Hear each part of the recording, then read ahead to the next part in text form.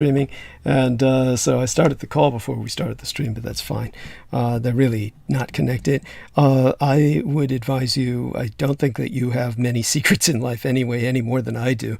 I would really advise you to take opportunity of this time to speak to the public about what's going on, and I have my own advisements, of course, concerning your situation. I just scanned it briefly as soon as I got home, but I would assume, of course, that what is going on is, well, you can explain what you wish to explain to the public, or is this something you wish to keep to yourself right now?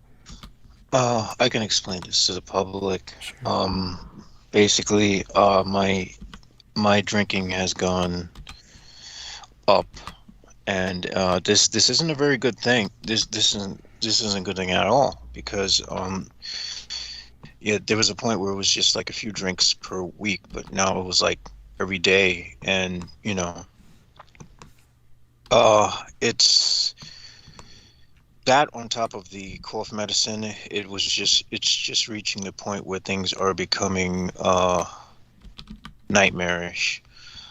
Today I chose to actually stay home rather than going out at all, as a means of preventing myself from having the idea to even consume alcohol. Good It's idea. Yeah. The thing is, it's I am very uncertain as to whether I am making the right decision, as in terms of seeking to go into rehab or not. Of course you Um, are.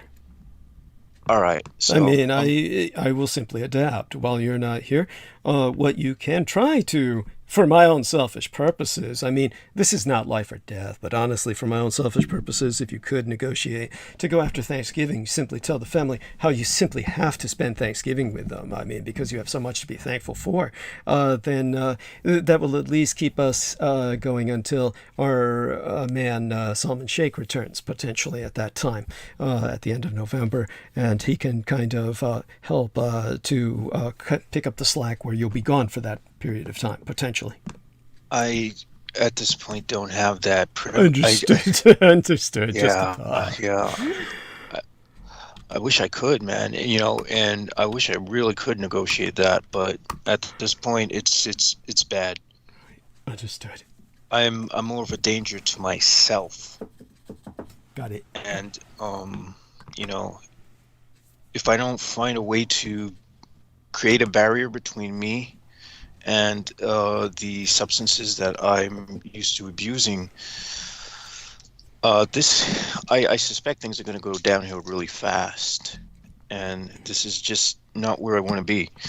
A lot of it does is well, I will say that some of it was triggered by that freaking that asset of that young woman who, remember the woman I showed you in Oh, yes. the How could I forget? yes, yes, yes. Well, By the I way, it saw wasn't her. because she was so overwhelming, as in a beauty, but rather that she was so overwhelming that she had an ass that big. Yes, but go on. Was that before or after the surgery? Not that I want to diverge, but just That was after. That was okay. after. Yes. So go on with where you're at. So yeah, But I wound she up sent you seeing into a her. spiral. She sent you into a She spiral. sent me into a spiral, and I saw her in the city, and we didn't. I saw her with like two other friends, and they were like just doing whatever they were doing, taking pictures of themselves or whatever. And I just walked by and I just didn't want to. I couldn't think of anything to say, Mhm. so I wasn't going to go there. Mhm. And that furthered a spiral of deciding to drink even more, Mhm.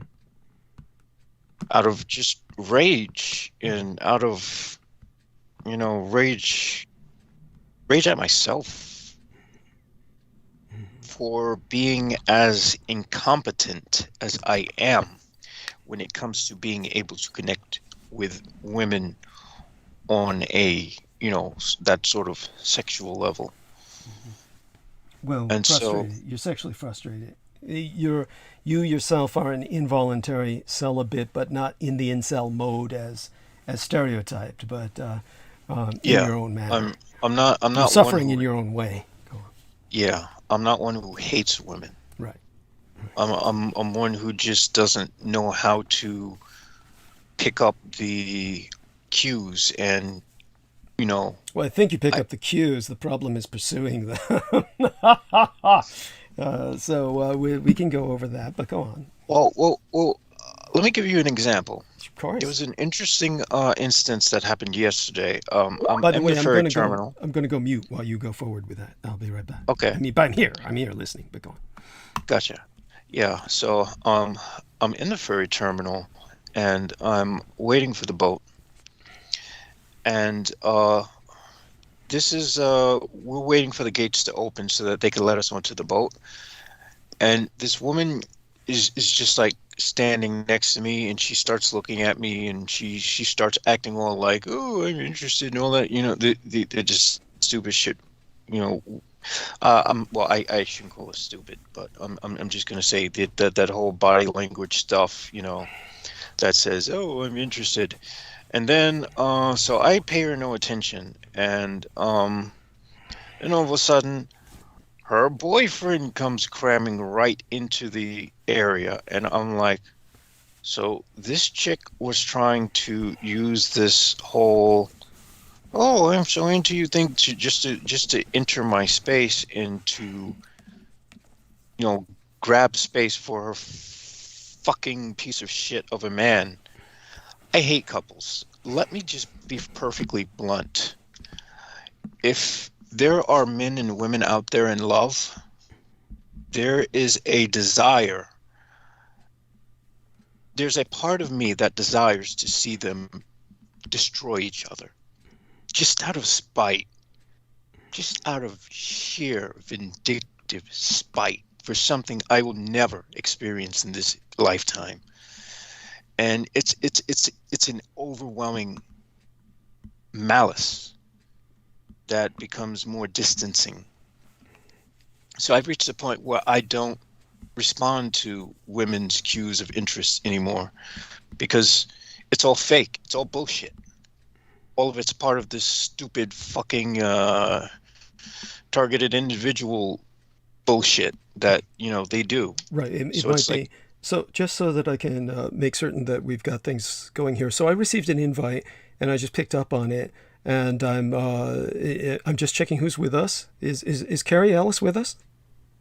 And if she is, she's welcome to talk. Otherwise, she can come on at 9 when we expect her, which is fine.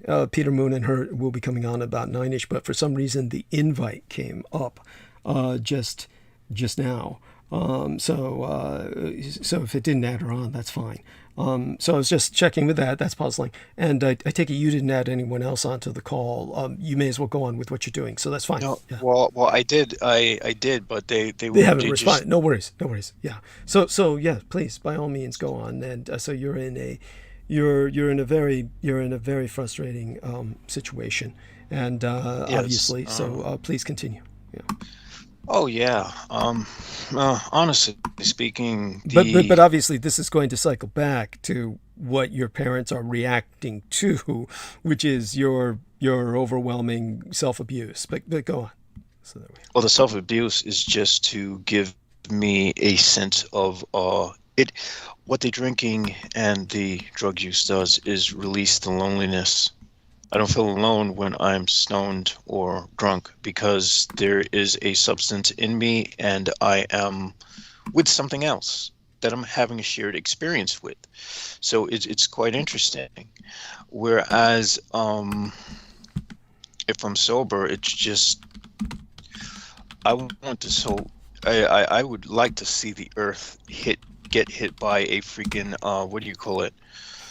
Oh, what are those things that supernovas spit out? well, we Radiation, don't need to get cosmic too rays and detailed shit. with we don't need to get too detailed with the destruction fantasies. I mean, those are fun and all that, but I mean, it's not necessarily Yeah, pertinent to where you're at right no, now. it's not. It's not. Well,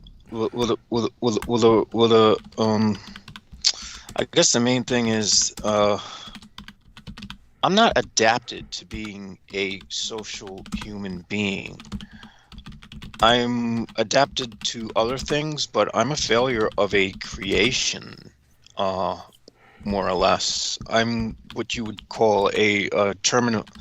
I'm a terminal point in evolution, where I'm one of those creatures that wouldn't pass on the genes and that would just die off, pretty much, because I just don't have the. I'm not adapted to this human stuff. Not adapted to it at all. It's annoying. There was this guy when I'm on the ferry boat, and we're waiting for them to dock the boats and whatnot, and let these large things, these large ramps come down so that we can, get off the boat and whatnot. And this dude, he all of a sudden, he's with his girlfriend. He decides he's going to just cram into my space right next to me, and I'm supposed to respect this black piece of shit because, he's got his woman with him, and I'm like, fuck you. And then some old white guy is looking at me, and he's like, him and his cracker pal are like just laughing it off, and I'm like, well, and I was like, what the fuck are you looking at? I mean, really. Just awful. Look, these things that happen, obviously they're very frustrating, and you can feel that the entire world is looking and laughing. But the point is where you're at right now that I think needs to be shared with everyone is that you're entering rehab. Is there a date for this? Is this obviously this isn't something? Do people just do this by walking in the place, or what? Or do they have to call? It's 21 days. What I did was on Friday I had to fill out the intake paperwork with my therapist. Okay. I have to see him on Monday, so if things go well, Tuesday or Wednesday would be when I leave this dissociated state and enter the trail of tears, as I call it. Mm-hmm.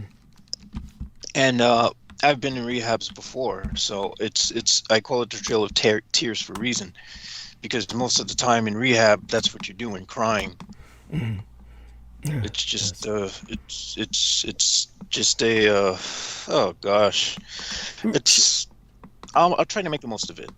Yeah, right. So with that in mind, I definitely appreciate your sharing that with us. I'm actually very excited for you. This is such a great opportunity for you, and this needed to happen for quite some time. So. There we are, and now that I got the link, I have to link up everything. And by the way, of course, the cultists have begun their assault, and they will be basically doing this for a while until you wear them out, and by that I mean the listeners.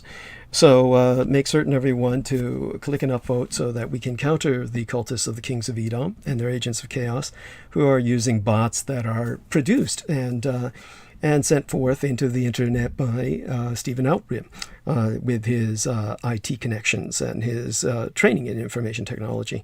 So with that, thank you, everyone. You've already superseded the number of the downvotes that are thrown out here, and hopefully either the filter of YouTube itself or potentially other interlopers intercede that we've speculated about that take those downvotes down, and that tends to happen throughout the episode, and hopefully that happens tonight. Otherwise, you're already ahead of them, and let's keep it that way. Make certain to make your stand. If you don't stand for something, you'll fall for anything. And of course, I've known several people like that. In fact, there's all too many people like that, people who are afraid to take a stand. Jameson Reese has taken a stand, and he's been fearless because, of course, he has, to a degree, been self-destructive. And so self-destructive nature is not something to emulate, but at the same time, in his case, it at least made him more of a courageous individual than many others that I've come across, the majority, as a matter of fact. So he needs our support, and I'd like everyone to provide that support to him. He's unfortunately blocked from communications via Facebook right now. But people can send him, would you like to share your email? Or are you open to share anything? How can people contact you? Obviously through Skype. Your Skype is working. So you can give them your Skype ID. Yeah, my Skype ID is, it should be visible to you. What is my Skype? It's Jameson Reese. And yeah, I'm the guy who's wearing the red shirt with like the, headphone, the whatever the thing. This, oh gosh, my brain is all types of fucked up right now. I can't really just the headset. Yeah, I'm sorry. Well, I missed that because I had to take my headset off. What exactly did I miss? What was going on? I was trying to find the right word for the headset, and I was just like, going back and forth. It's, I'm quite probably going through alcohol withdrawal right now, so Well, it's really fuck, join the taking club. I its, mean, stand in line. So yeah. it's, I'm crashing and decompressing too. I would rather be anywhere but here. Well, not anywhere, but you know where I would want to be. Yes. Already back and. Far too short a period of time with my son and the blood boys on the estate. And, now that I'm back and came home to review just tension. Now, by the way, just to put this into perspective and not to demean it at all or disparage it, this experience, by the way, has been a long time coming. It's you're just lucky you're not being kicked out. Period. Flat and with no negotiation and no condition. Obviously, they need Yeah, your help. I'm very lucky. I mean, I love my family, and they've been exceptionally kind to me through all this.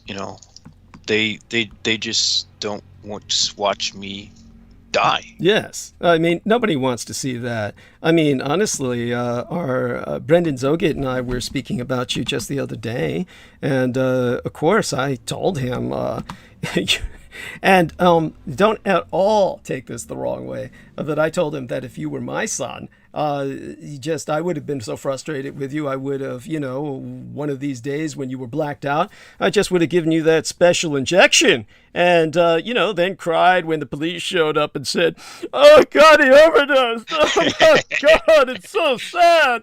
Oh, I did everything to prevent it. What kind of father have I been? I've tried and tried." Yes, and then, of course, once they were all gone, said, "Oh, thank God. What a release of burden, honestly, seeing it from their perspective, you've got to admit you're pretty hard to take. So I am extremely hard to take, and I don't know how to soften my edges. This seems to be the thing that I'm trying to. Hopefully, I'll learn a thing or two while I'm in rehab. I believe you will. I believe you will. Look, this is going to be a life. Let's make this a life-changing event, and let's. How do I put this? Let's make certain this is going to sound strange. I want you to go in there with a positive attitude. Just whatever you do, this is it's not going to be easy, but just maintain a positive attitude. Think of this as a good thing. Think of this as life changing, and you can make it so. If you think of this as life changing, then it will be. Obviously, actually, to tell you the truth, I'm glad for you. I'm glad for you that it's come to this because, honestly, if it didn't come to this, you would die, which Yes. you've probably shortened your lifespan anyway by a considerable amount, but you never know. It may still Well, go for a reasonable amount of time. You'd be amazed at what people do to themselves and how long they live. My father, for instance, should never have lived as long as he lived, but his genes were exceptional. And you mentioned something about your genes, and I don't want to get lost in that because then we go into this kind of speculative, abstract thought process. But again, reiterate this in a more condensed fashion, present it to us in such a manner that we take this as a positive. Say this, that, hey, I'm going into rehab. I'm doing this on Monday. Tomorrow I'm going in. So what time do you have to leave us tonight? Do you have to leave us early since you're going to be, well, I see the therapist tomorrow at 12 in the afternoon, so I'll probably just go on no sleep, and find out, because the thing is, they required like chest X-rays and a tuberculosis test, and I was like, okay, I wasn't given a tuberculosis test in the last year, but I did have a chest X-ray from, Northwell Health pretty much runs everything up here in the Northeast now. So Wow. yeah, they pretty much own all these hospitals Hmm. except for like Mount Sinai, I think. Hmm. And what's the other one? I can't even remember. Well, we Uh, don't need to know yeah, the specifics, but we get your point, and certainly appreciate it. It's something that you're entering the system, and once you're entering the system, hopefully with your working together with it, it can do its job, and you may even take advantage of being there to meet with some social workers, and perhaps take advantage of other programs other than what you're on. There may be other programs that you can get on aside from what you're already on. Who yes, knows? Yeah, yes. and and some of those might involve meeting other people, which is something you desperately need to do. Well, not desperately, but I mean, it's something that is good for you. It's good Well, for you to. honestly, Yeah. I think desperately need to do is a good way of putting it, because I've become too acquainted with just being in my own space alone for a long time. It's like being in solitary confinement, but having like a virtual reality cityscape of people that you're just like going through. It's like being in a VR room, Hmm. being trapped in a VR room or some shit. Eventually, you're still gonna go mad because you can't interact with anybody. Yeah, yeah, that's true. That's true. And And so. I've seen this, and I've seen homeless people. There are homeless people I see regularly around certain areas, and after a while, you see how it deteriorates their minds and how it deteriorates their behaviors, and that's all from isolation. Hmm. Yes. Yeah, very much so. And ironically enough, they're not that isolated. They do have each other in the sense that they can communicate with each other, but most of them prefer not to because they don't trust each other. Homeless people may, in a sense, cooperate sometimes, but very rarely. They're mostly afraid of each other and afraid of getting ripped off by each other. I mean, literally ripped off, not just stolen, people stealing each other's property, but Yeah, killing each other, like ripping each other off in the lethal sense. that Um, does happen. That does happen, and there are people who, for whatever reason, go around targeting homeless people. They target anyone they consider vulnerable to just like beat them up or kill them, because that's pretty much all these people are. They're just pieces of shit. yes, yeah, very much so. So it's very tragic that that sort of thing that happens. Just disgusting. So go on. In terms of maybe there's something you can share with us as to how it got to this point. Was there any specific incident? Maybe you Well, don't need to yeah, share it that, but was. yeah. Yeah, the specific incident was again seeing that girl again and sort of mulling over Oh, okay. all the fuck ups of the I mean, past. do you guys like It's live in the same neighborhood or something? Or No, no, no. She lives in Brooklyn. oh, so you saw her when you were walking? I saw her in Manhattan. Yeah, Yeah, yeah. So while a you were group of walking. friends. Yeah. Right. Okay. Okay. And you said she was with some asshole or something, or was this that No, that? no, she Okay. no, she was with like two of her friends who are also women. Right. Okay. So they were just like hanging out, whatever. All right. So And it wasn't with the asshole boyfriend, but nevertheless, seeing her was enough to trigger you, upset you. yeah, yeah, it triggered me. It triggered me. And The so the I trauma. Go on. Yeah. yeah, I more or less I've reached the point where I can be, you know, shit. I mean, I don't know how to articulate this. There's half of me that says, "Oh, fuck it, I don't want to connect to anyone," and there's the other half that says, "Fuck it, if I don't connect to anyone, I'm just gonna drink myself and drug myself into oblivion again, and it's all going to be a repeating cycle Yes. Yeah. of self-destruction." Yeah. So I this is really really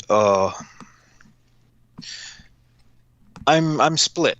I'm Hmm. I'm I'm I'm literally two people in one right Hmm. now. Hmm.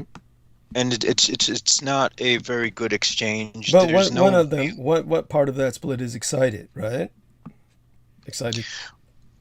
well, the thing about the split is that I never know when I'm one or the other. It's just like the moods come over me. It's I guess you could say I'm a typical Gemini in that sense, Okay. because Gemini they have the twins. Mhm. You have the good twin and the bad twin. Dr. Jekyll, Mr. Hyde. Yes. All the time. It can And be. Yeah. Go on. yeah, unfortunately, in my case, it's become worse than a crutch. It's become a oh my gosh, it might as well be like a shotgun blast or uh, it's just disintegrating me. Hmm. Yeah, so what I'm looking forward to is seeing what it's like to have a clear mind. I will have some reading materials with me so that I can, focus on I might get a lot of different insights into things that I might have overlooked when I was using. Of course you will. Of course, yeah, and that usually always does happen. I note that creatively, as far as creativity is concerned, the skill level is going to plummet because it always plummets when I stop using. I don't know why it is.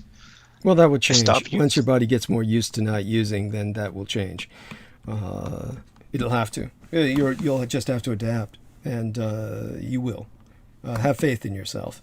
Believe in yourself, and you will. Because you've adapted to other things. Look, it's a lot easier to adapt to that than homelessness. So go on. Oh yeah, yeah, yeah. There's no adapting to homelessness. And you don't want to be homeless in New York City. Or You don't anywhere, want to but be you or don't want to be anywhere. homeless anywhere. Yeah, but New Um, York's particularly bad. They're all bad. There's no they're good all bad. place to be homeless. Yeah, yeah. There's no good place to be Yeah, homeless. unless maybe it's Hawaii. Absolutely Unless correct. maybe it's Hawaii, but it's still bad. That would still be bad. That would have its own challenges. Um, I mean the shit.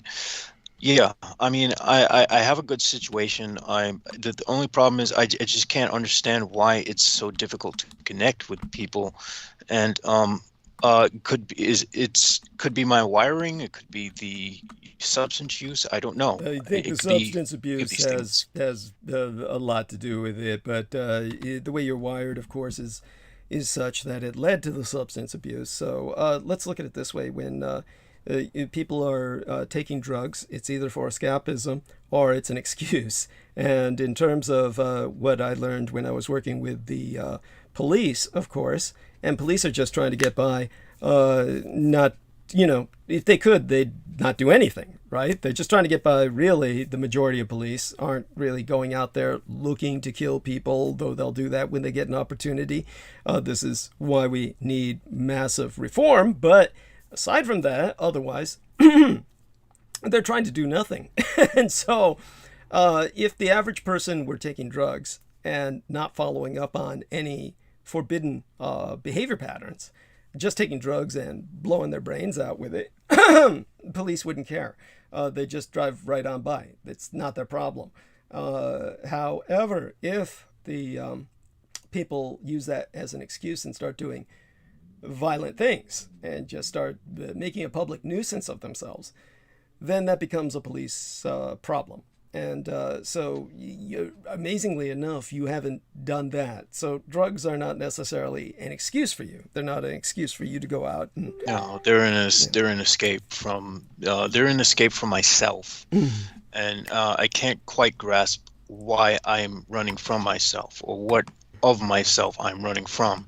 I mean, it all gets very abstract at some point, and I would have to be doing layers and layers of zazen meditation or some shit to really, Well, you'll have an really opportunity. extract You'll those have an answers. opportunity to do that in rehab. By the way, Salman Sheikh says sounds good. I'll note that down. Give my love to JMO. as I'm listening to the broadcast currently, he will be absolutely fine with his hands clasped in prayer.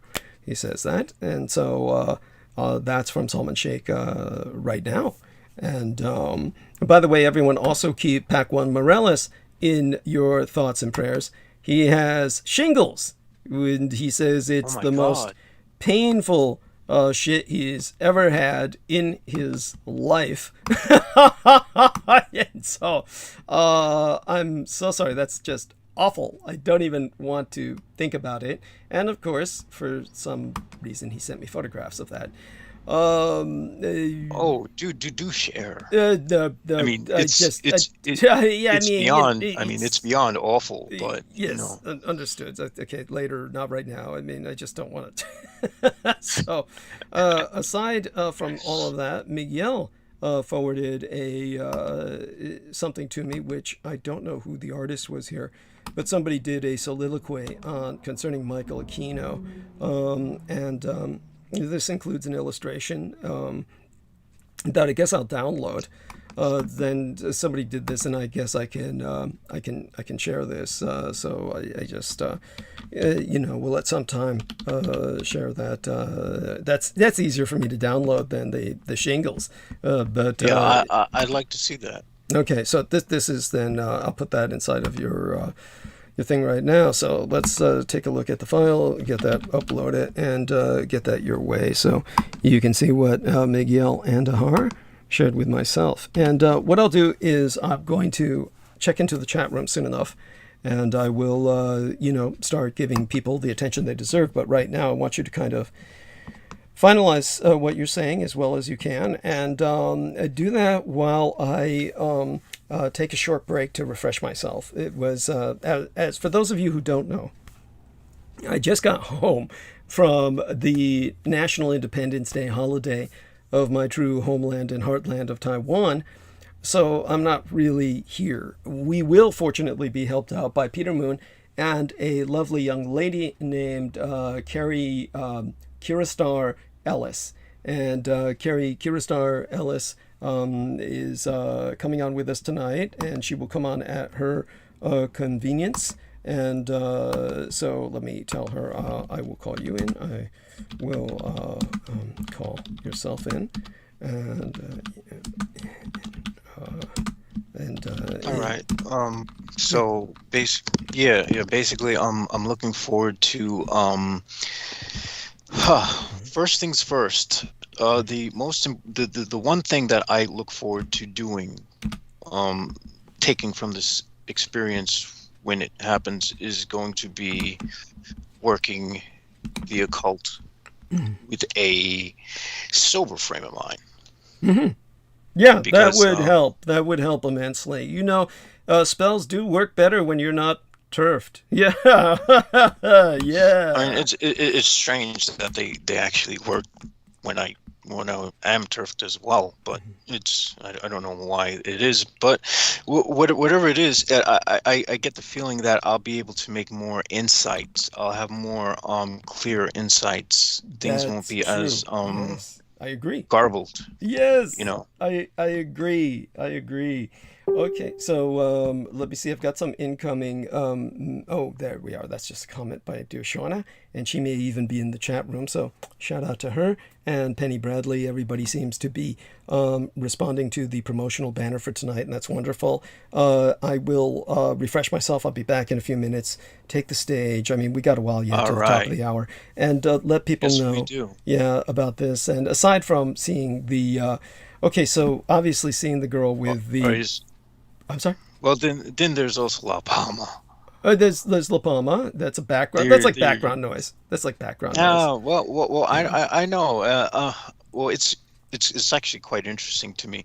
Yeah, tell people about that. I'll be back. And by the way, I think it's still pretty fucking active. By the way, and it's extremely active. Yeah. It has not. All right, folks. La Palma has not died down. They are saying that there's more homes that are being threatened to be wiped out by the lava flow, and there's possibilities that there's even more vents opening up. So this is something that's going to be a continuous thing. This might last for months. It's probably not going to be something that's going to, just die off. Um, and the thing is, you can have volcanoes that are active periodically, all the time, and have relatively little to worry about. But what's concerning about La Palma, again, is the fact that there is a digueulac that happens to be located somewhere not far from the landmass of La Palma. And were that thing to somehow go off, it would either phase out the island, or which would cause a massive displacement in water, which would cause a mega tsunami that would hit the East Coast. Now, say that didn't happen. The fact that the all the pressure on the island, if part of the island cleaves off because of all the weight from all the volcanic, ash and stuff, and all the volcanic lava and whatnot, you still have a mega tsunami. And so it's the question is then not a question. It's not a question of if, but a question of when. And so it seems to be like a ticking time bomb. It's like for me it signifies the beginning of a new chapter in my life, which is quite apropos because I do recall having that dream where I do recall having that dream where I saw the sigil of Lucifer, and I saw a date that was written very clearly in red, and it said September 19th in dark red. And I was always having a hunch about something weird going on in September for years and years, and at some point I was just like, whatever, it's nothing. But I guess this is that time, so it signifies something. There's meaning behind this. So now that the clock's ticking, I'm going to try to find ways to live. And there's no shortage of interesting things going on. I mean, our world is a topsy-turvy mess. It has not been made any more. What I will say is it hasn't been made better by the internet or the connectivity. And as you all know, Facebook has been under the spotlight again for its role in what do you call it?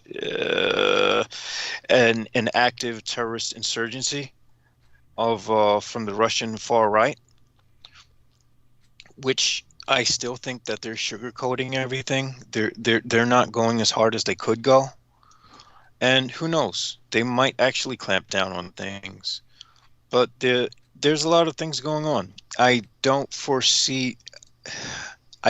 know if we're going to enter the point of a hot world war, or rather I would say that the new way of waging war would be something we're in right now, which is that of information and image.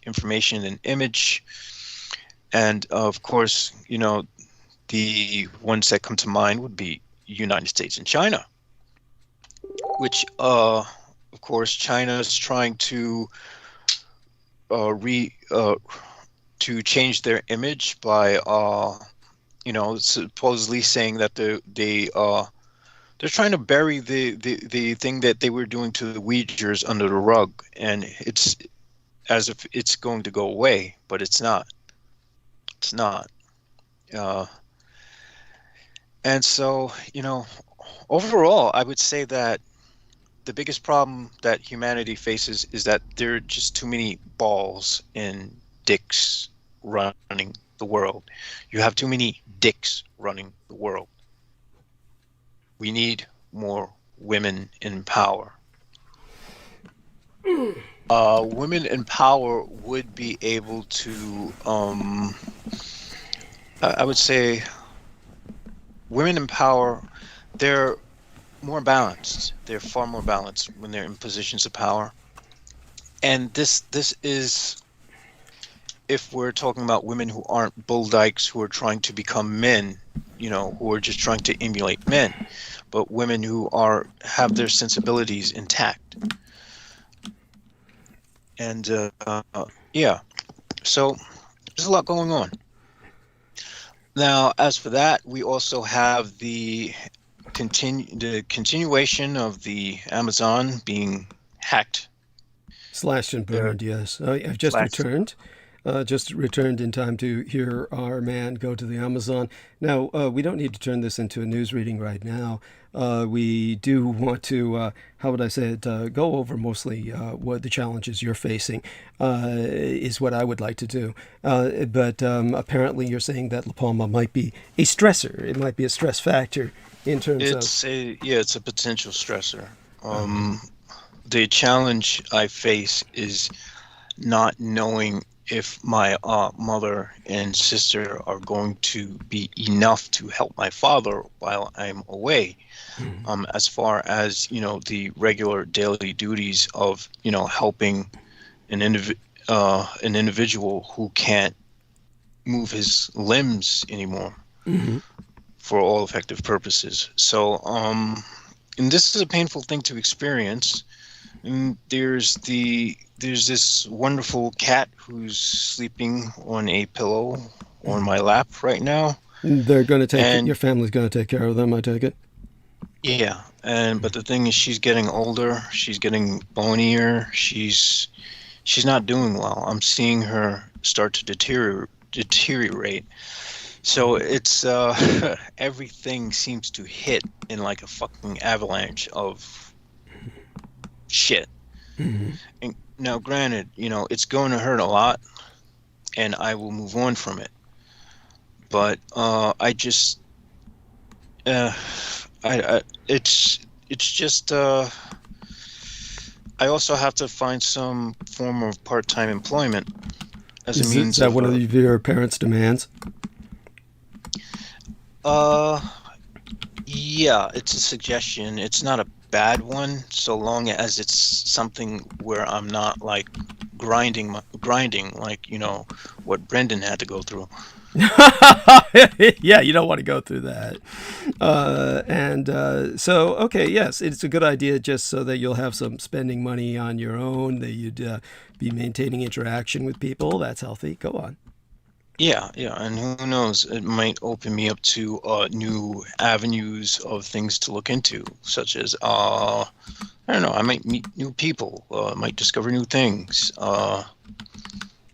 Might actually. Well, most of the time when we meet a significant other, we meet them at work. So you might meet some girls. That might be the most important thing to come out of that. But go on. Yeah. That was what I was trying to articulate in a not so very elegant way, because I'm not very good at articulating these things elegantly. Yes. But yeah, I have the challenge of there's the challenge of the mental health. There's the challenge of the withdrawals, which mirror opiate withdrawals.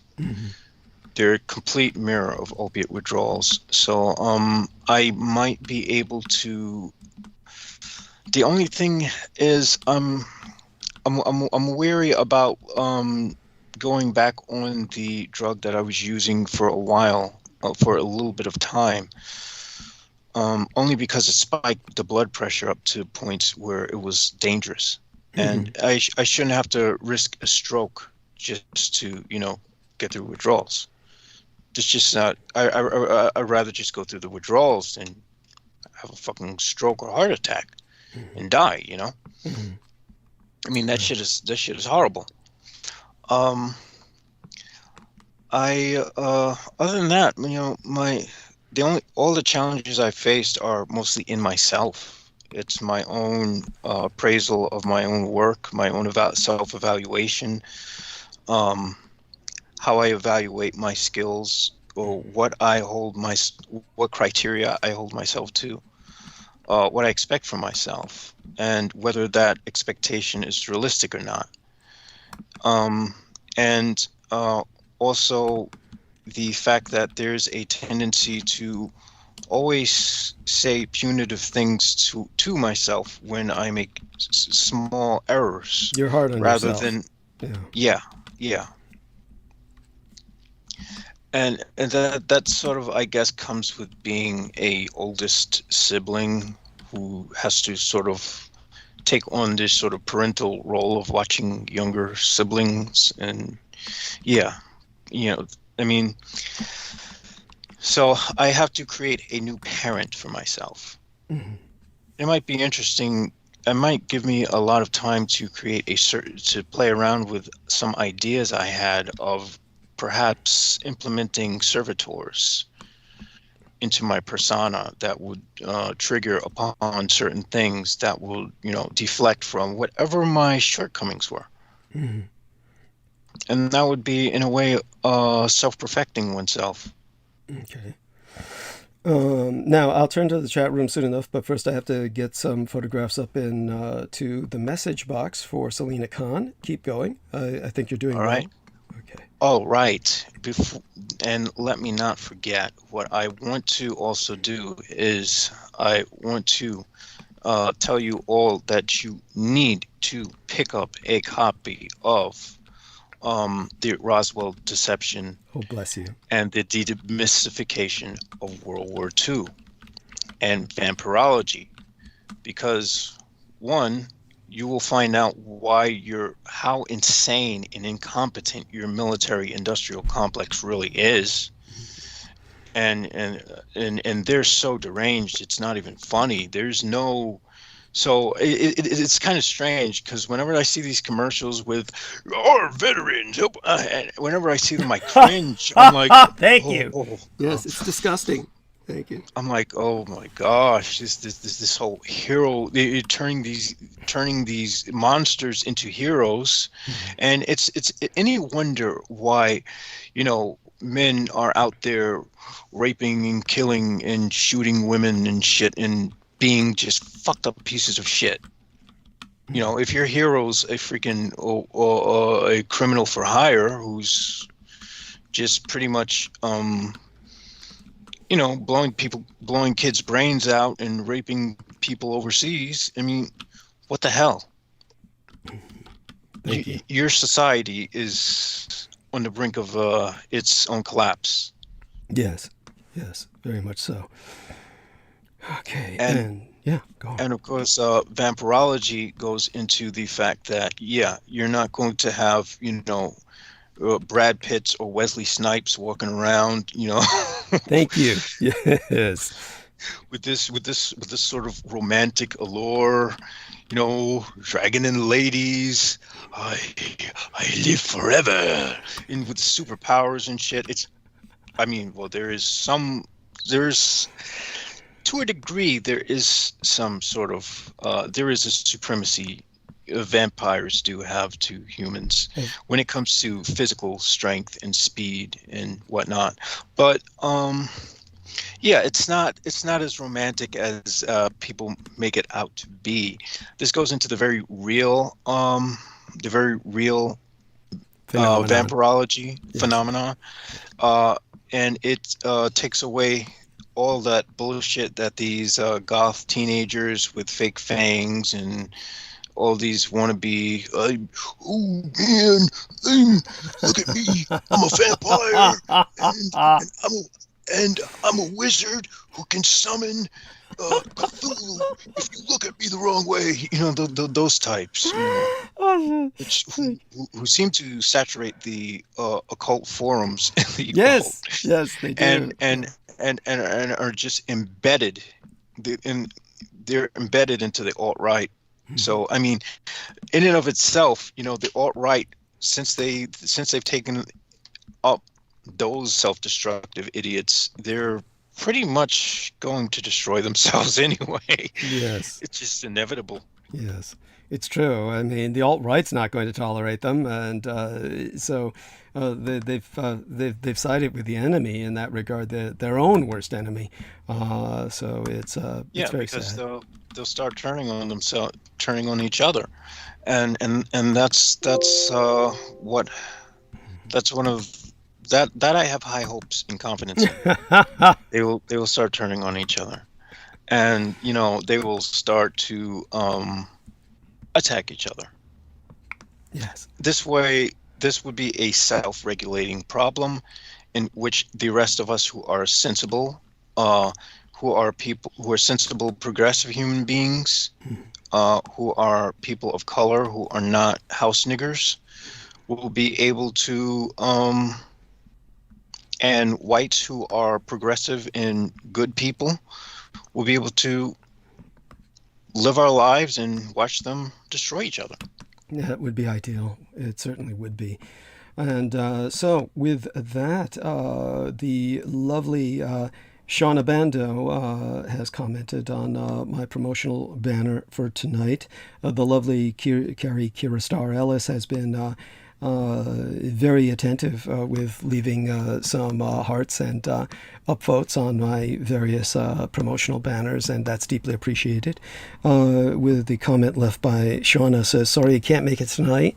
Too tired, and my son starts in-person school tomorrow, so have to be up early. Have a great show. Love you, Douglas and Peter, with a wink. And and hopefully people from this point forward will also love Carrie Kira Star Ellis, who, her decision as to when she can drop in with us on other nights, but certainly she'll be with us tonight quite soon.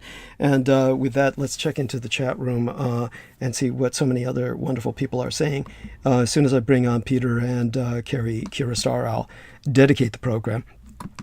And in the meantime, the chat room, let's take a look at what all these wonderful people have been sharing with us. And of course, we started off with Marcus Griggs in Australia saying, hey guys, and by the way, I find it very ironic that our man is going in tomorrow simultaneous to school starting. And so there's something that's adorable, that's very cute. And I think that that's quite fitting. So definitely glad for you that that's going down. By the way, I want to inform everyone that the cultists of the Kings of Edom are continuing with their assault on the downvotes. Everyone who's listening now, make certain to click an upvote for no other reason than to stand against chaos, to stand against the cult of the Kings of Edom and the Herodian insurgency, whose only objective is to destroy your world, to destroy all life upon it. Really, this is your time to make a stand. As I've said, if you don't stand for something, you'll fall for anything. And there's too many people who don't want to take a stand. And of course, they fall. They fall beyond Satanism. This is beneath satanic. The Satan and the devils in hell, all the fell angels stand beside us against this threat of the anti-gods, which are not of our universe, not of the cosmic ecology. They are of the antimatter universe, the failed cosmos, created before ours, and therefore they wish to destroy the divine creation. And they've dedicated every ounce, every fiber of their being to that. So they must be stood against. And the time to do that is now, right now. And one way to do that, of course, is the upvotes, because otherwise the episode tonight will not distribute. Unfortunately, the YouTube and other venues they're platforms of crassitude. They're platforms that cater to popularity.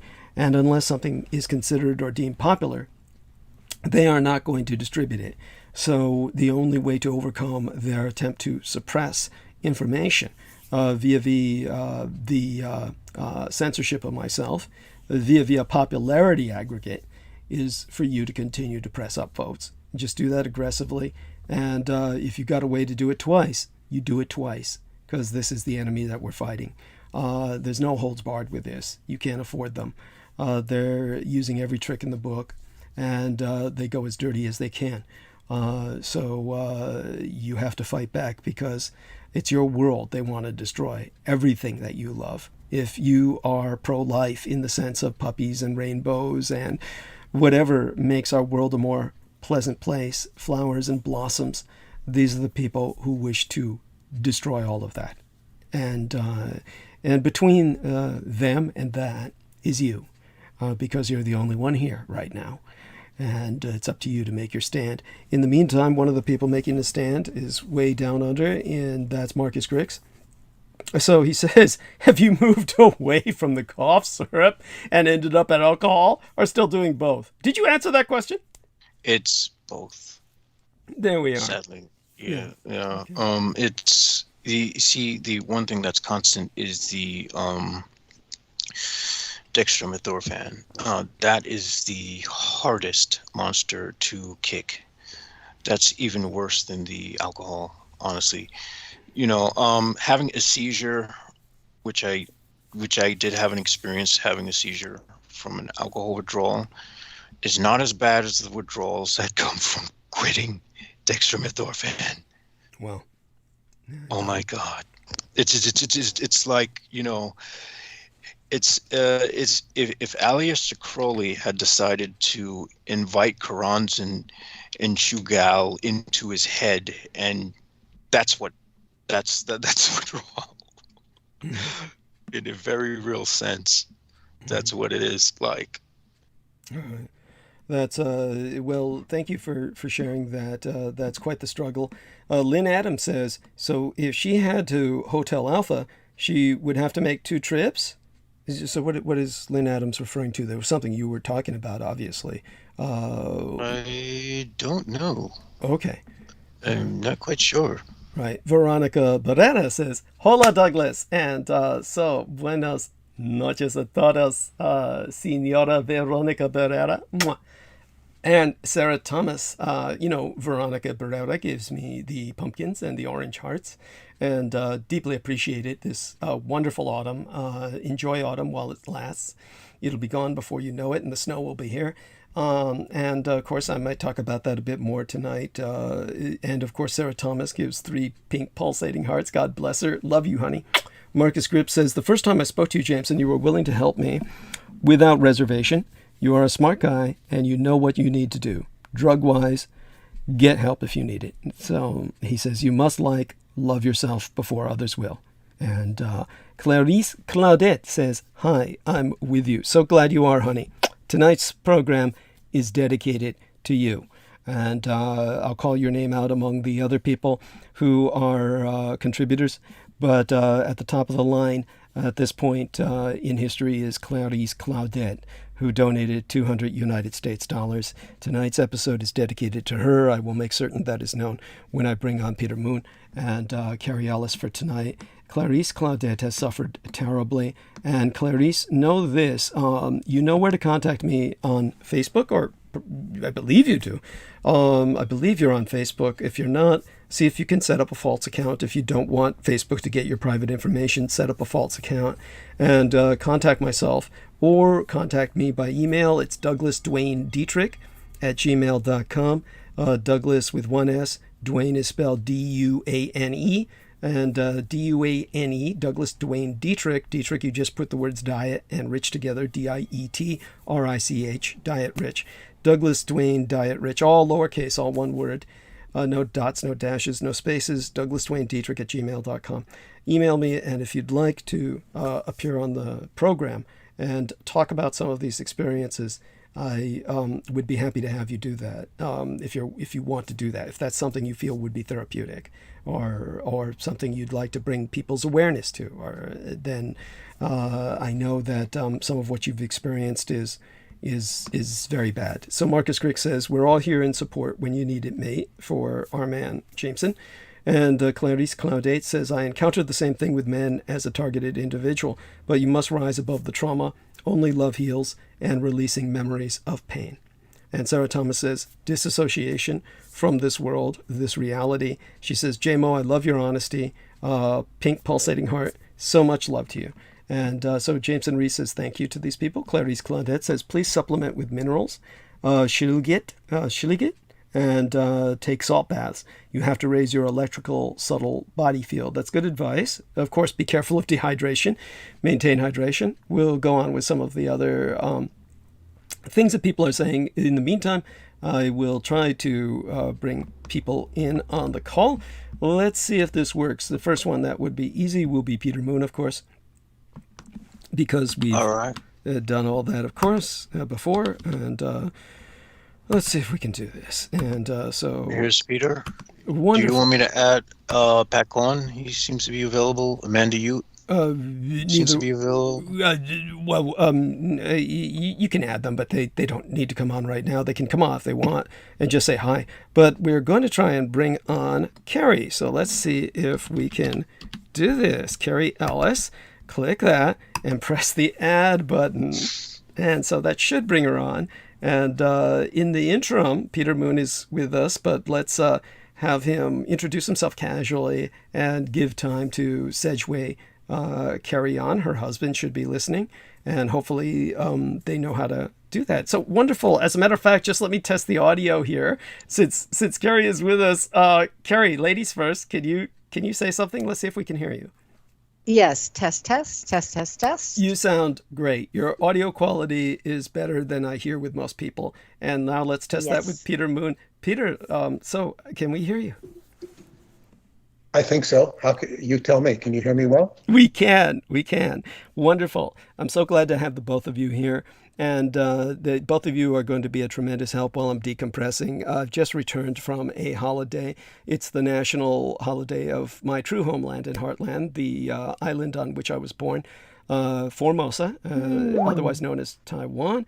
And beautiful. Yeah, thank you. I appreciate that. And with that, of course, we've had enough of a celebration where, I'm crashing right now. So the two of you being here is of immense help to me. Jameson Reese has been explaining his own challenges to this point, and it helped carry us to this point. He has taken his leave for now. He'll be back soon enough, but he is serving in the executive producer role. Probably later on tonight, I'll try and get him to go to bed a bit early, so he has some things to do tomorrow. I'll see if I can go into monologue later tonight. We'll see if I get to that space or that zone. But in the meantime, I'm very blessed by the twain of you being here. I will explain the plan to our listeners.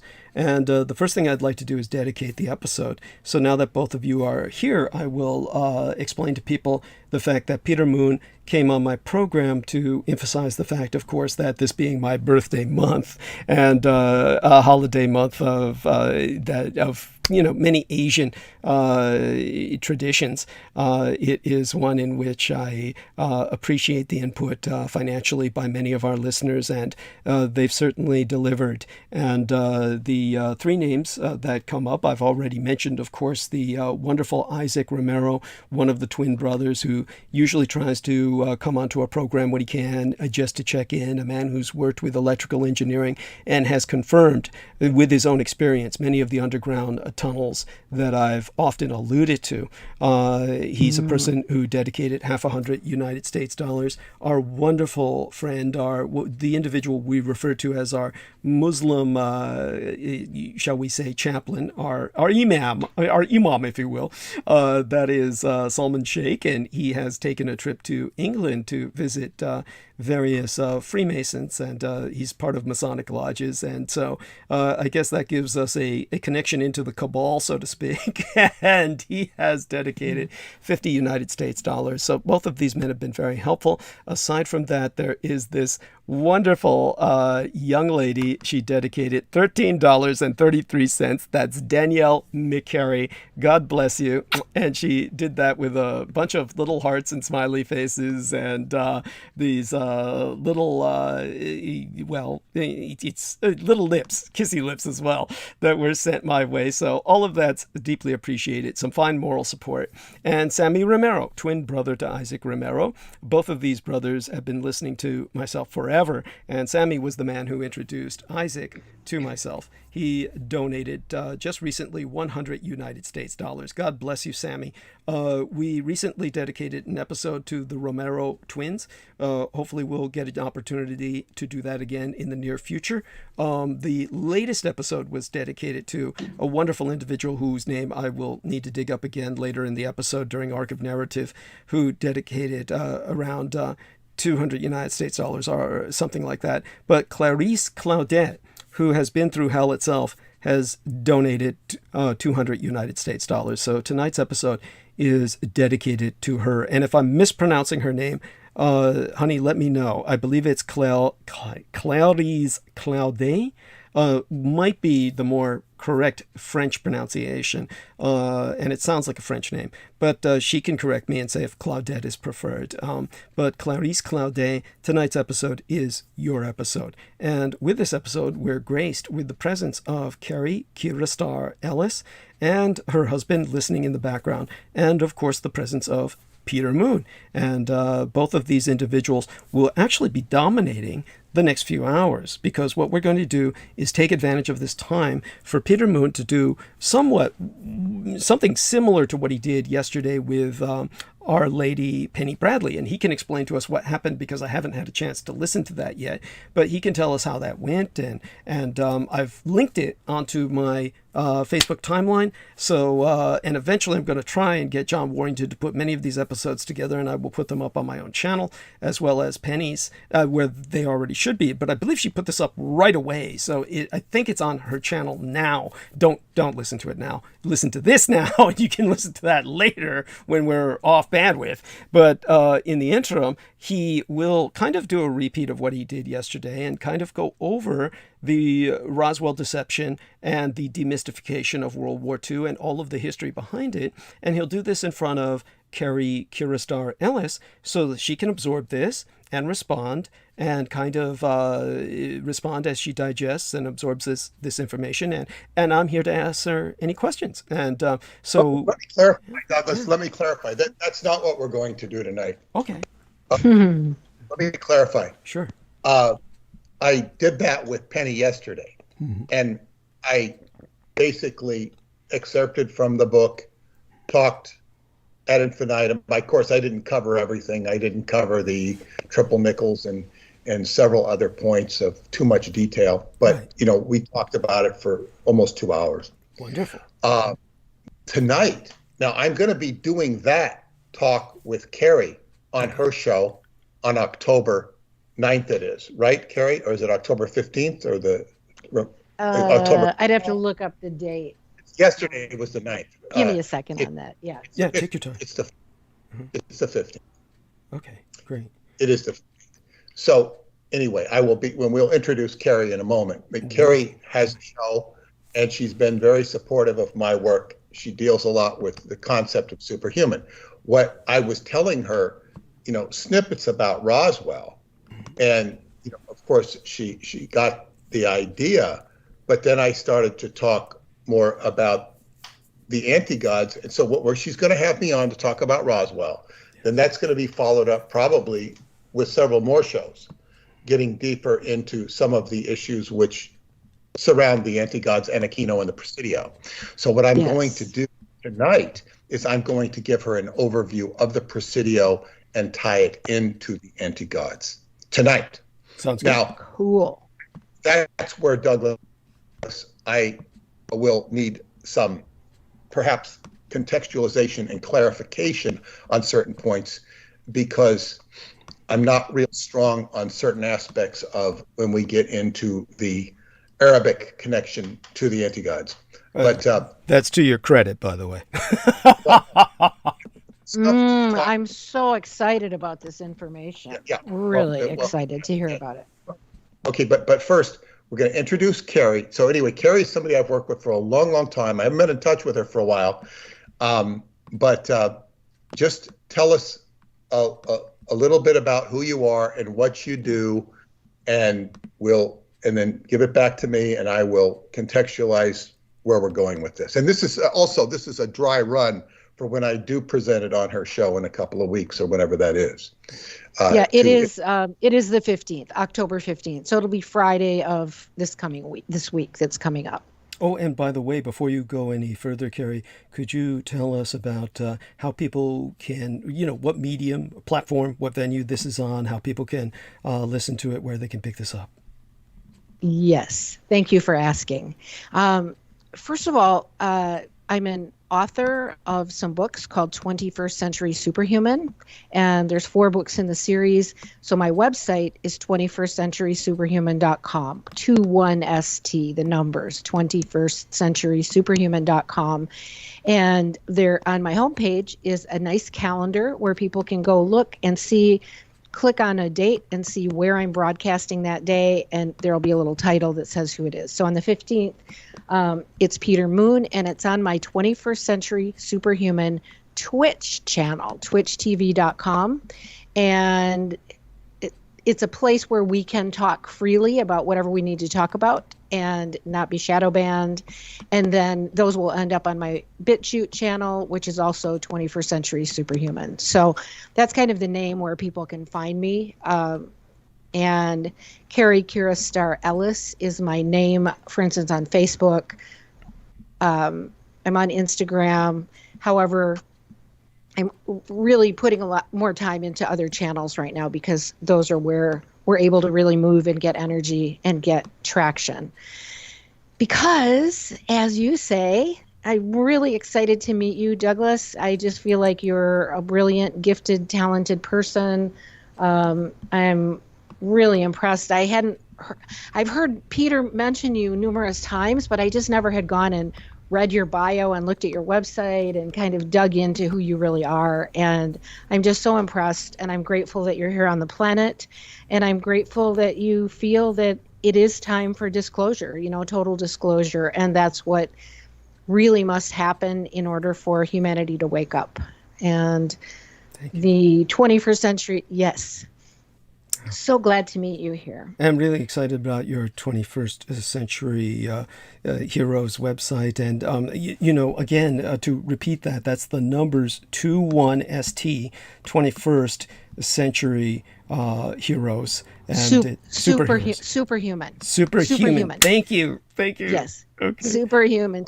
It's a long name, but it really works. And the theory behind it is that we are living in times of great change. We are living in times predicted by the ancients where this great awakening would be going on. And we are understanding through quantum physics that we are creators in this world. And it is time for us to wake up and be the creators that we are. We move time and space. We move events and circumstances by clearing out our own old data, which is corrupt, and living from the heart and the higher mind. And that's really what all of my teachings are about. But it's kind of like, how do we live in these times of great change? How do we take care of ourselves? How do we body, mind, and spirit, and all of that? So, and this fits right in. I'm excited about what you guys are bringing forward. Thank you. We couldn't do it without help from and support from people like yourselves.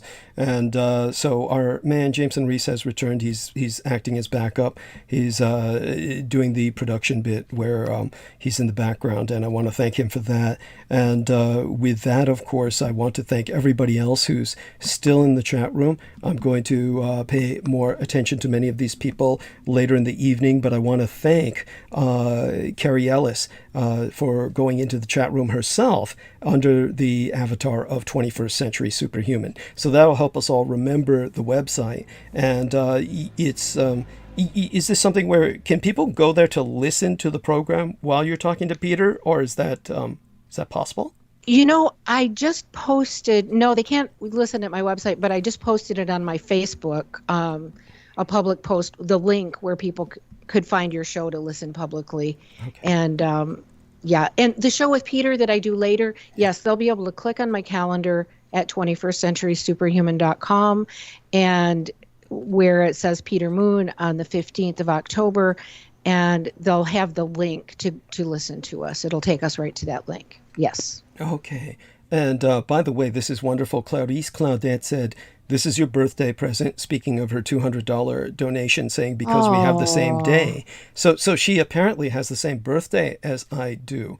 That's incredible. God bless you, honey. Mwah. I love you dearly.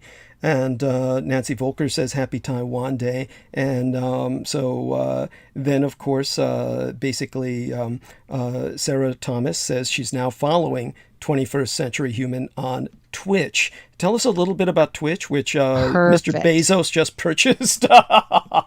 Oh, yes, I know. I know we're dealing with corruption behind the scenes, but we also have to find the rivers that are flowing. Yes.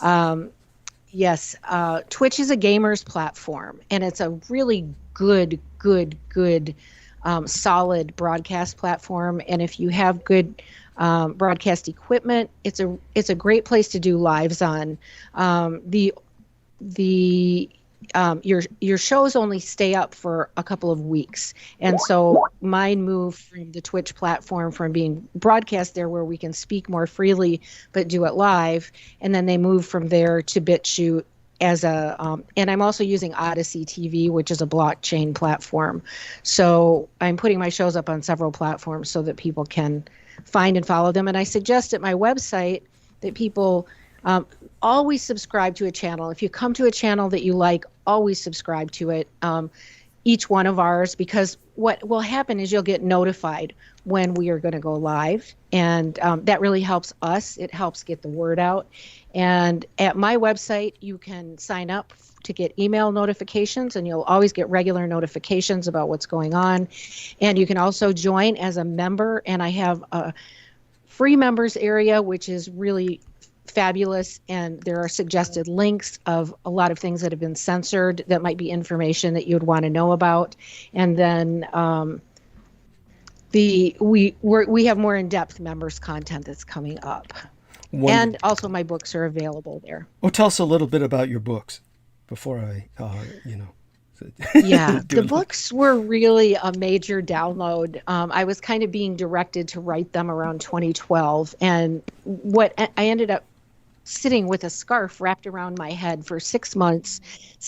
I'd get up early in the morning and kind of do my meditation, my tuning in, and I'd type on my computer until 2 in the morning, and I was just getting this constant download of information. And it initially came out as one 500-page book, and I have, in subsequent publications of it, have divided it into 4 smaller books just to make it easier for people to read.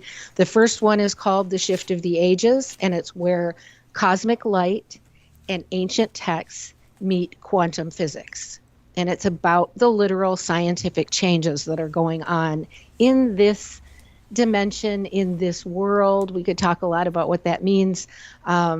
But it's really an explanation of what's going on right now. And in this, what seems like chaos, it's like somebody stirred the pot, and the pot has been stirred, and it is stirring to wake us up for sure. And then the other 3 books are mind, spirit, and body. And they're about really cool tools on how to live in these times. And I'm just finishing the 3rd re-edit of book 4, which is body. And people have asked me, because I've spent the last few years teaching plasma technology, which is how to use nanomaterials both to lower our electric bills and how to use liquid nanotechnology to keep ourselves healthy, create kind of a dome of protection around our homes.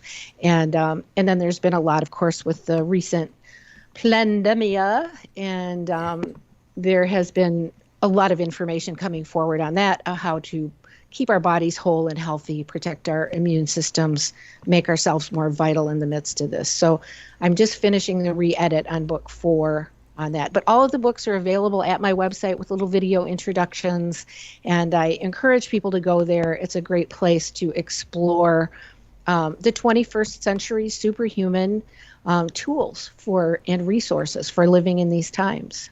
These times of great change. Thank you. That's so important, and I highly recommend that everybody pursue that. The other thing that I want to say to all these wonderful people in the chat room before we get deep into what we have to get into, Danette Blair was asking me when my birthday is, and she mentions that hers was yesterday. So happy birthday, Danette Blair. Goddess bless you. May your personal new year be a wonderful one, and may it bring you many things to celebrate.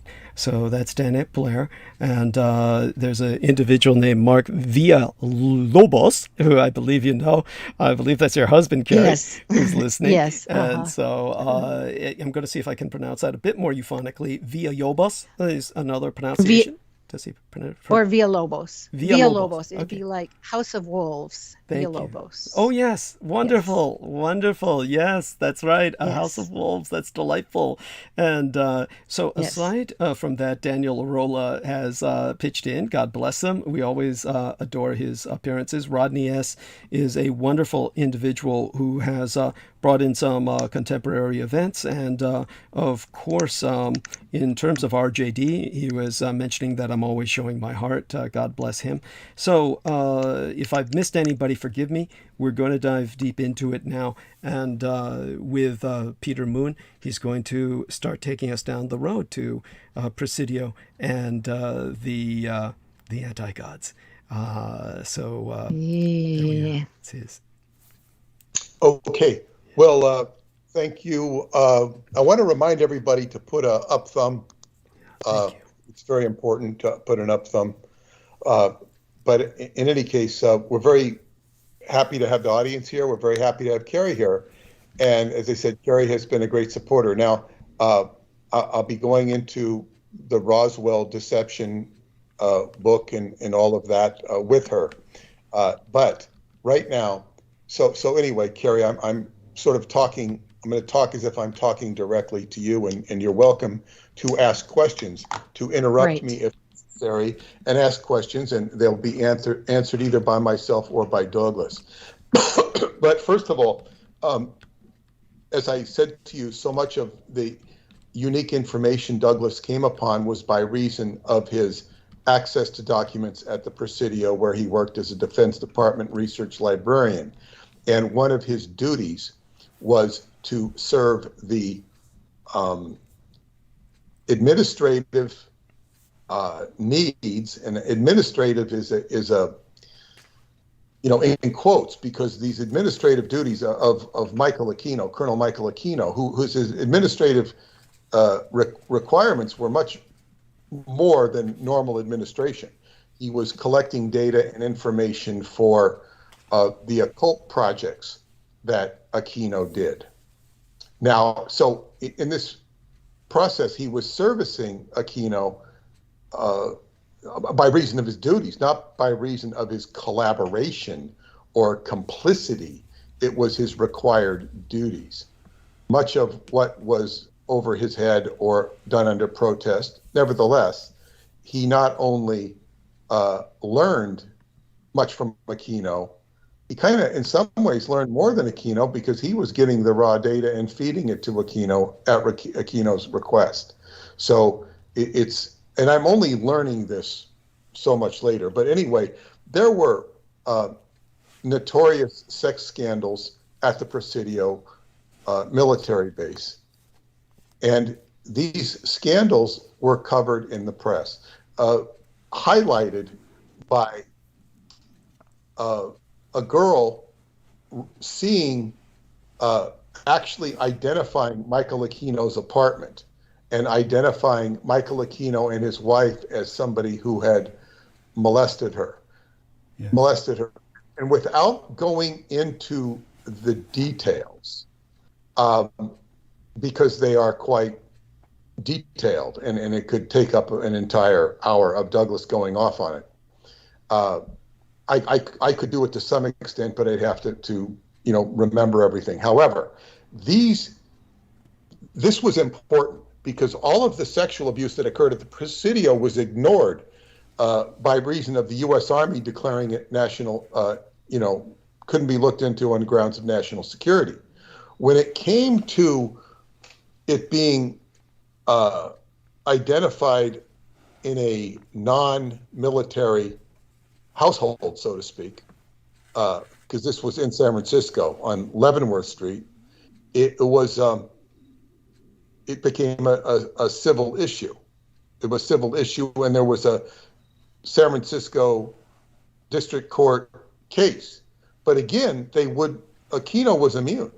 So Aquino was never convicted. There was a man, Gary Hambright, who was being tried. And he was the daycare center manager, or one of the people at the daycare center at the Presidio, who was guarding or taking care of military kids, young kids. And they were all, there were several that got chlamydia. They were sexually abused. They complained of it. And that investigation was going to lead to his conviction, but he died of AIDS in the process. So this made the newspapers. Aquino, it was so outrageous that it was even on Oprah and Geraldo. and they Peter, acted. was it Michael who died of AIDS? No. Gary No. Hambright. Okay. Gary Okay. Hambright. They were going after the San Okay. Francisco. Let me clarify. The issue, the real reason the San Francisco Police Department got involved was not because of it was at Aquino's house. I mean, it was was off campus, so to speak. But it was that Douglas had turned in Gary Hambright because he found that Gary Hambright had child porno, because he was also his teacher at the vocational art school that he went to. Yes. So he saw that Hambright had this child pornography, and this allowed the police to go in and raid and try Hambright, who was already being named and whatnot.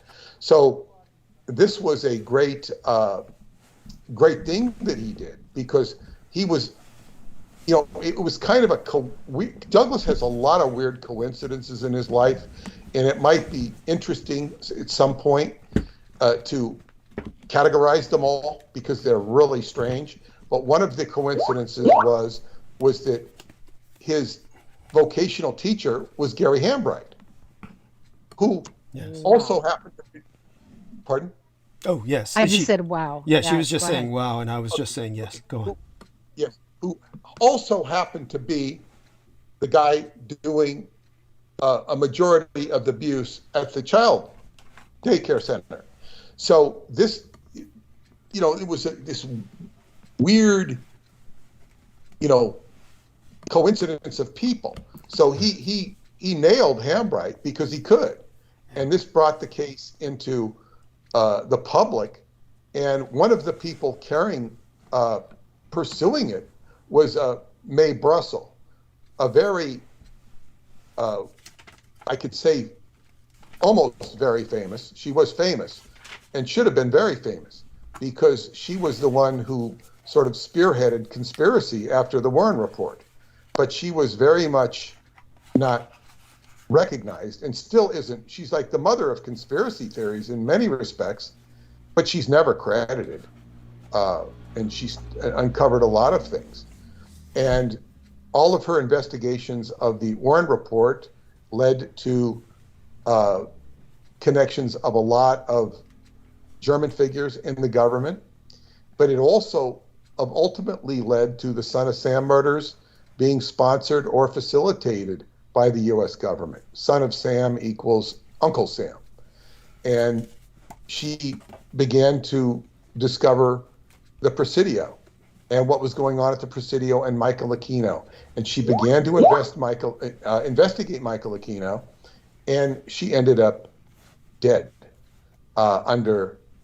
she was assassinated, basically. And that is a whole nother program that Douglas has gone into ad infinitum. But what is interesting about the Mae Brussel connection, that is what brought me to Douglas under very strange circumstances. And you will appreciate this, Carrie, because I was listening to Mae Brussel because she had a connection to the Church of Scientology, and I was interested in it. And she was not a Scientologist, and she was not an advocate for the Scientology religion, nor was she a naysayer of it. But she worked with their intelligence and public relations department, because they were the only ones that were pointing out the old Nazi connections to Interpol. And the Scientologists were having problems with Interpol. And they traced it back to, former connections in the Third Reich and whatnot. And it tied to, what was that, World Mental Health and all this sort of thing.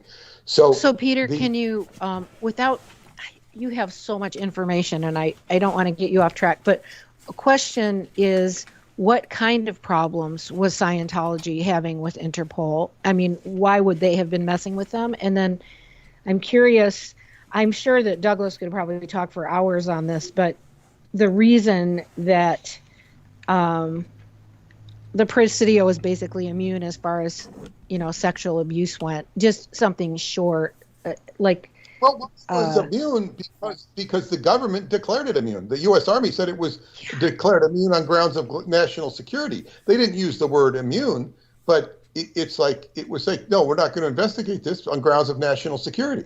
Yes. I mean, Right. it's not. Right, just to put it as simply as possible in terms of the local jurisdiction, even though it's within the city and county of San Francisco, at the time that Presidio was an active military base, as it had been for hundreds of years. Literally, it had been an active military base before there was a San Francisco, as understood, the way we understand it as a city and county today. Yes. And so when it was conquered by the United States and taken from Mexico. This is at the time of the Lewis and Clark expedition. So we're talking about the Presidio military base was literally as old as the United States. So it had buildings here that are as old as any on the East Coast. And at that time, when it had so much land because it had been here before the city developed, then with the Barbary Coast and the gold rush, you had San Francisco become what it was, the gateway to the Orient at that time, really 20 times larger than Los Angeles at that time, all the way up until the 1990s, the mid-1990s. The Presidio military base still occupied almost about a quarter, 25% of all of San Francisco. We're talking about 450 acres in the most congested city in the United States next to New York City. So that was all military, and it dominated the economy. So San Francisco's economy was very dependent on San Francisco before the Silicon Valley phenomena. And so in terms of that, there was that level of immunity. But beyond that, it's very similar to the situation I had with the Oakland housing projects on which I worked, one of the most highly paid uniform security contracts in the United States. And that was the Acorn projects, where because it was a federal housing project, then it was basically out of the jurisdiction of the Oakland Police Department. So because it's federal property. So it's the same with the Presidio military base for the San Francisco Police Department. At the time, the Presidio would tell the San Francisco Police Department, you're not allowed in here. It's that simple. We're not allowed in the Presidio. And so the Presidio had its own military police. And so the military policing themselves, well, that's the wolf guarding, of course, the kennel. And that was where all of this was going down. So we'll turn it back to Peter with that. Yes, now it's more outrageous. It gets more outrageous. But to answer your question about Scientology, L. Ron Hubbard left to England in the early 60s. And he went to London, which he stated was because that was the international communication lines of the world. There were also issues that the government had harassed him. Nixon had sent people in to the founding church of Scientology in Washington, D.C., and had roughed up his wife. And of course, they were adversarial to Scientology from the beginning. They were adversarial to Dianetics. And one of the reasons, there were multiple reasons, but one of the reasons is he had a psychotherapy which was making psychiatry outdated and unnecessary. Psychiatry was, at that time, was dedicated to lobotomies and, killing people. Right. It was horrible. It's reformed to some extent, but it doesn't deserve a clean bill of health by any means. In any case, because a psychiatrist can, a stockbroker once explained to me, I did a stockbroker's course, and he said, stockbroker, you can totally ruin somebody's life as a stockbroker. You can totally ruin their life. Well, that's what a psychiatrist can do, if he wants to. He doesn't have to. But I mean, they're in a position to completely, they can, certify. They can certify. If you go to a psychiatrist, they can feed you with drugs, and they can, send you down into the nut house. Right. So anyway, Scientology was always opposed. Now, Hubbard had hired private investigators in 1965, I believe it was, and they traced the attacks on Scientology to, I think it was the secretary for the National Federation of Mental Health, and that she had German connections, although she wasn't German. So I think she had an uncle or something, and then there were attacks on Scientology when I was on the Apollo, the ship, in 1973. And I remember I was just a member of the crew, and we would be briefed on Fridays of what was going on by the person called the staff captain. And looking back on those briefings, we get a lot of inside dope that you just, would later be considered so confidential. And most of the crew didn't go to the briefings. I did. I was always interested. And I remember it was like we were getting straight dope of what was happening. And one of the big concerns was that they had sent a mission, which meant mission, what can I say, an operation, 2 people out to investigate where these attacks were coming from. Because we had been in Morocco, we got run out of Morocco. That was very dramatic. That's a whole nother story. I have a whole chapter in one of my books. And it was, and Hubbard ran from Morocco, he didn't run, he flew to Lisbon where we were on the ship, and then flew to New York City and disappeared in New York City for the better part of a year. And because he had been, there were efforts to prosecute or persecute him, and I think he was declared guilty in absentia in France. To be declared guilty in absentia is almost never done. However, there was a mission done to find out where these attacks were coming, and the name Interpol came up, the International Police Organization. Now, Interpol is not a police organization. It is a quasi-police organization. It's not official. It's just somebody who stood up and say, hey, we're International Criminal Police Organization. And like the Catholic Relief Fund, it's not associated with the Catholic Church. It's just somebody that calls himself the Catholic Relief Services or whatever, and they're a charitable, they take money for charity. What they do with it, I can't say. But they're heavily promoted. They call themselves Catholic, because Catholic is not exclusive to the Catholic Church. So the Interpol was not but the police organizations cooperated with them. J. Edgar Hoover had cooperated extensively in police work with Heinrich Himmler. And these were like big revelations. There's pictures of them together. And this was kind of my interest in listening to Mae Brussel. So anyway, so this is the whole undercurrent of those who have wanted to keep humanity suppressed, and Scientology was offering a path to waking up, and that was fighting. And that's that's the conflict right there. And they became a part of the problem eventually themselves, which is to be expected. But with anything, just like Christianity came to save the world, and it became part of the problem.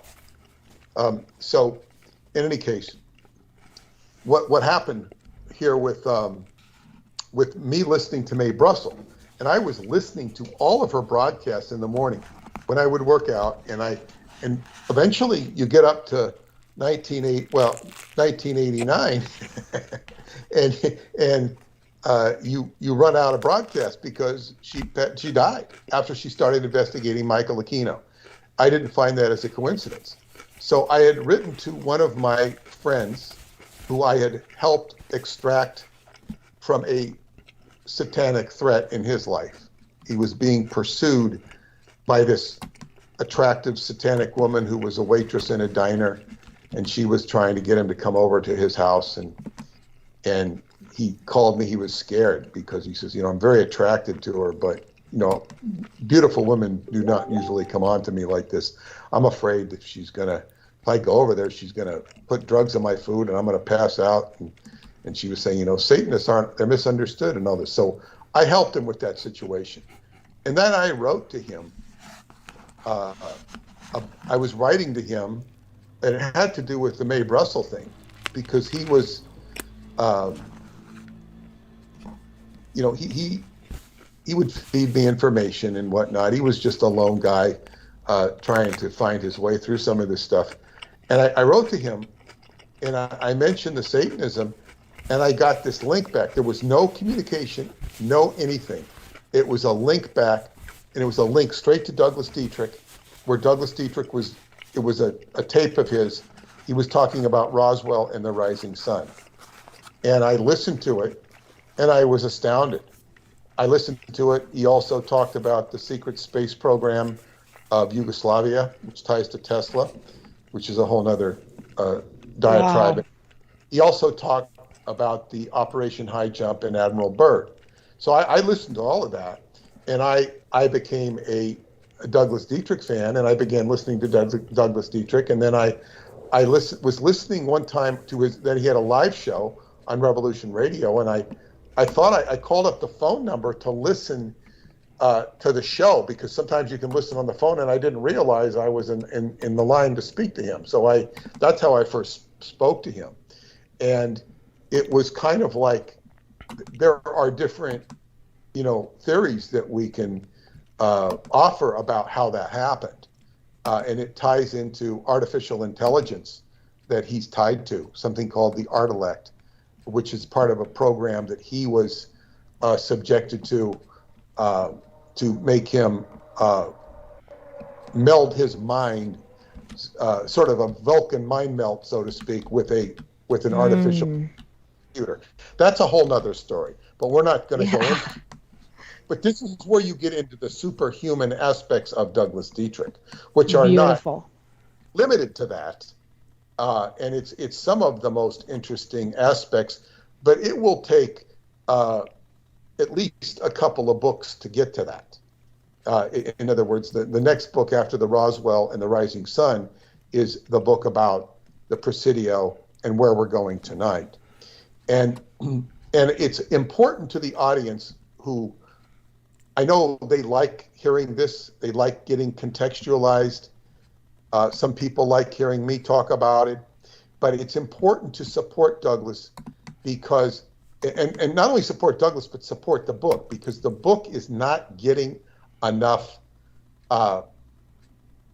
registering into people's heads. This is a time of disclosure. So on Douglas's birthday next week, on the 20th, I will be going to an event in the city where there will be different speakers on UFOs, and I will be handing out copies of the book to key people, or people I determine to be key, to help them understand the paradigm and the Roswell connections, because they're speaking on ETs. And I don't know what they're going to be saying. I can't judge it ahead of time, but I'm taking this extra effort, and then on the way home, I'm going to try to connect back into the show. I don't know what time I'll get home, because it's at 6:30 on Wednesday, so I don't imagine I'd be back in the office till 11, 10 at the soonest, and I'm going to try and connect by cell phone and talk to everybody and tell everybody what happened. But in any case, it's important that this book be pushed so that we can get to even more interesting stuff. And this is not minimizing the Roswell deception and all of that. But anyway, which Carrie and I will go in on the show 15th.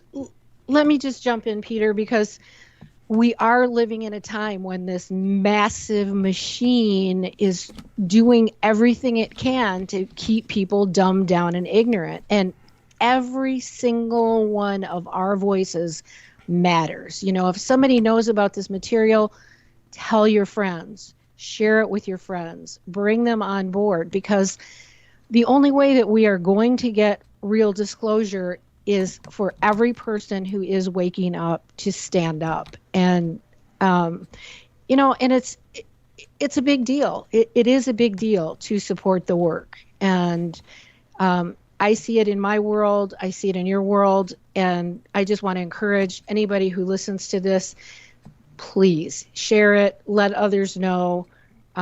This is how we are helping each other to wake up. Yes, and this is the first time in my entire career that I have ever asked the audience to support something. I've never had to, I've never wanted to, but because it is such the lack of secondary response. The initial response has been fine, but people don't say too much about this book either. Even those that like it, they don't say too much. But well, the thing is, it's scary when people are looking at, wow, a story that I've believed all these years may not be true, and that brings something called cognitive dissonance. When we feel that which has seemed stable and normal, and the stories that we've been told, the narratives that we've been told, when suddenly they are not, we have to look at them and realize that they're not true. There's a cognitive dissonance, which is we're trying to find our center again. We're trying to find stability. And there's a lot of shadow banning being done, as I'm sure both of you are aware of. I'm sure Douglas, I know he was talking about it earlier. But shadow banning means that, an entire social media platform doesn't let your stuff be seen. And the lady who just did the disclosure with 60 Minutes, who was a former Facebook employee, talks about that. The algorithms are set. So what gets the most views? What gets the most views is anger. So those are what, Facebook puts out there. But anyway, not to go on and on and on about this, but we are living in a really challenging time as far as this goes. Yes. And I'm sorry, Peter, what were you going to say just before I add in? I told that about the anger, and I said I got I wasn't angry at her, but one of my friends, I expressed a lot of anger, unusually so, over somebody she was talking about. And I just went off on this particular person. I don't remember who it was. And she says, you should act like this when you're on the air, because it's gonna get you a lot more attention. It's fascinating. She was fascinated at my anger about this because she was listening to a bunch of shit, and she wasn't upset about the fact that I was attacking what she was looking at. She was more fascinated by the passion and anger I was giving her, so she wouldn't look at it. And I said, I'm not going to do that. I'm not going to get on the air and get angry and be like Alex Jones or Rush Limbaugh. I'm not going to dignify, because people who want to see, the wrestling show, this is not what it's about. It's not about ratings. It's about appealing to the understanding. This is what we're trying to do. But to get back to... before you do, I do want you to get back there and hold that thought, put a bookmarker on it. I just want to add some details before you do that are very important, certainly when we do speak about supporting the book. Understand this, everybody, that if you take a look at when I was at the conspiracy conference, and this was a speakers panel was held with Richard Dolan in the center, who was later on very much exposed by myself pretty much when I pointed out the fact that he was recommended online by Michael Aquino. Michael Aquino online, he did this in the website Above Top Secret, which of course was directly connected to Coast AM. Michael Aquino was a guest columnist at Above Top Secret. They certainly made him one. And he often recommended Richard Dolan on that site, as he did on the other sites he held transitionally before he ultimately scrubbed himself from the internet completely and tried to just eliminate all memory of himself. And this is something that we've brought up examples of before. We don't need to go into it now. But at that particular conference where Richard Dolan is placed in the center of a speaker's panel, and there's two people who are placed at either end on little folding chairs that are not given the dignity of being part of the panel, but we're on the sides, was myself on one side and Jordan Maxwell on the other. And so when it came to Richard Dolan attacking myself on that panel, you'll notice everyone who's around him. These are all white males who have written books on UFOs. And they're all nodding their heads in agreement with what he's saying, which is, of course, this conventional perspective of history that's just indoctrinated into Americans. as saying that they bombed Japan with total impunity throughout World War II, which of course is completely false, and that's not true at all. But beyond all of the examples I could go into about that, which is not necessary right now, what that exemplifies, what that embodies, is the fact that when it comes to Richard Dolan saying what he says, what he's promoting is an idea of patriotism. And with all of the other men who were on that panel with him writing about collateral UFO incidents to the Roswell incident, which I deconstruct as part of World War II, which is exactly what it was, then all of this is considered offensive to American patriotism. So understand what we're going up against is the very idea of American patriotism. And in the traditional Latin use of the term, which was a completely different meaning and definition and tone, the original Latin for patriot, the original term meant fatherfucker, in the same way you would use the term motherfucker. It was an insult. It meant that you were having sex with your dad. And then it came twisted and convoluted over the years as something that was positive, that you loved your father, as in the fatherland. And so this became the meaning which people are, and yet people still vaguely remember patriotism is the last refuge of scoundrels. They vaguely remember that through a little myth, but they never understand it. They never really get it, even though the parable is often repeated. No one repeats it very often, and when people do repeat it, they really don't understand it. So understand that this is going to go against your sense of patriotism to learn the truth, that America lost the Second World War, and that the greatest generation is not the greatest generation at all. And this is not to condemn every member of the greatest generation, but in a very real sense it is, because they went along with it. And they went along with it not only voluntarily, but all too often knowingly.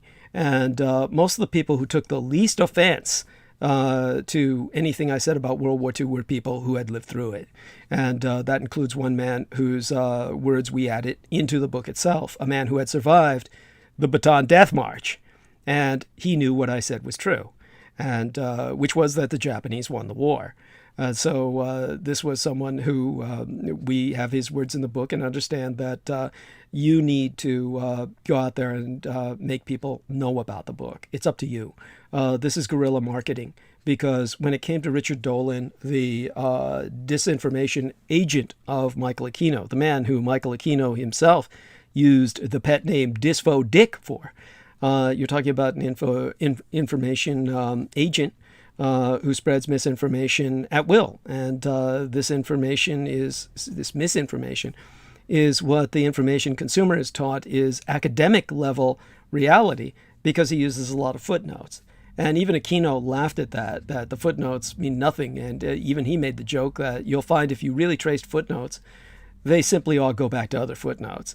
So it's simply a way of just distracting people and making yourself look smart and overloading the mind with information, an info dump that gives people the impression that you're smart. Obviously, we wanted to make this book accessible and didn't overdo it with footnotes in some Richard Dolan sense. But one of the footnotes I'd like to provide to what Peter Moon was bringing up concerning Michael Aquino, he brought up certain lawsuits. And what he's really referring to is, of course, that Michael Aquino, when he originally was exposed by myself, one of the people that I could leak the information to was really the first internet information venue on Earth. And if you ever take a look at a map of the internet in the early days, it's literally a line from San Francisco to San Diego, or really shorter than that, really down to where the university is of, UCSF Santa Barbara, was it? It was the Santa Barbara University and the like. We had these... In Santa Barbara. He got his degrees in Santa Barbara. Thank you. And it was just like a line like that, really. It was just, from there to the Presidio military base. I mean, this was the internet. And at that time in San Francisco, the earliest internet content provider was a company named Electricity. And it was electricity spelled with an I at the end instead of a Y. And so that was Superior Court of San Francisco case number 984751. And what happened was Michael Aquino sued Electricity. And he sued them saying that they were defaming him and slandering him, and he lost. And he also sued for the removal of his name from the Army Criminal Investigation Division file concerning all of the allegations of child abuse. And he lost that too. And it's very important because of my knowledge of all of these lawsuits that he lost, that every time he threatened me with a lawsuit, I would just laugh in his face. I knew what to say, and I knew how to say it. But that's why he could never terrorize myself.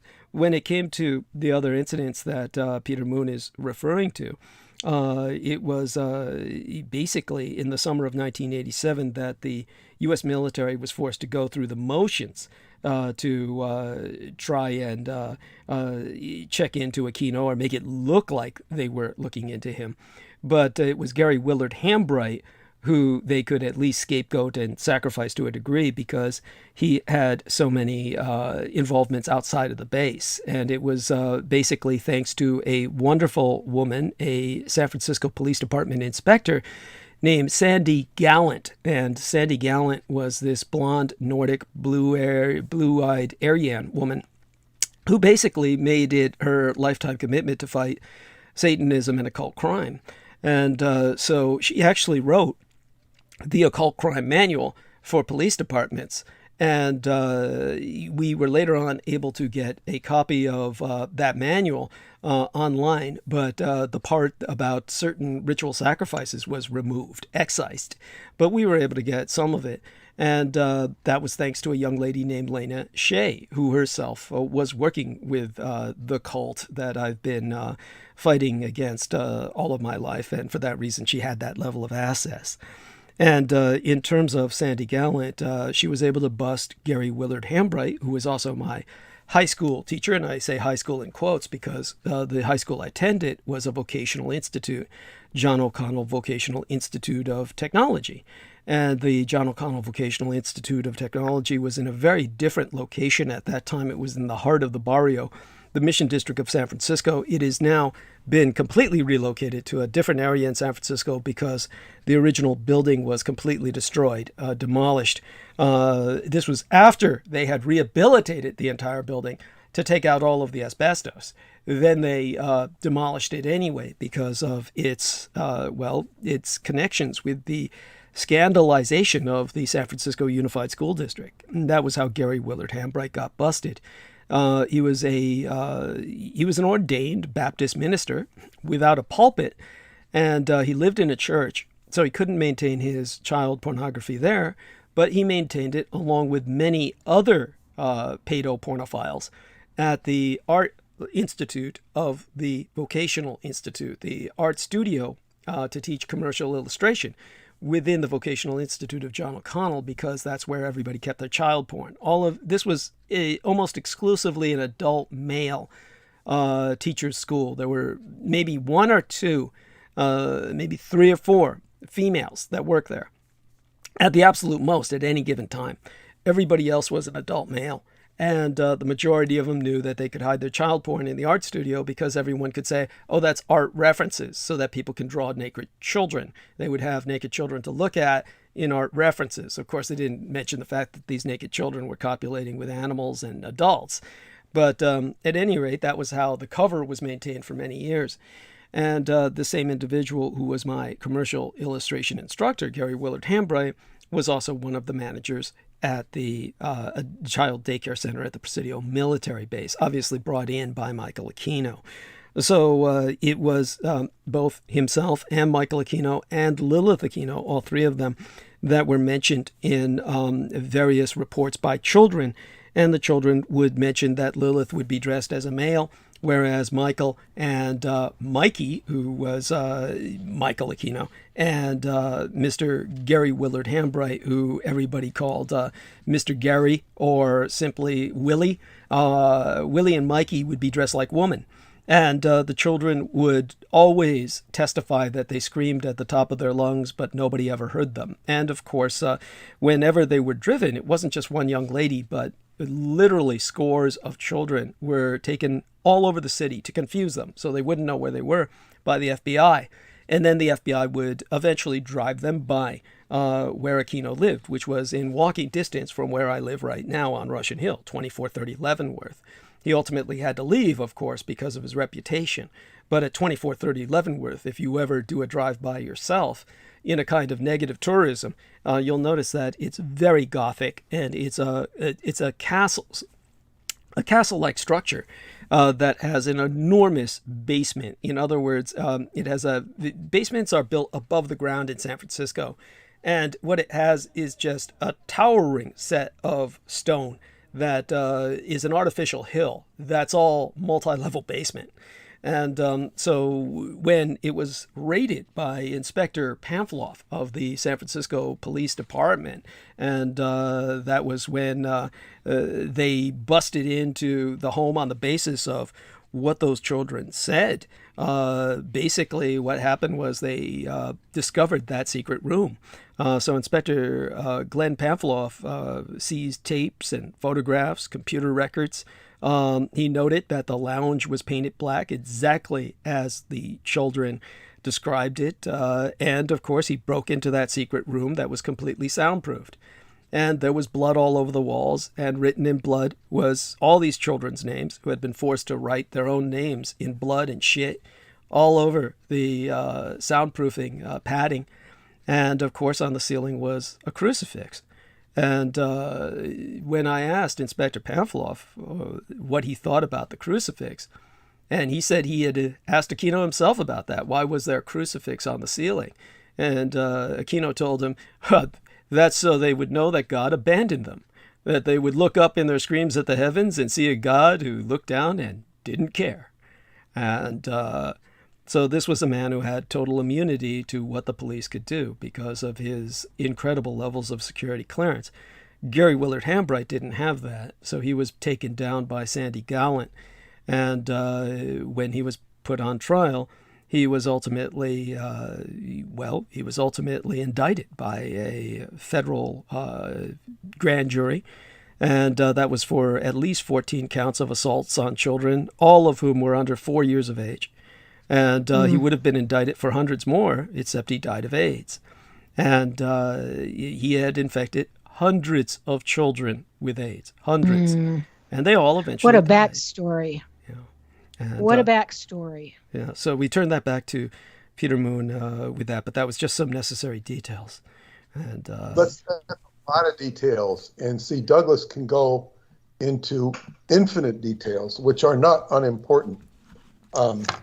So anyway, there was, as I was saying, is Aquino was on Oprah, and he was on Geraldo, and there was something that went on there, which I'm sure you're familiar with, or remember it, the Satanic Panic. And the Satanic Panic, sort of what really symbolized the Satanic Panic was Dana Carvey's rendition of The Church Lady on Saturday Night Live, which was very funny, but it was like, oh, there's a Satan conspiracy. Oh, it's Satan, it's Satan, it's Satan. That was mocking the victim.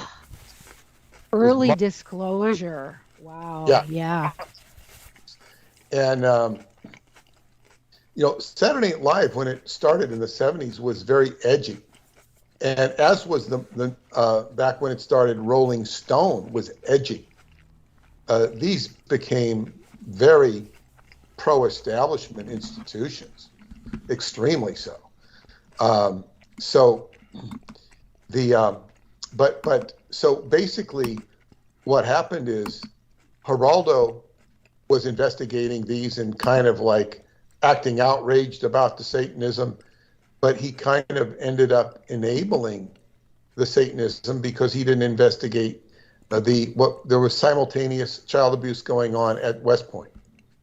And Giuliani, who was later the mayor of New York, did not go after the abuse. He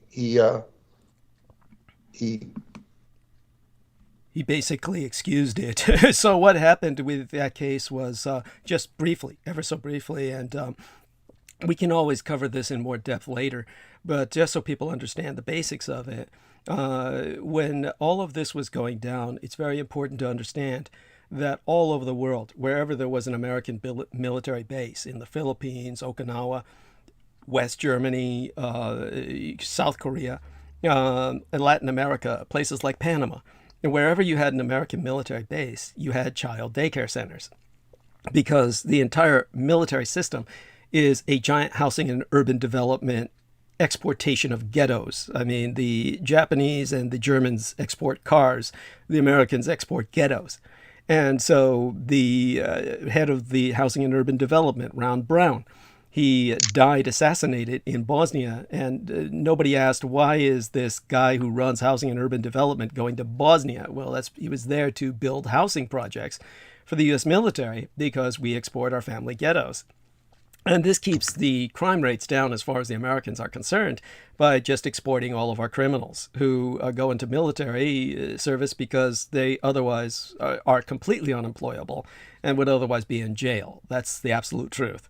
And so when it comes to these people who are involved with this whole process, their kids get free daycare. Of course, there's a price to pay for free daycare. And at the time that I was exposing what I exposed about the Presidio, the U.S. Army alone was carrying, well, worldwide, was caring for 100,000 children a day. On any given day, 100,000 children were in their care. And at West Point, they were suffering just as they were at the Presidio military base. And the child daycare center building number at West Point was building number 666. And there, of course, it was officers' daughters, because it's West Point. Officers' sons and daughters were coming home with grave injuries to their genitalia, broken bottles shoved up their anuses, etc., had been forced to drink urine and eat fecal matter all the day that they were at the daycare center. Their doctors, rather, their parents were often medical doctors, because what people can do to get a free medical degree in order to get training as a medical doctor and get it all paid for by the U.S. government is join the military. And this is why people join the military, to become MDs, to become doctors. The majority of them, until the closure of the Presidio military base, were trained at Letterman Army Medical Center in Presidio. And 25% of them at any given time. And so when it came to the West Point, most of the complainants were medical doctors and nurses whose children were being abused, because no one could argue with them medically that these children were suffering from sexually transmitted diseases that they had to have contracted from adults. Also because, literally in some cases, particularly with the girls, their pelvic bones had literally been dislocated from being raped by very large penises or objects like baseball bats. So when Rudy Giuliani was brought in to investigate this, he said, this is all the children doing it to themselves. Because, that's all you could think of when you were a kid, right? Is like shoving broken bottles and baseball bats up your various apertures and orifices. Because that's just what kids do. Well, that's what Giuliani said. And Giuliani said that not only is it these kids who want attention, but their parents want attention. And he said, we need to punish all of these parents who have filed these reports. And so all of the parents who filed the reports were punished by the U.S. Army with demotions, dishonorable discharges. And that was how he cleaned up that on behalf of Michael Aquino. Thank you. That is very good. And of course, Giuliani was a great enabler of the 9/11 conspiracy. Not the initial conspiracy. Not in other words, I'm not saying he was partaking in the actual attack, but in the cover-up. And he has suffered greatly. And instead of abandoned by God, he was abandoned by Trump. But, he's which might be worse, I don't know. But in any case, he's shown every signs of being a broken man. I don't know if he's going to make a comeback legally, but we don't hear much about him anymore. He wanted to be Secretary of State, and Trump would have considered it, but he wasn't clean enough to become Secretary of State. He had too bad of a track record with deals. So he had to back off of that wish, And Trump, he didn't clear. He didn't make the clearance. Trump was not going to do it. So anyway, so much for Giuliani. But this just goes to show the amount of enablement that has taken place over Michael Aquino. Now, the whole Presidio base was shut down because it was such a albatross on the government. And they, with the help of Nancy Pelosi, who became the administrative head of a society for the Presidio, I forget what it was called, but it was sold to George Lucas, and George, who was in the Bay Area, who was of the Bay Area, generally of the Bay Area. Modesto, he's where he grew up, and he had his industrial light and magic in Marin County. He's a big Oakland Raider fan, but he was a Bay Area person, generally speaking. So he bought it, and then when he sold his Star Wars franchise, he sold it to that. Part of that was Disney. Disney got the Presidio, and it's now primarily owned by them. So this is the Presidio. But now Michael Aquino, went on. He continued his career in the military. He was not, although his Presidio connections were dismantled, he was still very much empowered. He only passed away a little over a year ago. So right. We're very, very empowered by his parting, because he's not here to wreak havoc or to shadow ban us. It's only his lackeys or followers who don't do as good a job. And so anyway. But by the way, just some extra details. What Peter Moon says is extraordinarily important. I want him to put a bookmark there. But just to add some context, when Nancy Pelosi was participating with the Golden Gate National Recreation Area in rendering the transition of the Presidio military base, the most important base in the United States outside of the Pentagon, because it was in command of the Western Defense Command Center, and that meant that it was in command of all 17 Western states, the majority of the United States, and Hawaii, as well as the original place where the United Nations was established in World War II.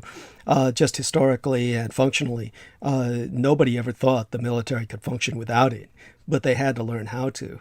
But the man who really overran all of the proceedings to privatize it, which was the strange aspect of it. It is the only national parkland in the American empire that is privatized. In other words, anything that's national parkland, by its very definition, cannot be privatized.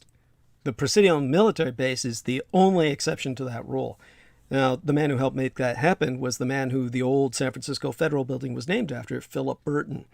So Philip Burton basically was, he died in 1983, but he was the man who at least had enough influence on some thoughts towards intervening in Presidio at the time when all the shit began to hit the fan. And it was Nancy Pelosi who took over from him that ultimately oversaw what happened.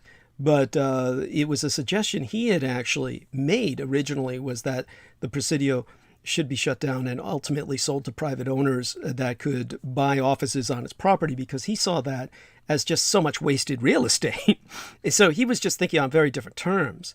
But ultimately what it became was part of the cover-up, because the people who destroyed all the property, which was prima facie evidence, such as the child daycare center and other buildings so that they could build their own, was George Lucas, whom the city sold much of the property to, and ultimately Disney, whom he in turn sold his property to. So it became part of that. Aside from that, when Peter Moon brought up how I became involved with Michael Aquino, and he mentions all those coincidences, again, it was heavily involved with city politics with people whom Aquino claimed he literally controlled. One of them, of course, was a young lady, an Albanian secretary named Leanne Prifty, who was a secretary at John O'Connell Vocational Institute, the same school where my teacher was a child rapist on a monumental scale and on an epic level of use them and infect them. Gary Hambright, the lady who worked as the secretary there, was also unofficially what was called the lap secretary, basically kind of like a office prostitute for the Mayor Moscone at that time, who she was working in his office when just a ex-cop named Dan White came in and blew his brains out, along with the gay man who had taken his job, Harvey Milk. And once he did that, he got away with murder. He was completely covered. They said he was, as Peter Moon can attest, said he was guilty of simply eating too many Twinkies, and he was on a sugar jag and couldn't help himself. He went home free and spent the rest of his life at home, what remained of it, a free man, until he decided one morning to blow his brains out some 7 years later or so. But it was because of that this young lady was kicked out by Dianne Feinstein. And Dianne Feinstein, of course, took the place of Mayor Moscone, not because she was elected. She was simply a Jewish American princess who seceded the mayoralty by the secession process. So when she got in, the first thing she said is, I don't need no fucking hooker here to provide me blowjobs. And she fired Leanne Prifty. And Leanne Prifty became a secretary at John O'Connell. She also worked for the State Department because she was Albanian and spoke the Illyrian language, Shqiptari. And so she would broadcast in the Shqiptari language behind the Iron Curtain for Radio Free America and Radio Free Europe. And so... Douglas, this makes a lot of sense to people because Albanian was communist and Aquino was working for the national defense. Yeah. So it makes sense that she would have been a tool for the defense or the army to use against the communists. So it makes perfect sense that they would have a close alliance. Yes.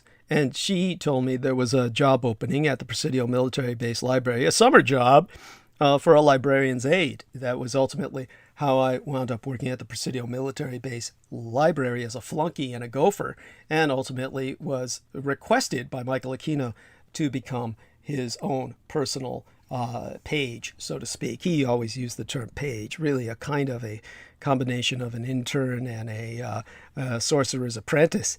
And when it came to that, the woman who took over the mayoralty by secession, Dianne Feinstein, she wound up helping out the Night Stalker. One of the people I met, of course, at the Presidio, at the library, because I had to keep him out of the children's room, was a Master Sergeant Michael Ramirez. And Michael Ramirez was, of course, a former Green Beret, had served with Michael Aquino. He had a shoebox full of memories of young girls he had raped and killed while raping them. These photographs of him cutting off their nipples and blowing their brains out while they blew him to orgasm via forced oral sex. He was trying to show this to the kids. And, of course, I'd force him to basically go someplace else and share it with adults who were willing to look at his shoebox full of memories, of course, which there were always plenty. At the Presidio Military Base, we were talking about a base where I had every access as a librarian's aide to Playboy and Penthouse, which were right behind the desk for anyone to ask for if they were over 18. Nobody ever requested them. They would laugh to see me look at them, saying, "You like those old bleeders? You know, we like kids. We make bleed."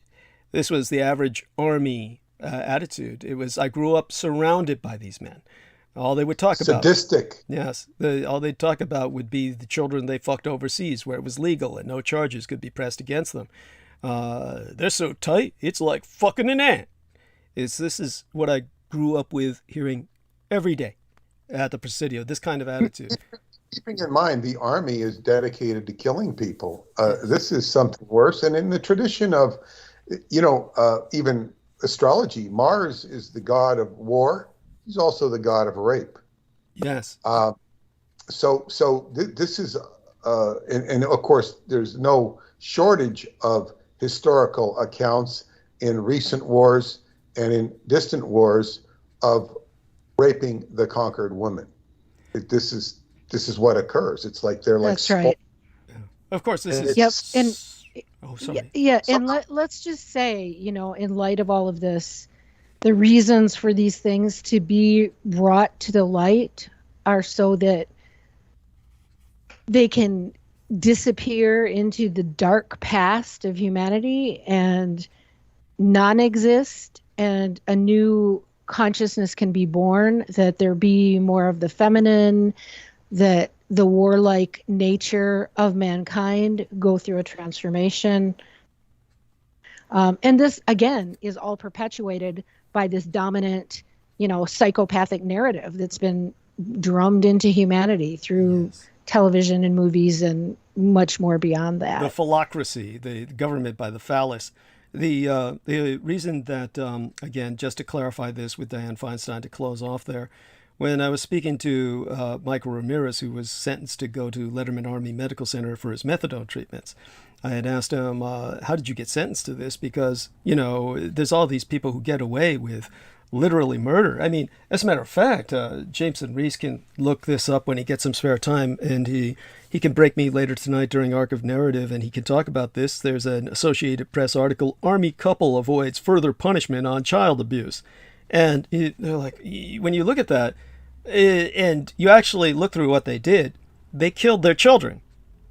And this is a black couple. The guy in an army uniform, he looks like he's doing a caricature of Idi Amin. And they beat their children literally to death in one case, the rest of them to the point of malnourishment and all the rest of that, and lifetime disablement and retardation. That's just like what they did was not criminal. This is Army. This is the way Army people do it. This is what the Army gets away with. So it's based on historical evidence like that, where people literally get away with murder, as that couple did, and they're recent. I was asking Michael Ramirez, how did you get sentenced at all? And he said, because, when I killed my wife, I killed her in front of my nephew. He used to always love looking at these pictures. He'd take him to the graveyard to jack off at night during the full moon. I said, whoa, who's your nephew? Oh, it turned out it was Richard Ramirez, the Night Stalker. And, of course, when he was loose on his killing spree, the police almost had him. They almost had him. They had down the make of his gun, the model of his gun, and the rounds that he was using gave away by forensics exactly the evidence they needed to catch him with the next murder. And that's when Dianne Feinstein got on national television and warned him to change his gun. She said, the police are after Richard Ramirez and they've tracked down his gun. Unless he changes his make and model of gun, he will be captured. And that's when he started changing his gun with every murder and avoided capture. It was Michael Aquino who said he gave her the order to do that because he had made her mayor. Because he once told me, Douglas, people died to get you here in a position where you're working for me. The mayor of San Francisco and Harvey Milk, who himself, by the way, has a U.S. Navy ship named after him. He was one of the original Navy SEALs. During the Korean War, he served as a UDT. The founder of the Navy SEALs. Yes, Underwater Demolitions Team, Frogmen is what they used to call him. And so he has a U.S. Navy ship named after him when he's a known pedophile. Yes, he used to pick up young boys running away on the streets who were desperate and take them home. And so he was identified by more than one as being a pedophile. And so he's got his face on U.S. stamps and U.S. Navy ships named after him. I mean, with all this going for you, this is the real problem we're dealing with when it comes to the book. Understand this. The U.S. military... Yeah, go on. Well, this is the problem with... there's a movie called Milk. Yeah. And it's about Harvey Milk, where Sean Penn plays Harvey Milk. And this is a perfect example of Hollywood not telling the truth. This is Harvey Milk. This is who Harvey Milk was. It's not who Harvey Milk was. Thank you. Thank you. Yeah, and of course the satanic panic bit, just another Aquino psyop to make everybody laugh at, the satanic panic. And so Jameson's found the article on that family, and he can help me with that later, much later tonight. But the point that I'm making has been made. Understand that this is where I turn it back to Peter, of course. But one of the other things to emphasize about all of this is that these are the people who are preventing anyone going near the Roswell deception and the demystification of World War II. Your entire military occult industrial complex is based upon the fact that you respect them. I'm disgusted to say, I am appalled to report, the most respected institution in the United States is the U.S. military. And having worked with them all of my life, having been born into them as a military dependent, the son of a 3-war veteran, I can tell you that they are anything but respectable. And these are considered the great heroes of both the Republicans and the Democrats. And the only thing they're riding on, they've lost every war in history, but they can't let you know that. But they're really riding on the myth of World War II. And this is why everyone is afraid to touch my book. Literally, as an occult object, they are afraid to touch it because I tell you, America lost World War II. And so if that's exposed to the general public, the U.S. military loses everything because it loses the myth. Loses the myth that they won World War II and therefore saved you from the darkness of fascism. None of that is true. And leading the darkness the darkness, yes. pulling the dark curtain on humanity. And this was Life Lesson 101 when I moved to Northern California and in the 1960s, and it was being exposed to, Life Lesson 101 is the military is bad, it is evil, it is killing people unnecessarily. And of course, this was the military-industrial complex as well. It was identified as the establishment. And this is why in the movie Woodstock, if you see it, the military is coming in with helicopters to feed the people. It's been declared a national disaster zone.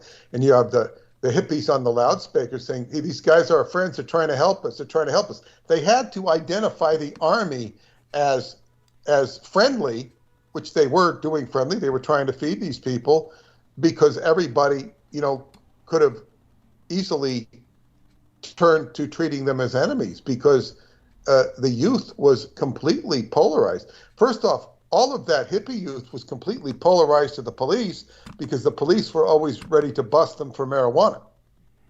I mean, in a moment. So the police were bad guys, and this is to all the youth, all of the youth. Yes. And the and we went from that extreme. We went from that extreme. Due to Rambo and due to, I'm sorry, you might know his name, that singer known as The Boss, who just sang that Born in the USA. Bruce Springsteen. Those two, thanks to those two propagandists, we went from people knowing the military to be the enemy to everyone worshiping them as heroes, these beloved, misunderstood miscreants who just killed people and children because they were in a bad situation. That's the insanity. Just to put that in some context, World War II, only 1/3 of the men volunteered. 2/3 were draftees. When it came to the Vietnam War, only 1/3 of the men involved were draftees. 2/3 were volunteers. So these are men who wanted to be there. These are men who have no excuse to be crying how bad they had it. They volunteered to go, the overwhelming majority of them. So all this crap about them being victims is just sheer bullshit that they use as their get-out-of-jail-free card. And that's the case with all of them now because it's a purely professional military. Any one of them with PTSD, they asked to be there. So this is something everyone needs to take into account. Well, Douglas, that was Life Lesson 102, is once you recognized that, the establishment was bad, is you realize that you are a conscious entity, and that Life Lesson 102 was civil disobedience or conscious rejection of this drama. That was Life Lesson 102. And so that was so prevalent. And you see in the movie Hair, the main character was, I guess you could call him the protagonist, was a draft dodger. Right. was a draft dodger. Doesn't he because he winds up in the military at the end of the musical, right? Doesn't it? I don't remember, but he was trying to dodge the draft. I don't remember what happened to him. Somehow he fails, right? I mean, you even had in the movie Alice's Restaurant, Arlo Guthrie going to the induction center to get drafted. It was a part of the drama of growing up. And I thought, and I want to digress onto myself, but I thought that I had escaped the draft because it quit. And and then I talked to one of my old friends, and he said, "Oh no, we were watching the draft up till 73 or 74. We get around the TV and watch it." I didn't realize I was exempt as a minister of Scientology. I was exempt. So Wow! I didn't know. I mean, yeah. So I wasn't even, in the United States. So if they don't, I wasn't getting any draft notices. That was for darn sure. So I had escaped that. Oh my God! As a man of the cloth. So anyway, yeah. Yeah, So by the way, Carrie, we're going to have to let Carrie say goodnight. She's saying, Douglas, I'm going to have to go. I have a show in the AM. Love this. Excellent. Thanks to you and Peter for having me. So, darling, do come on and say goodnight to our audience. We were just getting warmed up. So I know you are. I had no idea this would be so long, but I love it. It's a great conversation. I'm really honored to be here. I'm kind of a morning person, and because of my bandwidth here, I do my shows earlier in the day. So, but I'd love to be on with you guys again sometime, and I'll have to listen to the end of this because I can't wait to hear the rest of what you were going to say, Peter. But we were going to kind of talk to you, but I will ask Douglas some specific questions, which will help me when I discuss this with you. It's really good stuff. I have a lot of things I'd love to share with you both. Off the show, ideas of incorporating this information is just really, really good. So it's great to connect with you, and this is part of what we're doing to promote this book. So thank you, Carrie, and I will see you. And my love to your husband, Mark, who I was helping along, and he's a great guy. So right, we look forward to you on the 15th. Great. If you need to talk to me, my internet is open. Wonderful. Perfect. Wonderful. All right. You have a blessed Much love, you guys. Yes. Yes, you too. Have a great night. Bye-bye. Yes. Thank you. So that was Carrie Kiristar Ellis. And yes, we're just getting wound up, but Peter's going to take it from here. I'll, of course, respond to whenever he asks me anything. In the meantime, though, I'll kind of go mute and let him just kind of ride. Yeah. There's really nothing for me to say at this point because what I was going to go into was Aquino's birth and affiliation with the anti-guides. Okay. Well, you're welcome to go into that with me. I don't know if I mean, well, I think we talked about this, but okay, so it doesn't hurt to revisit it. Right. I just feel like I'm talking to I'm not talking to Carrie anymore. Yeah, I know. I hate that too. I hate that too. It's a very empty feeling because you bring somebody on to express this with them. What we can do, of course, is have you. She'll probably listen. Yeah. Oh, yeah. I mean, I'm sure she will. She'll listen to it in the when she replays it. But what we can also do is make this into multiple sessions. Of course, you can talk to her about coming back, and we can do this for several nights in a row, depending on how her week is going. And each time that she comes here, we could go further into the subject. And I think that would be helpful as well. By the way, what I just put into your private message box in Facebook was sent to me by Miguel Andujar. And Miguel Andujar is this wonderful individual who's actually been in the movie that was recommended so many times by Salman Sheikh, what is the Wick, the John Wick franchise. And Miguel Andujar actually played an assassin in the John Wick franchise, one of the many assassins running at Keanu Reeves. And so he just sent me this little Aquino thing. I have no idea where this source is from. And so I just put it in your private message box now. And so Peter can look at that and see if he finds that to be of any interest. But it's definitely worth looking at. And whoever drew this out may well have been one of his victims. I know some of the children he victimized produced things like this when they were cathartic or venting or just trying to provide some evidence for reporting in the future. But so there we have that, and I don't know if Peter's assessed that or not. But other than that, now that we're speaking on the subject, people do want to hear more. So you're going to have to continue whether you want to or not. It would be my... Oh, no, it's fine. If people are interested, it makes me want to talk. Yeah. So what I'm going to say is Michael Aquino was born on October 16th, 1946. Then this date is coming up. It's coming up. It's 4 days before Douglas's birthday. But October 16th, 1946 is an important date in American military history because that was the date of the Nuremberg hangings. And the Nuremberg hangings was the hanging of 11 major Nazis that were judged to be war criminals. Rudolf Hess, Albert Speer, and Karl Dönitz were put into Spandau prison. I don't know who I don't remember who the fourth prisoner was, or there were seven. There was a few prisoners more than that, but the ones that weren't killed were put into Spandau, the key Nazis. But the Nazis, there were 11 of them that were hung. Hermann Göring escaped the hangman's noose because he was smuggled some cyanide poison and he killed himself to escape the hangman's noose. There's a whole book written on that. And that was part of a magical ritual. There were originally supposed to be 13, one of which was Martin Bormann, who he never got captured, but he escaped and lived beyond the Third Reich. Douglas has got into that. He had was it his son? Was Frank Bormann, the head of Eastern Airlines?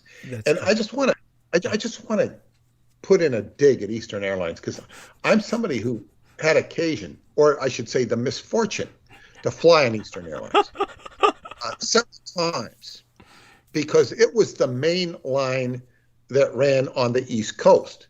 So if I was going to New York, Boston, which I did in my Scientology days, and their hub was Atlanta, and it was the worst hub. They have a new airport there now in Atlanta. It was, you didn't want to go through Atlanta. I mean, it was just, you could have been in some fourth world country.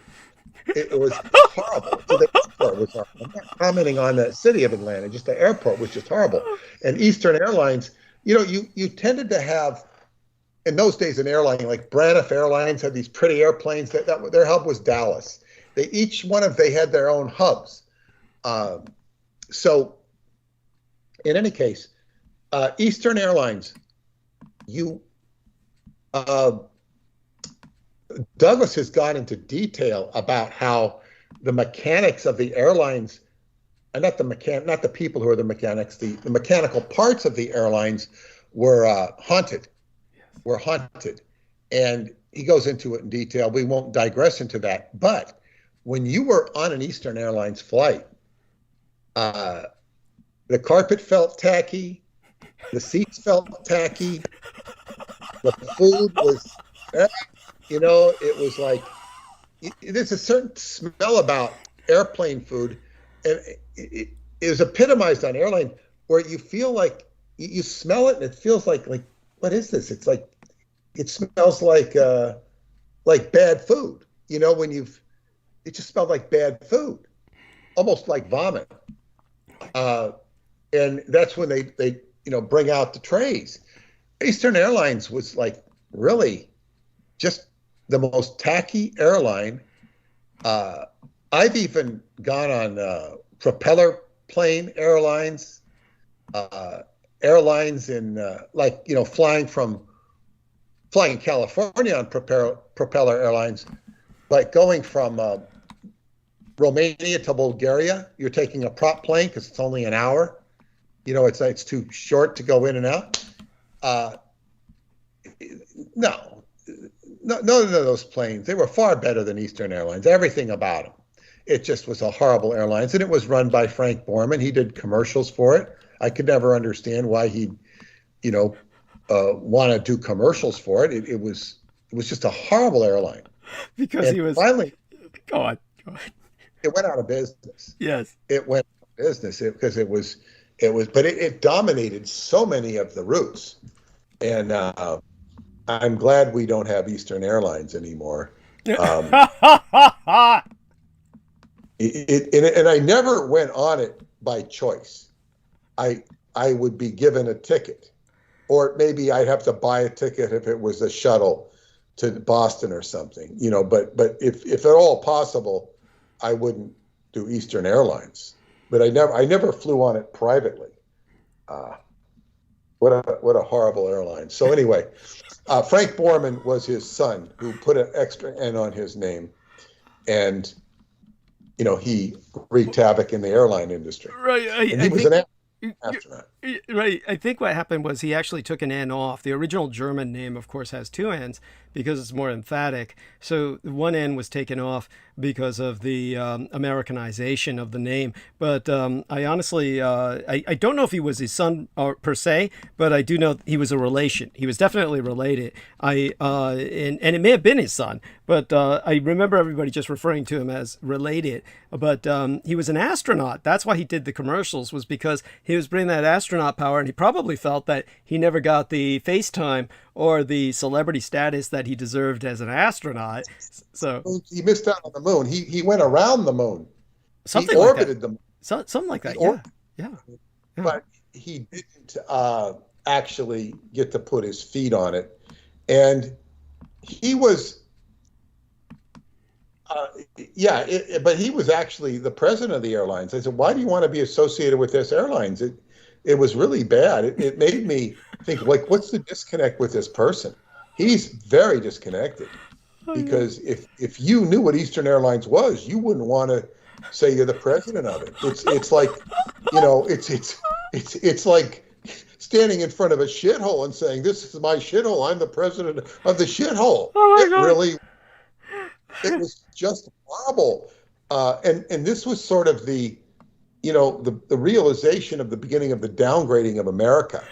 And then, and you go to, I go to Copenhagen and I see these beautiful buses. And Europe used to be in disrepair after the war. Now, Europe was building itself back up again. And it had, new buses, new this, new that in certain areas. So whereas before it was just war torn. So America became, the infrastructure of America still is suffering. Yes. But back in the 70s, it was really showing its warts. But so we digress. Aquino was. But it was worth to give this anti-commercial to Eastern Airlines. Yes. If you go back in time, you don't want to go on Eastern Airlines if you can all avoid it. I mean, I never had a mishap on it, but it was always an unpleasant experience. Just to get off. Well, I guess when you got off, it was pleasant because you got off the airline. But I've never felt such an antagonism towards an airline as I did. And it wasn't that anybody did anything harmful or nasty to me. You just had to sit in this, it was like I'd rather ride in a Greyhound bus. So, by the way, while we're having a little fun, I do want to thank Carrie Kirastar Ellis for putting a like upon my photograph in the two photographs I put up for tonight's promotional banner, a little bit of history for tonight's thumbnail in the live stream and the promotional banner, just so people can appreciate them better. Obviously, with both girds, as they're called, basically girds, meaning this kind of outfit that I'm wearing that most people would find indescribable and not know what to call it. It's basically called a gird, G-I-R-D. And this is like, actually, believe it or not, what the ancient Spartans or Greek warriors would wear would be called a gird. In other words, there would just simply be straps where they would have some equipment that they would maintain. And in my case, of course, it's my bladed weaponry. All of this inherited from my mother and kept on the various estates as essentially kind of like what Peter Moon said someday, there must be a museum for all this, hopefully so, but essentially to keep them from moldering in my crypt. She apparently, I think she knows which one is me, but yes, I'm opposite one of my favorite blood boys who had some surgical alteration to his ears to look more elfin. And but in the case of garnish, as I said, for food, it's everything. But in terms of what I wanted to point out, we must digress. You just, did you have something to say? Into the elven ears. My friend Tantra, who at that time lived in San Francisco, she's in Berkeley now, but she had lived in that unfavorite neighborhood of yours near Sunset Beach, where the fog, it's constantly besieged by fog. Yeah. Anyway, she talked about an elven community in San Francisco, whereby the people would have their ears surgically changed to look like elves. They would dress like elves, and they would have their own elvish community, their own elvish bar. I don't know if she said bar, but they would have their own hangouts. So in other words, and inevitably, I think if this is a long time ago, it's like, if you start hanging around with elves and start, getting your ears surgically changed, you're going to end up in a relationship with one of these elves. Uh-huh. And you could say this about anything. One OTO member said that, she said about the OTO, you start getting involved with these people, you're going to end up in a relationship with one of them. And, that's when the trouble begins, or accelerates. So anyway, do you know anything about the elvish community of San Francisco other than, this is long before the Blood Boys or even this Silicon Valley guy. Right. But right. Do you know anything about the elvish community there? It's funny that you asked that. The person who knew of it and kind of flirted with them was Michael Aquino. He wrote the book that was kind of a ripoff of or what was it? He wrote a perspective on remember he ripped off the Silmarillion or the books of Tolkien, and he wrote this kind of Tolkien-esque book that was really brought to our attention by Brandon Young, who I must contact sometime soon. And but when he was doing all that, he did have a lot of communication with these people because they were the only people who tried to carry on an elvish language that was developed initially by Tolkien. And him in particular and some other researchers. And so they would speak the Elvish tongue. And so he would oftentimes masquerade as not himself by calling in. He would have long phone calls with people who would think that they didn't know he was Michael Aquino. And he would call in as, quote unquote, like a Tolkien scholar with a different name.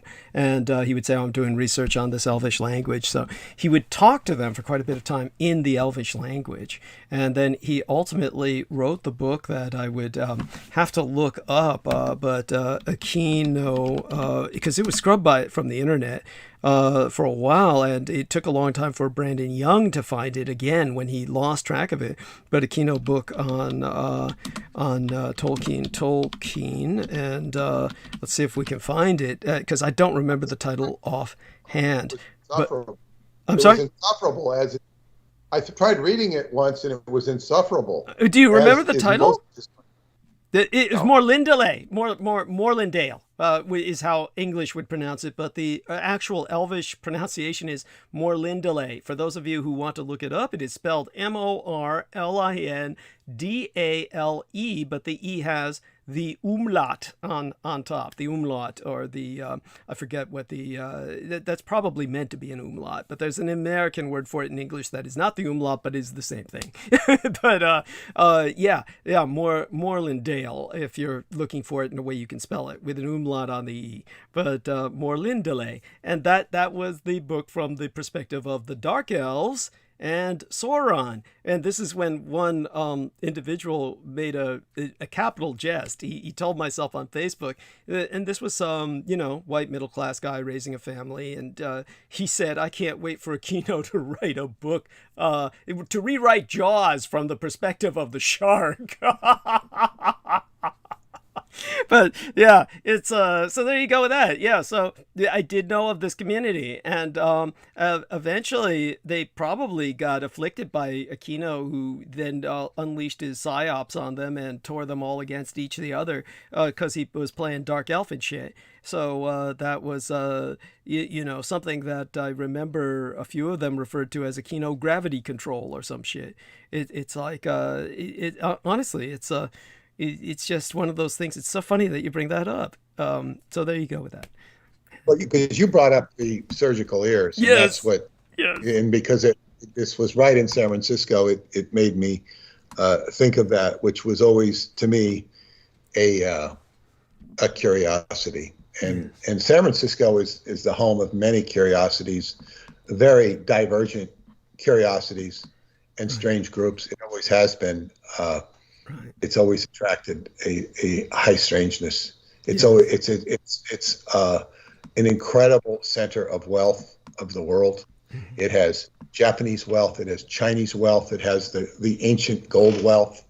The swell are the most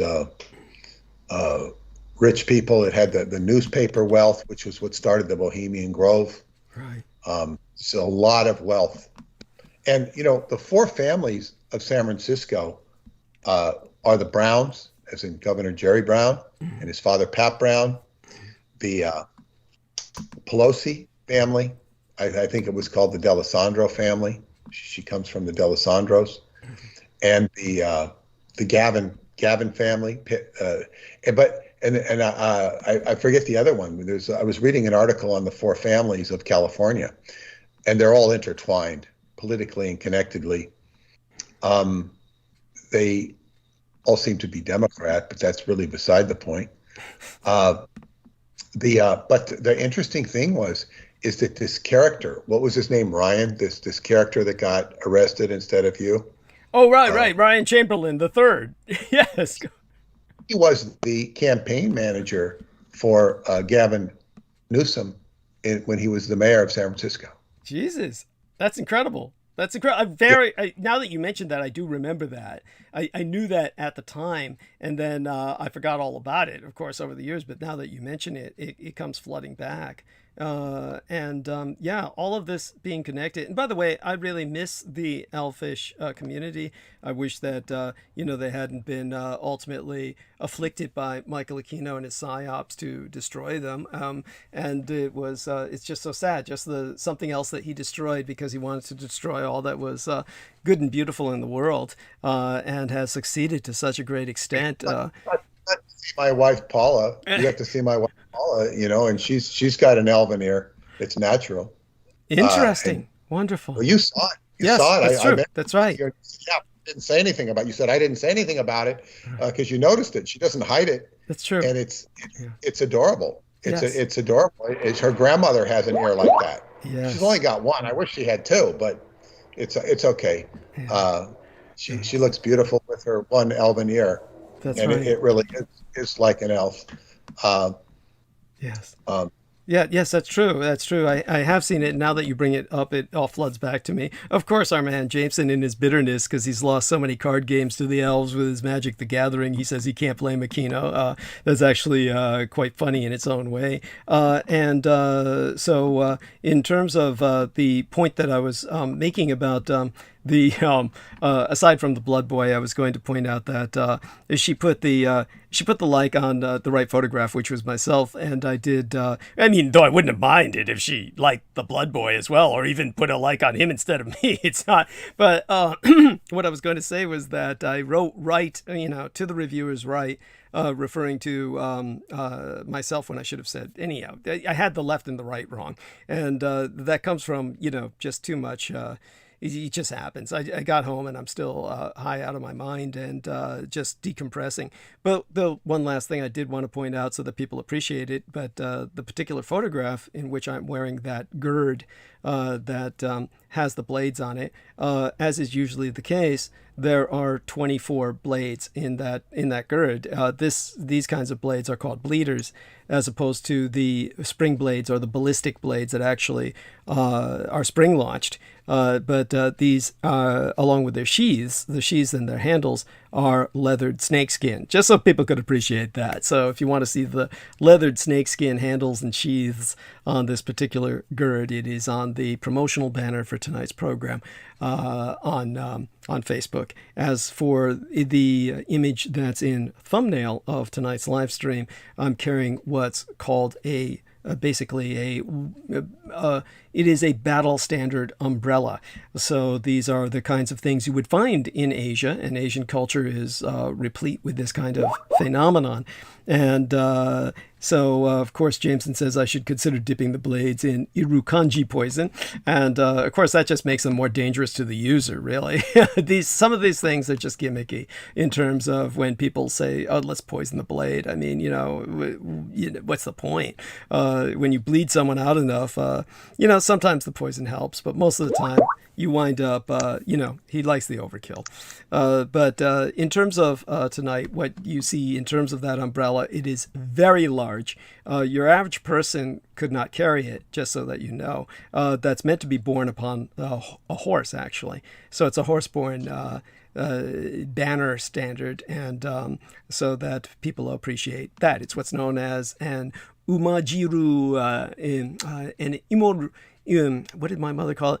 Umajiru shikasa. And umajiru shikasa, that would be a horse-borne battle standard umbrella, so that people realize that. And I am bearing it in salute, of course, to the fact that over the weekend, not this weekend, but last weekend, the United States, the United Kingdom, and the Japanese Empire presented a united front to Communist China, and they sent their carrier fleets north of Taiwan. So you had 4 carriers north of Taiwan in a battle formation, and they belonged to both the U.S., the United Kingdom, and the Japanese Empire as well. So that went down, and that was because, of course, we're entering very dangerous times. And aside from that, of course, we just finished with Fleet Week here in San Francisco. And even while my son was bringing me back, I saw what I had hoped to avoid, but it wasn't so bad this time. The fleet, the Blue Angels have really toned down the noise that they're making because they had to. So it's as bad as it normally was in the past. And even though I missed most of it this time, coming back home with my son so that we could do this show tonight, I really got to see the Blue Angels in the sky, basically carrying out their convoluted chemtrails, and it was all right. It was okay. It didn't trigger me as it would when I'm, home alone, as I've been at times when that sort of thing has happened, and it's just awful. But aside from that, we will now return to Peter Moon. Just couldn't resist bringing that up to date. And it took us on a delightful tangent down into the elvish community of San Francisco that was ultimately, in its own way, annihilated by Aquino and his machinations. Isn't that awful? And you had this example of people living out a culture, and hopefully that sort of thing will return someday. I mean, honestly, we need a... It was a subculture, and I was always suspect of it. I wasn't condemnatory of it, but I was suspect of it because it is very much symptomatic of people who can't fit in, won't fit in, or who reject the culture, that then they seek out these alternative lives that are generally end up not being in their best interest. Because look, I rejected the culture very strongly. when I and part of the game is learning to integrate with it, rather than to condemn it and then walk around as a as a subculture extravaganza, because I don't think it serves you. Now, the one exception to that would be if they really were digging up the archetypal elvish language that Tolkien alludes to. That could have some virtues, but surgically altering yourself is, generally not in the best interest of one. There's all sorts of deviant reasons why people would do that, and I can't comment on these people because I really don't know. I mean, I understand what you're saying. I mean, it's one of those things. Obviously, I thought the ear bit was harmless. I mean, people were trying to get me to do it, and I said, no, of course not. Because, it's definitely, these things are, of course, just, people have to be really careful. And I really want to discourage people from getting tattoos, too many of them at least. I mean, et cetera, et cetera. I mean, we could go on for a long while about this. Yeah, I know what you mean. Just body alterations, and I consider tattoos to be pretty extreme, really. My father, of course, had them on all over because he was a sailor, but he always was recommending, people don't get them. They really do, as James and Reese is saying right now, detract from natural beauty. I do feel that. Sometimes it's all right, but really people are overdoing them all the time these days. And so moving on from that. But unless, of course, you have some tattoo stories to share as well, Peter. I'm sure people didn't get them. I have a friend who owned a tattoo parlor, and she was, very psychic. And she said that she would not, let anybody have a tattoo unless she really psychologically evaluated them. Good. But being that she had a thriving tattoo shop, she must have most of them must have passed the test. That's too bad. Yeah. I don't know. I mean, it's never something that I've been attracted to, so I don't judge it. And one of my football friends, he is a nice guy. He supplies tattoos, tattoo paraphernalia to shops. That's what he does for a living. And then, what is it? One of the girls, or the girlfriends of one of my best friends at football, she works at a tattoo place, and she's got some tattoos. But I don't really, judge it. I don't have time to worry about people's tattoos. But so be it. But to get back to, we're talking about Aquino and being born I went off on Frank Borman and the Eastern Airlines. October 16th was his birthday, 1946, and it was part of a ritual to basically invoke an anti-god. And Aquino was born on that day, the same day. He identified with it. So we can make the argument if he wasn't actually invoked as a part of this ritual of the anti-gods, he identified it with so strongly that he might have been. But that's not to say that he wasn't. There was a ritual that was conducted, and he was the result of it. But it was an abortive ritual because it wasn't perfect. Martin Bormann and Hermann Göring escaped the hanging. So it didn't quite work out. So Aquino was an aborted Messiah. Yes. Anti-Messiah. Anti-Messiah. Anti-Messiah. Yes. That's what he was. That's what he tried to be. It's what he identified. He was stillborn, and he was brought back to life, and in came the anti-god. And the anti-gods. Now, the anti-gods are something that Douglas has gone into a lot, and as he alluded to, there was Herod Agrippa, the Herod who ordered the killing of the Christ child or whatever, all the babies, the firstborns, and it resulted in the Holy Family escaping to Egypt. And but Herod Agrippa, you don't often hear his last name, Agrippa, but this was a Roman title, a Roman name, and he was buddies with, I'm getting Herod the Great confused with I think the grandson of Herod. Possibly. The Great. Yes, there were two Herods. There was the Herod who built the second temple, and which was not a proper Jewish temple. And he was a great builder, and he's a historical character. And then he had a descendant, which is the Herod that is identified with in the Bible, the second Herod. And he was the one that, refused to try Jesus in the Bible and turned it over to Pontius Pilate. He was too smart to place judgment. But that Herod was a buddy of Caligula, and that was Herod Agrippa, and Caligula liked him. I would gather to say that they had a sexual relationship, and Caligula never never had any problems with him because he was out of Rome most of the time, and he was an ally and a friend. And Caligula had some nutty moments. I mean, I have heard that he drank too much mercury, because they would put mercury in the wine or the drinks to make grape juice, whatever it was, to make it fizz. Jesus. Mercury would make it fizzle like a carbonated drink, but it killed you. Jesus.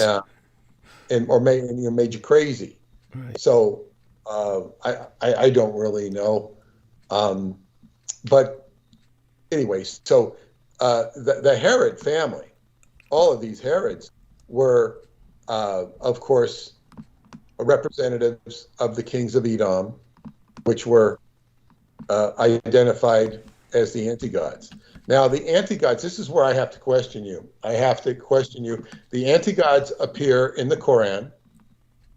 They can be conflated with other entities, such as jinn, but they're not jinn. They can be conflated with ghouls, which they are not ghouls. Am I correct in saying this? Yes, they are not jinn and they are not ghouls, yes. Right, and they are, they're not demons. No. They are, okay, so H.P. Lovecraft learned of these in the Necronomicon. Am I correct? In this book that his father had. This is true. He had, yes, there was that, but he learned of them mostly through his conversion to Islam and from the Quran, where he first encountered Cthulhu, and then through his learning of the Arabic, because he was so good at learning foreign languages, he also picked up on Yog-Sothoth, and through his wife, who was Jewish, but of course the daughter of a rabbinical family, she was able to relate to him aspects of them as well. So it was, yeah. Sephardic Jew. Yeah, yes, that's correct. I believe. Yes, that's correct. And the Sephardic Jews have, I think, the most, what would you say? Contact with the past. Authentic, yeah. Authentic connection. And the Sephardic Jews come out of Spain. Yes. The Iberian Peninsula. And the Sephardic Jews are the ones that were in Gerona. In English, you're going to pronounce it Girona, Spain. Gerona is, the G is pronounced Gerona, Spain, which is near Barcelona. And this is part of properly Catalonia, which is its own independent, or tries to be its own independent domicile, wants to be independent from Spain in its entirety. Spain holds on to it. And it is an ancient Jewish community where the Zohar was created, and the indigenous people of that Jewish tradition. Now, the problem with the people there, they will have Spanish names, they will be Spaniards, but they are hidden Jews, because everybody during the time of the Inquisition had to convert to Catholicism. Right. So it was a matter of survival to be Jewish and say, I'm a Catholic, and salute the crucifix or whatever else they wanted you to do. So it's part of the tradition is to, what was it? Somebody told me, it was a soldier in Vietnam that I knew. It's like you go into a village and you wave up the American flag, and you leave, and the Viet Cong come in and they wave up the Viet Cong flag. Yes. They're just trying to appease whoever's there in glad hand. So this is a long tradition in this area of Spain, of Catalonia, and the tradition is the core. There's a core hidden Jewish knowledge that would be very seamlessly with Christian Kabbalah, and because it's in fact, Christian Kabbalah might have been born there for all I know, because it's a way to integrate the Kabbalah with a K, or the Jewish Kabbalah, and because they do fit together. But the whole idea of that area is they will tell you that Judaism started there and transmigrated to the Holy Land and then came back. This is what they will tell you if you get into more ancient history. So the Sephardic Jewish person is going to have, they're going to be unique, and they're going to be great, very much more authentic and less anti-Goddish, because the whole idea here when we're talking about the anti-gods is that the Judaic religion has been supplanted, and you can find a lot of arguments about that, even by many Jewish people themselves, that it's been supplanted by Herod and these anti-gods who go back to the kings of Edom. And the kings of Edom, they do appear in the Bible. I mean, the Edomites appear in the Bible, and of course the kings appear in there. But do they appear, and they appear as the enemies of the Jews? Yes, that's correct. But also it's God who says basically that no one displeases me more than the Edomites. He says. Yeah, go ahead. Yeah, he says that, and then there's other times when he's admonished concerning someone's hatred of Esau or etc. That this is your own brother, etc. So understand that in a sense this is a different situation. What's going on in the Bible and what's biblical is we become introduced to the Edomites predominantly as the enemy of Christianity in the New Testament when Herod attempts to kill the Son of God. In other words, attempts to kill God, and as the would-be God killer. It gets to a head, Douglas. That's when it gets to a head. Yes. Because before that, they've just been aggravating the Jews, which aren't really doing anything. Right. In when you get to the New Testament, this is like in the context of the be-all and the end-all. Here is the great deliverance. Yes. And we're gonna miscarry the deliverance. Yes. We're gonna miscarry it, and we're gonna co-opt the religion and make it a diabolical religion. Yes. And pedophile and all of this sort of thing. So that's basically what you have with the. In other words, they have a new impetus and a new reason to take center stage, as opposed to when Judaism, they can just appear as aggravators. Right. That's correct. Doesn't become such a critical mass. And if you were to argue, which I'm not making the argument, if we were to have a new Messiah in these coming times, a second coming in the Christian sense, there would be all the more reason for them to flare up and to aggravate the situation. Yes. So people will look towards time travel. They will look towards Radu Cinemar's work, and they will look to the New Age movement. They will look in various aspects of the New Age movement, and even ufology. They will look to it as a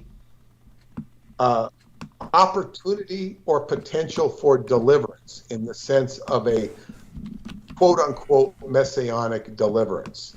Like, when is it all going to be, let's say, in the sense of what's going on with COVID, when are we going to get back to normal? When are we going to get back to normal? And then Governor Cuomo would say, there is no new normal. Well, this is the new normal. In a sense, he might be right. But the normal is always changing. The normal of 10 years ago is not the normal of today, and the same for 20 and 30 years ago. Things change.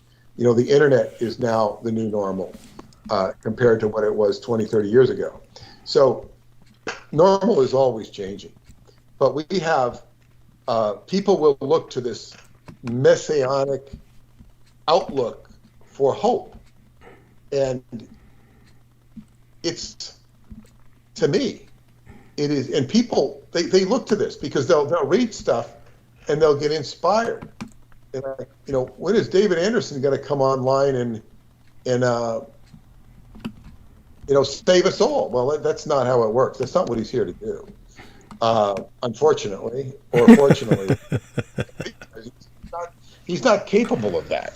His technology is incredible. It's not that good. And so we have people. It's very important for people to deliver themselves. Yes. You deliver yourself.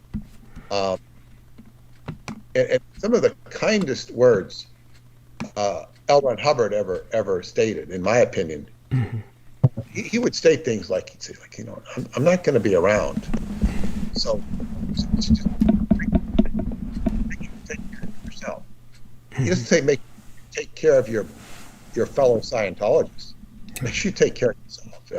You better handle things. And what he said was, and I was pretty much knew that I was gone for the organization. He says, look at yourself 5 or 10 years down the road and see where you're going to be. If you want to get to this level of what he called operating faith and operating spirit, he says, look what you're going to have to do, and look what you're going to have to do to and do it. And of course, that told me I got to get the hell out of here, because this was not a place to accomplish anything for me. I can't speak for other people. So you have to take responsibility, and there are certain decisions you make in your life that will dominate the rest of your life. Yes. It could be go out and get a job. It could be to go out and get a specific. It could be to leave a specific job. It could be to go back to school. It could be to get the hell out of school. I can't speak for people. It's different. And you make a decision, and it changes your entire life. And I look back at certain moments, wow, this bought me so much joy. We're going crazy there on the mute. Somebody needs to mute. Okay, I'll mute because I think it's I think my mic's having some problems. Go on. Okay, so you can mute and unmute. But anyway, yeah, there are certain points in your life where you're going to make monumental decisions, and it will affect the rest. I was saying, yeah, I can look at it as joy. Well, it's not really joy, but it's like, yes, it. Let me say, it's kind of like, if you invested in Apple and never sold it, when it was below 100. I did invest at Apple at 57 and sold it at 75. So I didn't really, that would be worth, tremendous amount of money today. But suppose I kept it. Suppose, wow, it could change your life. But I'm not talking about money here. I'm talking about investing. The person you marry, the person you divorced, it can dictate the rest of your life. So these are monumental incidents that do occur, and people have to look into themselves and to themselves for their personal salvation and for their deliverance, because there's that saying, God helps those who help themselves, and that can be true. If you help yourself, you can have the wind at your back. So this is, I just want to say to people, because people often are looking and searching, and all of religion is based upon hoping and faith, and that's a part of life, whether you're religious or not. You have hope and you have faith, and you're deferring things that you cannot directly control or you give up responsibility for. So when we get to this messianic message, the anti-Messiah is here to wreak absolute havoc and to feed on the destruction of people and to feed on the desolation that people feel and to feed that and basically to create chaos. Hubbard would have called it en theta, meaning inturbulated theta, or theta in turbulence, theta being life force in turbulence. He would have said that's turbulent life force, and it's not to be indulged in, because it's trouble. But this is what we have. We have this. It's like a cancer on humanity. All that has been rendered by Michelangelo and the kings of Edom. You don't even have to be a Christian. And as Douglas was saying in one of his other lectures, you don't have to be a Muslim to be a Muslim. You don't have to be a Christian to be a Christian. These are appellations or identifications of a particular theology that are generally misunderstood, and they identify with certain, I guess, what you call the inner, what's the word? It's a word I'm kind of, typorethic component of the human being. Typorethic being a description of the Sephiroth in the Kabbalah called Tiparet or Tipareth, and that is the sort of the what Christ is identified at. It's one station of the tree of life, and it's sort of a unifying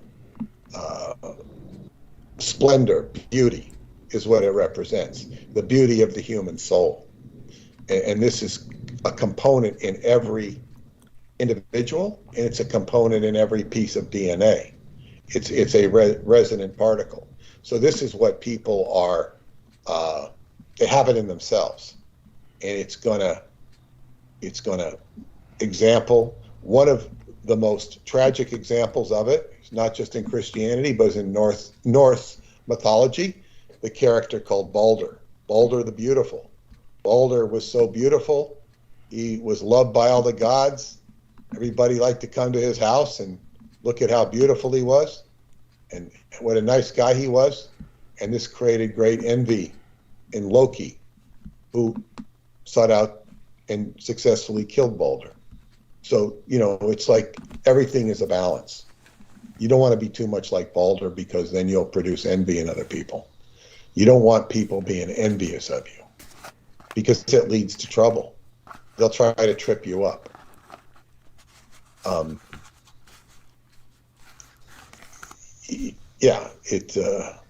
It reminds me of a guy I once knew.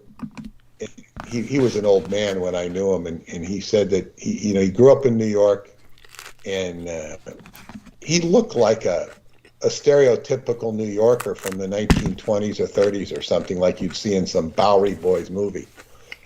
And he moved to Ohio, and he said, and the kids look at him and said, "You come from New York, you don't look so tough to me," and they'd start beating him up because he said he came from New York, and he probably had that New York look with the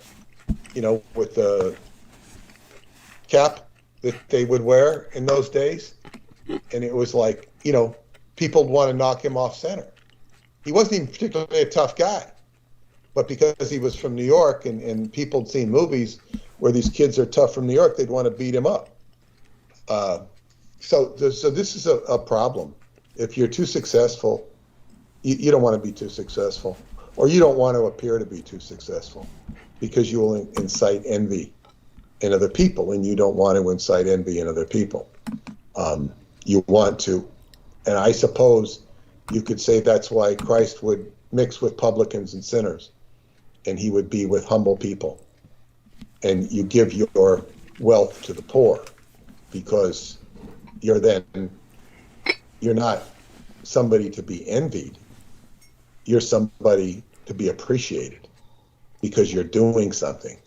And it's very important that you do things for people, because, and this is a problem, with rich people.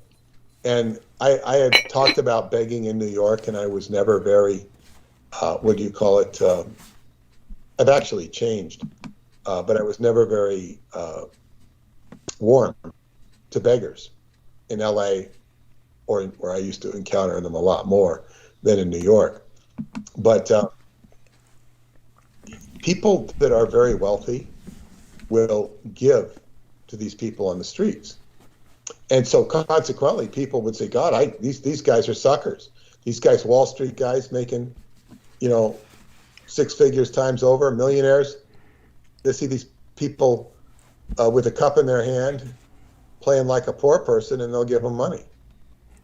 And there was a whole begging school that operated out of New Jersey, I think, that would teach people how to make money by begging. It was a scam. Wow. So nothing like New York to have its scams and whatnot. And I would say as daunting as New York can be, it's not as bad as it used to be. It's just not as bad in many respects. In fact, was it last Sunday? No, it was, what's today? Yeah, it was the last Sunday. Mm-hmm.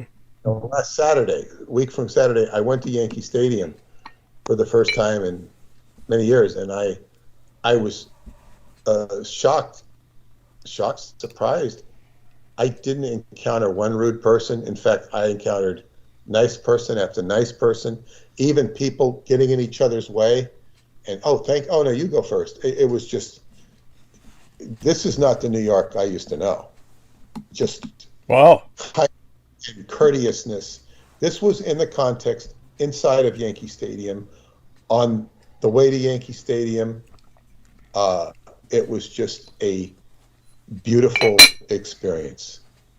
The only negative part about it was that the Yankees got killed 12-2. But other than that, it was, it was great. It was just like, wow, this is not the New York I used to know. I haven't been into the city in a long time, but I will go in, on your birthday to deliver this, to deliver your book. Oh yeah, that's going to be fascinating. I do want people to know that actually I honestly wasn't, Peter, of course, I don't mind this at all. I will be there, and I'll certainly be here, and I'll do the show on my birthday on the night tide, on the eventide. I'll just be here, as I always am. But I honestly wasn't going to be here until this happened. And then Peter told me about this was going to happen. He was going to be essentially taking advantage of his invitation to talk to other people and network a bit about our book. And so he needed to have someone to call into about it. And I certainly feel that it's good for all our listeners to hear what's going on. Yeah. I think it's a good, I think you will, if you're open on your birthday, I think you will get extra contributions, which you could certainly use. And I would encourage people to contribute to Douglas Forey's birthday, October 20th. Thank you. deeply appreciate it, and I agree. Yes, so that's a good idea, and I certainly will appreciate that. And as I said, tonight is dedicated to the lovely young lady who has been through so much hell, and we will certainly help her heal. And she's welcome to speak about her experiences on my program. And as I said, DouglasDwayneDietrich at gmail.com. Do write in about write to me if you want to come on the program, and we'll make certain it happens. Clarice Claudette. And so definitely, aside from the $200 she donated, and why tonight's episode is dedicated to her, Peter, of course, will be with us for a little while longer, but I definitely, when he retreats into the evening, I'll talk a bit about the anti-gods, since that was something we were headed towards, and this was something that many people were here for. So I will take that on before, refreshing myself and then coming back down to earth, maybe to some more ongoing contemporary affairs. I mean, certainly we'll talk a little bit about that Army couple and other things that have gone on with the military. But other than that, certainly I want to bring up to Peter's attention, as a matter of fact, that there's a number of things that I didn't want to go into this while Carrie was with us, because it would have taken us from where we had to go. But I so wish she were here while I brought these subjects up, because these are something I'm certain she could sink her teeth into. I'm certain that she would have plenty to share about these topics. But there were a number of interesting confluences in terms of the other side of the veil, in terms of people who died today, and in terms of people who died a while back, but nevertheless are finally getting some attention paid to them this week in a way that really matters. And so one of the things that I noticed, of course, was that the bomb maker of Pakistan died. And this is something that Salman Sheikh could go into at some length, because the man who built nuclear weapons for Pakistan and later on was discovered to be selling nuclear secrets out of Pakistan has died. And that he's very similar to the one they were always complaining about in the United States, A.Q. Khan, or something of that nature. But in terms of the man who built the bombs in Pakistan, let's look up his name, because, this is important, and I never really, took the time to remember his name. So let's look up bomb maker Pakistan and see what we get with this. And of course, by bombs, I'm not talking about somebody who's just making improvised explosive devices. We're talking about nuclear weapons. And so it turns out that I believe his name is Abdul Qadir Khan. And so he made documents available that basically where he said, he basically got about $3 million United States dollars in payments from the North Koreans so that he could sell them nuclear secrets. So apparently he was may have been selling this to other people besides North Korea. So this guy was a real whore. And so the Pakistani dude who was considered the founding father of the Pakistani bomb, or the original Islamabomb, as they used to call it, the Islamabomb. This was a guy who sold out, well, in a sense, his own country and anybody else, basically humanity, by selling what he could to anybody who was willing to pay for it. So he died today, and that's kind of an important, shall we say, little nuclear tidbit, and there's much more to... Excuse me, he makes Jeff Bezos look like a good guy. Yes. He really does. He really does. Yeah, I guess so. He was, by the way, he was born in Bhopal, which was, the Bhopal where we had that horrible chemical spill. Now, for those of you who don't know, he was born in what was the British Raj, of course, back in 36. And then he wound up, doing everything that he did. And I'm certainly not going to argue with what our man Peter says. And so he was 85 years old. Now, beyond that, or perhaps in a way that's more important, basically Martin J. Sherman died. And I don't know if Peter knew of him as a writer. Certainly this man was a journalist. And he was, of course, really the preeminent historian of the nuclear age. And so he died today at the age of 84. And so here's this other guy who died, who was writing about nuclear weapons, whereas the other guy was making them. And with the individual Martin J. Sherman, he was a Pulitzer Prize winner. And so he won the Pulitzer Prize because he actually put more of a kind of personal spin on the bomb, which had impacted him personally, in the sense that he was serving in the U.S. military as a sailor during the Cuban Missile Crisis. And that, of course, was one reason why he became so interested in the nuclear weapons race. And so here you had this Sherwin individual, Martin J. Sherwin. If I said Sherman, I apologize, because, I got a lot of names to remember, and I don't remember them all. And like I said, I'm decompressing now from coming back from days of partying.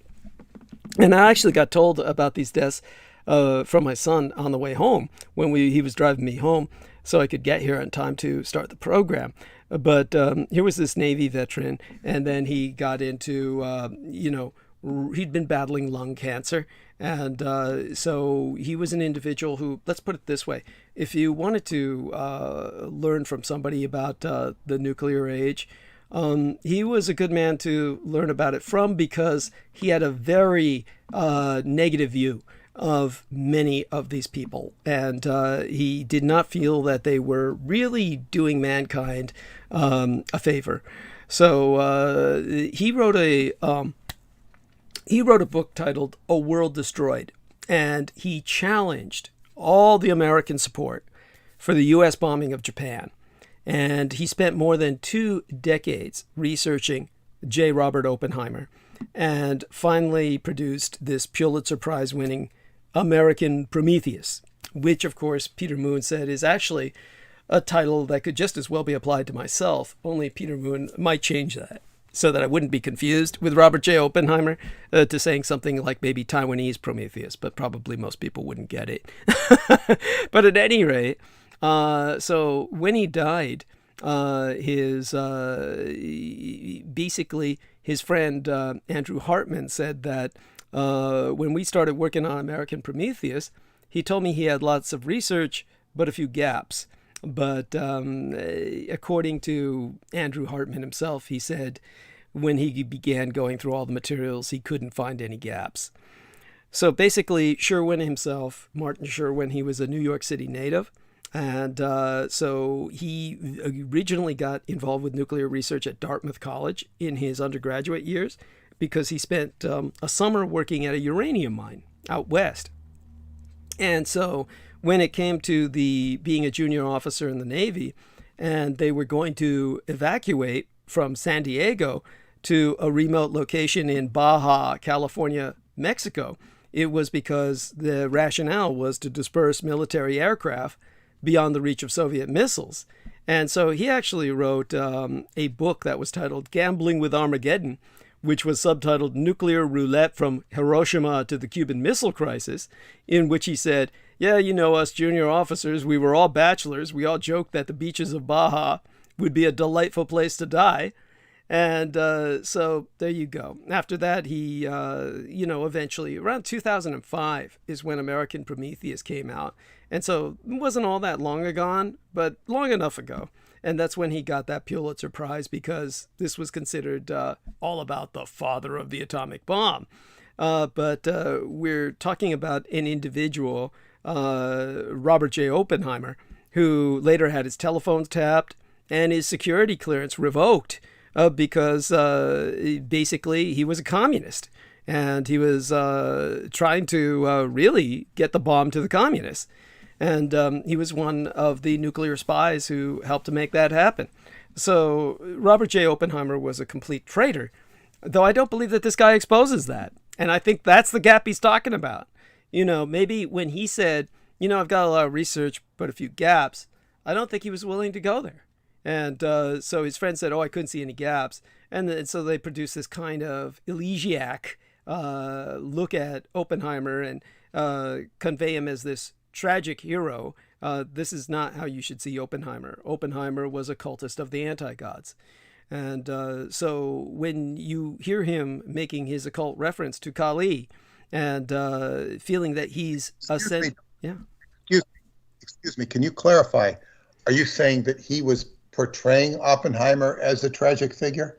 I believe that that's what the book American Prometheus ultimately does. You know, that's in other words, they wanted to sell it to the public, and they couldn't sell it to the public by saying that Oppenheimer was a rabid cultist and communist who was trying to sell American secrets and was. But they do say that he was trying to sell American secrets, do they not? I don't think they really go where they should with that. No, I don't. They do point out the fact that he's persecuted during the McCarthy era, but it makes it sound almost as if he's like a victim. The way they portrayed it in the book when I read through it was that, oh, you know, because he advocated nuclear containment and because he opposed the development of the hydrogen bomb, that he was somehow this hero, and then the evil state was, you know, coming down on him for not being with the pro. This is very important. So this to clarify. So it sounds like Sherwin. I was going to call him Sherwin Williams. Well, what was his name? Sherwin. What? Martin Sherwin. Yeah. It's a hard one. Yeah, Martin Sherwin. Yes. Martin Sherwin. Okay. So it sounds like he had a very visceral experience with atomic stuff, but it sounds like he researched so much that he began to believe what he was researching instead of knowing the truth about this man. Or was he a shill? I don't know if he was a shill. I don't know if he wasn't a shill. I think that, you know, in reality, in a sense, he was a shill. The only part of his career which I tend to sympathize with him on is because, for his own reasons, because he was essentially, this is Martin Sherwin, not Oppenheimer. Basically, he wrote the book A World Destroyed, subtitled Hiroshima and Its Legacies. And this was Sherwin's first book. And so he basically came out, that book came out in 1975. It's not like Sherwin came out of the closet or something. I don't believe he was really in the closet. I think he was a straight, normal guy. But in 1975, the book came out, and it was a Pulitzer finalist. The New York Times was praising the book for its unprecedented scholarship on such questions as whether the U.S. needed nuclear weapons to defeat Japan in World War II. So what Sherwin contended, and in a sense he has my sympathies, and in a sense it's something that I've been arguing against because it's just another fallacy. He's just another shill. But he was basically saying that President Truman's decision to bomb Hiroshima and Nagasaki was based more on intimidating the Russians. The only thing that I was sympathetic with was the fact that he kept trying to tell the Americans to basically not be so supportive of the U.S. bombing of Japan. So in other words, he was trying to say that the American adulation of bombardment is a mistake, which I've always argued for, just for every possible conceivable reason, humanitarian or pragmatic or just military. And I pointed out all the reasons why before, how the U.S. Strategic Bombing Survey even concluded what a failure that bombardment was. I think that falls in line with, I think there's been an effort to portray Oppenheimer as somebody who did a necessary evil and then was so sympathetic, so was such a big-hearted man that he really cared, and I think being that he won the Pulitzer Prize, being that was a Pulitzer Prize finalist, he can't really be anything other than a shill. Thank you. Thank you. The only reason, like I said, aside from certain elements that I had sympathy with, was another thing that made me feel somewhat sympathetic for him was that in the mid 1990s, he was among the advisors for a planned Smithsonian exhibit about the 50th anniversary of the bombing of Japan, but it was canceled because all these veterans organizations got together and dozens of members of Congress were lobbied by them to object to it because they concluded it had an anti-American bias. And so the Smithsonian, after being confronted with a congressional rebuke, instead only displayed the Enola Gay, the plane from which the United States dropped the Axis bomb on Hiroshima. Basically, just to read a paragraph that made it sound like he was going in the right direction at first, and this is from the 2003 edition of A World Destroyed, that book that first came out in 1975. He said, in the United States, the collective memory of World War II sees the war as, quote unquote, our finest hour. America without that image is unimaginable to most members of the generation that fought the war and to those in subsequent generations who have defined their view of the world and their political lives as a reflection of this image. So, I mean, this is absolutely true. So he starts off with the right way, but then, of course, he concludes the book by saying, well, you see, Truman's out to intimidate the Russians by the bombing of Hiroshima and Nagasaki. Now, all of this is just absolute and utter bullshit. It has nothing to do with anything. And this is part of what, this is 1975, mind you, when America is completely, shall we say, finally completely scrubbed, wiped out from Vietnam, when the American embassy is closing down in disgrace and people are flying off the roof of it in helicopters, pushing people off and, taking babies being handed to them with them and all the other shit that went down at that moment, the end of the American century, when you have that scenario taking place. And he's just basically saying, oh, this was America trying to scare the Russians. The insanity of it should speak for itself. And nobody at that point in time considered the Russians a threat. Anybody who thinks that is out of their fucking minds. The only place they were considered a threat was in Europe, where Stalin was not only prepared, but very vocal that he wanted to take Paris. He had said that at the conference with Churchill and with Roosevelt. He said, that during the time of Napoleon, the Russians occupied Paris. And he said, I want Paris. And they're just like, oh, yeah, oh, that's nice, like he didn't say anything. And so he had every intention of taking Paris and wound up just as a dry run, a practice run, helping with the invasion of Korea. So he was planning for ultimate war with the Americans, and the only thing that stopped him was his own people killed him. Which is a fact, and that was because his doctors just wouldn't treat him and ultimately just let him die. His own daughter attested to that. But when it came to something like what Sherwin was doing, he was basically revising in the name of the American military-industrial complex. So yeah, he turned out to be basically a revisionist, and he was revising it so that people would say, oh, okay, these bombs are, what all of this does in the American imagination is it erases from the American mind any Japanese control over their own destiny, which is the whole intent. And so they make it sound as if the Japanese were prostate and the Americans at this point are just, tossing bombs to impress the Soviets. It's stupid, crazy shit like that. Also that the atom bomb was a weapon of last resort. Yes, thank you. It was a weapon of last resort, and we had to end the war because it was a horrible thing to do, but many more people would have been killed if we didn't do this. And what really stopped what stopped people from being killed was to accept the Japanese overture of peace with the delivery of the biocidal weapons to Nevada. Thank you.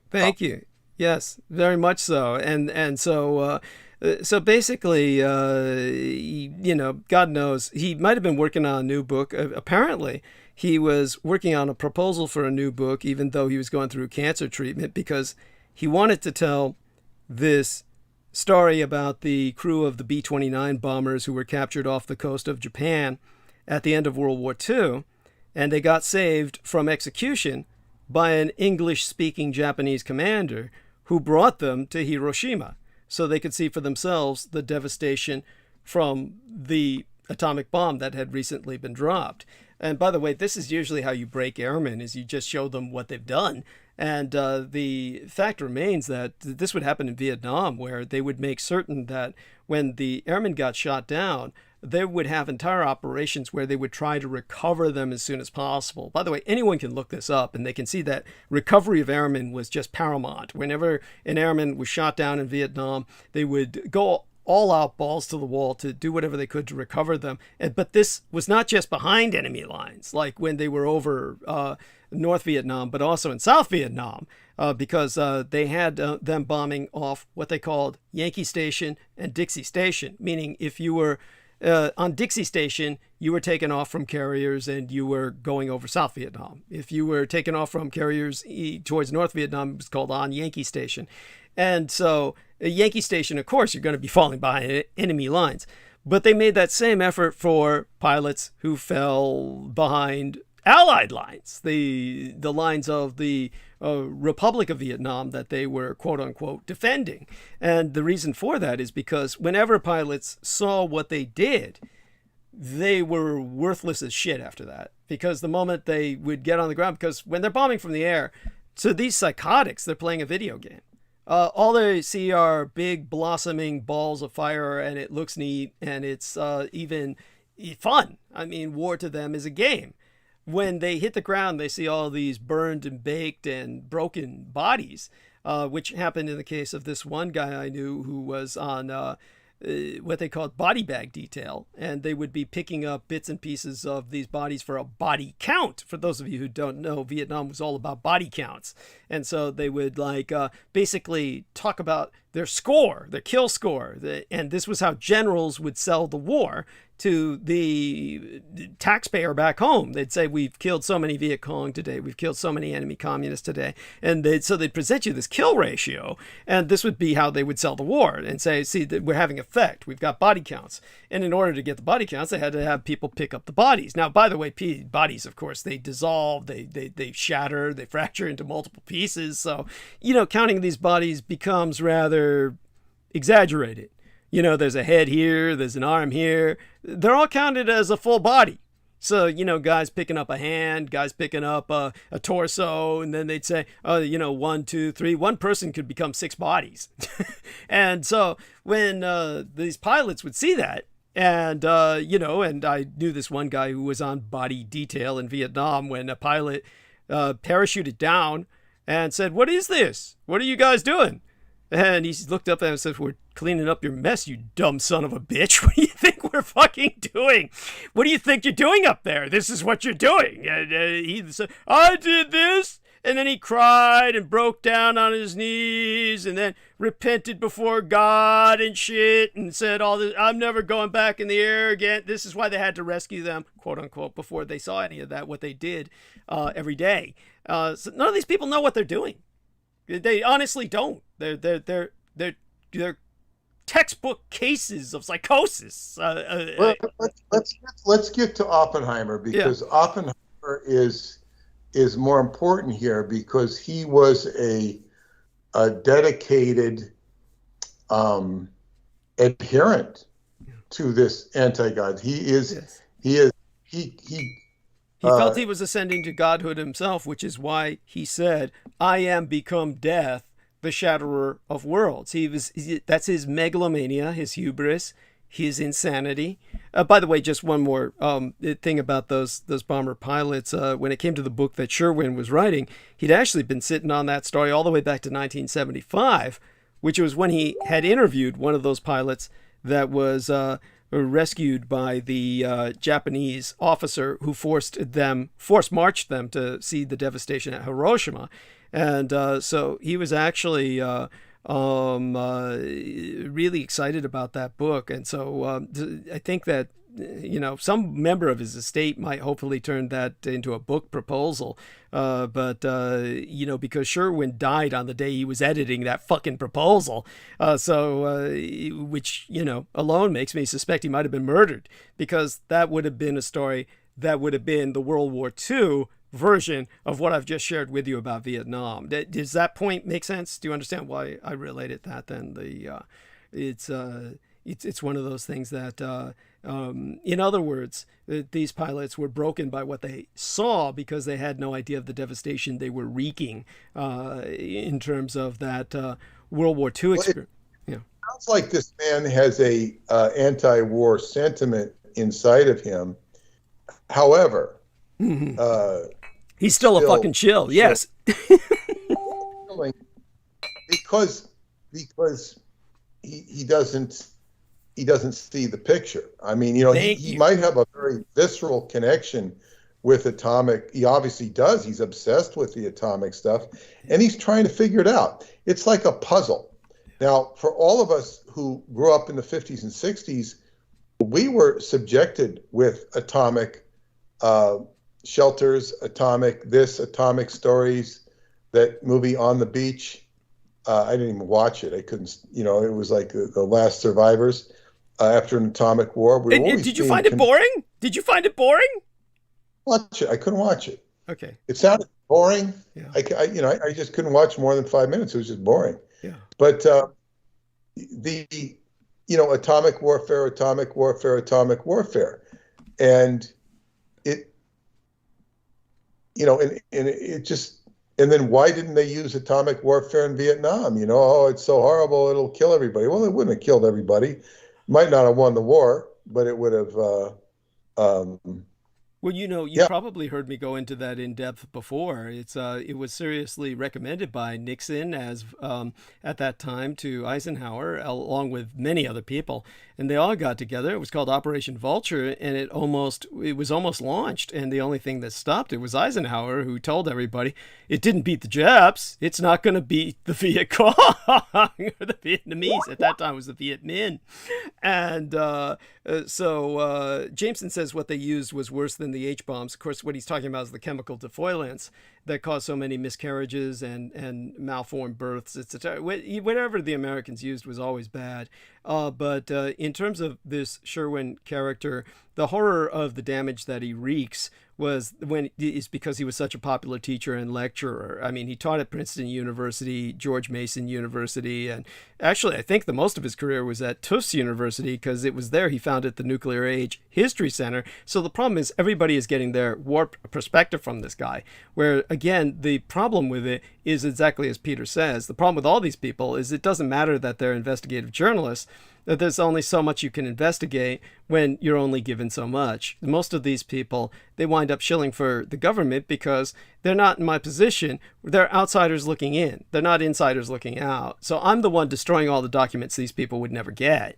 And since I'm the one destroying these documents these people would never get, they have no context for what they see. And so when they try to... Exactly. And if you think of the circuitous, if not convoluted path that it took me to get to you. Yes. It's like it's been circuitous, through Preston Nichols, through various and sundry adventures, it took me a long time to arrive. And as they say, what you have to offer is like the Pentagon Papers, only the Pentagon Papers could be published by the New York Times. Right. Your revelations, what I did in my book, Synchronicity and the Seventh Seal, mm-hmm. I did it's a parody in a sense. I emulated the New York Times, and I said, this is the New York Times reporting on the ancient name of, Jesus, Yod-Heh, Shin, Vav-Heh, and I did it, I just did it in a very dry parody of the New York Times reporting. Yes. All this stuff you thought was not really what you thought. And the New York Times is very dry. Mm-hmm. It's very dry. Yeah. traditionally. It's a little more chatty than it used to be because I see it online now. But it was a very odious, boring paper to read, and it was not fun to read, and nothing was too. It would try to desensationalize anything. Mm-hmm. It would, it was for people reading, in their New York apartments with their suits with pads on the elbows or something, and they're sitting there. It's like,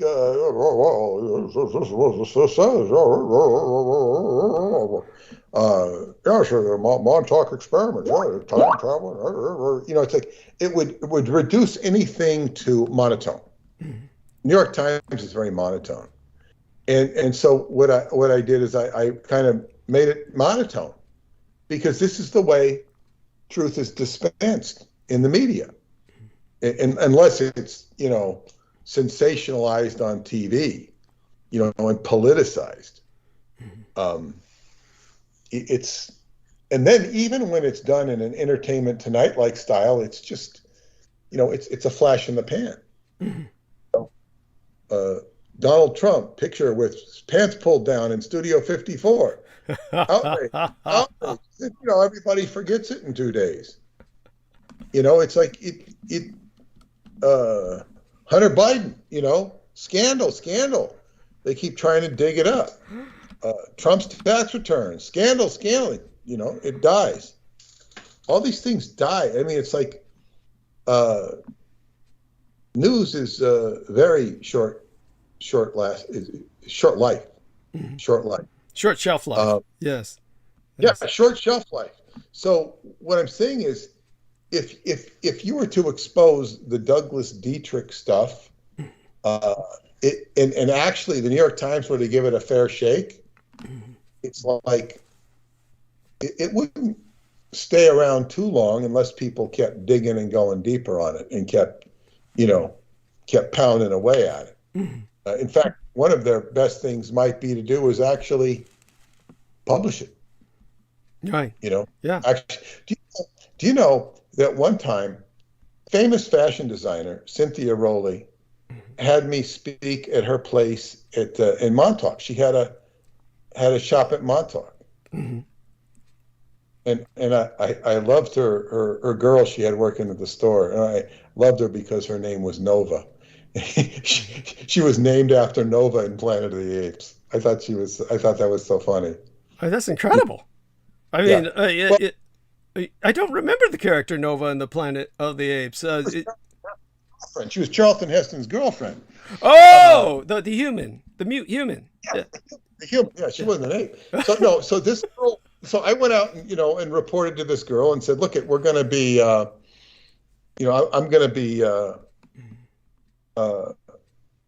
on the beach. I mean, can I park here? Because I'm going to be talking here later." So yeah, you can park there. That's fine. It was hard to get parking spots. And I talked to her, and she said her name was Nova. And I said, that's like the girl from the Planet of the Apes. She says, "Yeah, my mom named me after that." That's funny. Oh, that's incredible. I mean, that's delightful. So, by the way, that also go on. It is delightful, mm-hmm. But then mm-hmm. you kind of see that it's like it kind of loses its flame if everybody's naming their kid Nova. I mean, I don't know that they did, but this is where you get ideas. You watch movies. I met some lady in Germany who named her kid Neo after the Matrix. And there's a certain point. Oh, and one of my favorites was this guy who was making CDs for me. His name was Blue. Mm-hmm. And I said, "Blue, is that your real name?" He says, "Yeah, it's my real name."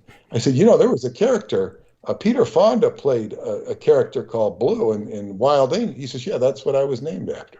Mm-hmm. His name after. It was with Peter Fonda and Jack Nicholson, these Hell's Angels movies they made back in the 60s. Those were movies we liked to watch or something. They were, I forget the name of that director who did it.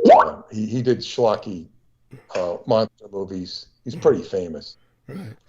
By the way, James Reese says naming somebody after a movie character is a form of child abuse, but go on. that's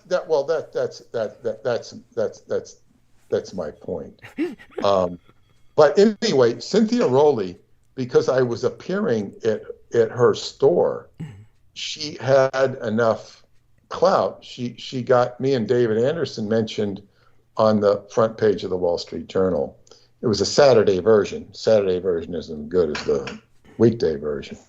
So at that point, that was like, wow, you've got some mainstream acceptance. And as I've said, Montauk has pretty much been mainstream to a certain extent. To a certain extent, they won't, but not really with the David Anderson stuff. Not really, and you know, even after that, you know, these news or these documentary shows would omit the key ingredients to the story, because they're just so stupid and not part of it. I really attribute a lot of it to stupidity. Yes. Not sharp, not getting it. Some of it can be following an agenda. So as they say, if we were to have all of your stuff exposed in the New York Times, or not all of it, but a good portion of it, it would be like, oh, but it would undermine. It would undermine so much of what you say is true about it. It's just like, it's going to undermine the whole illusion that's being fostered on the public. And this is what I always felt that I was fighting Saturday Night Live for a long time. Fighting for a long time, because, and I've even known in media, I can feel the buzz of the media with my stuff, and how they will avoid me. Well, just to verify what you're saying, it's what you said about the satanic panic. The whole thing was, this was not a panic. This was a real satanic exposition. This was a revelation. And people didn't want the revelation, so they took comfort in Saturday Night Live, which made it all a panic. And Saturday Night Live was definitely working for the Office of War Information, on part of the Office of War Information, when they covered up it just made everybody who believed in the satanic conspiracy look like an idiot. And so they feel comfortable because, and this is what Hubbard called confront. And the first thing you did in Scientology was you learned how to confront. You'd sit in front of another person 3 feet away, and you'd look at them and just confront. And there was more theory behind it, but just be there and confront. And this applied not only to people, but to issues. Confront the issue. And as you got deeper into Scientology, he said that mankind's lowest ability or weakest ability was his ability to confront evil. And I was very good at confronting evil. You don't want to go overboard on it, because then you're going to bring the whole house down on yourself and look like a fool.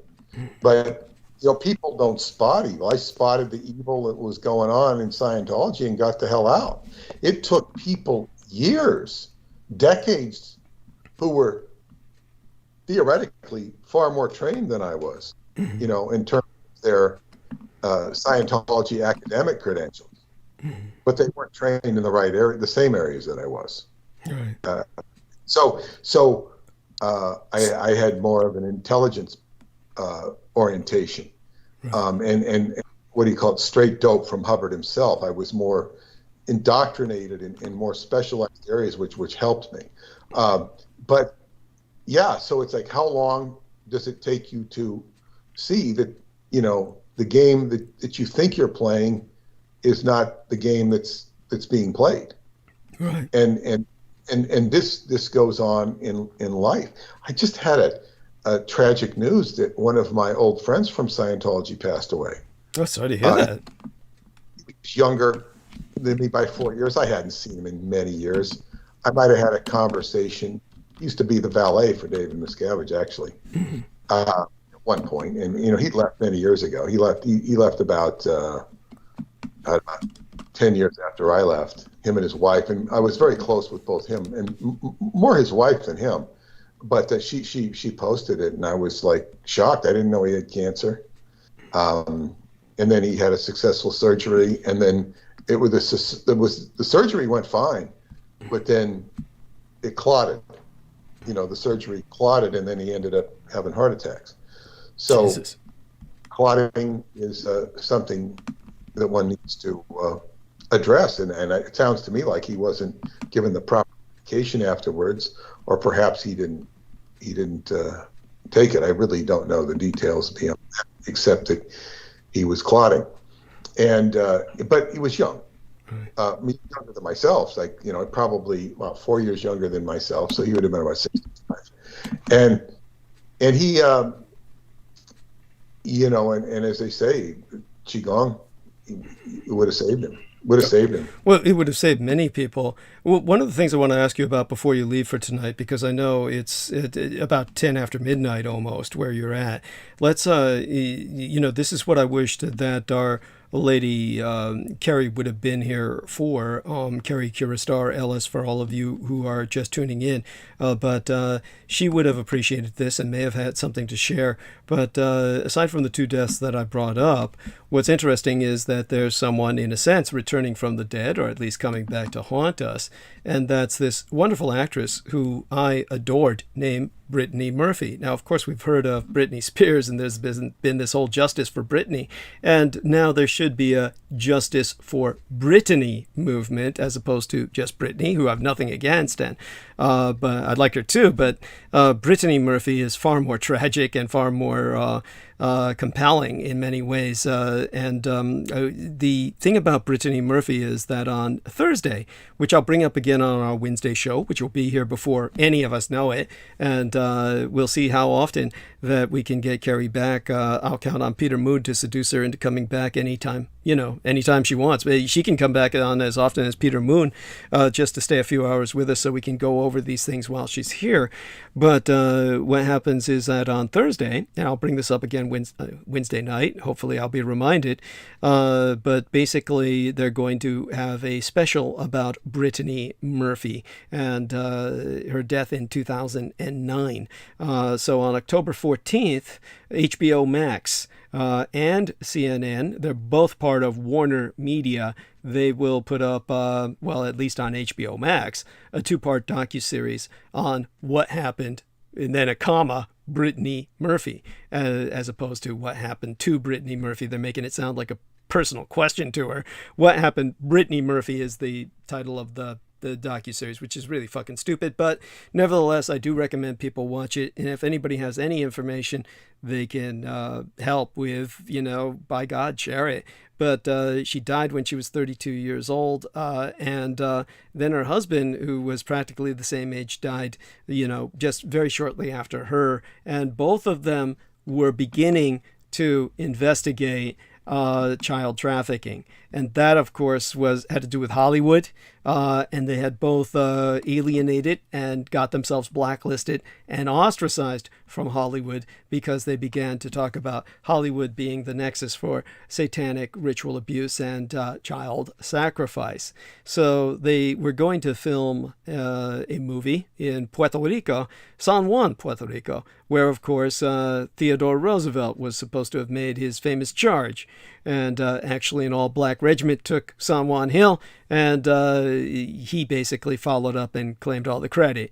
But in November of 2009, they both went there, Simon Monjack, the husband of Brittany Murphy and herself, to film a movie called The Caller. And that's when her mother, Sharon Murphy, went with her. And basically everything went wrong. Brittany Murphy was fired the first day. And of course, everyone was saying it was because her husband Monjack was drunken on set, but he claimed, and it seemed quite compelling, that he had been handed something that was drugged, which makes perfect sense. And then they stayed on the island to vacation, and then they both caught Staphylococcus, or rather Staphylococcus, or Staphylococcus, yeah. And by the way, I grew up and I was hit with strep throat or streptococcus every year of my fucking childhood because I grew up in such a filthy environment. But Staphylococcus, I wouldn't want that. That's like skin infection. It's like flesh-eating virus. And on the flight back to Los Angeles, whatever drug they had given her husband was so potent that she had to give him CPR because he had a mild heart attack. Okay, this isn't normal drunkenness. And then, so then she wound up contracting Staphylococcus aureus. And she kept thinking she could overcome it because of her youth. But she was going through her second period in a month. So she was suffering anemia. She had laryngitis. And because she was young and kept thinking she could overcome it, she didn't call the doctor for 6 weeks. And finally, she made an appointment for a Monday, but she never made it through the weekend. Basically, it was extraordinarily ominous. She was actually a care provider for both her mother and her husband. She'd been taking care of both of them because her mother was struggling with neuropathy after surviving breast cancer. Her husband was dealing with seizures and sleep apnea ever since the vacation. And then here they were trapped in this $4 million home on Rising Glen Road that they had purchased in 2003 from Britney Spears. And they now hated it. Her only comfort zone was her bathroom, where because she had the staphylococcus, she spent hours looking at her skin, basically studying her body image. And she just kept thinking that they could have a new start in New York City and get involved in independent films since they'd been completely blacklisted by Hollywood. But by that December Saturday night, and that's what I got to remind people, enjoy this fall because it'll be snowing before you know it. But by the Saturday night, they started having power blackouts.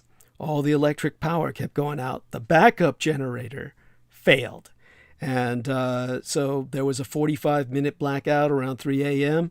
They kept using flashlights whenever it went dark. They were afraid to light candles because they had this wheezing oxygen machine that Simon relied on to ease his sleep apnea and his bouts of asthma and his respiratory infections. And so then her health troubles set in, and then she was basically gasping for breath. Her lips were turning blue from a lack of oxygen. Her lungs were filling with fluid, and she took the antibiotic Biaxin, migraine pills, cough medicine, and over-the-counter nasal spray.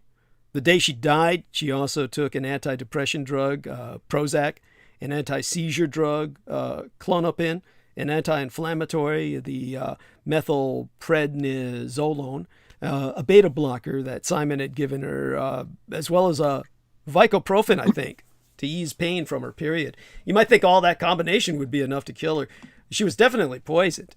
Basically, she fell down in the bathroom and she told her mother, "I'm dying. I'm going to die. Mommy, I love you." Her mom called 911. Of course, it was too late.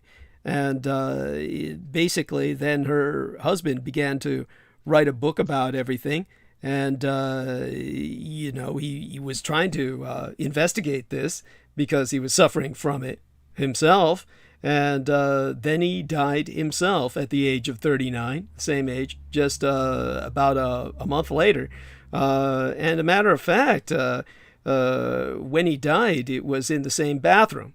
And of course, it was like with his autopsy, they said he died of the exact same thing, acute pneumonia and anemia, like he was bleeding like a bitch or something. And so, of course, there was no drug overdose in the autopsy. But when Entertainment Tonight produced a documentary about it in January of 2011 or so, or there was one made shortly thereafter, I think there was a following Entertainment Tonight documentary in which the mother was saying everything that was written about both of them was totally untrue. I mean, Murphy's parents fought over the theories about their daughter's death, and it's just been a horrible time. Her mother maintains what in Asia we call a spirit trap. In other words, the house is maintained exactly as it was the moment Brittany died. But the whole thing started when they began to talk about satanic ritual abuse and child trafficking in Hollywood. And that's when they were blacklisted and all of it came to this. So I can guarantee you, this is why I despise and hate Saturday Night Live, shilling for the military occult industrial complex, which Hollywood is simply a part of. the entertainment industry is simply an extension of the military industry. The movies you see are simply recruiting ads. That whenever you see the military fighting aliens or anybody else, Asians are aliens. It's all a recruiting pitch to get you to sign up. And once you're in the industry and you protest against them trafficking all the children and fucking them, then well, this is how you go out. This is what happened to her, and it reminds me exactly of what happened to the British young lady who was ultimately murdered because she was investigating the exploitation of children in Britain. And she exposed the oh my God, what were they called? There was this rock band where the rock band guy was fucking babies. He got his groupies, female groupies, to give him their infant children so he could fuck them. And so the first person to expose them was this British actress who then died mysteriously at a very young age. The police killed her. Whoever thinks the cops in London are good people, just remember that one cop in London just recently stopped some blonde chick for a COVID check, raped her, and then killed her. Cops in Britain are no better than here. And I'm forgetting who that young actress was. She was involved with the We Are the World campaign, or her father started the We Are the World campaign and all the rest of that. But anyhow, I could find out. In the meantime, so yeah, if you have any memory of this or any insights into it, Peter. I knew nothing about it at all. I didn't even heard of this woman. Yeah. So, I mean, but it, when you start investigating certain things, it leads to a lot of trouble and a lot of drama. As I was discussing my friend who was run off the road the other day, and he's kind of retired and living out a peaceful life in Pennsylvania now. But it's like when you're approaching occult factors or dangerous factors, you have to have protection. You have to know what you're doing, and it's kind of like it's like walking. It all comes down to, what do you call it? Common sense. And going to somebody and expecting them to feel the outrage you do. This doesn't work. You can't. It works better when you're not as outraged as they are. When you create outrage that's not your own outrage, that's when things work better. Well, you might think that would have happened with me. I've maintained, I think, a pretty repressed attitude about all of this. You never really hear me raging about everything that happened, and didn't really help. Well, no, but you have raged in the past. Been very frustrated on transmissions. Oh, yes. Long time ago. But it's like, but whatever. It's like you're not actually raging to anybody. You're just raging, generally speaking, which is different. If you just go off and just enrage at something, I'm talking about raging in somebody's face, going to an official, going to a policeman, going to somebody and begging for justice, demanding justice, screaming for justice. This is what gets people in trouble, right? Because you're now making yourself a spectacle that needs to be taken care of. If you're just yelling off the top of a cliff, nobody cares. But when you start pissing people off and they have to do damage control on you, that's when you become a problem. Right. So, by the way, the British actress I was thinking of, the band that she exposed was the Lost Prophets. And so the Lost Prophets was led by Ian Watkins. They were Welsh. So the rock singer Ian Watkins had all these female groupies who gave birth to his children, and he would have them turn over the infant babies for him to fuck. So the British actress who exposed him was murdered for exposing the Lost Prophets. So let me see if I can find her name, because she was Oh, let me see. Now, what I'm getting is Maya Leisha Naylor, but I don't think that's who I was thinking of. No, that's not her. I'll see if I can find her, because it was she was also very attractive, and I also had a crush on her. And both of these people began basically dealing with this very ugly subject, which they never should have done, and then they wound up dying for it. And, I do always tell people, don't ever get involved with this and don't start pursuing this. And it never makes sense that people do. It's bizarre to me. I warn people against it because I was only involved out of the situation I was in. And I do wish most people would listen. And maybe later on I'll find out what that person's name is. But I think people get the point. Like Doug's the poor guy I told you, Alex Studer, who interviewed me a few times at least, and was working with Fuad, and he was obsessed with Aquino, and he was stalking his house on Leavenworth Street, and then ended up allegedly killing himself, which nobody believed, and his death was not covered in the paper. Holly Kaditis Kiefer's got it. She's got it. The name of the young lady was Peaches Geldorf. God bless you, Holly. I couldn't have gotten that out without you. Peaches Geldorf. So if people look her up, they'll see who I'm talking about. Honest to God, Holly Kaditis Kiefer, I salute you.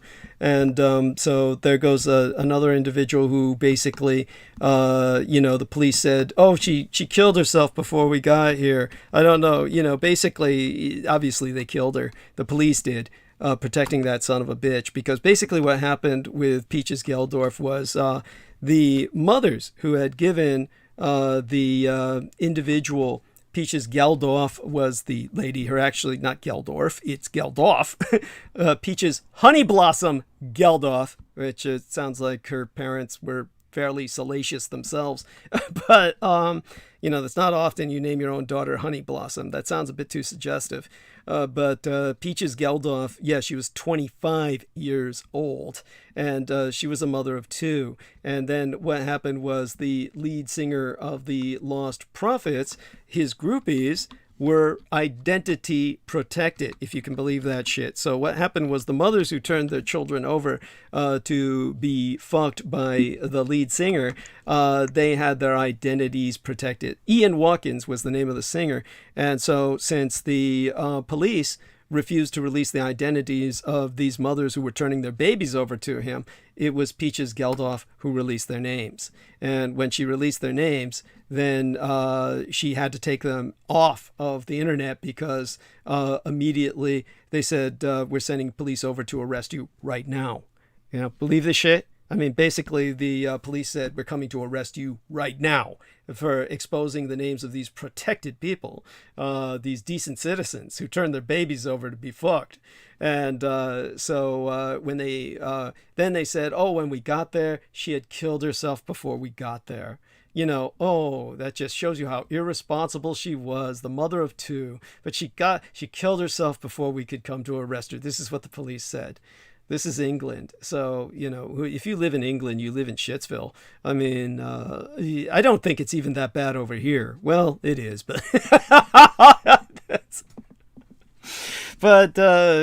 this is what leads to total cynicism.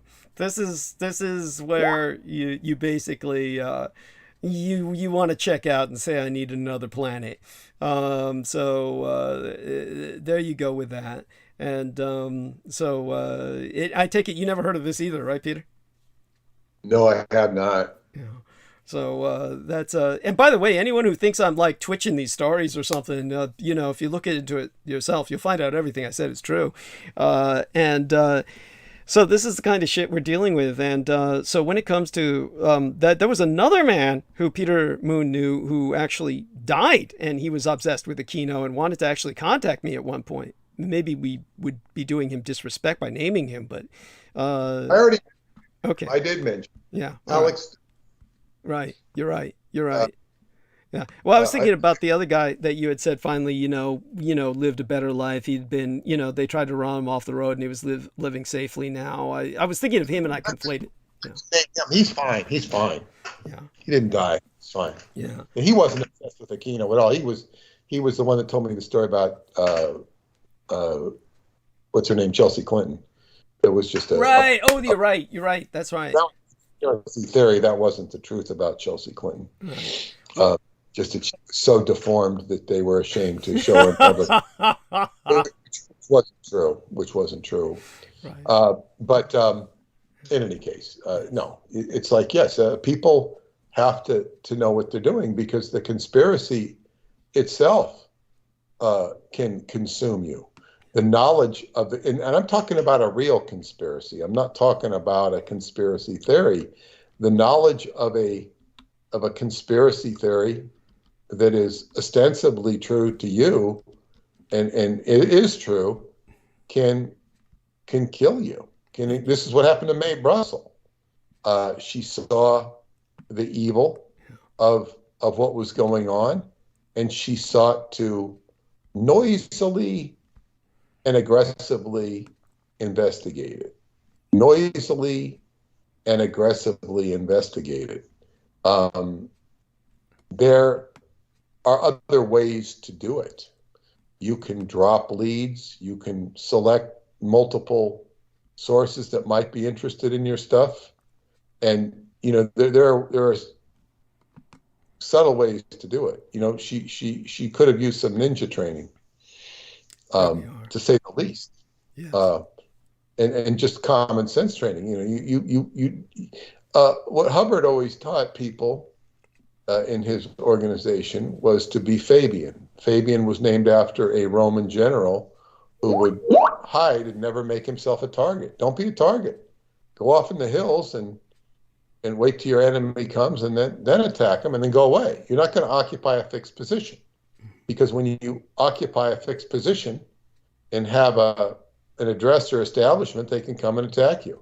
If they don't, this is why stealth is important in intelligence. It's not a fixed position. This is why CIA station officers will not stand up and be behind you. Right. They will not be accountable. Right. Because if they're accountable, they're vulnerable. Right. And they will compromise the agency. This is without respect to whether the agency is good or bad. It's, so this is a problem with somebody like Mae Brussel, or these people who take on these issues. And they are vulnerable by being in a fixed position instead of being the stalker. They could call themselves a stalker and report things clandestinely. Yeah. They'd have to figure out how to do that if they're pursuing some specific topic. Right. Oh, geez. Somebody said we can hear you eating. Did people hear me chewing? Because I was on mute all the while whenever I was chewing my sandwich. I cannot hear you eating. Glad to hear that. Oh my God. Well, I was eating earlier. I'm not eating now, but that was. I think what happened was there's some distortion happening while we're discussing this, and so what happened was Peter was starting. It was starting to sound like the voice was becoming like someone's doing something. That's all I could say. Okay. Like somebody had Tootsie Roll in their mouth. Well, that must have been the microphone, because the microphone's getting old, and God knows I hate this because they're so expensive, and they're made with just this one weak spot, so that once that weak spot goes, you're fucked, because it's the connection between the cable to the microphone and the microphone itself, and once that starts wobbling, then it's time to get a new microphone, and you're fucked. There's no way to fix it. There's no way to, you just got to buy a new microphone, and it's so vulnerable. The one piece with all the rest of it being so sturdy, it just sucks. But that's life, and that's what happens when I move these things around a lot. We'll see how long we can tolerate it before it. It seems to be sporadic, so long as I leave it alone and don't move it very much, or then it won't give that Tootsie Roll in the mouth effect. But otherwise, at some point, this is another reason to send me money. So everybody do take that into account. By the way, Sarah Thomas says that she always wondered about Britney's tie to Ashton Kutcher and his involvement with John McCain. And Peach's daughter of Bob Geldof. Peach's mother was Michael Hutchins, a boyfriend of INXS at the time of his death. Chris Connell and Chester Bennington were also working on a documentary at the time of their deaths. And Michael Hutchins had choice words about Bob Geldof. So she's very familiar with it. I mean, far more than I am with this crowd. And Travis Moss brought up the Lost Prophets. Thank you, Travis Moss. And, of course, Daniel Arola has been speaking about Chelsea Clinton today as a swan compared to when she was a little ginger kid. So, well, there we are. And and he, of course, has been laughing at moms who named their daughters Khaleesi before the whole Game of Thrones show finished, or Dany or Daenerys. By the way, I still think Daenerys is a wonderful name, and the character was, even the actress herself said she stood by Daenerys, even after they tried their best to alienate the character from all humanity. So Land of No Name says, I believe the A-gods or Archons. Hi, Peter Lenore here. Sephardic Jews also in Yemen. Living in the Middle East, everyone I met was from Yemen. And Luke Pierce says he was born with elven ears, all natural. And there we are. Jesse Balk has been saying hi. And so Travis Moss was asking if there was an Ira Levin novel based on that. And we were probably speaking at that time you were speaking about hair, and you were speaking about the guy going into... we were talking about whether or not he ultimately was drafted. There we are. Daniel Arola has fixed it. He says at the end of Hair, the guy did end up serving by standing in for someone else who dodged the draft. There we are. And we have Nick Clark with us as Skeletor, by the way. So aside from all of that, the hot retarded chai X hot retarded chicks says gravity. They call me balls. Okay, this is tetracycline. Anyone MI5? You're welcome to bar that person, Mr. Jameson Reese. And there we have that. And so, our man, Peter, you've been wonderful. God bless you. Thank you for gracing us with your presence tonight. You can stay longer if you wish, but I figure you're probably pretty tired by now. I'm actually going to pick up Paula, and she's coming in. You're going to pick her up at the airport? No, at the train. She was visiting the South. Oh, okay. And she's coming in about 45 minutes or so. Oh, do you want to stay with us till that time, or you have to take off before then to give yourself? Well, I can stay a little bit longer. Okay. Great. She's on her way now. Okay. She's in New York City.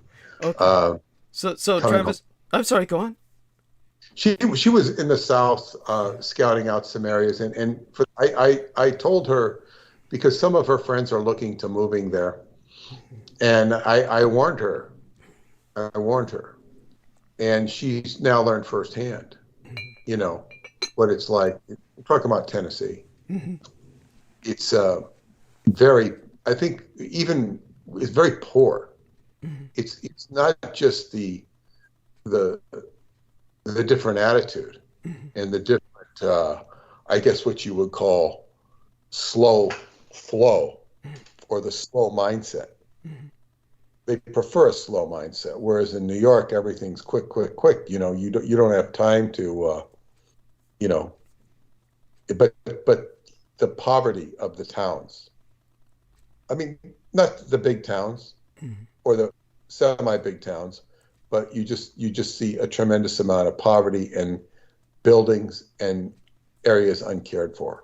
And it was shocking to her, because she's seen of the United States is New York, Long Island, California, and and when I say California, I mean Los Angeles, Southern California, San Diego, Santa Barbara. She's seen nice places, and the Bay Area and the Gold Country. But she's seen mostly nice areas, not impoverished areas. She's seen Seattle, but this is the first time she's been into Appalachia, which is she used the word culture shock. Yeah.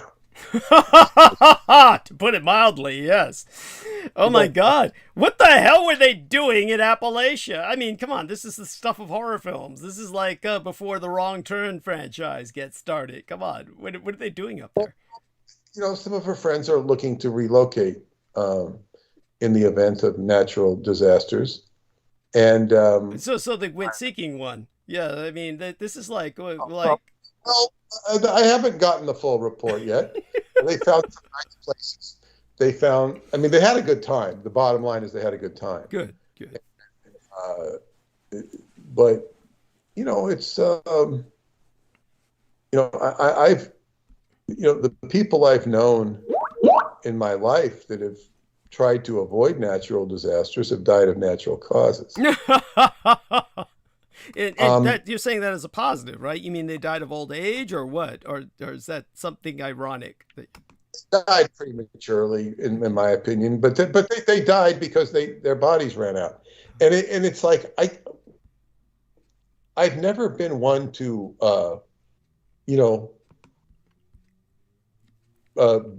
fear the tidal wave, the earthquake.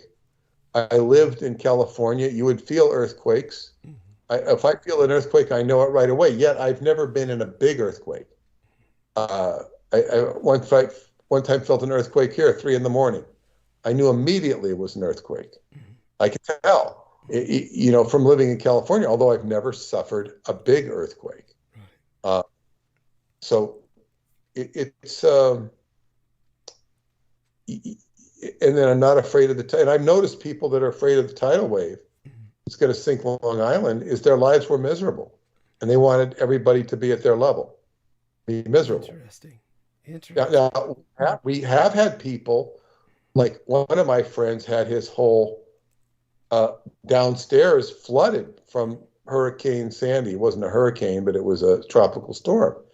And so he was living upstairs in his house. Mm-hmm.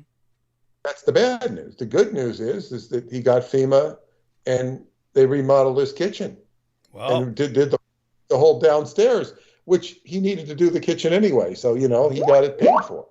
So that was a great thing for him. Yeah. Although he suffered for it and was living in the top floor of his house for a while. That was, it was a tragic that had a happy ending.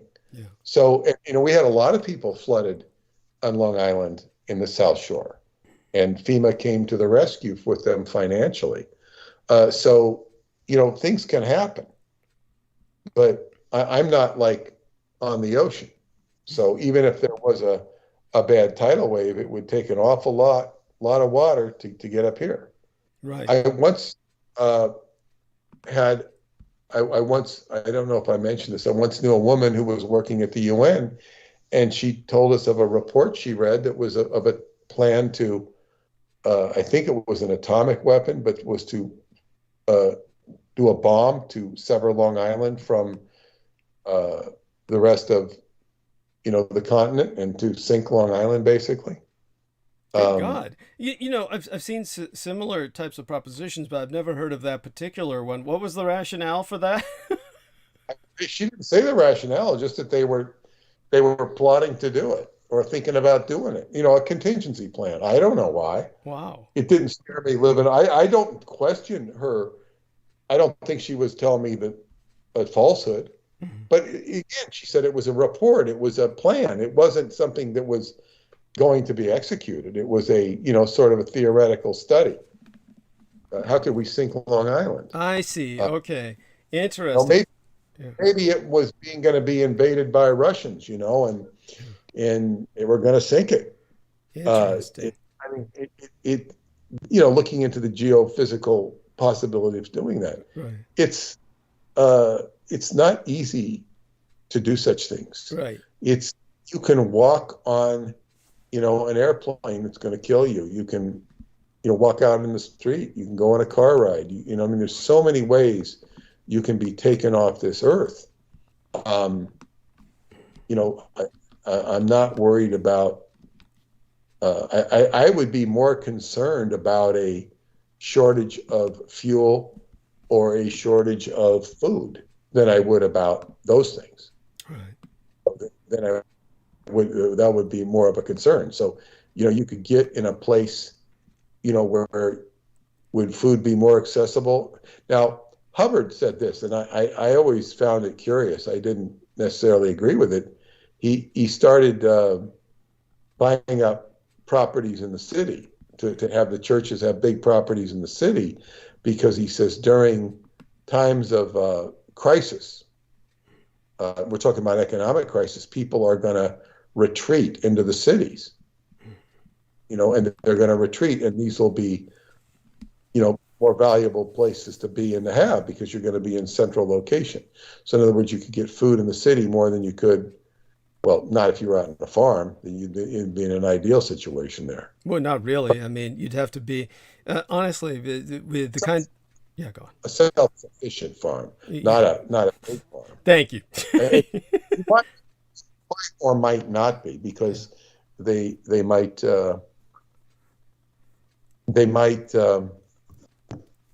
you know, I mean, people could come and confiscate what you have. I mean, there's so many different aspects that it's good not to live your life by fear. Yes. To be cautious is okay. It's okay to be cautious and have a backup plan. And back in the days, do you remember? I don't know if they did this in San Francisco, but it must have been about close to 20 years ago when they had the anthrax scare, and they were telling people were going out to Home Depot and buying up all the duct tape and plastic to seal their windows. Yeah. Do you remember that? Yeah, of course. What do you want to know about it? Or what it was ridiculous. It wasn't going to do anything, you know. Right. It was like, you know, everybody was going to, but it was like there were runs on the to prevent yourself from getting anthrax. Well, there was this one poor old couple who actually died because they basically taped their home shut and sealed it shut and deprived themselves of oxygen and died. I mean, that's a true story. It's not urban legend or a... Yeah, well, this is the absurdity of what goes on with panic. Mm-hmm. And it's like, you know, panic. It's just... but during that time period, I looked into buying food supplies, mm-hmm. Army type food supplies, mm-hmm. that, you know, you get so much cheese, and you'd even buy Spam, mm-hmm. which this is raw survival stuff. Mm-hmm. And it was expensive. I think it was like $600 or $700. So you're going to invest in this thing. But the first thing you find out about it, it only has a 2 or 3 year shelf life. Mm-hmm. So it's only good for 2 or 3 years. And, you know, I would have gone, if I bought those things, you know, 3 years ago, I'd be, you know, out several $1,000s. Mm-hmm. And then I'd have to eat the Spam and the cheese if I wanted to get my money's worth, you know. And I don't eat the Spam or the cheese. So, but then the other thing was the Army was buying them all up. So it was hard to get them because there was a big waiting list because the Army was buying them up like crazy. So why? Why? Because it was preparing for something? I don't know why they were buying it. I mean, maybe because they thought, we can have this for our troops. We can feed them Spam, or we can have it for emergency services. There could be a number of reasons. Or maybe they were going to serve them to their third world people to you know, say, ingratiate them in some ways. Interesting. That's a thought. That's a thought. By the way, Daniel Arola says, I've experienced tremor earthquakes when I lived in the Philippines. Everyone stopped to pray every time it happened. I'm certain of that. And it reminds me of something we were speaking of with Peter Moon. Now, I said tonight, after he kind of goes off into the gentle night, actually picking up his wife to with her elven ear to bring her home, and while he's nibbling on that to keep him awake, he'll basically you know, our prayers for you that you survive the drive there and back, because it is a night drive, and you know, stay safe. Yeah. I'm just going fully. I'm driving 5 to 7 minutes to pick her up. I'm not driving into the city. Oh, okay. No. Okay. Thank God. So, Yeah. So, uh, but while we're prepping you for that, one of the things you mentioned the other night, and like I said, I'll touch a bit on the anti-gods tonight since that was our original intent. The thing that it reminds me of was Peter Moon brought up the fact that he had seen my analogy. He was addressing my analogy, the parallel I often draw between the anti-gods and toxic waste that is at the industrial scale that cannot be processed by nature. And yet Peter Moon was bringing up the fact that we have engineers who deal with problem solving. So they have come up with theories and ideas, propositions to deal with such things as nuclear waste or industrial level waste products that simply are not put into effect. And so that's the fault of politics, not acting on engineering. And all of that is true to a degree. Of course, sometimes these propositions are just that. And, it reminds me of what we've got going on now with the resource for sand. I've mentioned in the last episode preceding tonight's how we would ultimately be going to war over fish. One of the other things we'll be going to war over is sand. I mean, just in case people didn't know this, and I'll cover this very briefly, we use so much of it, 40 billion tons of sand each year, and the number just keeps growing and growing because we're running out of stuff we can use for construction. But the most common form of sand, there's different types, and desert sand doesn't work because it's eroded by wind. Instead of water, it's too round to stick together properly. So we really can only use river and beach and marine sand for construction. And there's only so much of it. And we're pulling it all out of all of Earth's rivers and beaches, and it's being stripped bare all over the world. It's causing enormous environmental damage. And basically now we started killing for it. So there's criminal gangs that are making enormous amounts of money illegally mining sand. And that's what mafias do everywhere. They bribe the police, they bribe the courts, they bribe the government officials, and then they kill people who get in their way. So the bloodiest battles are in India, where they have the really big sand wars. And thousands of people have been killed in the last few years by Asian Indian gangs, these sand mafias that are fighting over turf, and they've killed at least dozens of police officers and government officials and environmental activists and just anybody who happened to be sunbathing on the beach when they needed the sand. And they just took the body with the sand and they sandbagged it. With all of this going on, what is it Jameson says in response to this? He says, we're going to start killing each other off to offset the balance. Basically, at this point, if you were to ask an engineer, I suspect an engineer would say, well, what exactly would an engineer say? They'd say something along the lines, I suspect, of recycling.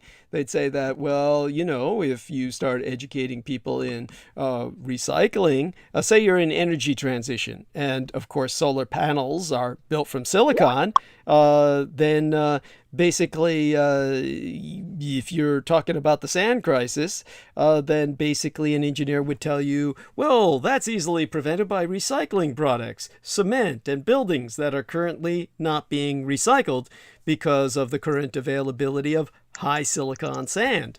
But then you're left with, well, how's that going to help if the demand for sand easily outpaces any reasonable recycling effort because we just build more every year?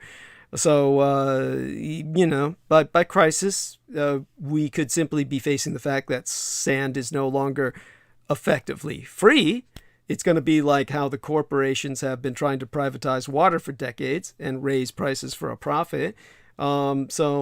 You could argue, if you were a conspiracy theorist, it's manufactured scarcity, but it's really just overexploitation of what was once a common resource. So, Jameson's saying, I want out of this God's creation. This sucks. I have a comment on this. Yeah.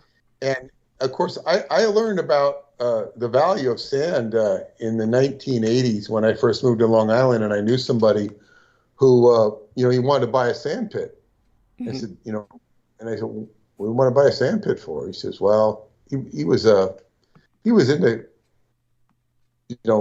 trucks. He had a truck company. He did all sorts of things, and he did construction.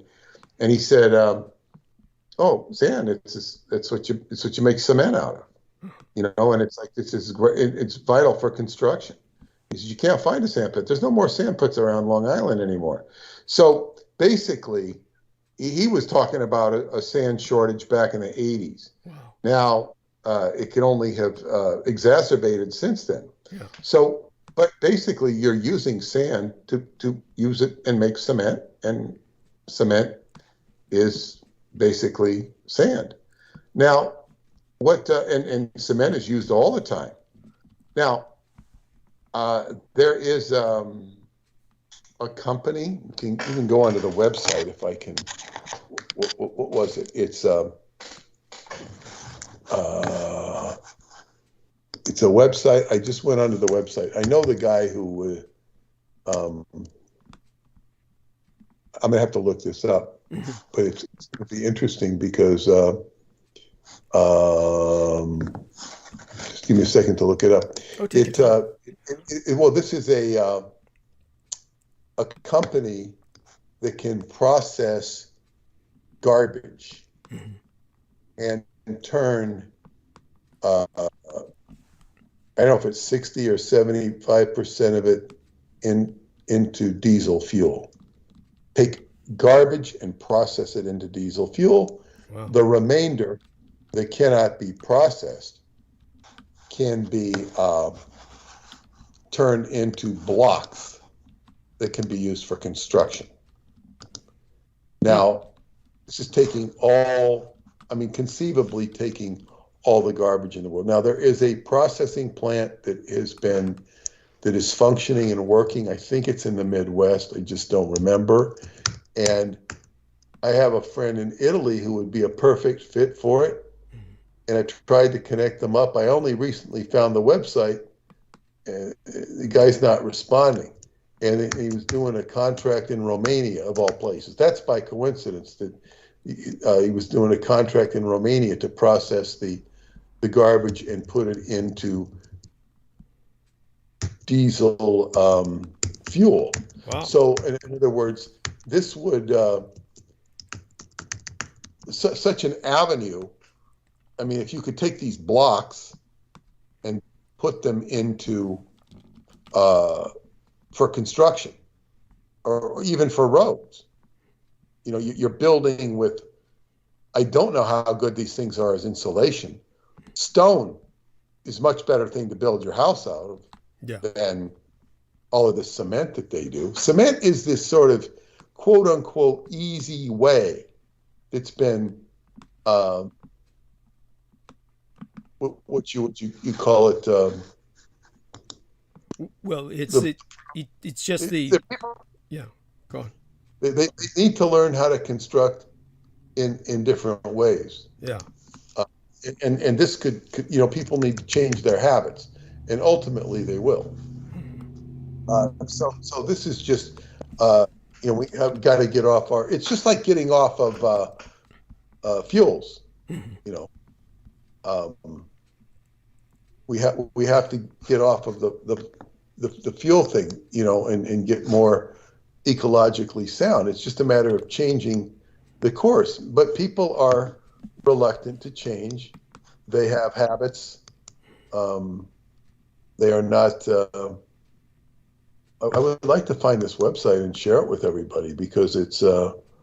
Why can't I? Well, it sounds fascinating, and it certainly is something that I agree that we should learn about, all of us. So it's in terms of the concrete, of course, this is like the age of concrete. If people talk about different ages and they say the Bronze Age, the Iron Age, this is the age of concrete. This is because when we talk about what we build in, what we make materials out of, everything is made out of concrete in this age.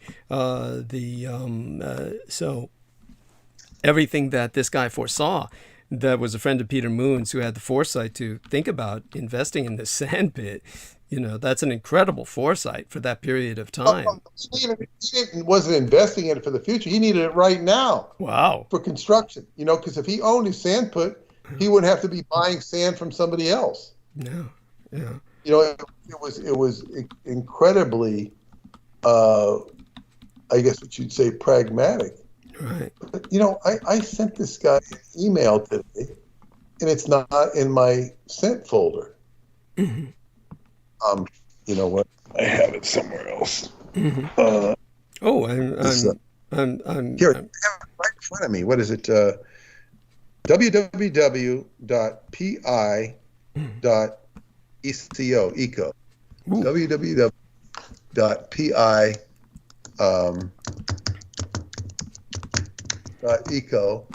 and it says.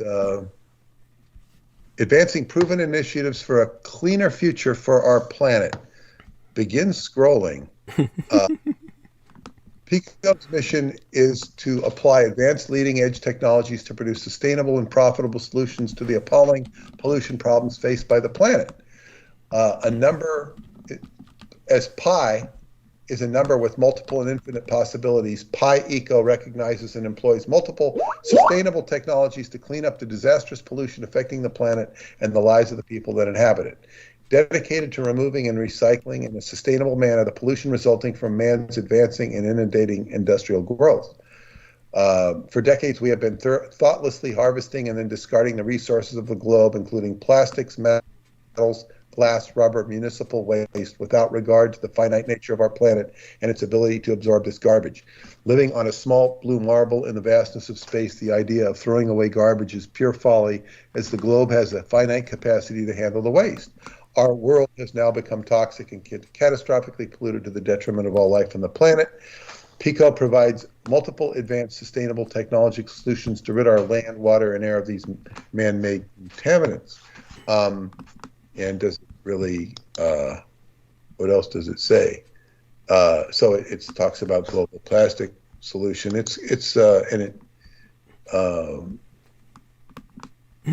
technology. I don't know how much it describes because I'm just looking at the website for the first time, and I tried to connect it with my friend in Italy who's involved in this stuff, but he's leaving Italy because COVID is crazy.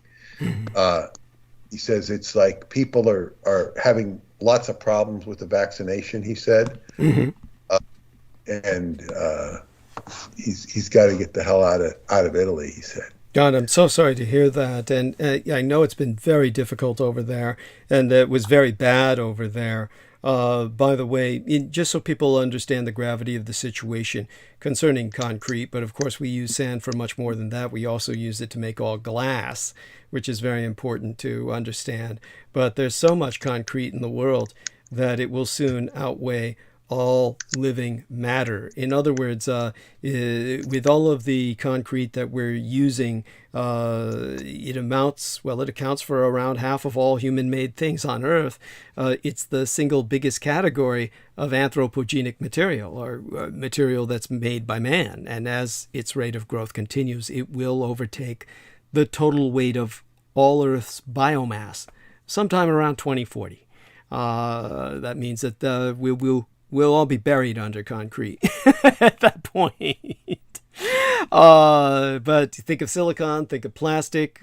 All of this uses sand, along with, of course, petroleum. Oil, of course, is used to make all plastics, petrols, and we've got a couple of materials that we're using to death, and basically. When you had scientists get together, specifically, I think it was Emily L. Halcam and of the Weizmann Institute of Science, and they basically tried to understand humanity's impact by adding up the weight of all inanimate human-made objects on Earth, and that's how they found out that concrete accounts for around half of all human-made things. There's no way to really picture this.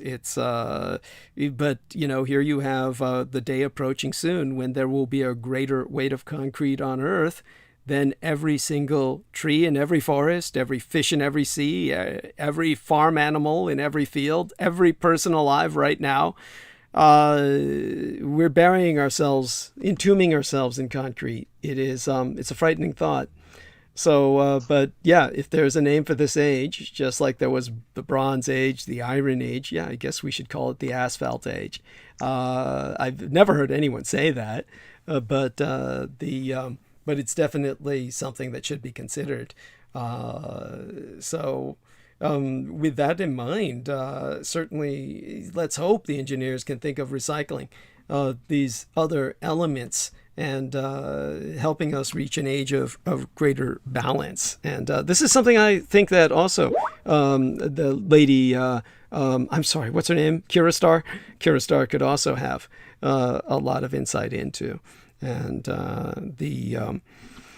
aside from that, Peter Moon has done his best. Now it says here, how to make fake cement. I don't know if this is any good, but it says, I will show you how to make fake cement using ash. So you can prank somebody and tell them it's cement. A lot of ash, plastic cup or small can, water, barbecue stick. Well, if it actually works as cement is another question. But I don't know.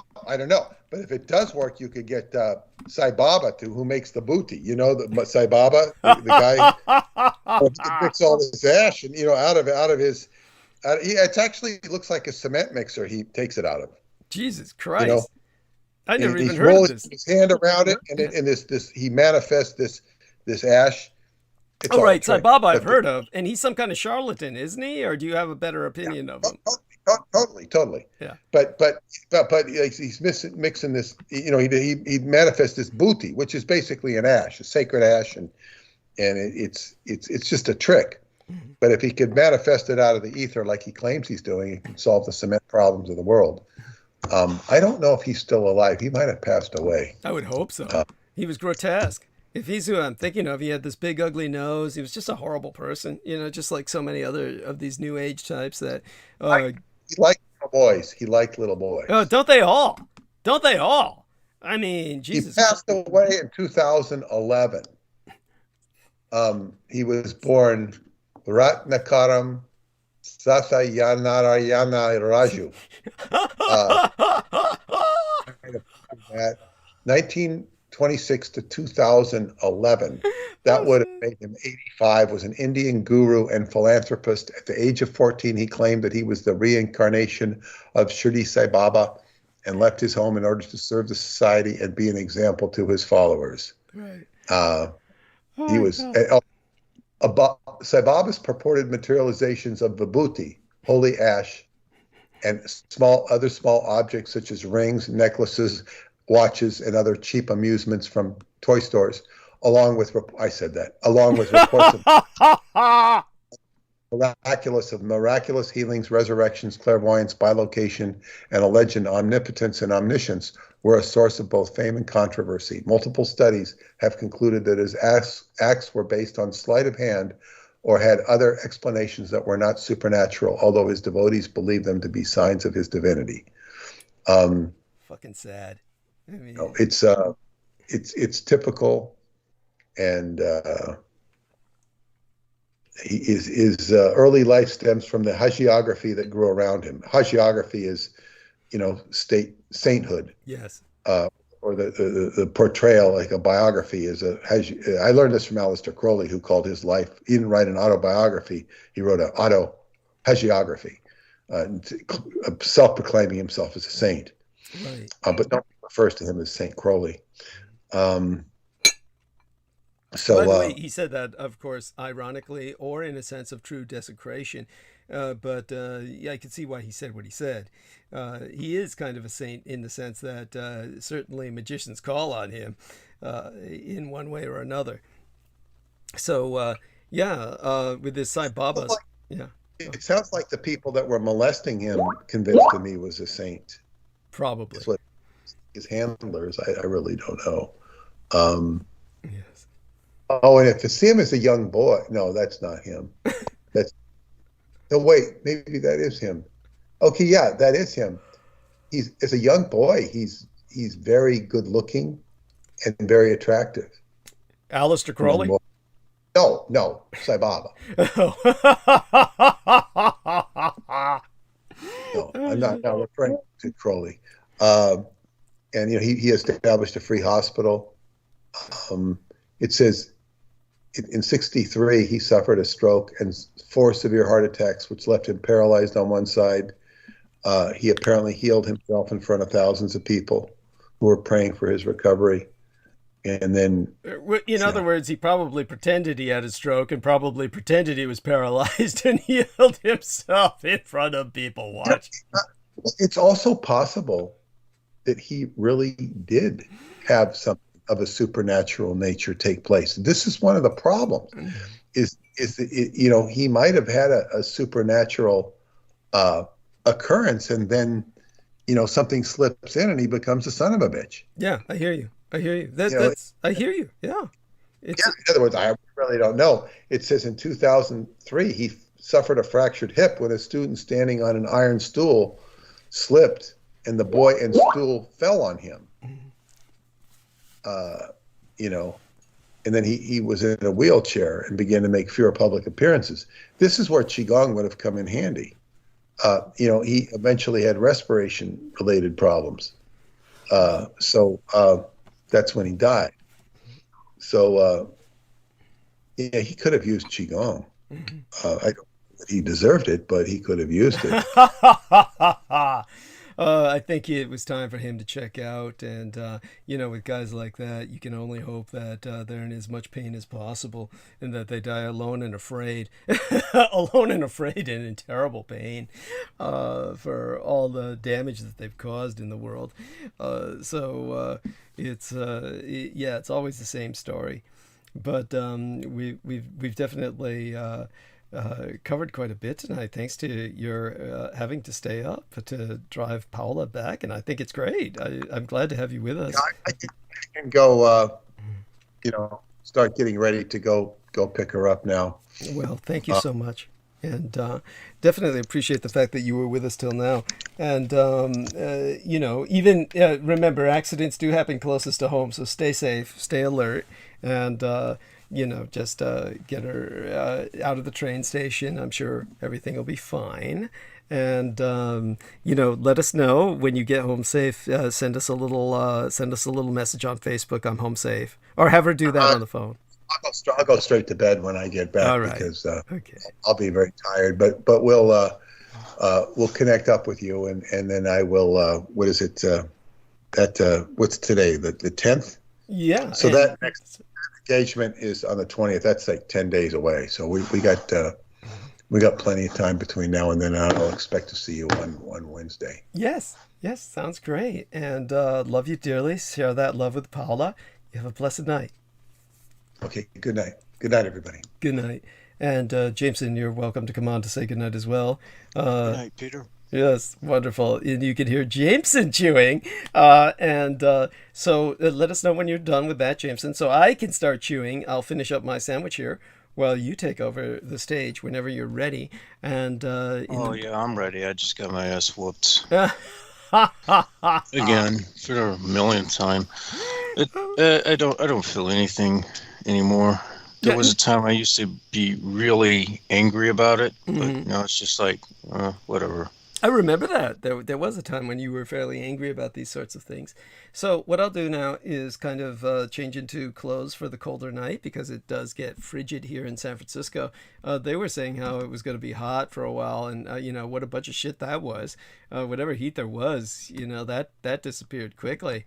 Of course, San Francisco has been going back to its sub-zero temperatures. It's 58 degrees Fahrenheit here right now, which, as far as I'm concerned, it's going to go down towards 55 later tonight, so it's fucking cold.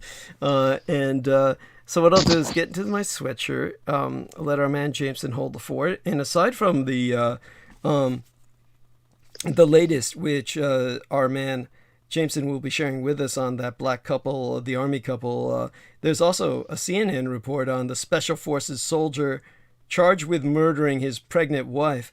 So look that up as well. This is, again, 2 examples of your military today, your heroes, people. CNN, Special Forces soldier charged with murder of pregnant wife. And that'll give you just two examples of, and you know what else fits in with this? There's a CNN report, Maryland man accused of killing his pharmacist brother, wanted to confront him for administering COVID-19 vaccines. So, Maryland man accused of killing his pharmacist brother. But he didn't just kill his pharmacist brother. He killed everybody in the family because his brother was, quote unquote, killing people by administering COVID-19 vaccines. He believed everything he saw in the right-wing media, that his brother was a murderer, that he was killing people by administering COVID-19 vaccines. I mean, honestly, people, why would the feds kill taxpayers when they want your fucking money? You can't pay taxes if you're dead. Try and think sometime. And then this guy, find that article, because my understanding is this guy didn't just kill his brother, he killed everybody in the family. Because his brother, he thought, was killing people with COVID-19 vaccines. So how does killing everybody in your family balance that out? How does that how does that work? You know, and then it's I mean, this is where we're at. This is where we're at. And Lindsey Graham was telling the crowds, he's a big Republican, to think about getting vaccinated, and they booed him. They booed him off the stage. They did everything, but the only reason he tried to say it 3 times in different ways. I'm just saying, think about it, and they got to the point where they're throwing bottles and rocks and shit. He had to well, this is what you get, motherfucker. All these Republicans were pushing that shit about it's just the Democrats want to control your life and want you to wear masks. Yeah, it's all about they want to deny you your freedom. Yeah, it's All right. Yeah, give me a second. I just got to turn this fan on because I am sweating bullets. Great, I'm freezing. This guy's turning this fan on. That's fine. He's across the other country. Yeah. I wish I was cold because I honestly do better when cold than hot. Okay. Yeah. So all right. Why does it always get hot in your home again? I forgot what it is. Oh no! It always gets hot around me because my body's digesting itself because of all the drugs that are breaking down the system. The DXM and the chlorpheniramine maleate does that. It causes me to feel like I'm 150 degrees. Even if it's 30 degrees outside. So okay, and tomorrow at high noon you're seeing the man, and he's going to kind of sign you into rehab, and well, he's not going to sign me into rehab. He's going to let me know how this is going, because there's a process of being able to get to a rehab. They have to have beds available. They have to have things ready. So he's going to let me know the status of it. Okay. So we don't know when you're going in, basically. We don't know when you're going in. It's still unknown. So for all we know, it might be until that you might be here till after Thanksgiving. For all we know. Oh gosh, I should be so cursed. Oh shit. We'll see what happens. I mean, I would think these places are kind of full, so who knows? I'll probably wind up with a bullet. With a giant exit wound in the back of my head, because I'll at some point have just spouted off to the wrong person out of just not being able to take this bullshit anymore, and they'll just pull out a gun and blow my fucking cap off. And of course, that's a horrible way to go too. I mean, that pain has got to be excruciating. Yes, I can only imagine. So, yes, let's try and have you avoid that. And yeah. One of these days I do want to go over the pain index of deaths, the death pain index, because let me see if I can actually pull that up. That's interesting. Okay. By the way, yes, for those of you who weren't listening earlier, our friend Pac-1 Morales felt compelled, for reasons I'll never understand. I can understand his informing me he has shingles and how painful it is, and this is the most painful thing he's ever experienced, but for some reason he felt compelled to send me photographs, which is I don't know where this comes from, but it's something that people have, is this need to do this when they're in Like, hey, I'm, I was surprised Derek Talley didn't do that shit with his, cancer or his, of course he had nothing to show, right? Or his dialysis or something. But then I realized it was because he didn't want everybody to see how fucking fat he was. And so that's why he never sent pictures of himself showing us his dialysis slot or whatever it is. It probably wasn't even on it, but at any rate, you know what he reminded me of? Mr. Bill. Do you remember Mr. Bill? Do you remember that? Saturday Night Live or something? You remember that? Yeah, and Mr. Bill was white, and he had this black bully boss and the black bully family, and they were always beating on him and shit. And but Derek Talley is like a black Mr. Bill. It's like, like the world's beating on him and shit. And it was always like one thing or another, and saying how people were cruel to him and shit, like his wife and all that crap, but never had an answer for why he like made her live in a ghetto with him, where she had to watch, had to keep the window open with a loaded firearm so she could shoot at people who were trying to steal their car. Yeah, that he never explained why he moved her into a situation like that when he had so much money, because so many factors I brought up before. So there you go with that. Anyhow, okay, go into your pain index, whatever you want. Oh, okay, yeah. This is pretty cool. Okay, science has finally determined the most gruesome ways to die. I'm gonna go mute. I'm going to take my earbuds off for this. I'm going to leave them off for a little bit. I'll check in once in a while. I'll finish chewing my sandwich. Change my sweatshirt. All right. So there you go. It's yours. Okay, so most people will at one point or another wonder about the worst and most painful ways to die, which includes scientists. And of course, I'm looking at this from a scientific perspective, folks. I'm not someone who's just genuinely obsessed in macabre stuff. No, seriously, I'm not. But these particular scientists decided to think outside the box. Through this work, they have realized that these excruciating ways to die are incredibly unlikely to happen. Wait a minute. Why are they giving us stuff that's not likely to happen? I want stuff that does happen. All right, well, some of these things does happen. Being trapped in a falling elevator. To survive in a plummeting elevator, the standard advice is to lie down on your back, flat on the floor. This action spreads the G-force out evenly across more of your body, making it more likely you'll live through the process. But let's say you didn't do this, what would happen? If you are still standing at the moment of impact, your internal organs may try to keep moving despite the rest of you not following suit.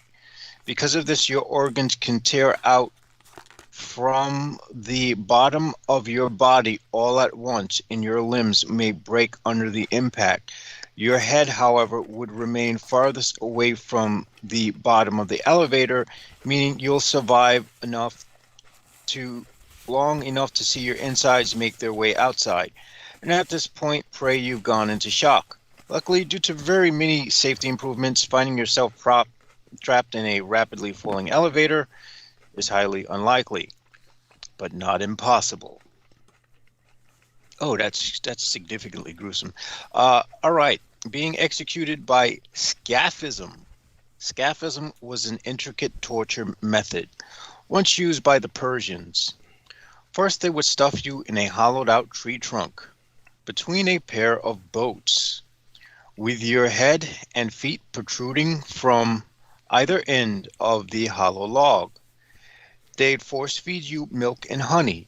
Next, they would pour more milk and honey all over you, including in your eyes, mouth, and sometimes genitals.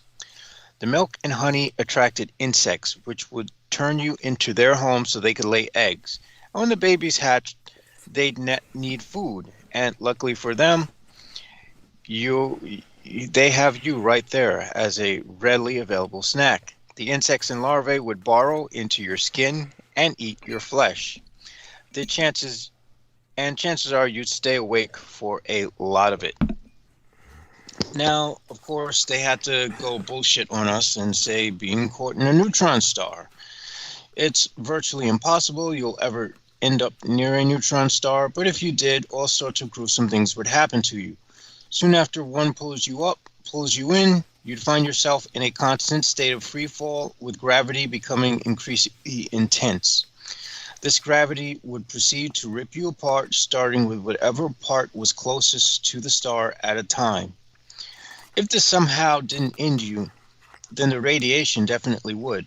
Vast amounts of radiations emerge whenever matter falls into a neutron star, and it's all going to slam into you hard. Even if this doesn't end you, then the levels of magnetism produced by the star will distort your atoms into cigar-thin shapes, and the broken bonds between your atoms and molecules will transform you into a plasma cloud, becoming part of the star's radiation. So, yeah, if you ever watch those sci-fi movies and some poor dope winds up getting sucked into a neutron star, well, yeah, that's not a pleasant end. Tumbling down the Mariana Trench. The Mariana Trench is by far the deepest place in the entire ocean, and diving into it without taking proper safety precautions is a surefire way to perish. Not only does the trench reach down more than 36,000 feet, but it's also home to multiple horrifying creatures.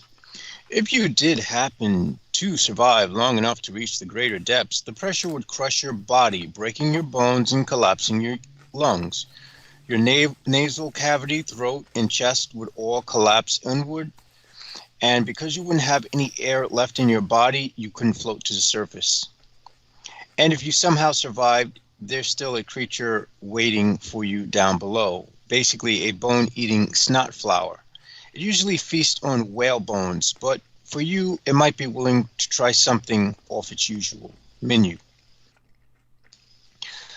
Falling in a hole that goes through the center of the earth. All right, they're really just getting, we're really going apeshit here.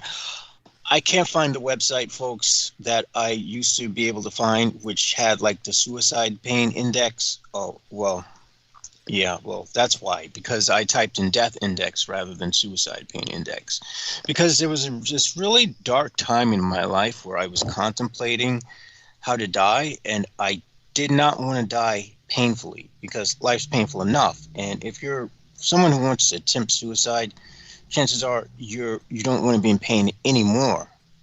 So the idea of being immersed in more pain is just unfathomable.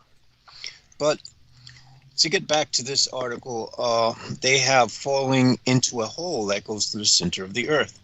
Many children who have spent hours tirelessly trying to dig a hole through the earth.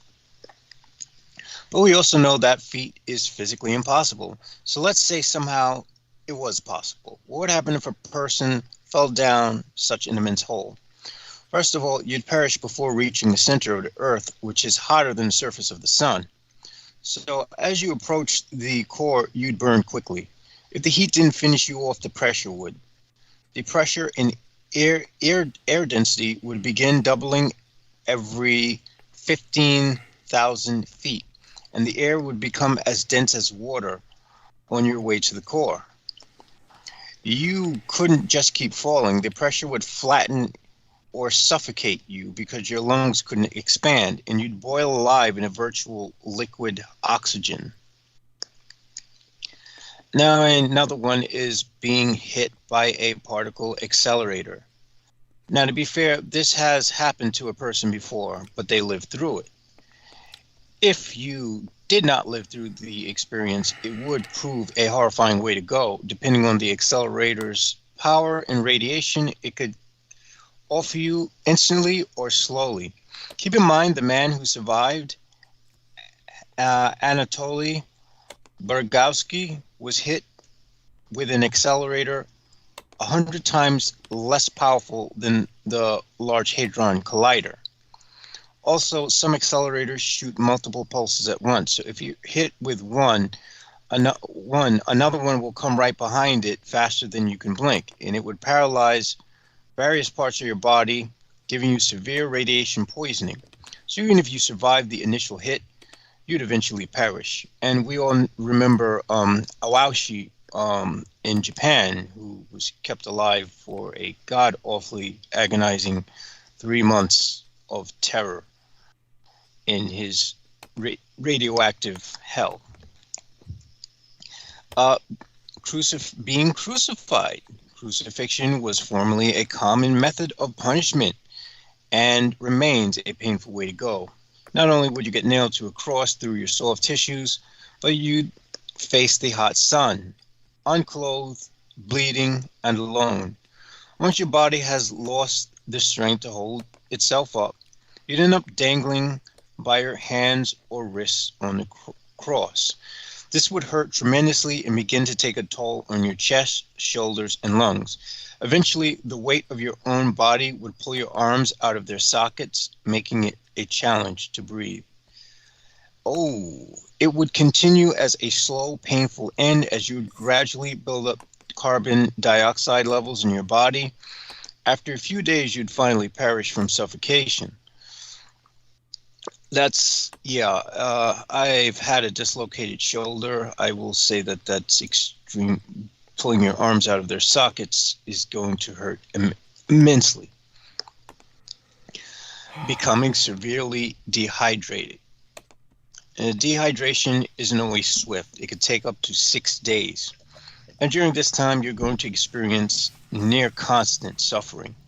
If you become too dehydrated, your body starts to use water from your other parts, such as vital organs. Your brain loses a lot of water, and because your mind controls the rest of you, it starts to impact the other organs. If this happens, you'll get headaches, body cramps all over, and slip into a coma.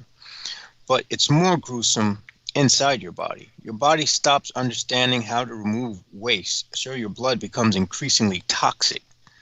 By the end, you'll lose the ability to pee and barely know what's going on, with your whole body in pain. Now here's one. Experiencing non-explosive decompression. Enduring any sort of decompression is a frightening way to go. Whether you're a diver going deep down, surfacing too fast could prove fatal. And now there was an incident where that did happen, and the guy was sucked completely through the, oh my gosh. Yeah, he was literally sucked through like a very he was sucked through a very small opening. When you transition from being under extreme physical pressure to enduring much less pressure at the surface, this causes gases from your various body cavities to enter your bloodstream. From there, these bubbles can go anywhere inside you.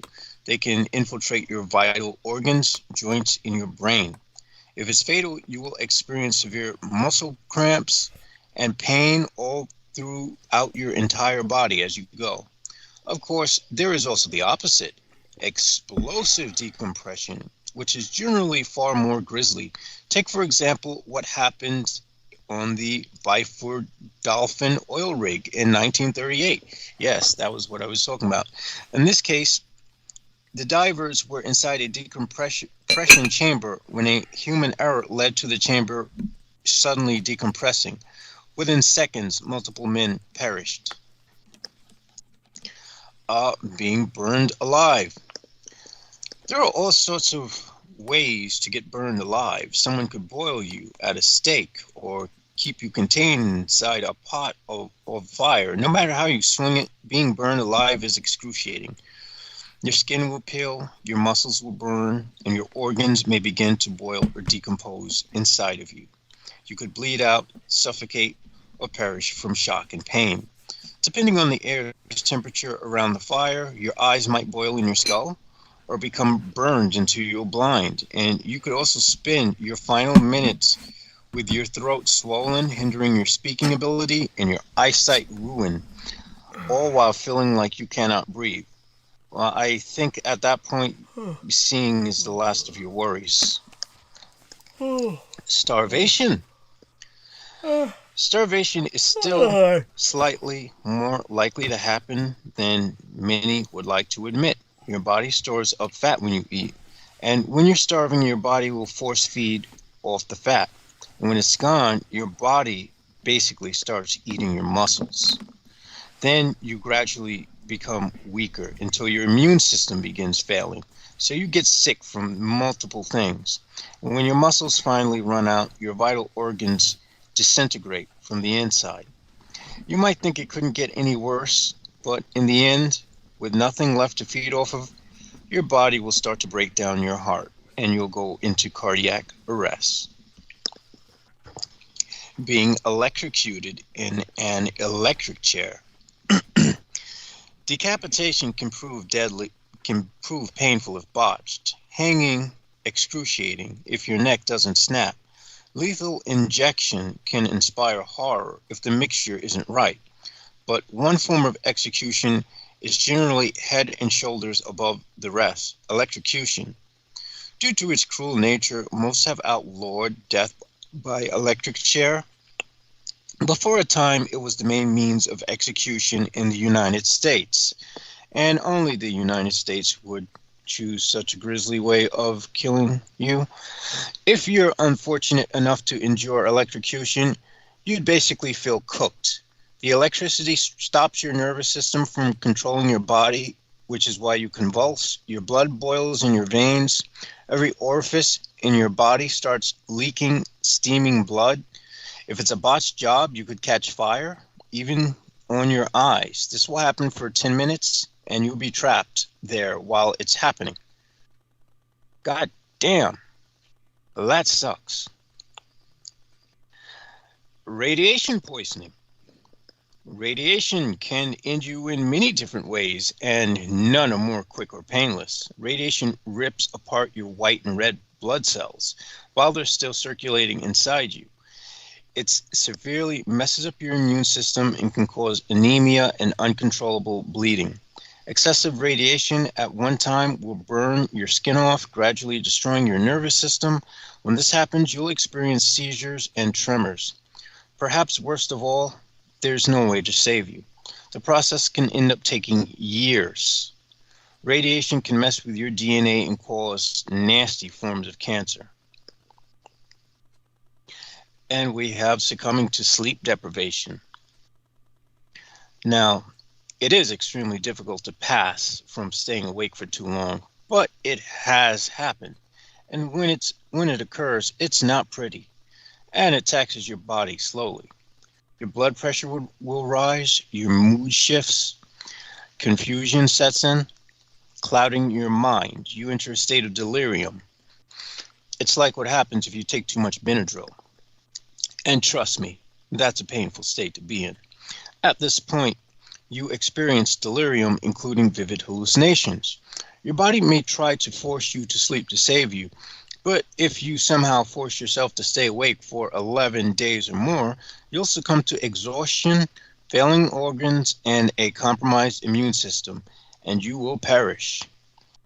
And what makes it worse is sleep deprivation makes you less able to tolerate pain. That I did not know. So next time I consider doing an all-nighter, I will keep that in the back of my head. Being keel-hauled. Keel-hauling is a notorious punishment doled out by pirates long before the Articles of War banned many of the worst repercussions on British ships in 1790. If you were considered guilty or any treason against a pirate, you could be subject to this unfortunate infliction. If you were keel-hauled, you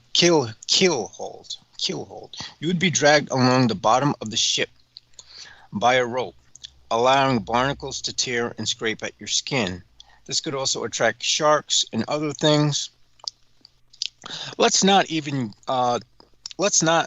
also don't take into account in this article the fact that your skin will start to perforate because it's being constantly, it's in constant contact with water, and because the water is salty, you'll probably also be dehydrating at the same time. And here's called suffering the blood eagle. Victims of the blood eagle are said to have suffered at the hands of Vikings. is a form of torment in which you are strapped face down while someone removes your spine, ribs, and interior organs, creating what appears to be a set of wings extending from your back. Holy freaking crap. Then your ribs are separated from your spine while you're still alive, and salt is rubbed into your open wounds in what is described as a saline stimulant. Finally, your lungs are slowly taken out, allowing you to pass. The most feared Vikings are rumored to have used this against royals and a few other notorious names, such as Edmund the Martyr. Wow, that really does suck. Being buried alive. One of the most notably painful ways to go is being buried alive. It is one of the oldest sacrifices, and evidence of live burials has been uncovered by archaeologists in Egyptian pyramids, dating the practice as far back as some of the earliest colonial settings. In Europe, live burials are said to have been used as a form of punishment for heresy. In this case, you would be buried up to their head and asked to recant your heretical statements. If you did not, your head would be covered and you would suffocate. As recently as the 19th century, there is evidence of special coffins with bells, ladders, and other related features in the event that someone was to be buried alive. Okay, being sewn inside a donkey. Wow, this sounds horrible. One of the more inventive forms of punishment doled out in ancient Rome is the act of sewing the victim into a donkey and letting them roast in the hot sun. Roman authors Lucian and Apuleius described the torment, with Apuleius commenting, "You would be sewn into the donkey with just your head free, placed in the open sunlight, allowing the animal to rot with you inside." As a note, Lucian added that you would be deprived of food, water, attached to the scent of a rotting animal, and unable to end your own suffering. And you'll also be picked off by, like, whatever animals are picking off that dead carcass. So, yeah, okay. Those are some pretty grisly ways to go. Now, as if, the world of fantasy ways to die weren't horrible enough. Yeah, I'm just checking in for a little bit. I'm going to now refresh myself a little bit more. I'll be right back. Okay. I'm going to check the chat room to see how people are responding to all this litany of... All right. But by the way, what I can ex-Army understand... couple avoids more prison time in child abuse. Oh, right. Wait a second. I just... Now this is horrific. Quite honestly, a former Army major and his wife, who prosecutors say routinely beat their young foster children and denied them food and water as punishment, avoided more prison time Wednesday. The third sentencing in a long-running case after federal appeals court struck down the first two for being too lenient. These people should be locked up for life. I don't understand why they're getting any lenience. U.S. District Judge Catherine Hayden, the same jurist who presided over John Carolyn Jackson's 2015 trial, and sentenced them to previous time, concluded the day-long sentencing by reasoning that imposing more prison time is more punishment than is necessary. To say that to the kids who survived that shit and the one who died at their hands. Carolyn Jackson, who was already served a 40-month prison term in 2 stretches, was sentenced Wednesday to time served and given an additional year of supervised release. John Jackson, who has finished a probationary term, was sentenced to 18 months of home confinement. Are you fucking serious? This is atrocious. In 2015, the U.S. Attorney's Office sought prison sentences of 15 years or more after the couple was convicted on multiple counts of child endangerment. After the first sentencing was struck down, Hayden extended their sentences in 2018, but that was rejected on appeal as well. We don't have a legal system that works at all. On Wednesday, prosecutors had recommended a sentencing range of between 9 and 11 years. They registered an objection to Hayden's ruling, calling the sentences insufficient and accusing her of not following guidelines set by the appeals court. Obviously, her wanting to have them in prison, well, it's obvious that what she wants and the U.S. attorney wants are completely different. Apparently, she wants for them to be, the judge wants for them to be in jail for a longer period of time, whereas the U.S. attorney, or whatever, the U.S. attorney doesn't, which is, the U.S. attorney's office, of course, didn't immediately comment Wednesday. Sentencing in the case has been complicated by the fact that the trial took place in federal court since the Jacksons lived at Picatinny Arsenal, a New Jersey military facility, during the time in question. Because a child endangerment is not a federal crime, state endangerment charges were merged into federal indictment to go along with the conspiracy count into federal assault counts.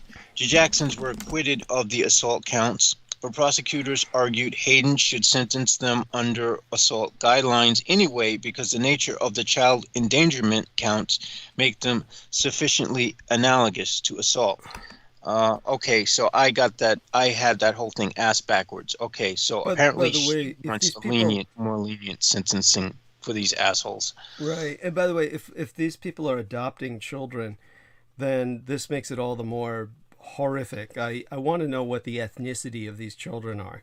The one that died and the others that are still alive, the survivors. What is the ethnicity of these children? They don't even go into that. Of course not. Of course not. On Wednesday, Hayden largely appeared on. Well, we know if they were white, they would have crucified them. We don't know that. We don't know that. That's this might actually be the case. That's what I'm wondering. Were these white children that they were abusing and killing? The potential is there. I'd like to find out. And it appalls me that the ethnicity of the children is not mentioned, since these are all adopted children. By the way, the other thing I'd like to know is why Land of No Name and Deep Space Pilot are retracting all their messages. You don't need to retract your messages. I know a lot of people do that. I don't understand why. And these are people who are doing this themselves, and but I'm sure what they're saying is fine. Most of the people who do that are normally nice people, and well, that's a good thing. Then that means they're showing that they're nice people, restraint or something. Yeah, and by the way, when we were talking about all that concrete, that's when Sarah Thomas was saying that. She's saying, couldn't we use recycled glass to make sand? And most of the pits, Jesse Balk says, most of the pits I see now are apparently for snow these days. And Sarah was saying there has to be an alternative to cement, like Lego blocks. I mean. And then Jesse Balk says, are the girl in Africa using plastic and sand? Works very well, but they're talking about plastic particles rubbing off and being inhaled. Oh, shit. Don't need that. Though that probably makes you high, and so. Well, I mean, when you consider how much plastic is already in our human body, it's too much. Yeah, it's we don't want any more. And so Sarah was saying, I always think about the amount of waste on these home reno shows. I can't imagine the waste from commercial buildings. So she mentions concrete jungles, and then Deep Space Pilot was. With this laughing face, was going sluggo, and I don't have no idea what he was talking about. Probably while Peter was on about something. And so with that, what I'll do is All right, it's about this time that, believe it or not, let me see, it's what time is it in San Francisco? Believe it or not, everything on my computer is coming up on Eastern Daylight Time for some reason. As a matter of fact, what the fuck is up with my yeah, it's finally working. If you're 3 hours back, I'm guessing you're at it's 10:47 p.m. 10:47 p.m. 10:47. So what I'm going to do now is I'll be back in about probably 10-15 minutes at the longest. As I said, there's other stories for our man Jameson to check into. Like I said, the Maryland man accused of killing his pharmacist brother, the Special Forces soldier charged with the murder of his pregnant wife. But by the way, people might wonder what is the point of all this horror. But it's to show that your military is corrupt. Is the most corrupt institution in the United States. Thank you. That is running the fucking show. Thank you. Effectively, yes. This is truly actually your government. And aside from that, also the two other people, the Maryland man who killed his family because of COVID-19 conspiracy. You're talking about a man who he's bought into the alternative right. He was radicalized by the alternative right ideology. One of the other people, Lindsey Graham, telling a crowd to just think about getting vaccines, and they're booing him off the stage and shit. That too. Those are the things you can look up, and these are the two people who are not military, but at the same time they're part of this whole conspiracy milieu that has brought is wreaking wrath upon itself and all of us. I mean, let's get to the truth here. The majority of Americans are fucking tired of these noisy anti-vax protesters. And we're sick of them, and this is the revenge. It's like if you don't want a vaccine, don't fucking get it. Yes. You don't need to go shout about it. You don't need to post things up on. Who fucking cares? You want to die with COVID-19, so go ahead, do whatever. Thank you. I mean, okay. I mean, that's fine. That's perfectly fine. Thank you. I have nothing wrong with someone who says, I don't want to get vaccinated. It's my own personal business. So long as they keep it their personal business. Yes, I know. Fine. Why don't they keep it their personal business? No, they got to make it all of ours. It is just... Thank you. It's like they have to wear banners saying, "Oh, anti-vax." Yeah. Walk around with shirts. Oh, you get the vaccine. They have to laugh at people, point at people, and laugh at them who are wearing masks. They have to just be assholes about it. Yes, thank you. It's just, it's disgusting. So there we have that. And all right, let me go refresh myself. And further, I'll be taking some multivitamins. It's about time for me to be taking them because it's because the last time I took them was about fucking 1 a.m. in the morning, and it's getting towards that time. Or was it 8 p.m. at night or something like that? Yeah, it was around 8 p.m. at night, so I might as well take them now. And it's in that range of time where it should be fine. And so, all right, I'll do that and inhale my inhalants, and then my nose will stop producing the kind of phlegm that it's producing. So that should help. All right, then. So I'll be back in about 10-15 minutes, and our man has plenty to talk about. Well, we've been dealing with this. He's already sated his bloodlust by going over the worst ways to possibly die. God knows how many listeners we lost with that, but hopefully they'll come back. I get the feeling. We probably gained listeners with that. Yeah, I'm not quite sure. Come on. I'm not quite sure we want the listeners that we would gain with that. All right, let me go mute. It's all yours again. All right, so the Jackson were acquitted on the assault counts, but prosecutors argued Hayden should sentence them under assault guidelines because of the nature of child endangerment counts made them sufficient analogs to assault. I would agree. On Wednesday, Hayden largely appeared unswayed by the prosecution's arguments, declining to draw direct lines between most of the couple's actions, such as administering hot sauce and in the children's injuries. She also cast doubt on trial testimonies by the Jacksons' biological son about witnessing the abuse, which was kept part of the prosecution's case. The Jacksons made misguided and harmful choices, Hayden said, but added she didn't believe the evidence showed that the Jacksons are monsters. Piece of fucking shit.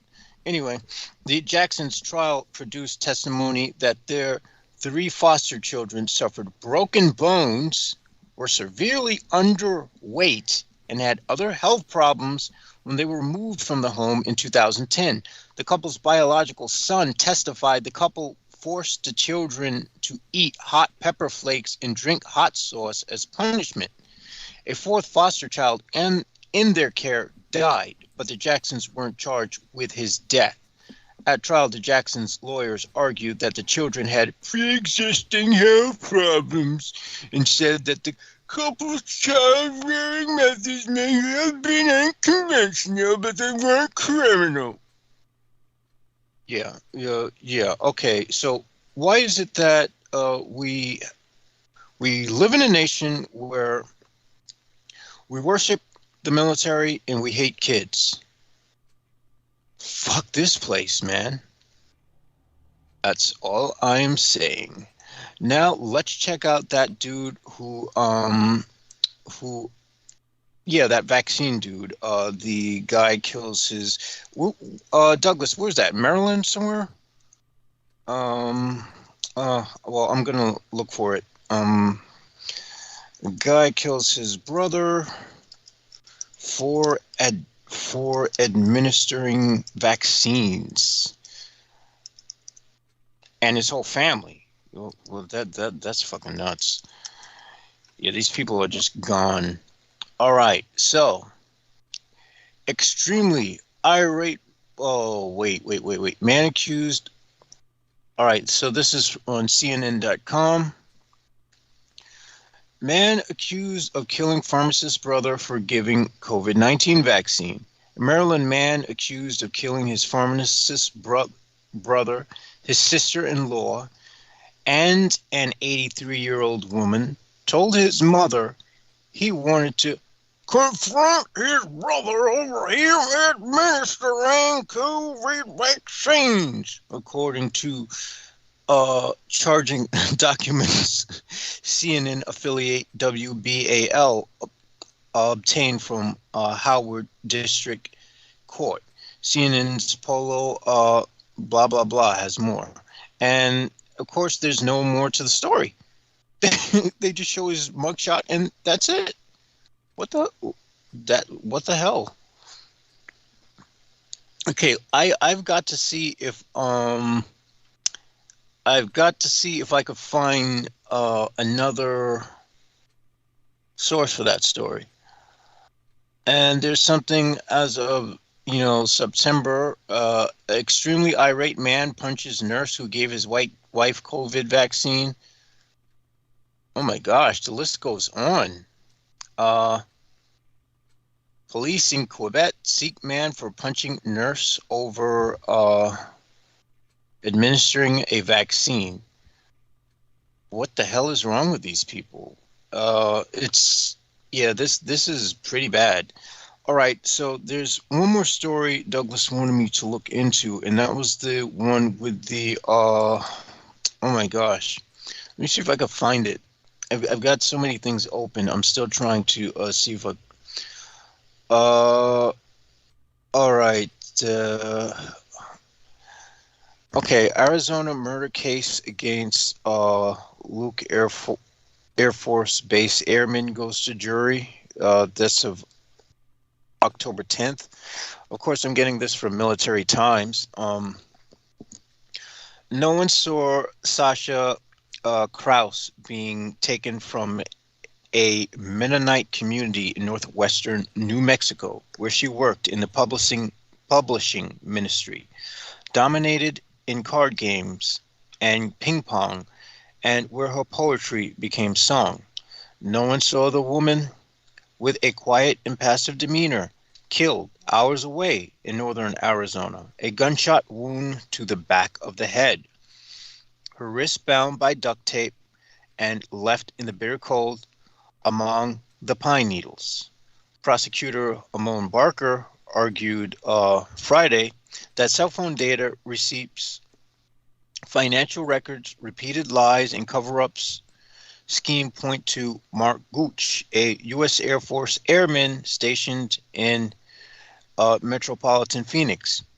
Barker said Gooch was driven by resentment for the faith he grew up around in Wisconsin.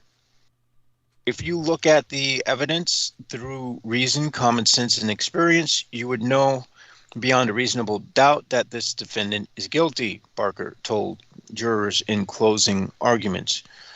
Gooch's attorney, Bruce Griffin, argued there is reason to doubt that Gooch killed Krause. He pointed to a lack of forensic evidence, another car seen in the Mennonite community, and different opinions from ballistic experts as to whether the bullet taken from Krause's skull was fired from a .22 caliber rifle that Gooch owned. Wrong gun, wrong bullet, wrong car, Griffin said. How does this add up? Wrong guy. You got to deal with the objective evidence that we have creates reasonable doubt. You can't ignore reasonable doubt. The 12-member jury did not immediately reach a verdict Friday and will resume deliberations on Wednesday.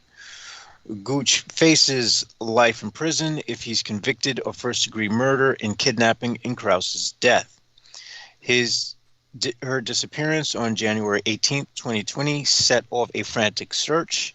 A camper eventually found her while gathering firewood near Sunset Crater Volcano National Monument in the same clothing that Krause had worn when she went missing, a gray dress, a white coat, and hiking shoes.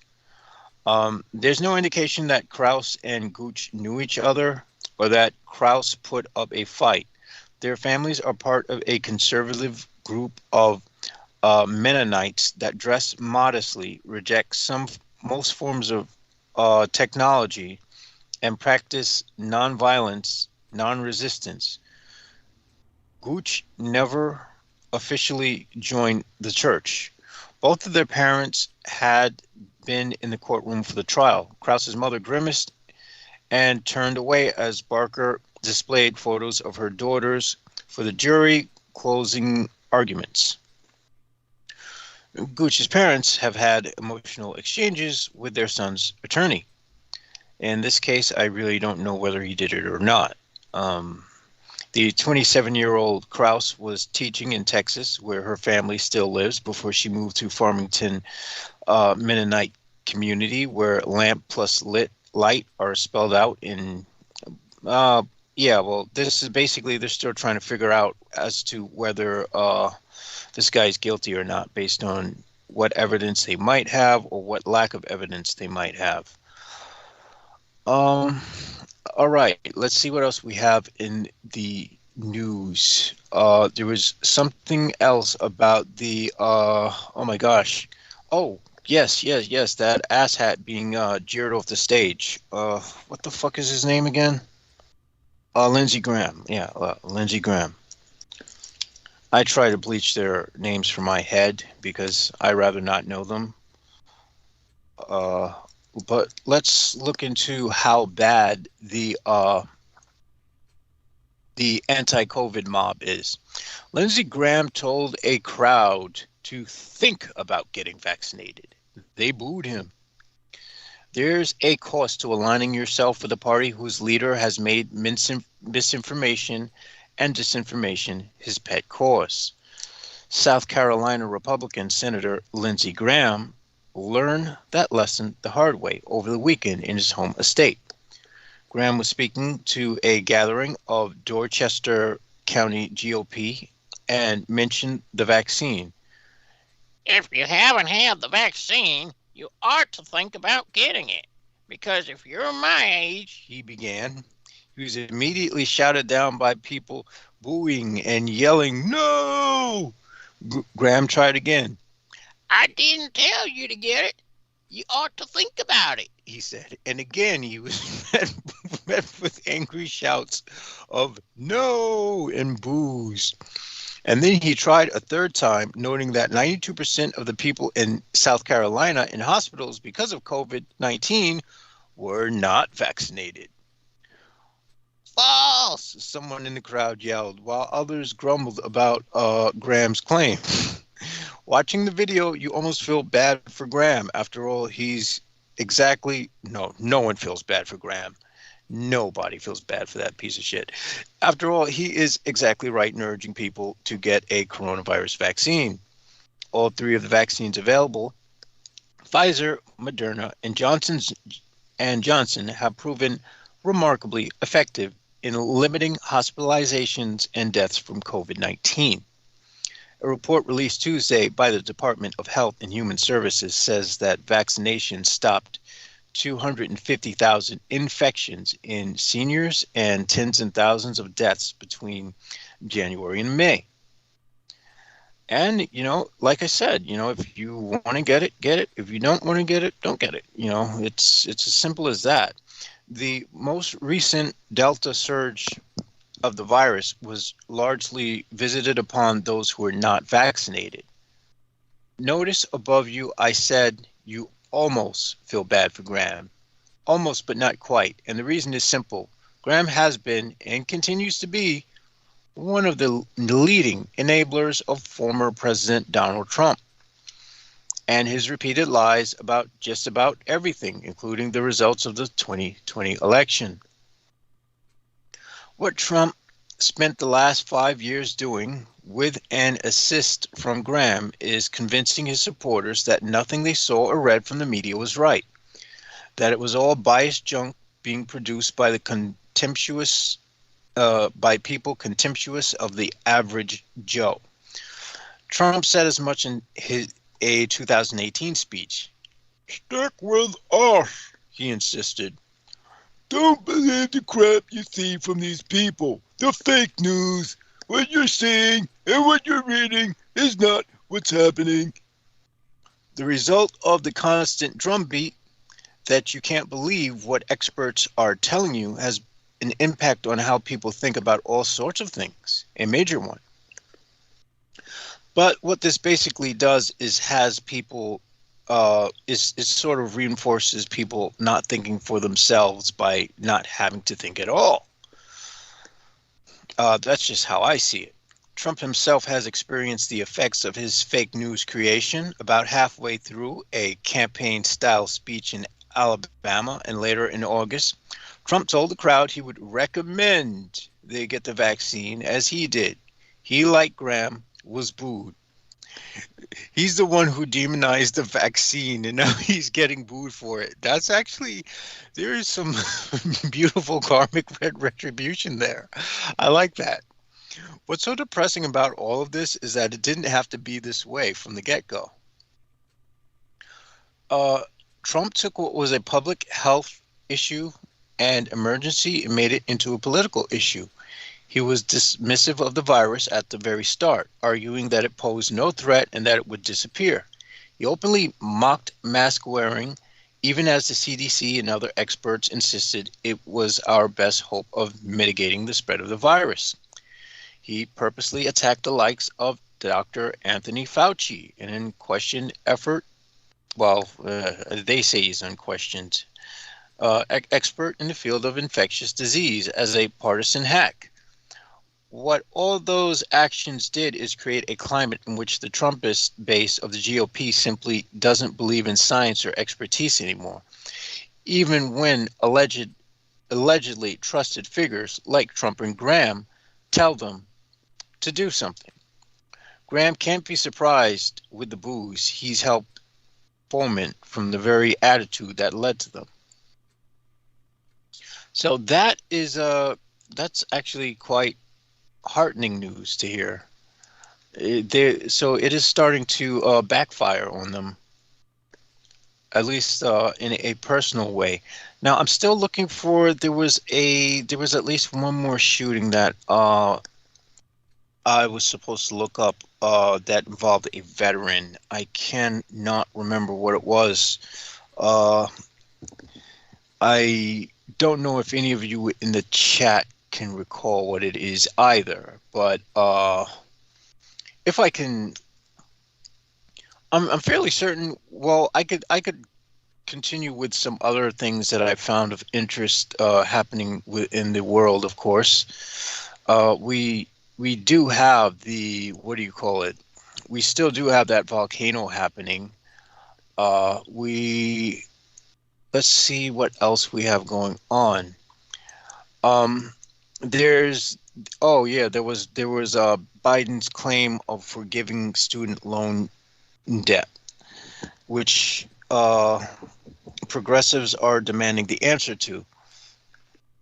After more than 6 months, the White House still hasn't outlined if the president has the authority to forgive student loan debt.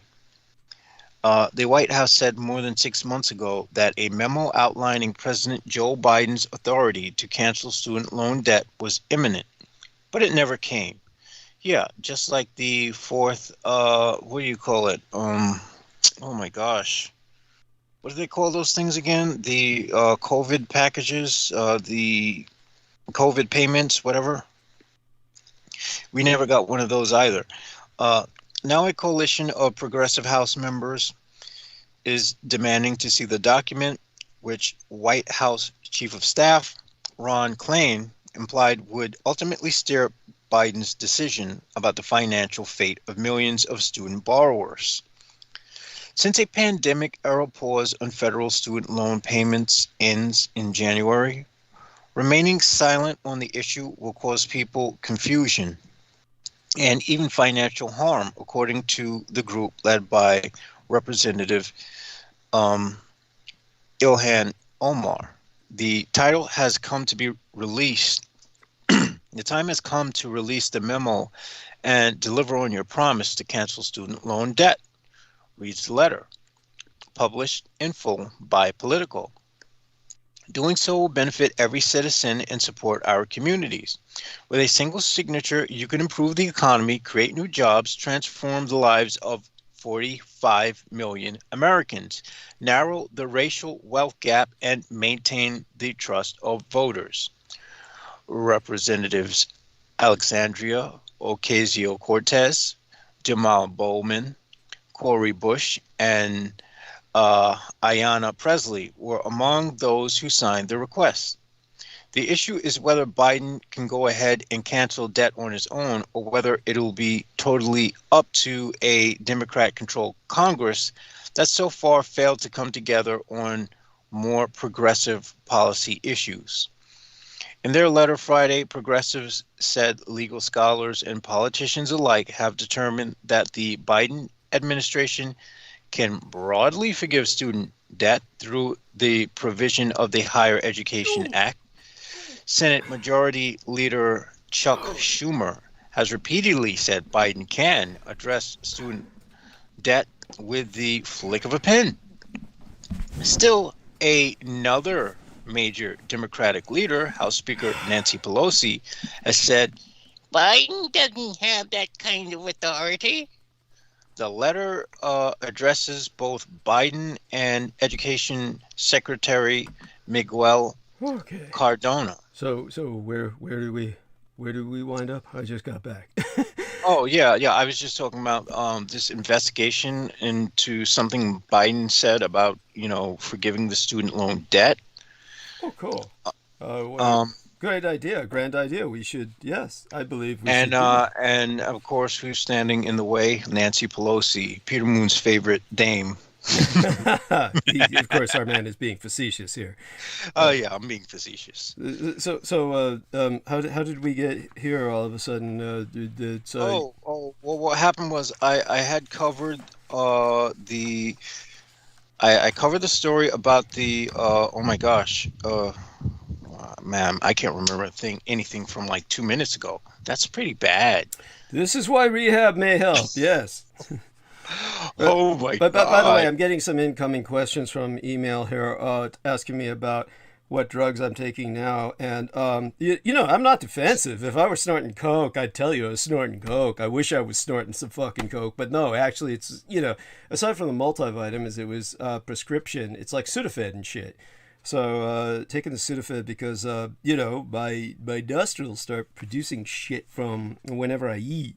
And, you know, I was lucky because the Walgreens franchise, God bless them, they had a problem with the Sudafed because I, you know, buy it in like industrial amounts, like I'm manufacturing, you know, like I was a meth head or something. And so it requires, yeah, it requires a doctor's kind of writ, kind of like a little bit beyond a prescription so I can get this shit because I'm really purchasing it at the contraband level. And what happened was Walgreens recently changed their number for the, or rather the Sudafed producers in Germany changed the number for the medicine, some kind of serial number for the med. And what happened was Walgreens was taking forever for their technicians to enter this new number into their system. And until they did that, they couldn't sell it. So they finally gave me the prescription amount that I needed, which was 60 tablets. And they gave it to me for free because it was just taking so long for them to fulfill it. And they couldn't fulfill the prescription. They couldn't sell it to me because the technicians in their industry were not entering it into the system. So since they couldn't sell it to me and, you know, I needed the med, by the way, pharmacists actually have the right to do this. And this is like during emergencies like earthquakes or floods or tornadoes. You know, it is completely illegal for charities to do this. But charities sometimes will like try and get prescription meds and pass them out to people who need them, like heart meds and whatnot. And that is actually very illegal. But pharmacists can do that. And so pharmacies can do that. And so it was along those lines. And another thing for people to know that what else was there that came to mind with that? But, you know, I guess I'll remember it later. But, you know, that alone is important enough. But, illegality. You know, I talk about the spring blades that, for those of you who don't know, by the way, certainly you can look up spring-loaded ballistic blades. You can see examples on YouTube. But these are like, they were used, for instance, by the KGB, etc. But understand this, they're highly illegal. And so, well, all the kinds of knives that I use are illegal, but the spring blades in particular are illegal. They're more illegal than silencers for guns. So, you know, that's like, just so people know that the photographs that I take, it's, you know, what can anyone do? You can't really press charges. Most people can't identify what they're looking at. Yeah, and it's not like they could prove that you actually have the blade in there. Yes, that's true. They can. You could always say, yeah, it's just ornamental. Yes, that's right. So that's the interesting nature of what I deal with. Everything I do is on that gray level. Understand, of course, as well, much of the components for the Vox Arca, for instance, are not kept on my own property, so that people should know that as well, just for the sake of maintaining further security. And that would be a matter of common sense. I'm sure you've had many occultists try to ransack your place and break in. We're the Vox Arca, and you'd have to come out and just like hit them with a blade and say, go away. Yeah, it's like Beaver said. He says, you know, anybody gets into your place, they're just gonna, you know, turn around and run out screaming. Honestly, yeah, and I, you know, there's reasons why he would say that. So, all right, we're gonna turn it back over to Jameson. He seems to be doing quite well. But if you're on to student loans now, did you go a bit into that idiot who had killed his family about the COVID shots? Were you able to dig that up? Yeah. I found that on CNN, but they only had like a tiny paragraph, and that was it. Let me and see he showed that. his face. No. There's got to be more than that. I'll give you the link and teach you. They probably hadn't opened the rest of this article segment on it. There's no way it could have been just that. Let me see now. All right, let's type that in. Maryland man accused. I hate that word, accused. Of killing. He just killed him, okay? Killing. Some say he was accused of doing it. He just did it. Killing his pharmacist brother. Pharmacist brother. All right, that should be enough now, I guess. Here we are. Now, what I'm going to do is I am going to give you the link here, and all right. Okay.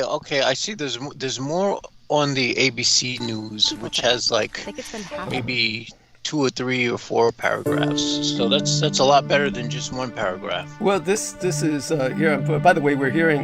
Is that me or you? Where the video's coming on? Is that me? No, I don't have any video on. Okay, I'm getting the video that I hear then. So let me turn that shit off. There we are. Oh God, that's so irritating. And I thought that was coming from your side where you were looking at the other video. All right, here, Cookie Monster, here into your private message box. Let's see if I can access this. Where, by the way, he inverted the images of Castle Bravo. I'm sorry, go on. Yeah. What do you think about it? Well, it's an evocative image. It's inverted it meaning you turned it upside down. No. What I mean is that I inverted the colors. Mm-hmm. Oh, because what I noticed is they have everything with when they're filming the shots, they used a red filter because there's no way they could look at it with the cameras would be overexposure. Mm-hmm. So I tried to invert the colors as a means of, because they have the sky was like pitch black and you see the orange fireball. And I'm thinking, well, if the thing lets out a bright flash of light, I could just invert the colors and see what the hell the thing really looked like. Right. And so it looks like it looks it's black and it's this kind of atomic blue. Okay. Yeah. No, that makes sense. So I mean, it's as imposing as it always is. It is what it is. It it's ghostly. That's my new screensaver. Oh God. At any rate, it's listen. It's not an obsession. With I know. I get it. No. I know. It's just that there's something very. I'm very attracted. It's something very hypnotic about that particular operation for some reason. Oh well, believe me, I know. You know why I know. My dad was there, and by the way, and then you can see the link. It's got the ugly guy on it. Now click on that link and tell me what you see. Okay, tell me if this is what you were looking at earlier. Okay, was this what you were looking at earlier? No. The one. That was the one. The one that you sent me is the one that I pulled up when I retyped the ABC one. Again. I see. Yeah. Okay, so let me see if I can find the one from CNN is just horrid. Let me check on that and let me see. It's just like it's literally one freaking paragraph. Okay, and then the goddamn music came on again. Okay, let me turn that off. Oh shit! God, that's so irritating. How come that doesn't happen with you? All right, CNN. Here we are, Maryland. Okay, want it to. Okay, so it says here, and then you. Okay, this is. All right. As well as the. Let me see. It's literally one paragraph. Okay, that's not what I'm seeing here. Okay, try this one and tell me what you see, because this is what I'm trying to figure out is whether or not there is something, that you accessed that was different. Okay, so can you click on that second one? Take a look at that second one. And shit! You got the whole. Wow, that's a lot more. There we are. That's what you should have gotten. That was because. So let's take a look at this. So this idiot, this guy named Jeffrey Allen Burnham, who's 46 years old, he said that his brother, who was the pharmacist, the one who made something of himself, said he was killing people with the COVID shot. And then his mother called the police department over her son's mental stability. And that was the same day the police found the body of 83-year-old Rebecca Reynolds, and her car was missing. So let's see now. This guy is well, they were searching for him in connection with the shooting deaths of his brother, who's the 58-year-old Brian Robinette, and his sister-in-law, Kelly Sue Robinette, 57, whose bodies were found that day. So he killed both his brother and his brother's wife, and he killed his mother. Is that what you're getting out of this? That's what I'm getting out of this, right? Well, he killed an 83-year-old woman. They never specified whether she was his mother, Rebecca Reynolds. Well, she called the police saying, they said over they her said son. his mother. Says it's her son. It's his mom. It says, All right, Burnham's Marilyn- mother called the police department over her son's mental stability. Yeah, Burnham's mother called his mother over mental stability, but they didn't say that Burnham's mother was Rebecca was the Reynolds? 80. Oh, Yeah. I see what you're saying. Okay, you're way Yeah. ahead of me. Okay. So what is this? So Burnham was booked where he's being held on taking a motor vehicle in connection with the Reynolds case. Rebecca Reynolds' car was found. So anyhow, he's killing everybody. In a sense, that's worse than killing his mother, only in the sense that it's some innocent victim who had nothing to do with him. If it's his mother, she kind of deserves it for raising somebody like that. You see what I'm saying? As opposed to if it's his, if it's some strange old lady who he just killed just to take her car, in a sense, that's totally worse. That's that kind of murder where none of us wants to die in a stranger murder where we're just getting into our car and some asshole comes up and kills us, right? I mean... Yeah, no one wants to die. Well. Then again, would that be worse than? I think it would be worse dying in an auto accident where you're like pinned under a tire. Okay, now at this point you're talking pain levels and shit. I'm talking about just the idea that most people have. It's hard to think of which is more abhorrent, being killed by somebody you know. But at that point, the reason most people seem to fear less being killed by somebody that they know is because most of the time you've had a whole cycle of abuse that you've gone through anyway.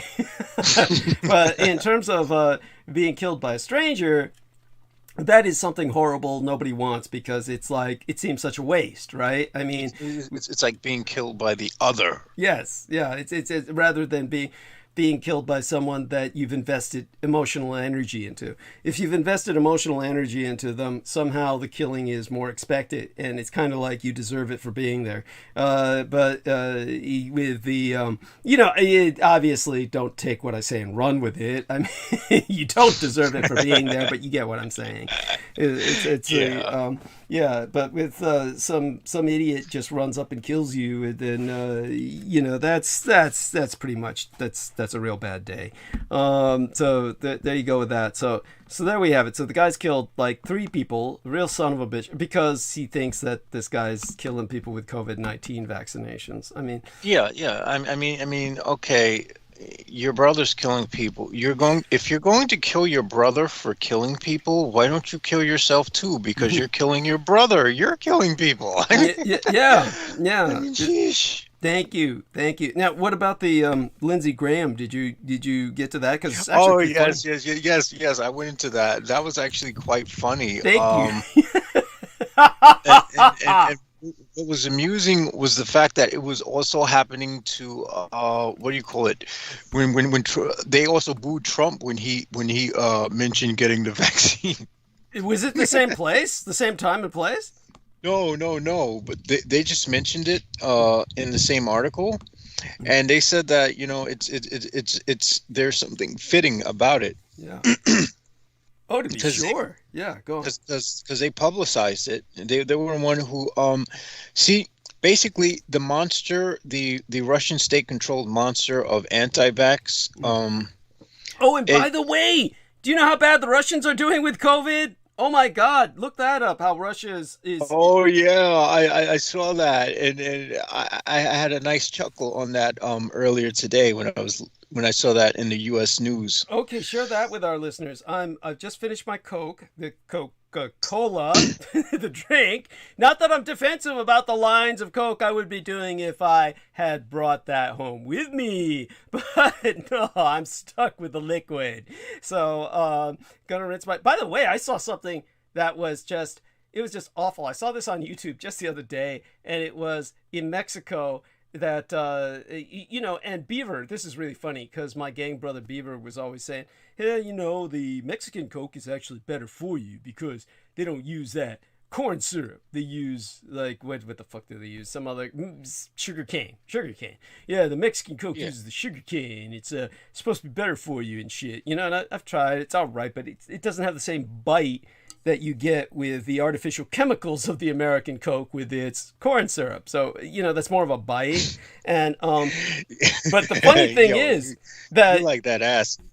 Yeah, the funny thing is that the Mexican Coke, they're dying down there on that shit. I mean, I was seeing this documentary on YouTube just the other day where they were saying, yeah, the Mexican Coke, and it was like, they're all drinking Coke down there, and the Coke is making them all diabetic because they're drinking so much of it, and then the COVID combined with the diabetes is killing them. So there's this big wave of death in Mexico, and what I couldn't believe was this fat Mexican medicine woman. She was like a shaman, so to speak. It's just a charlatan in this case, and she was like, "You have to drink the Coke. The Coke, it's medicinal, but you have to drink it." And I'm like, "Geez, it's just Coke, dude. Jesus, why would anyone buy her bullshit? I mean, it's just fucking Coke. I mean, Jesus Christ, if it were something a little bit more exotic, like maybe if she did something with it, I went to a Chinese restaurant once,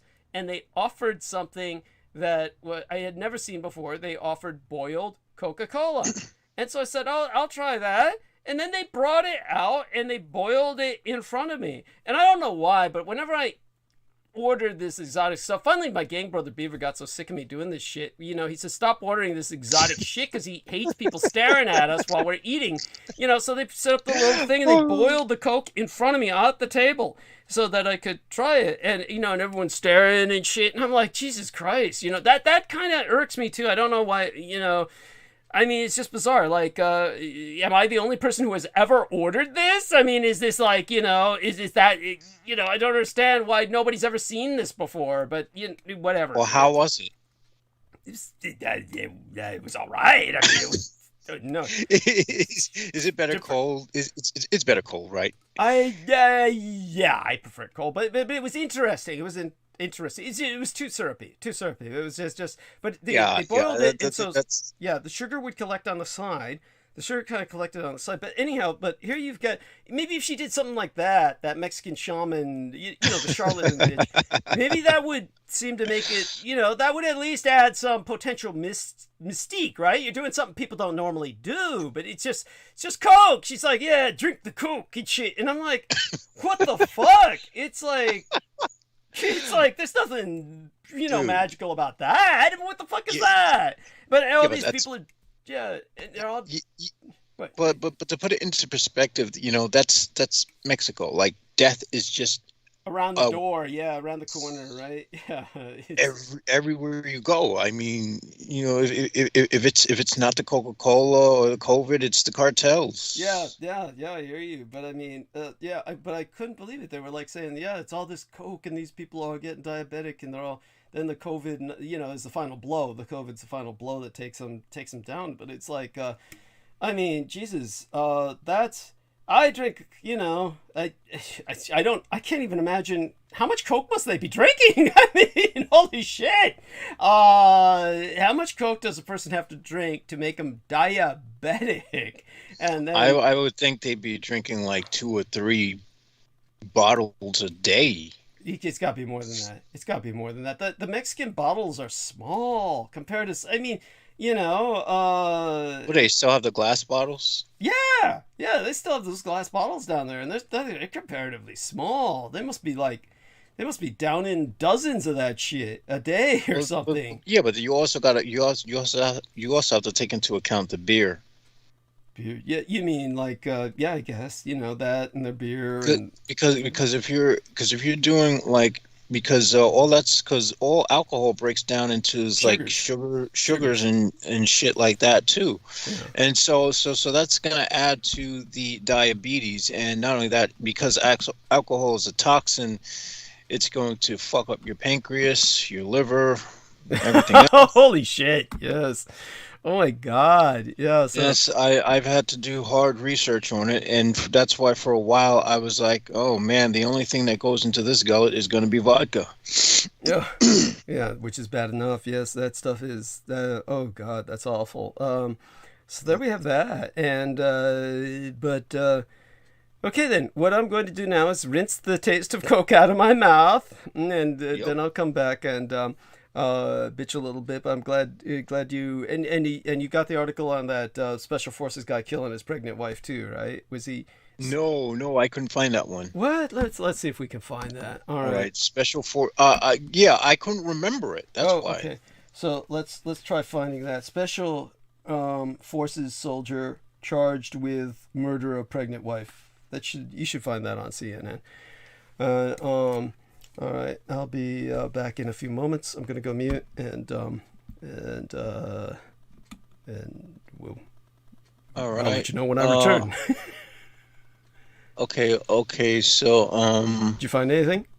Yes. Okay, Special Forces Group Soldier 33 stationed in Kentucky is charged with murdering his pregnant wife and injuring their unborn child, who miraculously survived. A soldier with the Army's 5th Special Forces Group is accused of killing his pregnant wife and injuring his unborn baby. Sergeant First Class Joseph Santiago, 33, has been charged with the murder of his wife, Megan, 33, on September 27th.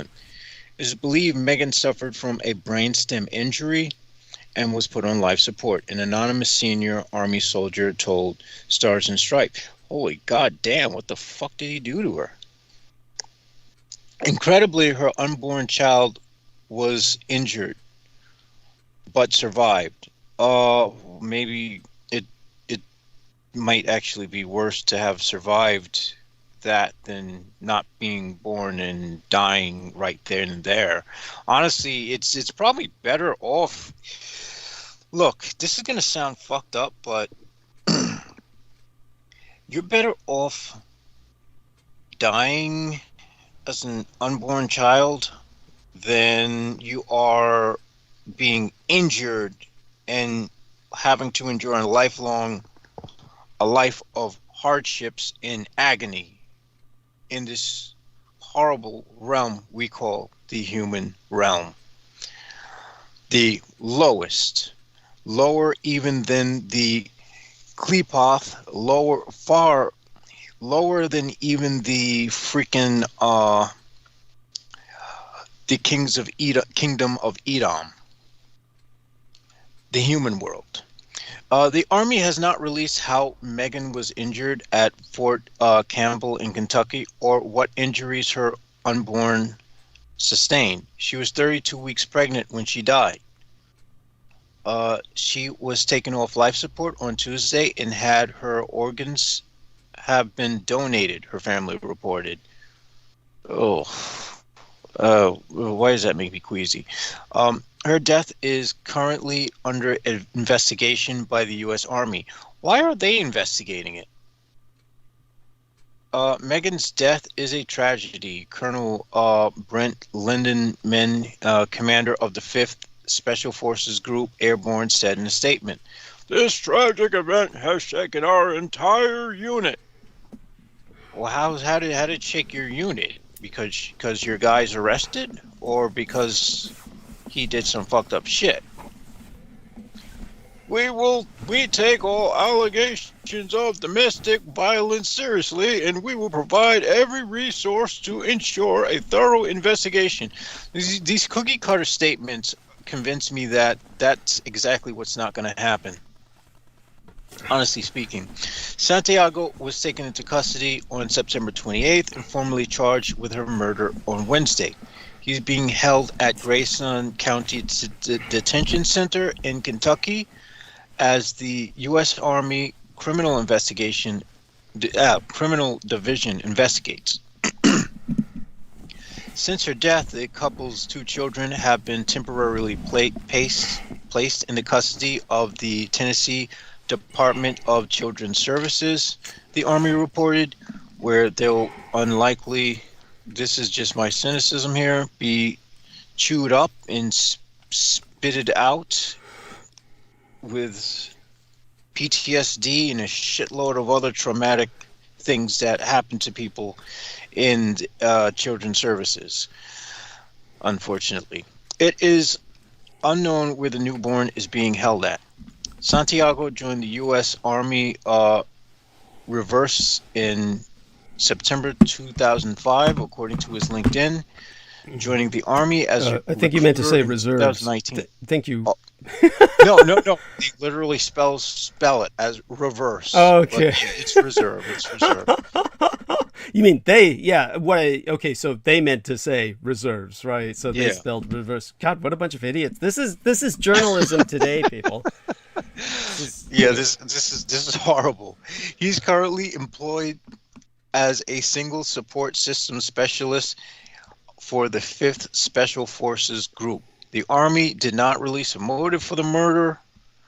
What kind of motive could you have? You're killing a pregnant wife, for God's sakes. I mean, what would be the motive other than you're fucking crazy, right? Well, maybe he was under orders. Yeah, that's true. That's true.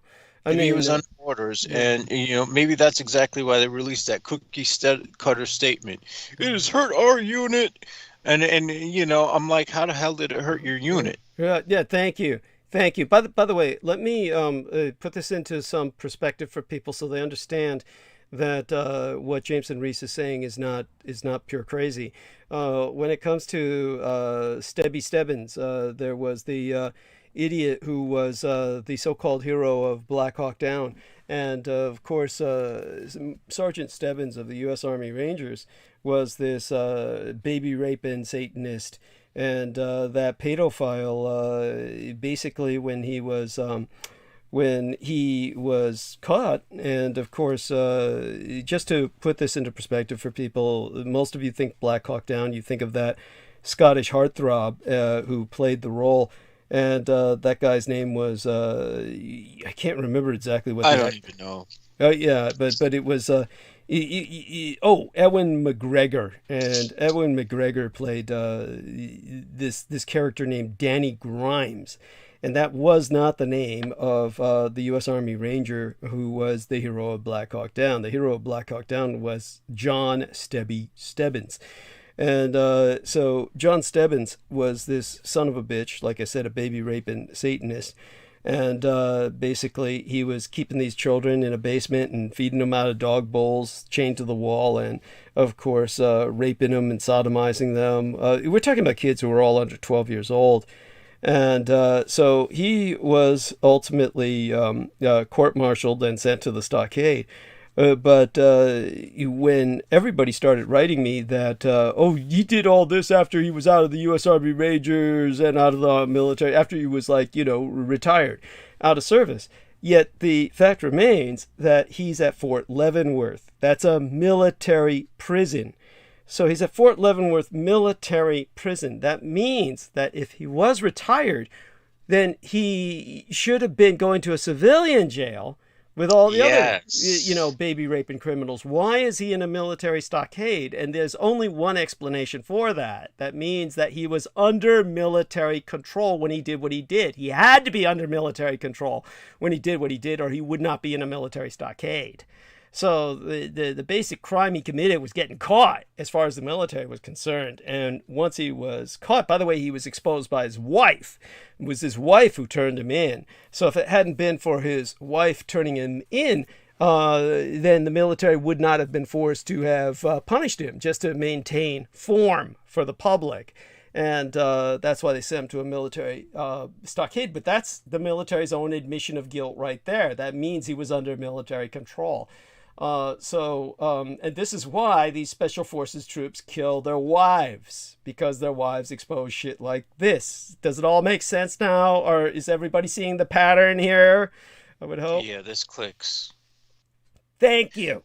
This clicks. This makes a lot of sense. So the army, now they're going into domestic violence as an ongoing problem within the armed forces, not only for military wives, but for those enlisted. Yeah, well, what do you expect? I mean, that's what you train them for, right? Thank you, Do yes. you train them for etiquette on how to treat a woman properly? No, you just send them out there and have them rape them and say, "Oh, I'll cover for you, go." Yeah. Well, now you understand why the problem exists at all. Thank you,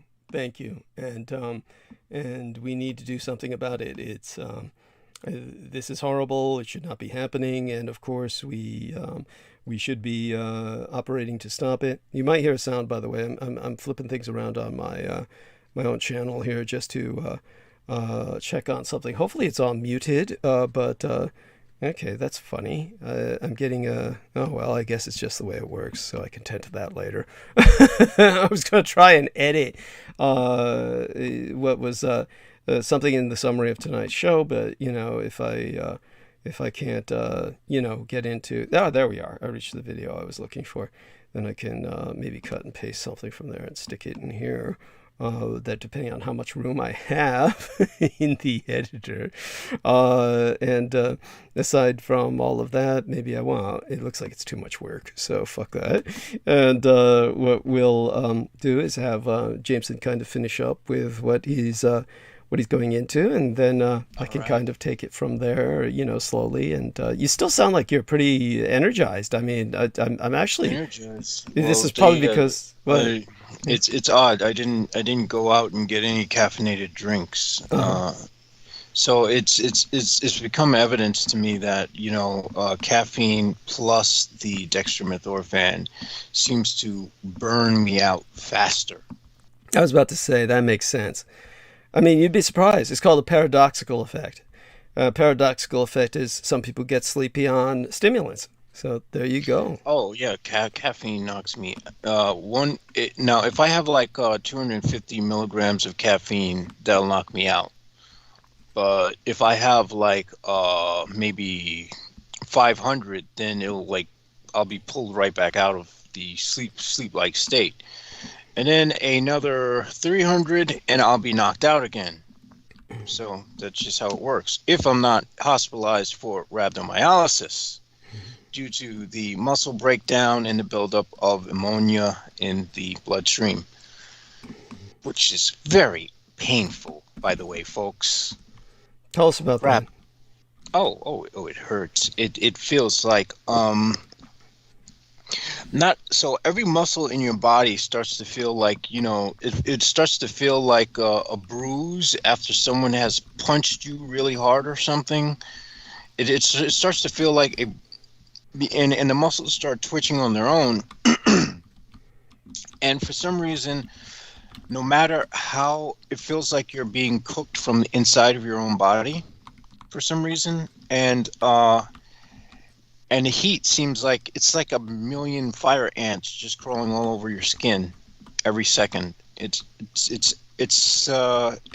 agonizing, but it's not as painful as it's a different type of pain. It's as painful, honestly speaking, it's as painful as dislocating your shoulder, but it's a different kind of pain. Shoulder dislocations are excruciating, and broken hands are pretty excruciating. But if I had to say which one was worse, I would say that, honestly speaking, it felt a lot worse when I broke my hand. Yeah, that goes without saying. How did you break your hand? Agonizing. How did you manage that? Well, after having a 40 ounce of Old English, which why the fuck would you have that shit? But those were different times back then.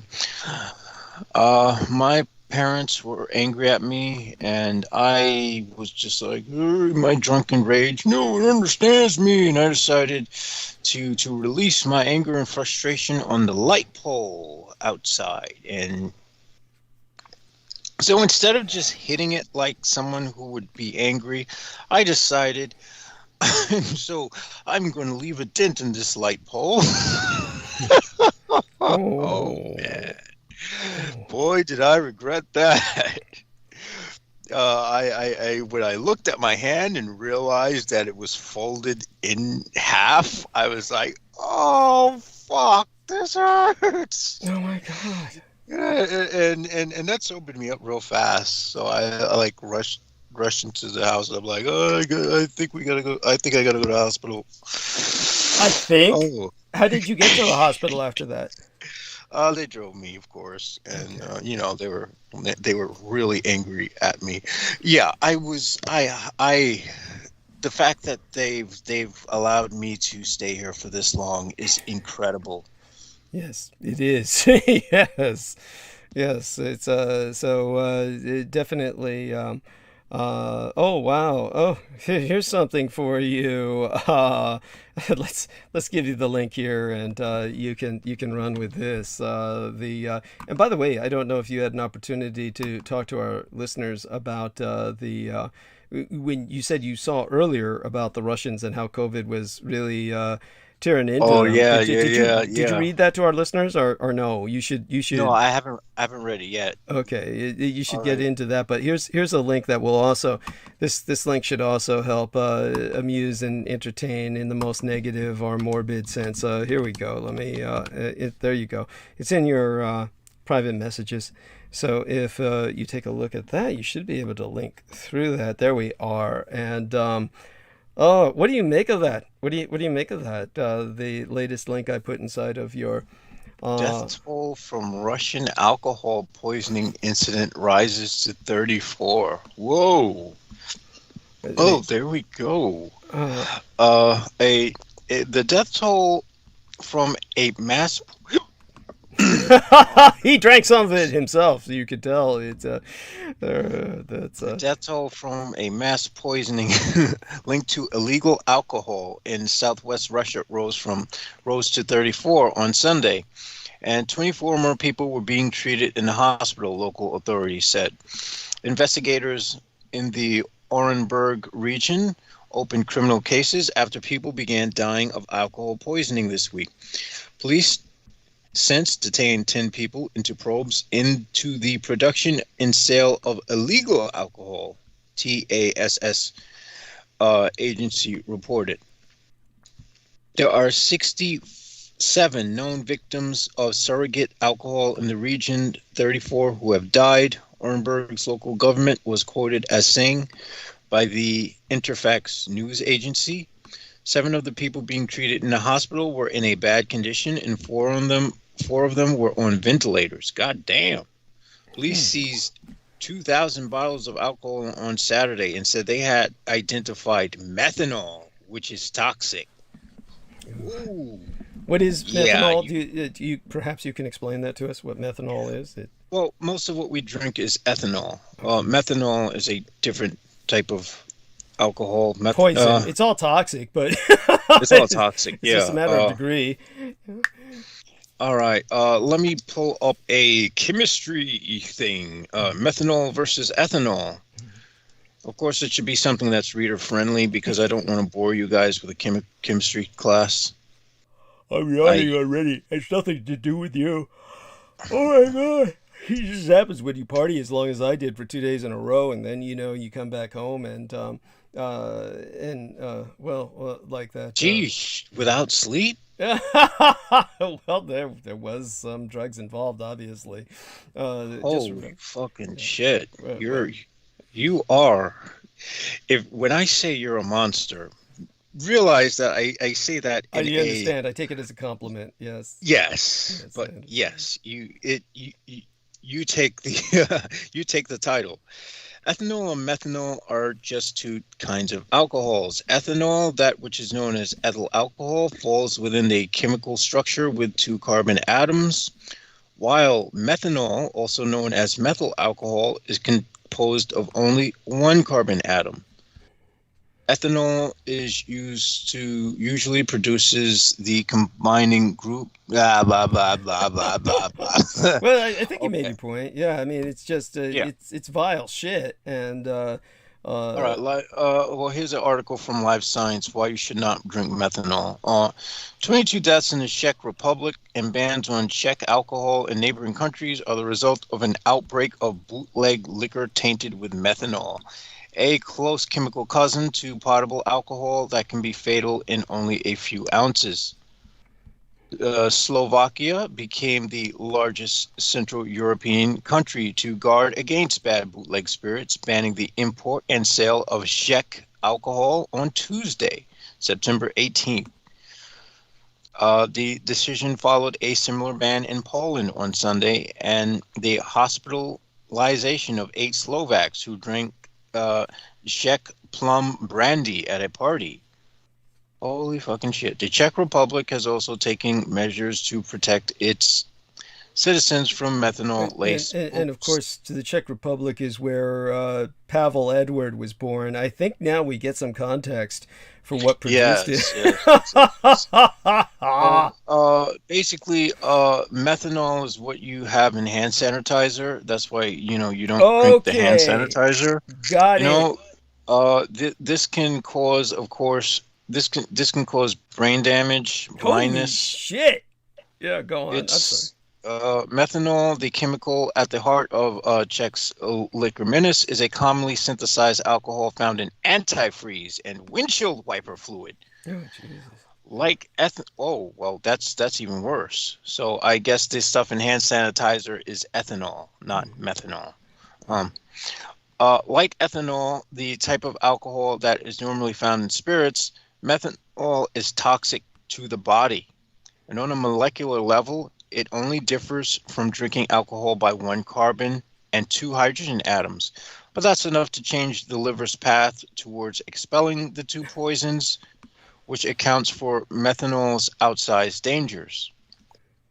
According to the NIH, the processing or metabolism of ethanol in the liver begins with the enzyme called alcohol dehydrogenase and converts it into another toxic chemical called acetaldehyde. This toxin is metabolized quickly, and in a few steps, it's broken down into innocuous carbon dioxide and water. That's why if you walk around someone and they smell like paint thinner, you know that person has been drinking way too much, or they've been huffing paint thinner, Right. Oh or my God. both, which is like, whoa. At that point, that person's just cruising for death. The metabolism of methanol, however, doesn't go off as smoothly. The chemical depresses the central nervous system in the same way as ethanol. So in large quantities, it can kill in the same way ordinary alcohol poisoning. But according to the NIH, even 2 to 8 ounces of methanol can be fatal to an adult.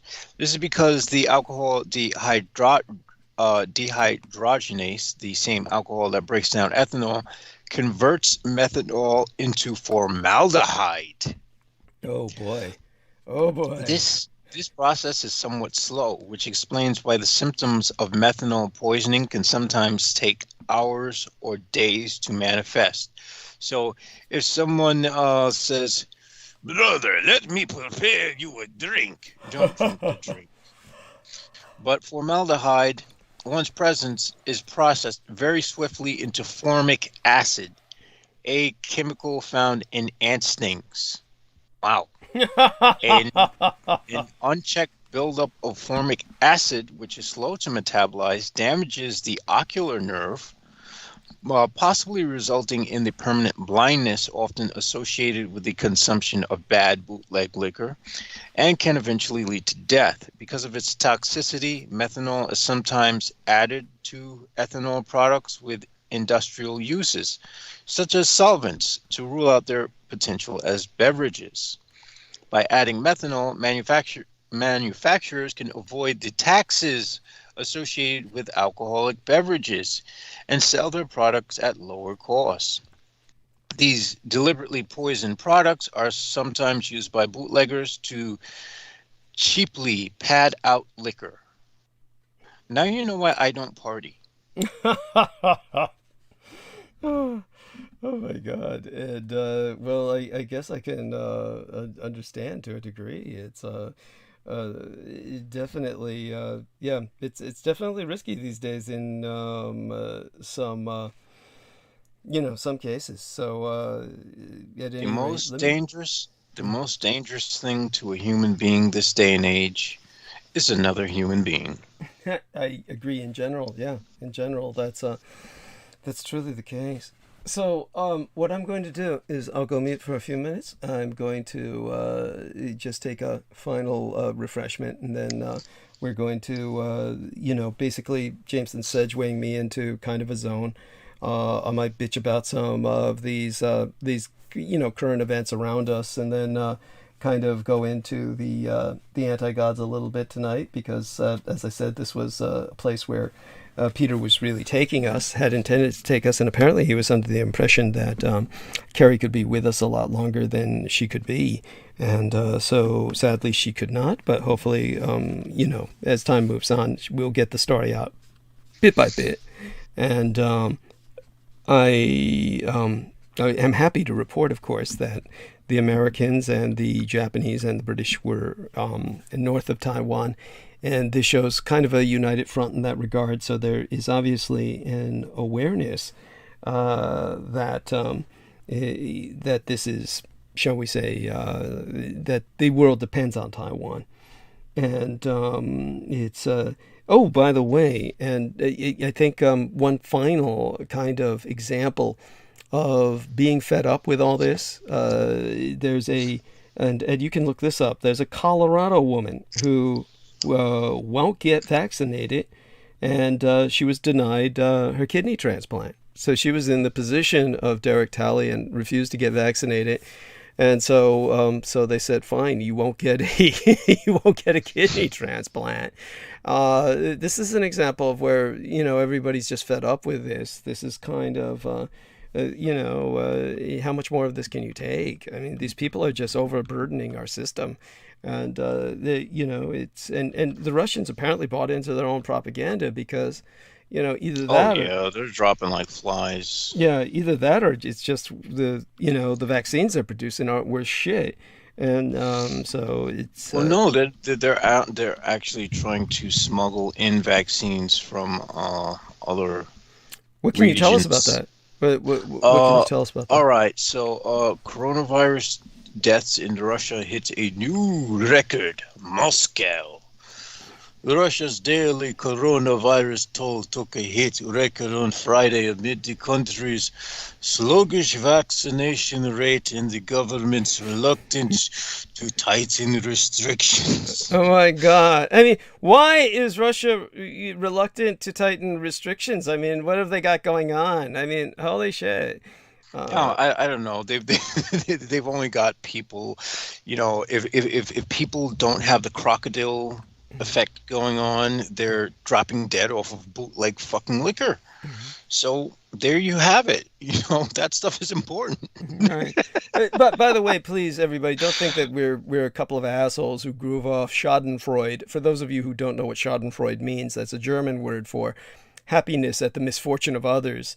But honestly, so much of this has been self-inflicted by all of these parties that you kind of like, what are you going to do? I mean, it's like you certainly aren't going to sympathize or empathize with them at this point. Yeah, it's just after a while, with all the trouble they've caused the rest of us, it's hard not to take some level of satisfaction that they're getting bitten back in the ass.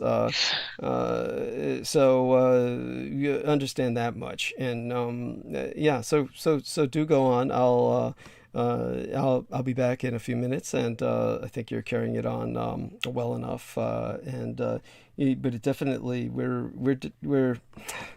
it's at some point you have to draw the line when it comes to these people who are just making the rest of our lives miserable. I mean, we all want to get on with our fucking lives. And these are they usually are very volatile people to deal with. Mm-hmm. They're like what you would call the Karens and the male Karens. Yeah. I don't know if they have an actual name for the male Karens, but you know they're They always should. We could They just call should. them incel Karens or something. But it's something that. All right. So I'll be back. All right. Russia State Coronavirus Task Force reported 936 new deaths on Friday, the highest number since the start of the pandemic. It was the third straight day when daily COVID-19 deaths topped 900. Russia already has Europe's highest death toll in the pandemic, more than 214,000. And the authorities' conservative way of recording COVID-19 fatalities suggests the actual number could be even higher. On Friday, the government's task force reported 27,246 new confirmed cases, just slightly less than Thursday's number of 27,550, which was the highest so far this year. A steep rise in infections and deaths began in late September, with authorities blaming it on the low vaccination rate. Russia's Deputy Prime Minister Tatiana Kilakova said on Friday that 47.8 million Russians, or almost 33% of Russia's nearly 146 million people, have received at least one shot of a coronavirus vaccine. And 42.2 million, or about 29%, were fully vaccinated. The Kremlin had shrugged off the idea of imposing new nationwide lockdowns, delegating the power to tighten restrictions to regional authorities. In some areas of the country, Moscow and St. Petersburg, life remains largely normal, with businesses operating as usual and mask mandates loosely enforced.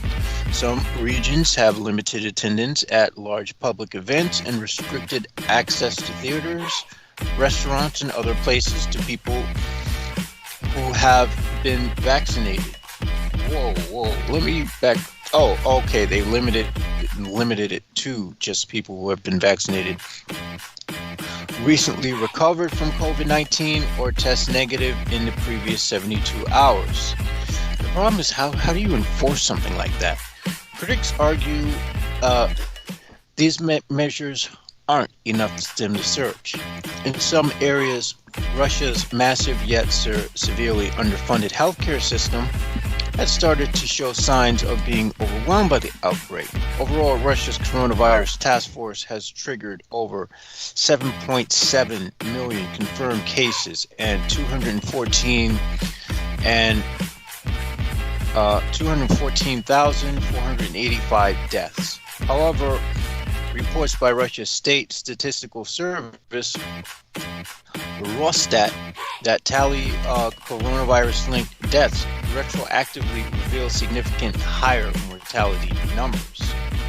Rosstat on Friday revealed that the latest coronavirus mortality data showed more than 254,000 deaths of people with COVID-19 in the first 8 months of this year, and over 163,000 deaths of patients who have had the coronavirus for the whole of 2020. Unlike the coronavirus task force that only counts deaths of patients where coronavirus was considered the main cause, Rosstat also tallies those who had COVID-19 but died of other causes, and those for whom the coronavirus was suspected but not confirmed. The agency said that overall the number of deaths in Russia from January until August topped 1.5 million, rising by 18.5% over a year. Russia's population shrunk more than 351,000 in the first 7 months of the year and stood about 145 million as of August 1st, according to Rostat. Damn, that's not a lot of people at all. Well, considering how big the region is, I mean, yeah. But it is more or less just desserts when you think about it, due to the all the damage they've done here in the America, in around the world, with the entire anti-vax thing, which has more or less probably killed more people than we can possibly imagine, especially when you consider the amount of people who are anti-vaxxers who are now running around killing people who are vaccinating people. It's like, yeah, who the fuck wants to deal with these people anymore? All right. And so I can continue on to other affairs. Let's see. Oh, right. There was an article I did have on yes, I just have to find this article, folks. So bear with me for a second. But it was an article on it sort of dealt with like the sort of, I don't know, smuggling of vaccines and stuff. I can't find out where it is though.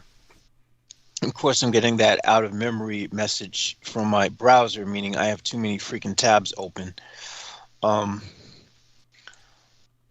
But I say it's honestly, I say good riddance. You know, it's long overdue.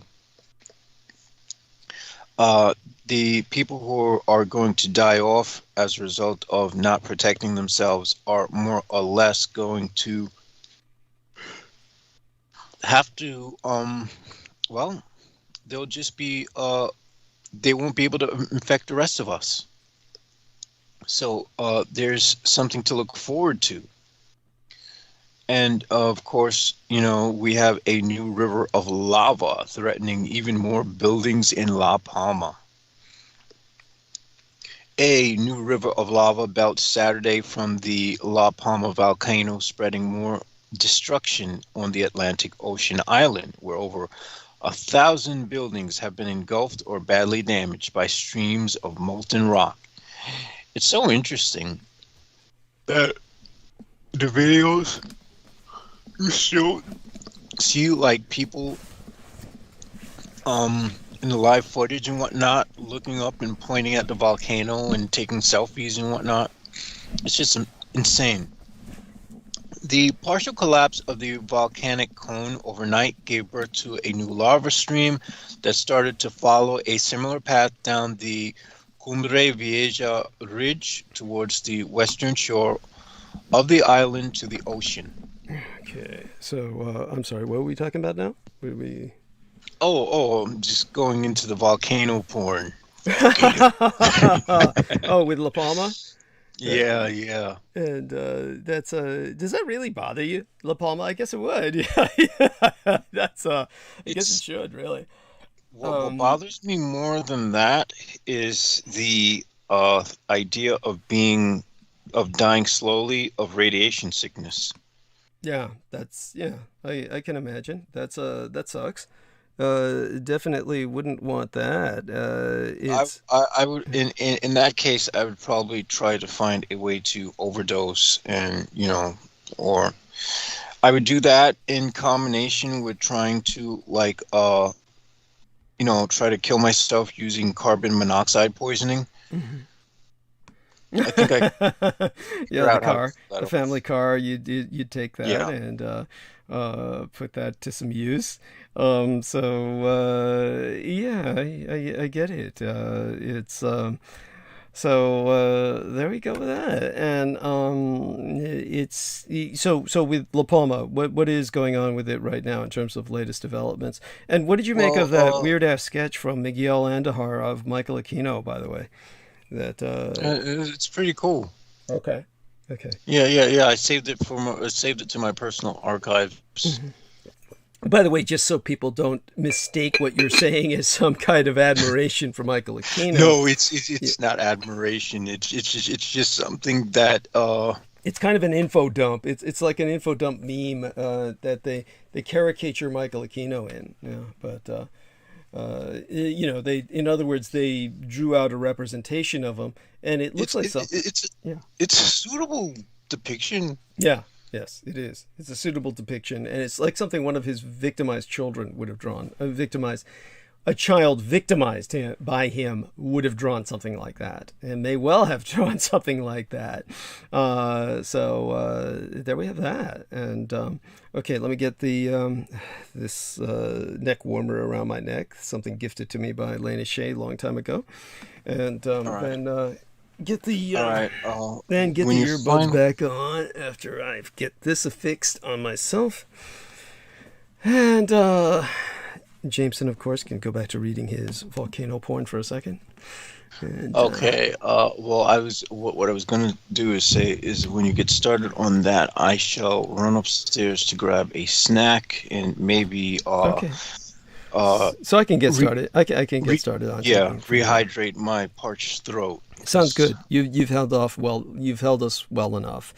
So my thank you, Jameson. Love you dearly. And if you have to drop off later tonight to get a few hours sleep before you see the man at high noon, after all, by the time that we're done, usually it's about what time in New York? Usually by the time that we're done with transmission. I guess he left. That's fine. And I'd like to see some more activity in the chat room. Whoever's in there, do acknowledge. That's an old military term for respond. And seems like we've got an excellent connection, so that's good. And exposed everybody to Jameson for a while, and I'm quite sure I picked up. Yes, so our man Jameson says it's usually around 8 a.m. Be right back. There you go. Thank you, sir. So let me put a check on that. And that will give him a response towards that. Around 8 a.m., 8 to 9, 9 to 10, 10 to 11, 11 to 12. Shit, the problem is he's probably concerned about is that if he goes to sleep, he probably won't wake up in time for his appointment and he'll miss it. So usually when we take the time that I need to kind of recover from these parties and decompress and then get into some kind of monologue, by that time we've lost the majority of the listeners. We still got quite a few considering, and actually we've got quite a few actually compared to what it used to be back in the old days. It's not an overwhelming number, but considering the hour of the night, our listeners are loyal and they stay with us, and they're really I love you all of those who support myself, of course. And so just when it came to talking about all of these people refusing their vaccines and then trying to get everybody else to refuse them, and then trying to basically get, how would I say it? Just convert everybody into this anti-vaxxer cult. This is, like I say, when you have this woman not getting her kidney transplant, that's harsh. But at the same time, there are people who are willing to take care of their bodies who could use that kidney as well. So give it to them. And this is the kind of, with everything that our man Jameson was reading out about Leahy and getting booed, and even Trump getting booed just for suggesting people take the vaccine. Honestly, this is the anti-vaxxers that are doing all that. But as I said, there's this silent majority of the vaccinated that are fed up with the pandemic, and we're even more fed up with those who refuse to get inoculated and wear their goddamn masks. And so you've got professional athletes who are used to getting booed by fans on occasion because it could be a reaction to a miscatch or a championship-killing baseball between the legs, or maybe the player defected to a rival team and left some hurt feelings. But in the case of Buffalo Bills player Cole Beasley, the unheard of boos from hometown fans had nothing to do with his performance in the field. It's basically that well, he's not vaccinated against COVID-19. And he's been very vocal about it on social media, saying he doesn't need the shot and doesn't think it's anyone else's place to mandate it for him or anyone else. So basically what happened was that he got booed at the home stadium because some of the same people want him to take pictures, sign autographs. He's all bitchy and he's butthurt. He's this 32-year-old wide receiver, and he offered to buy tickets to away games for Bills fans who themselves refuse to get vaccinated and thus can't go to games at Highmark Stadium, where a vaccine mandate is in place for all the attendees. But all of this is probably a really stunning turn for Bills fans because they're famously loyal. I mean, so famously loyal that they routinely show up at the airport at midnight in sub-freezing weather to greet players when the NFL team returns from away games, even when they lose. But as with less prominent figures, people are just fed up with fellow Americans who won't get vaccinated and bring a close to one of the most painful chapters in recent American history. So you got this Beasley, butthurt Beasley, complaining on Twitter, saying that fans right behind the bench are yelling at me to get vaccinated and talking shit. Well, there you have that. Basically, Dr. Tom Russo, who's the chief of the Division of Infectious Diseases at the University of Buffalo's Jacobs School of Medicine and Biomedical Sciences. Well, he was noting the threat to Beasley's own health and that of his teammates.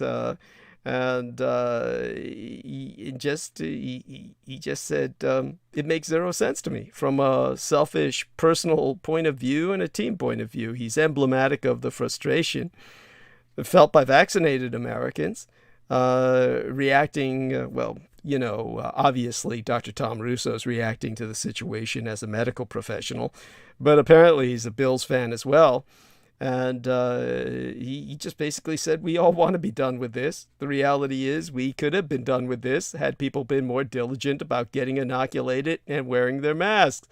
And this Cole Beasley, he's part of a significant minority. He's made mistakes about being public about his tweets. And as a result, he's become an object of frustration. And not only is he holding us back, at the end of the day, it's costing lives. So here we are, more than a year and a half into the pandemic and 10 months after vaccines first became available.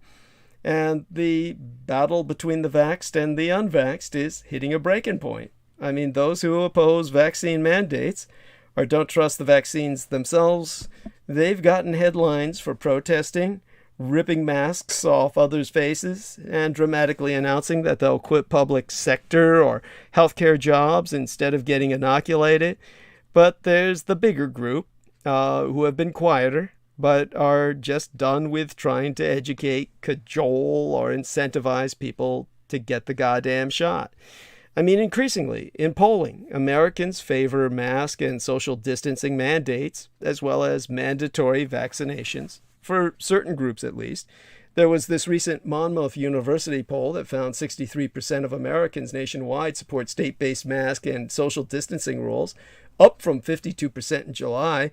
Hell, there's a Fox News poll in September that found that 67% of respondents favor masks in schools, and 66% say businesses should be able to require them of employees and customers.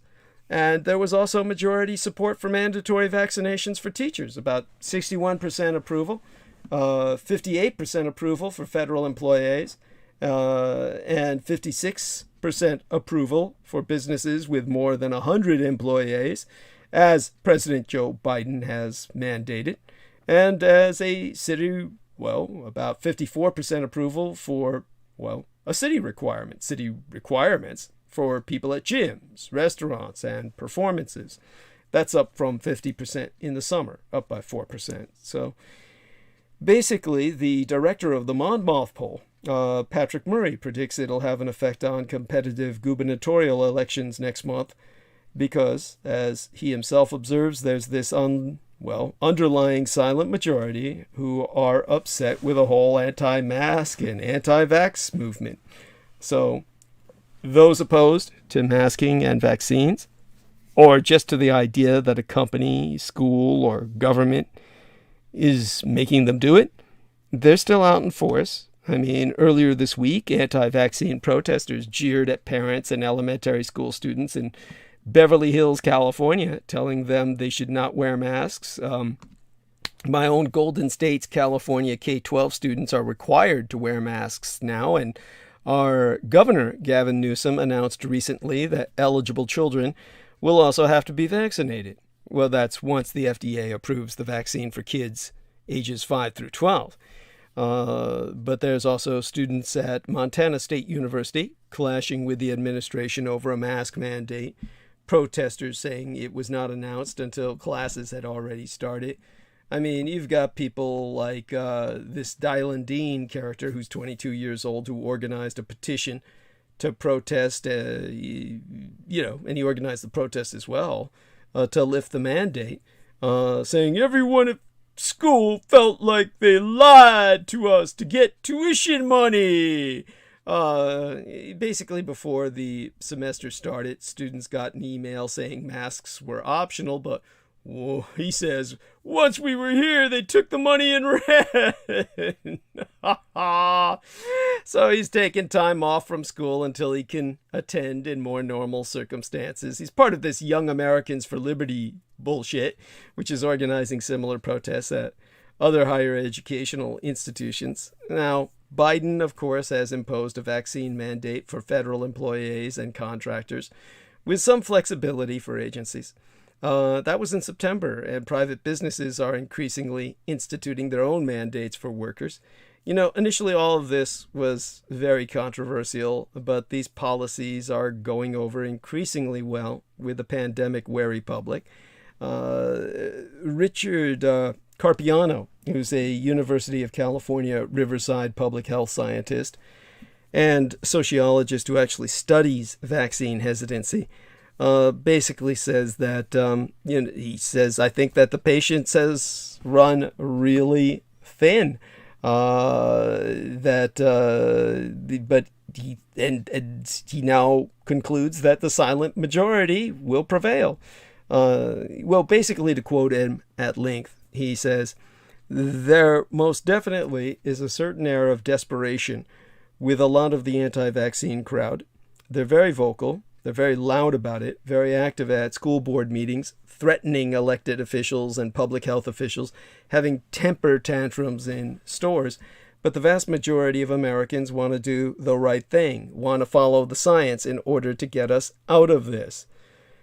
So the medical professionals are hoping that happens in time to get the pandemic under control before another new variant can develop. So we have to hope that along with them. Now that more people know someone who has become ill or even died from COVID-19, tolerance of the unmasked and the unvaxxed is waning. And the psychiatrist, Dr. Howard Pratt, a behavioral health medical director at the Community Health of South Florida, has said of these willfully unvaccinated that you actually become the face of the problem. I mean, these mandates are convincing a good chunk of the unvaccinated to get the shot. Even the doctors in the field administering them say that. They do add, of course, that people are waiting until the last possible day before losing their jobs to get vaccinated. But like Eric Dixon, the CEO of the University of Mass Memorial Health, a practicing ER physician himself, has said, for me, there has to be zero tolerance. I can't have someone take care of a kid in the ICU with cancer who hasn't been vaccinated. So he's had about 10% of the staff who have been reluctant to get the coronavirus vaccine. And that would be devastating if he lost much even that much of his workforce. But he estimated that just 1 to 2% would actually refuse to give in and get the shot. So we're here now at this critical juncture. We'll see where it goes. And obviously, which side I'm on in this, but still, this hasn't been easy. And it's amazing how people get violent about this and just are determined to try and impose their lifestyle of self-abuse upon others, or self-neglect. And, this has a lot to do with Trump's appeasers, who are only making his assault on democracy worse. I mean, the evidence of ex-President Donald Trump's attempted coup d'etat became ever more conclusive this last Thursday of last week with the release of this damning new congressional report. And it was... and we still have all these Republican heavyweights increasingly complicit in Trump's threat to the future elections by appeasing his assaults on the Constitution in order to preserve their own political viability with his cultic base. I mean, the 45th president was making, he is making unmistakable moves to fire up a 2024 campaign. And on Wednesday of last week, just before I got on bandwidth, he issued his latest assault on the truth of his 2020 defeat and the attempted coup d'etat he inspired when he attacked the House Select Committee investigating the January 6th insurrection. I mean, his lie-filled missive, it came in a week in which several other possible Republican candidates, including the ex-Vice President Mike Pence, and the ex-UN Ambassador Nikki Haley, tried to ingratiate themselves back into Trump world, and by paying their respects to their former commander-in-chief, they underscored his dominance of their party and the way his anti-democratic behavior is ignored. They also demonstrated that, as in a totalitarian system, there can be no criticism of the great dear leader. They choose to ostentatiously profess loyalty to escape the fates of those purged from the party's affections for telling the truth, like the representatives Liz Cheney of Wyoming and Adam Kinzinger of Illinois, the only two Republicans who serve on the January 6th committee.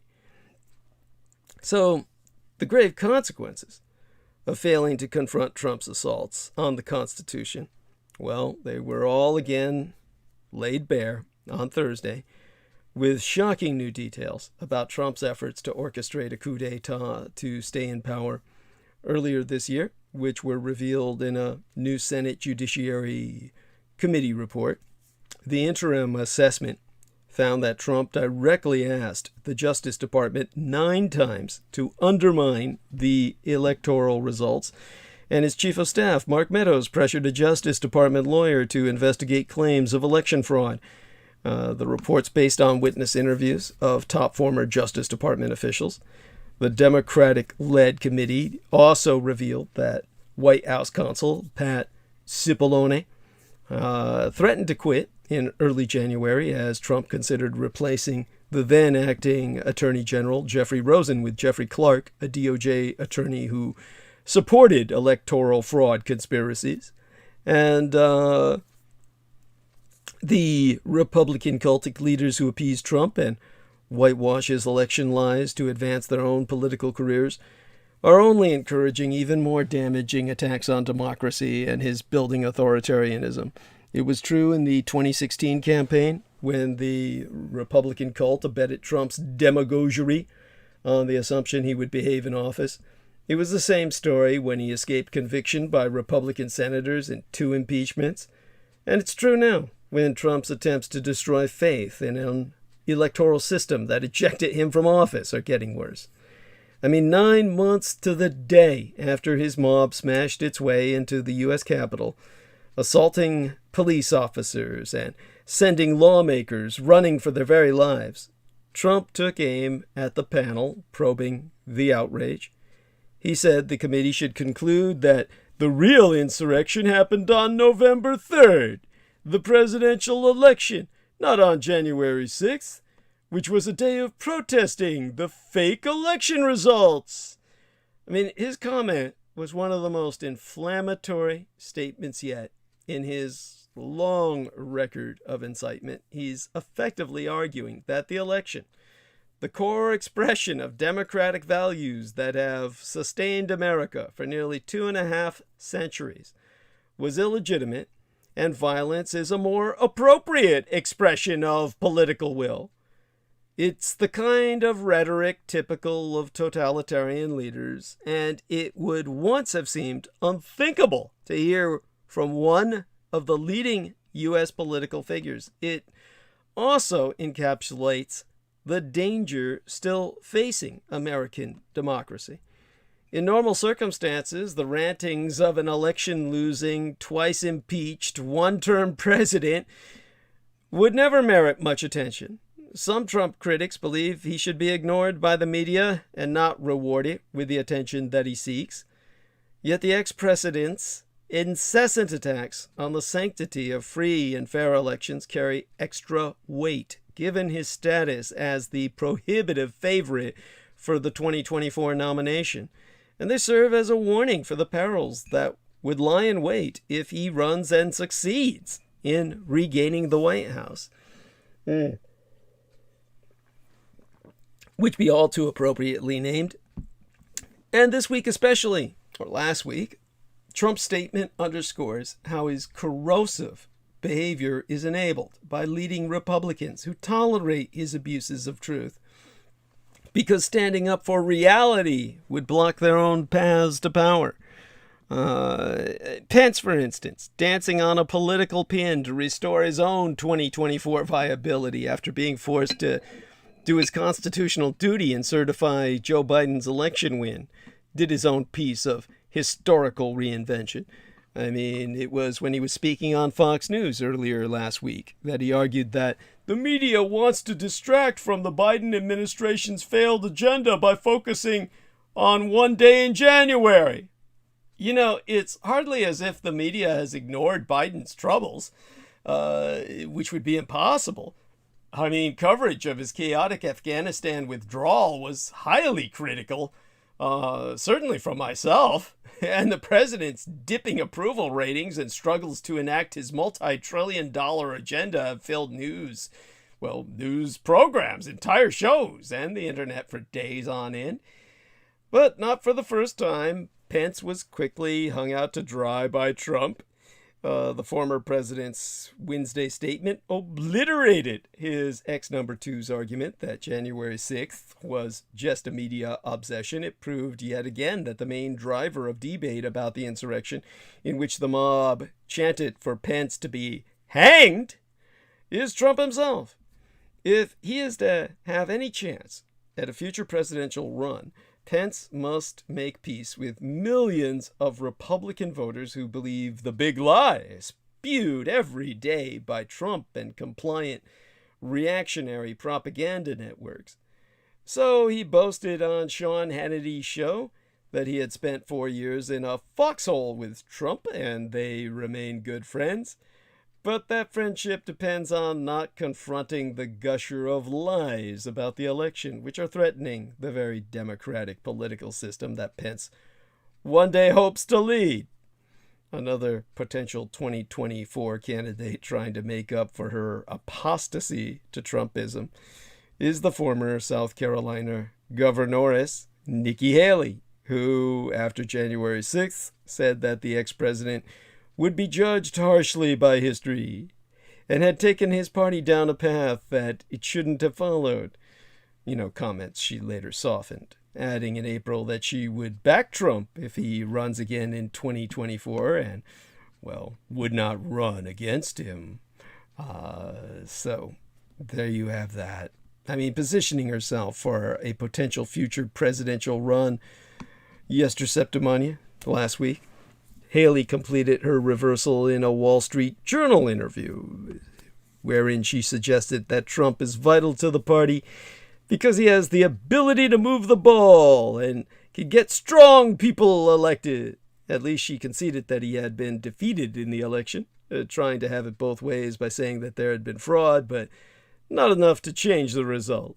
Now, according to multiple audits, court cases, and even Trump's own Justice Department, there was not any fraud, certainly none of any significance, in the 2020 election. Now, in the interview, Haley also pledged to confer with Trump before launching a presidential run herself, leaving open the possibility she could step aside if he wants another shot. Well, what she said was, "I would pick up the phone and meet with the president. I would talk to him and see what his plans are. I would tell him about my plans. We would work on it together." So in remarks to the Republican cultic faithful at the Reagan Library on Tuesday night, Haley didn't even allude to January 6th and barely mentioned Trump himself, instead choosing to lean into foreign policy while delivering a gentle reminder that the party cannot ignore minorities and women. And like Pence, Haley's route to power would run through an accommodation with a former president responsible for the worst attack on the seat of American democratic government in history. She's far from alone in her appeasement, of course. The House Republican leader, Kevin McCarthy, who castigated Trump after January 6th, only to quickly try to make up with him, is effectively anchoring his bid to win the House next year on the ex-president. You've got all these multiple hopefuls approaching the Republican cultic primary races ahead of the midterm elections, having all embraced Trump's democracy-tainting lies in an effort to win his endorsement. This is all a sign of how the former president's strange magic and still roaring appeal among Republican grassroots voters still dominates his party. On CNN's newsroom, Kinzinger said, "I don't get this toxic hold that Trump has over people. He never had it over me. Maybe I just missed out, but I'm glad I did." Well, what he missed out on was a huge political machine. The political machine spawned by Trump's slanders about the 2020 election is extraordinary.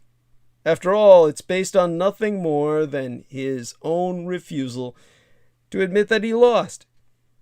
Here's Trump, by all evidence, fearing he would be beaten by Biden, laying the groundwork for his post-election behavior by lashing out at mail-in voting ahead of time.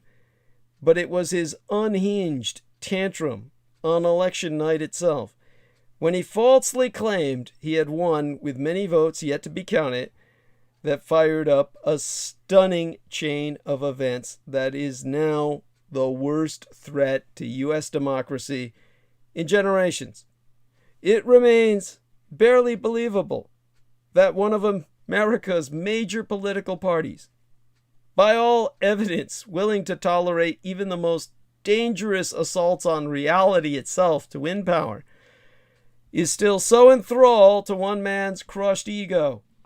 But the Russo collaborationist Red Republican cult's continued tolerance of Trump is so dangerous because democracy can survive only when candidates rejected by the people admit their losses.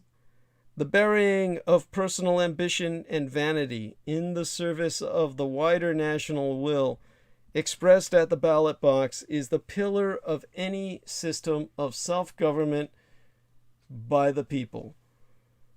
Trump's nursing of his own ego in defeat inspired a massive tale of lies and conspiracies that have convinced, sans any evidence whatsoever, 78% of Republicans that Biden did not win our election. That's according to a CNN/SSRS poll released yestermenses last month. Now, based on Trump's lies, 19 states have now enacted 33 laws that make it harder for Americans to vote. That's confirmed by the Brennan Center for Justice. Trump has endorsed candidates for Secretary of State, a position with vast sway over elections, in pivotal swing states Arizona, Michigan, and Georgia, who support his lies about fraud. That move is a transparent effort to put into place an infrastructure by 2024 that could be used to steal our election if Trump is a candidate and fails to win enough votes. With key Republicans ignoring his anti-democratic quest in order to protect their own appeals to his voters, the threat to American democracy itself, which has survived a civil war, 2 world wars, economic depressions, and that long journey toward civil rights, is guaranteed to get even worse. So that's why I have to say that it's time for Democrats to start playing hardball on voting rights. The Russo collaborationist Red Republican cult is willing to punish millions, even an entire state, to achieve its political goals. Why can't Democrats do the same? Our president, our legally elected, legitimate president, Joseph Biden, should defund states that restrict voting rights. Period. Congressional Democrats have a golden opportunity to protect voting rights when the House of Representatives returns to session this week to lay the groundwork for approving 2 different infrastructure proposals. By taking a page from the Russo collaborationist Red Republican cult's insurgent playbook, they should use the infrastructure measures to defund states that are suppressing voting and enacting laws that make it easier for Republican officials to overturn election results they don't like. Given the Russo collaborationist Red Republican cult and its insurgent holy war on voting, time is running out for our democracy. When Republicans don't like what a state or local government is doing, from COVID-19 related mask mandates to teaching critical race theory in schools, they have been known to cut off funding, or at least to threaten to do so. It's time Democrats do the same for voting rights, which are the lifeblood of our republic. Democrats should condition some parts of the proposed $3.5 trillion United States dollar bill, this entire spending bill, which is still being drafted, on states is agreeing to a national standard for federal elections. A roadmap for the types of measures that Democrats could require are laid out in the For the People Act, such as uniform standards for early voting days and automatic voter registration. Republicans have wielded this very weapon in just the past few months. In Florida, Russo collaborationist Red Republican cultic Governor Ron DeSantis signed an executive order that withholds funds from any school district that mandates that students and teachers wear masks, even though experts like the American Academy of Pediatrics and 62% of Florida voters support such requirements. In mid-July, Senator Tom Cotton, Republican from Arkansas, or the representative thereof, introduced legislation that would bar federal funds from being sent to K-12 schools that promote critical race theory. And in various Russo collaborationist Red Republican cult insurgent controlled states that have enacted, they've all enacted laws over the past few months that bar state funding to any school that teaches about systemic racism or other race-related topics. The Russell collaborationist Red Republican cult insurgency believes our children should never learn about. Just a fortwin nit, 14 nights, 12 weeks agone, Senator Joni Ernst, the representative of Iowa, introduced what she dubbed the Cuomo Amendment. The Cuomo Amendment, which would have withheld infrastructure funds from New York or any other state where there's a sitting governor who harasses and abuses women on his own staff.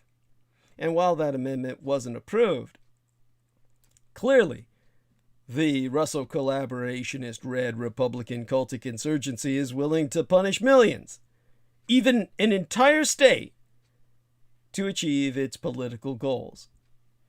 If it was important enough to use to address texting while driving, it's certainly important enough to use to save our democracy.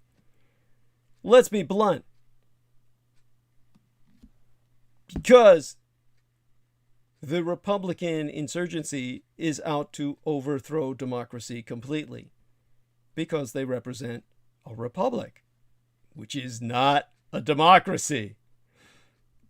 And according to the Brennan Center for Justice, since January 17, Russell collaborationist, Red Republican cultic insurgent-controlled states have enacted 28 laws that restrict access to the vote, from making it more challenging to vote in person and by mail to purging voter rolls, with many measures by design disproportionately affecting people of color. Alarmingly, at least for those who believe in democracy, some of these laws potentially allow Republican officials to overturn elections if they don't agree with the results.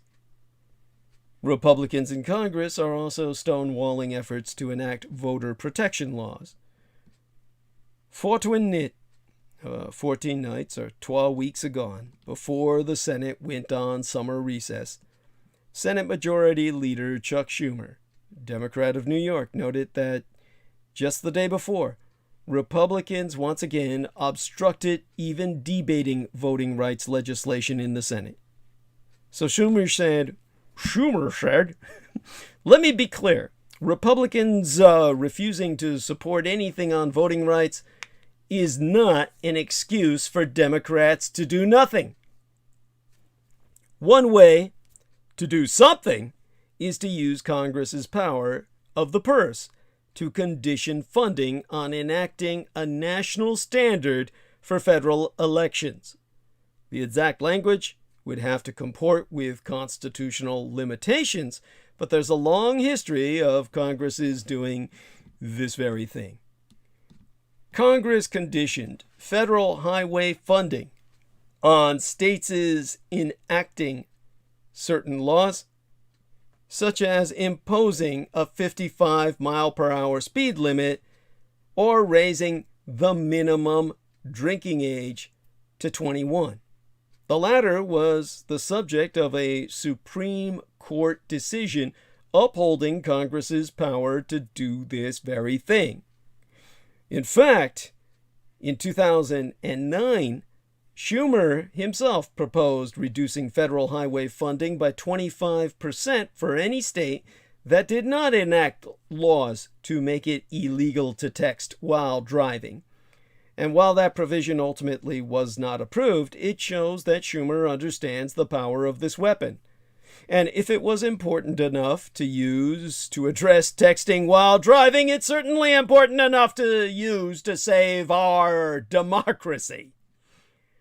I know some of my fellow Democrats may be pained at the idea that innocent people in states may suffer for the wrongs of their elected officials if their states lose funding, but the hope is that funding provided by the $3.5 trillion United States dollar proposal would still be able to go to the most vulnerable people. No text has yet been drafted for this potentially transformative spending bill, so concerns like that can be addressed. President Joe Biden could, by executive order, withhold some federal funding already allocated to states unless they enact a federal voting standard. There's also a possibility that President Joe Biden could, by executive order, withhold some federal funding already allocated to states unless they enact that federal voting standard immediately. As a reminder, former President Donald Trump signed an executive order that withheld certain Justice Department funds from states that had what he dubbed sanctuary cities, including my own Golden, California. Indeed, my mayor of my Golden Gate at San Francisco stared him down and died shortly thereafter in a mysterious death that I qualified as occult and gave all the information for at the time of his death. For those of you who don't remember, the Chinese American mayor of San Francisco, he died at a very odd time, the stroke of midnight or so. And of course, it was enough of an experience where, having spoken to him beforehand, I definitely wanted to purge as much as I could of that experience from my mind. It was just too tragic. He left his family behind. He could very well have prevented this from happening by listening to my gang brother Beaver and I. But Ed Lee wanted no part of that. Ed Lee wanted to look like a normal guy. If he was caught in any kind of occult ritual with the tongs of San Francisco, the Chinese underworld, then he felt that it just would alienate him from all the other ethnicities of our multicultural community. And because of that, Ed Lee paid the price. It was a price he really didn't need to pay. It was something that, had he listened to us, he would probably still be alive, because we did warn him about all of the talk on the occult forums of casting a curse upon him.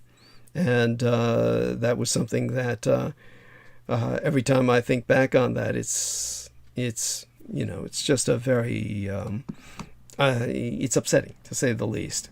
And no matter how much you warn a man like Edwin Ma Lee, who was really born Li Mingjian, here he was, the man who stared down Donald Trump because we were not going to do what Trump asked with illegal immigrants, who are the foundation for our economy, really.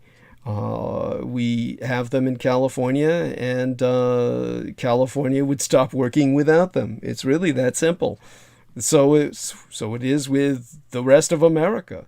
White men are not going to pick those vegetables. They would die of heat stroke within hours. But the men in brown, they can do it.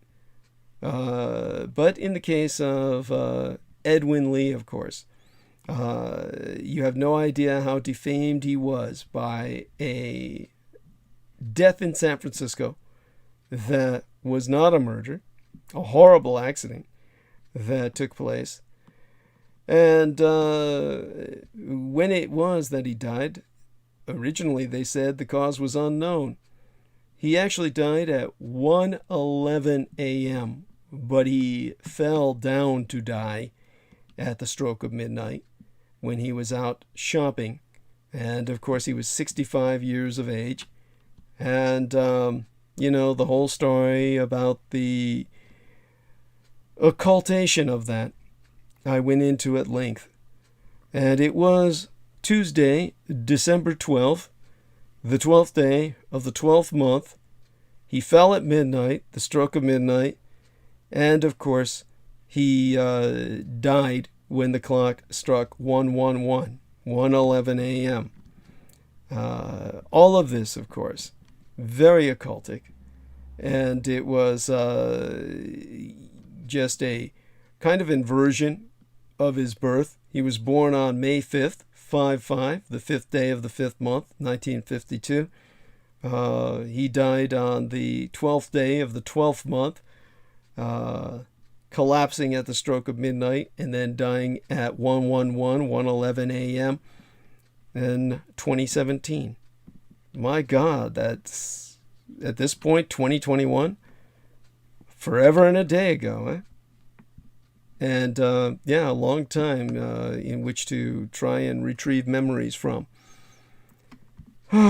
Anyhow, I'm looking at all these wonderful people who are providing me support by their upvotes on the promotional banner for tonight's program. Deeply appreciated. The latest one is a Dorish Bejek.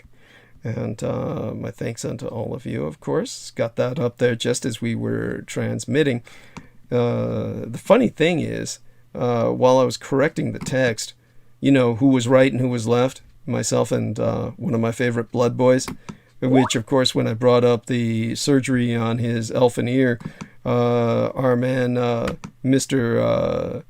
Peter Moon, went off on that with talking about the elven ears. And, of course, he's blessed to have a wife who has a natural elven ear.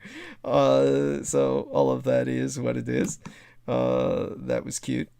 At any rate, so back to where we were in terms of all of the sanctuary cities and the Donald Trump's tactic of threatening defunding.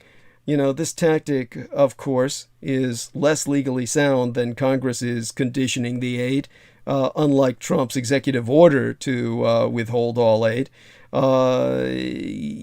Congress doing it would be much more legally, shall we say, well, legitimate, given that federal appeals court upheld Trump's executive order while another found it improper.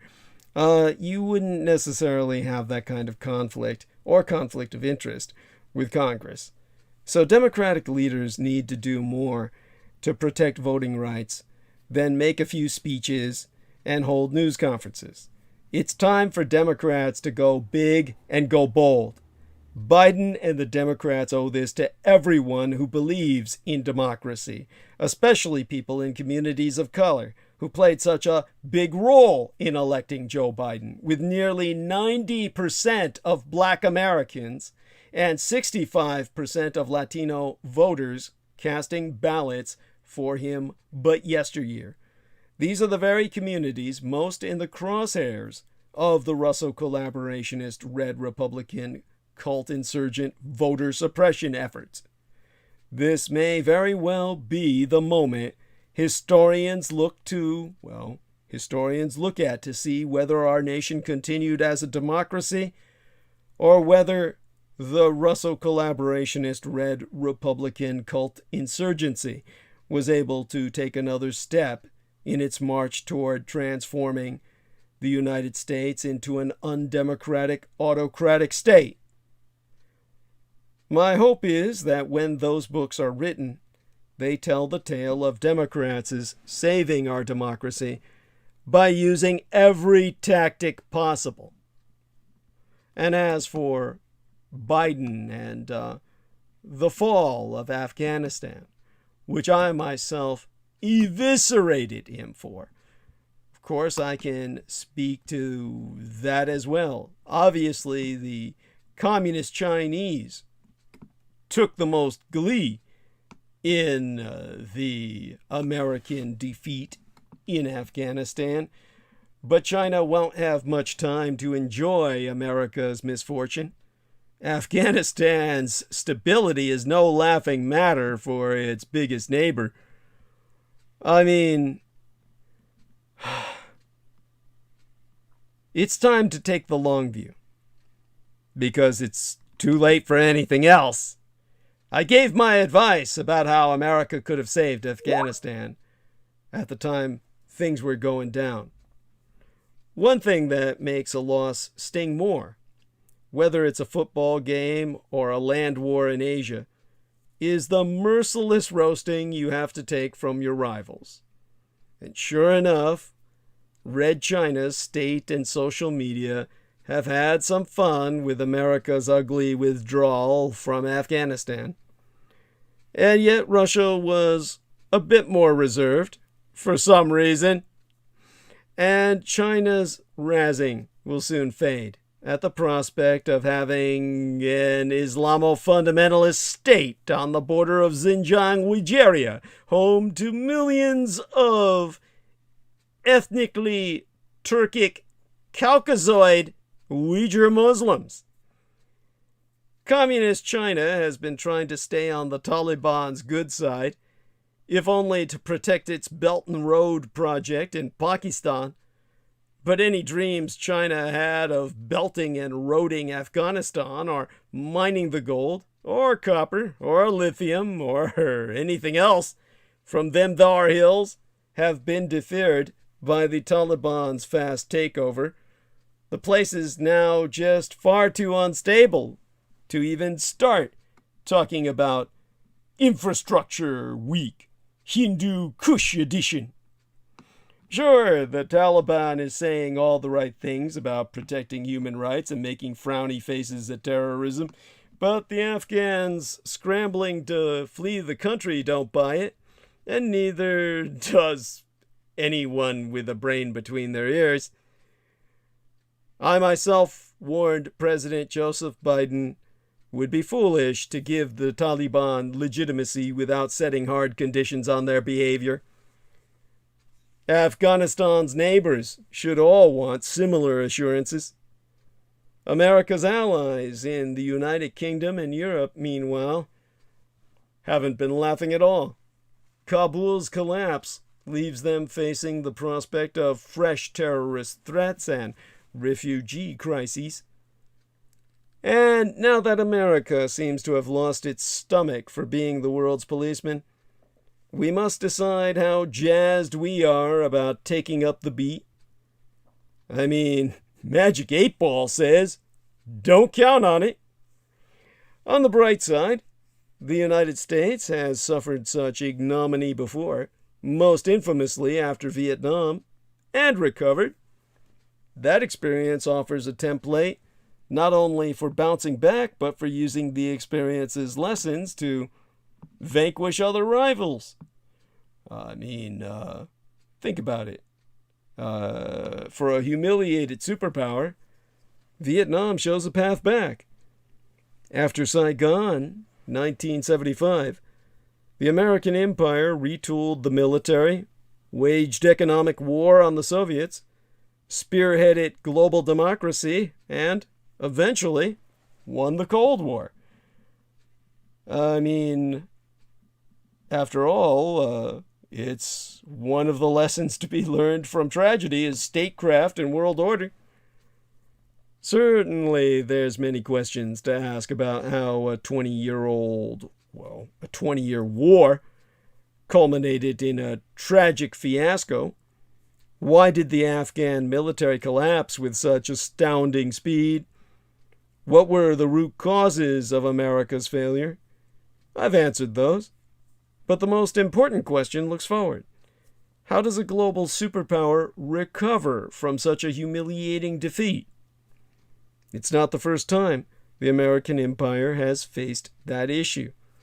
When the last helicopter departed Saigon in 1975, the United States left behind a similar humanitarian catastrophe and confronted similar questions about the global impact of a devastating setback. Then America pivoted from defeat in Vietnam to victory in the Cold War a decade and a half later. A turnaround that American officials might learn from today. And the United States could also refill its moral bank account by welcoming as many Afghan refugees as possible. And no, that will not hurt the economy. It will likely help in the long run, in fact. And when you're being made fun of, the long run matters. She who laughs last laughs best, and all that. After all, Afghan refugees are no economic threat to Americans. Far from being a drain on public coffers, decades of research has proven refugees, over time, will pay back much more than they receive. After all, well, as the Taliban reconquers Afghanistan in the wake of the American withdrawal, the United States has a moral obligation to allow in refugees. Many Afghans worked for the United States during the occupation, often risking their lives to do so. They've earned the right to a safe home in the country they chose to support. Opponents of immigration will marshal any arguments for keeping them out, including economic ones, but letting in Afghan refugees poses no danger to the livelihoods of Americans. One economic worry is that refugees take American jobs. After all, Afghans living in America will need to find work. But the number of jobs in the world is not fixed. When you add more people to a country and they start doing work, it means more jobs have been created. Employers simply find new things for the new people to do. Even if an immigrant does take a native-born person's job, employers will find something new for the displaced native-born worker to do, often for a higher salary. So bear all that in mind, and this is why United Germany did so well for itself by taking in all the Syrian refugees that it has. Okay, with all of that in mind, and all of the murder that we talked about earlier, one of the things that people have asked me about in email is what I think about what's going on with Gabby Petito. Now, obviously, this is just tragic. It's basically what had happened was in the closing days of September, human remains consistent with the description of Gabby Petito, the van life blogger who disappeared while on a cross-country van trip with her fiancé, Brian Laundrie, and whose fate has stirred a growing digital frenzy, were found in Wyoming. And the FBI ultimately confirmed the remains that were found were those of Petito, who was reported missing on September 11th, and confirmed that the initial determination for the manner of death was homicide. Now, obviously, there's so much else going on between this. There was a police affidavit. This affidavit indicated that before she vanished, Petito's conversations with her mother appeared to reveal more and more tension between Petito and Brian Laundrie.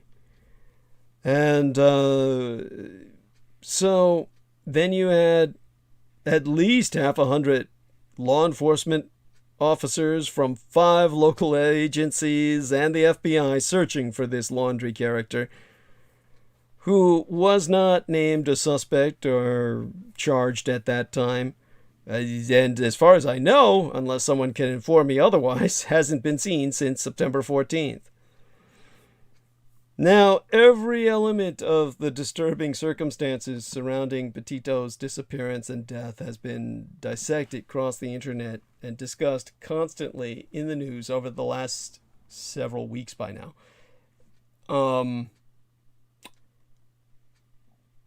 The couple's August 12th encounter with the police in Utah, during which Petito described a fight between herself and Laundrie that morning. The TikToker who claimed that she and her boyfriend gave Laundrie a ride on August 29th in Wyoming. The odd text message from Petito's phone on August 30th, which her family doubts was written by Gabby herself. Everything has been combed over again and again. The public obsessing over theories, the media racing to deliver each new tidbit of information. It feels impossible that something horrific could happen, well, could have happened, to a young woman whose life and relationship, documented on her beautiful Instagram grid, appeared to be perfect, the fact that it likely wasn't, and that the stories of most women who go missing remain untold, both speak to a darker truth about the dangers all women face every day. A 2018 United Nations study on homicide found that of the 87,000 women intentionally killed worldwide in 2017, 58% were killed by intimate partners or family members. More than a third of the women killed, well, more than a third of those women that I've already articulated were killed by their current or former intimate partner. So let me restate that. We don't have the statistics for the years thereafter yet. It takes years to process this shit.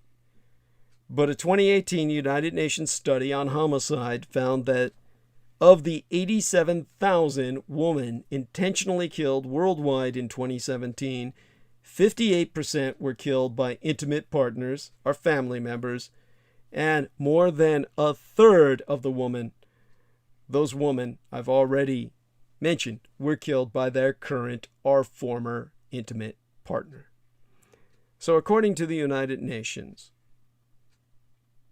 or rather the United Nations Women's Rights Study Department, simply called UN Women, believe it or not, according to them, almost 1 in 3 women globally over the age of 15 have been subjected to intimate partner violence, non-partner sexual violence, or both at least once in their life, mostly by current or former partners.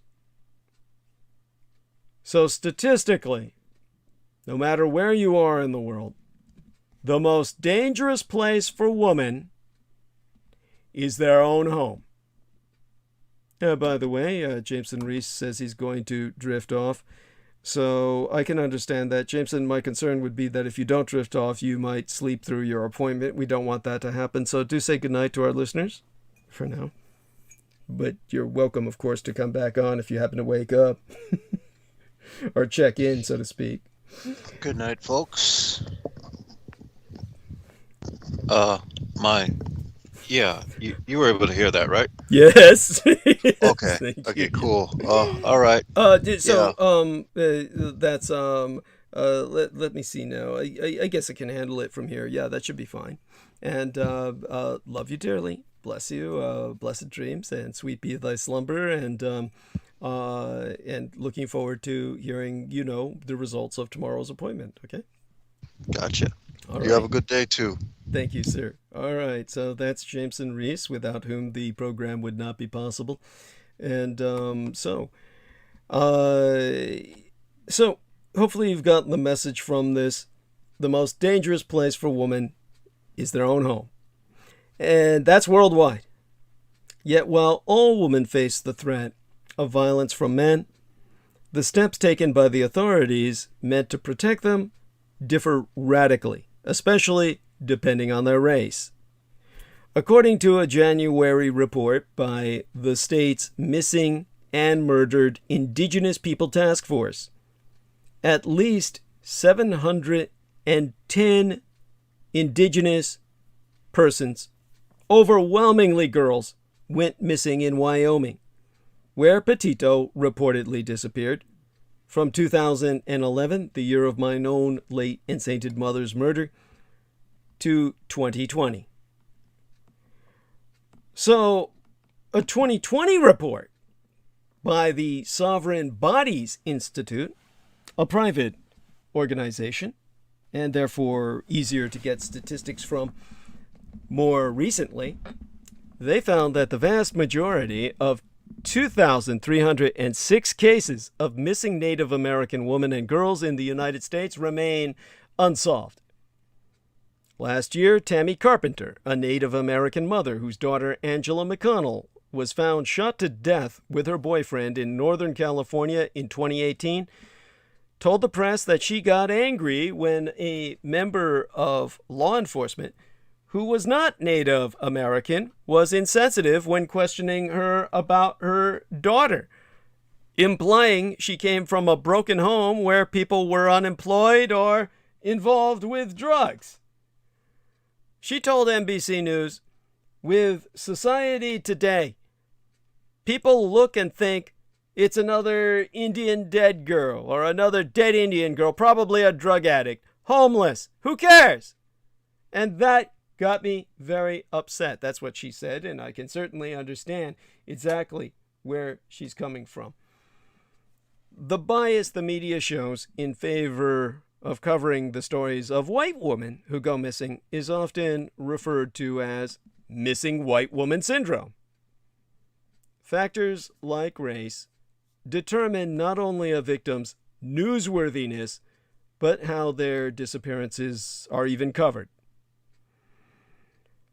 A recent report from the Violence Policy Center, another private institute, found that in 2018, black women were murdered by men at a rate nearly 3 times higher than white women. And yet their deaths are not reported in the press nearly as regularly. When they are, research proves they're often portrayed negatively as aggressive, promiscuous, living off the state. You know, the typical welfare queen. Coverage of white victims is always far more sympathetic, but also extremely gendered. Those women tend to be painted as nurturing, gentle. They're described as good mothers, good daughters. Perhaps one of the most painful reasons stories about pretty young white women seem to capture the public imagination so completely is the subconscious prejudice that bad things aren't meant to happen to privileged people. Safety is one of the aspirational perks of having an apparently perfect life. Well-off white people can generally assume that when they call the police, law enforcement will automatically be on their side and want to help them. But this level of support is far from a universal given, and far too often a function of racial privilege. Part of the reason that women of color are so shamefully overlooked by both law enforcement and the media when they disappear is there's a degree to which their pain is priced into the human experience. Too many in society simply expect white women's lives to be easier, and because of the institutional racism, they are treated as more deserving by the systems that kick into action when they're endangered. When white women vanish, it's a more confrontational public reminder that no woman, whatever her background, can ever take her safety for granted. Stories like Gabby Petito's capture all women's imaginations because they highlight the fact that women are at most risk from those they should be able to trust. We listen to true crime podcasts, pore over the timelines from news stories, look at the apparently happy, carefree photos of the victims, and wonder whether we'd be able to spot or intercept a threat close to ourselves, a friend, a daughter, or a sister. And here I'm putting myself in the place of a female because I'm so often mistaken for one. I mean, I just had another guy making a pass at me in the private messages on Facebook before I started transmission. A Romero, as a matter of fact. I don't think he's related to either Sammy or Isaac, but, you know, that would be funny, wouldn't it? At any rate, Male violence is never a woman's responsibility. But when it is most likely to occur out of sight of anyone who could prevent it, women are always burdened with the task of policing it themselves. For one whose safety is often taken even less seriously by some in law enforcement and considered less newsworthy by many in media, that burden is reinforced long after they are reported missing or found dead. So, what Gabby Petito's case sends is a composite of tragic messages. Her case kicked off a national conversation about the lasting spotlight that is often given to missing white people compared to their non-white counterparts. And while Petito's family should of course be allowed to use everything at their disposal to get to the bottom of exactly what happened to Gabby, we cannot ignore the effects of that same level of access not being extended to the black and brown, who are just as desperate to find missing loved ones. As a former police officer myself, yes, someone who was sworn in with the San Francisco Police Department, and then ultimately had to serve as a patrol special, a very specific position that is byproduct our Barbary Coast days and San Francisco's Gold Rush history, because I went deaf in my right ear in police boot camp, so to speak, the academy. I've still had all the experience of officer patrol and certainly went on to serve in private security contracts, armed, uniformed private security contracts that put me in a place more dangerous than most officers could handle. So to someone with my security enforcement background, it is particularly concerning what message this could all be sending to the perpetrators. That young people of color are easy targets because few will care to look for them. Combating this perception first begins with recognizing how young girls and boys of color are often labeled as runaways when they go missing, although there may be no proof whatsoever that they ever left willfully. The categorization deprioritizes their missing status and makes them the responsible party in their own disappearance, rather than a victim. This also results in the use of fewer resources to find them, if any effort is made at all. Lack of effort includes insufficient media exposure. To address the disparity and bias, some police departments have changed the terminology and parameters used in reporting missing youth. Terminology such as critical missing or endangered missing rather than runaway are used to report all missing children regardless of why they went missing. Many police departments have also removed the time limit for which any person has to have been missing before a report can be filed and started using social media in their efforts to find missing people. For the thousands of young people who vanish in the United States and are deemed runaways, these changes could be the difference between life and death. The National Center for Missing and Exploited Children reports that of the nearly 30,000 reports the center receives concerning missing children, 91% of them are considered endangered runaways. NCMEC's, the National Center for Missing and Exploited Children's, definition of an endangered runaway is a child under the age of 18 who is missing on his or her own accord and whose whereabouts are unknown to their parent or legal guardian. There are many reasons why a young person may intentionally leave. Some leave physically comfortable homes that may hide risks unknown to others. Some may have unbearable living conditions, such as poverty, abuse, or mental health issues. Some may be homeless or live in a shelter with their family. While the reasons a child runs away can be many, what we can be assured of is that for each time this occurs, a young person is headed into potentially dangerous situations. There are times when a child may not leave willfully and may be kidnapped, trafficked, or worse.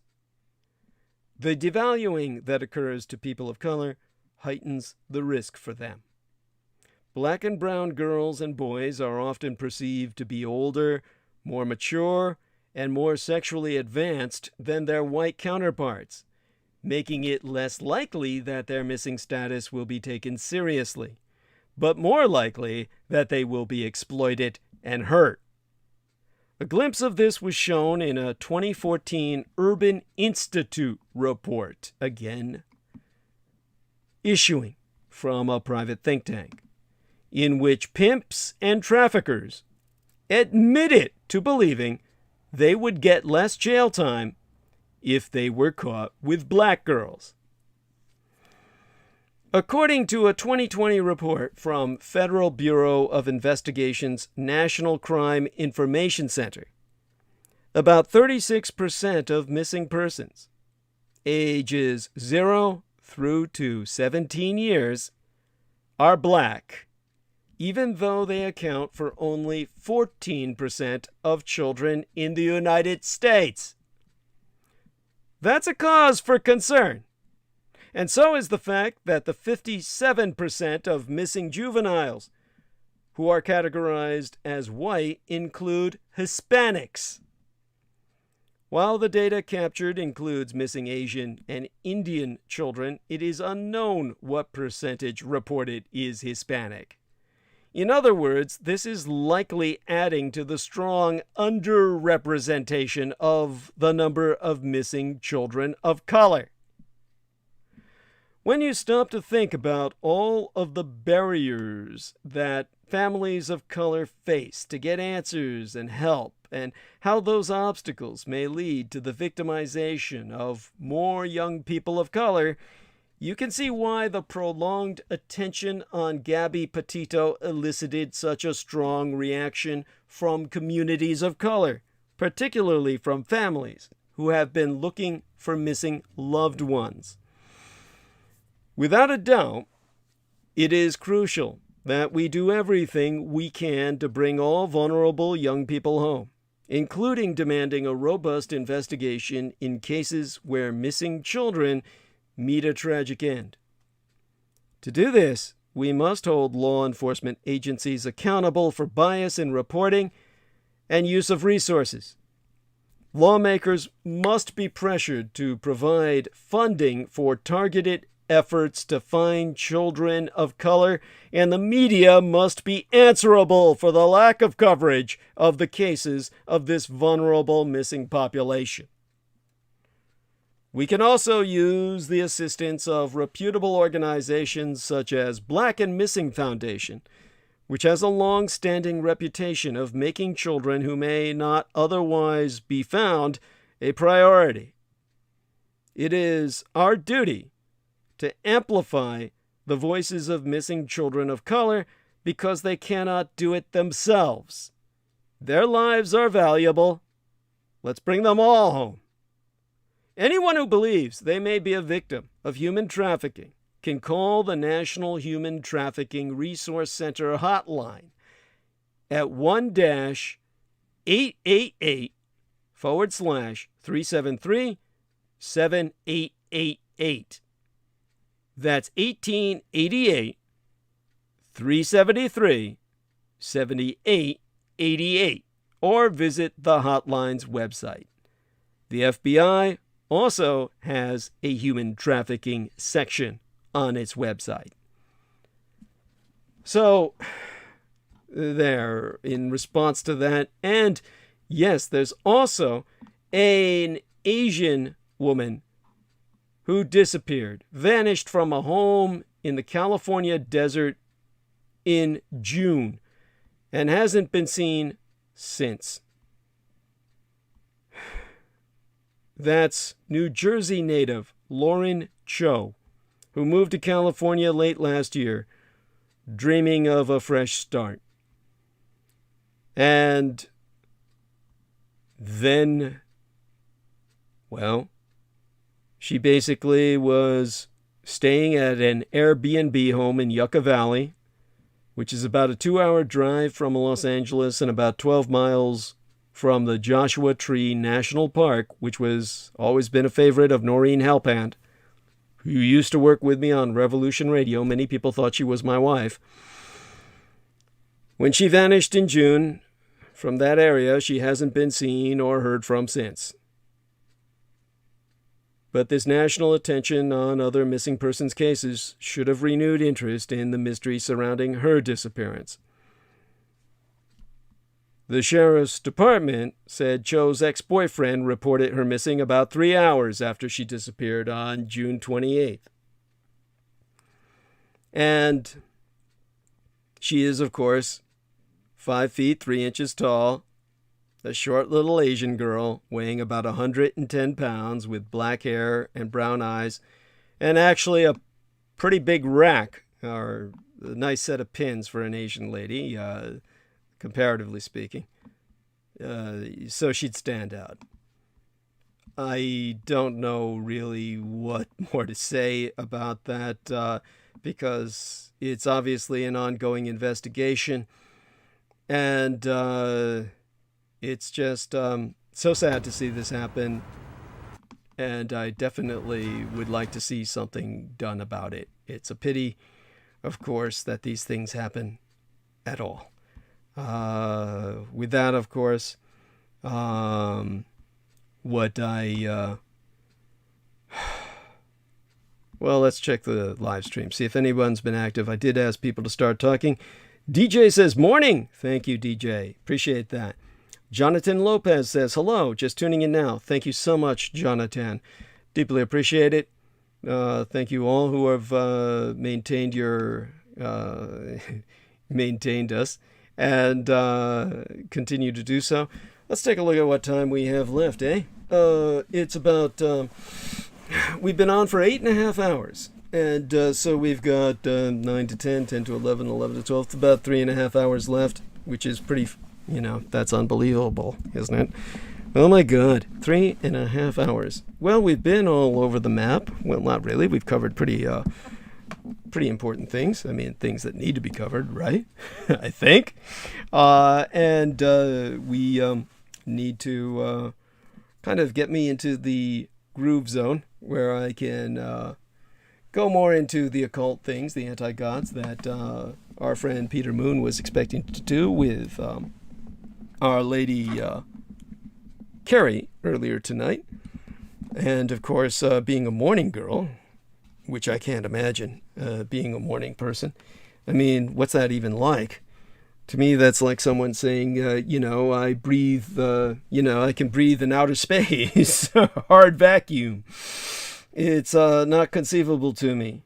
But definitely, what can I say to get myself into the groove space of talking about this black level of magic, beyond black? Well, for one thing, as I said, there was this very interesting sketch sent to us by Miguel Andahar, and it looks like an illustration drawn by a child victim of Michael Aquino. I've seen similar illustrations that were produced by just such victims. And here's what it says. Michael Aquino is, at best, an exceptional but peculiar nerd, and at worst, a baby-eating vampire. He achieved the rank of lieutenant colonel in the Psychological Operations Branch of the U.S. Army and served 3 tours in Vietnam, earning a Bronze Star. Upon return, he joined Anton LaVey's Church of Satan, climbing to Magister Templii, and this is the fourth order, fourth degree, and of the second order. By the way, this is actually inaccurate. He actually joined Anton Szandor LaVey's Church of Satan before his tours of Vietnam, and began converting troops while in Vietnam. So this is inaccurate in that regard. Anyhow, it goes on to say, breaking from them, he founded the Temple of Set, a group that seems to revel in the math and pageantry of the occult, but with fewer orgies. Okay, well, that's pretty true. Yes. He earned a doctorate in political science from UC Santa Barbara, and this was for his dissertation on the neutron bomb. This is true. And of course, I may address that on my Halloween show with Penny Bradley. And the book Mind War is his influential text that outlines methods and ethical applications of PSYOP techniques. A mid-80s attempt to tie him and wife Lilith to the satanic ritual abuse pedophile scare went nowhere, but his unbelievable CV made him a target of the media, conspiracy theorists, and Jesse Helms. He and his wife are active in animal rights advocacy causes, and he's self-published Star Wars, Lord of the Rings, and Indiana Jones fan fiction under the name Baron of Rackhane, Rachane.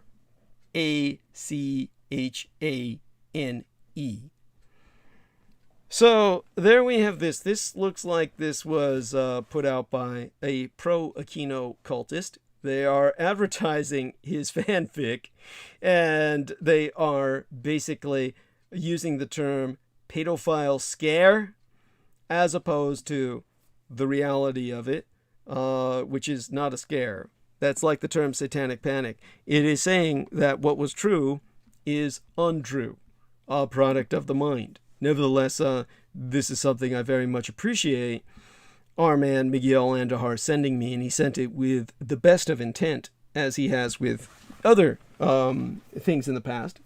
And he's a wonderful human being, and love him dearly, and wish him nothing but success in his pursuits.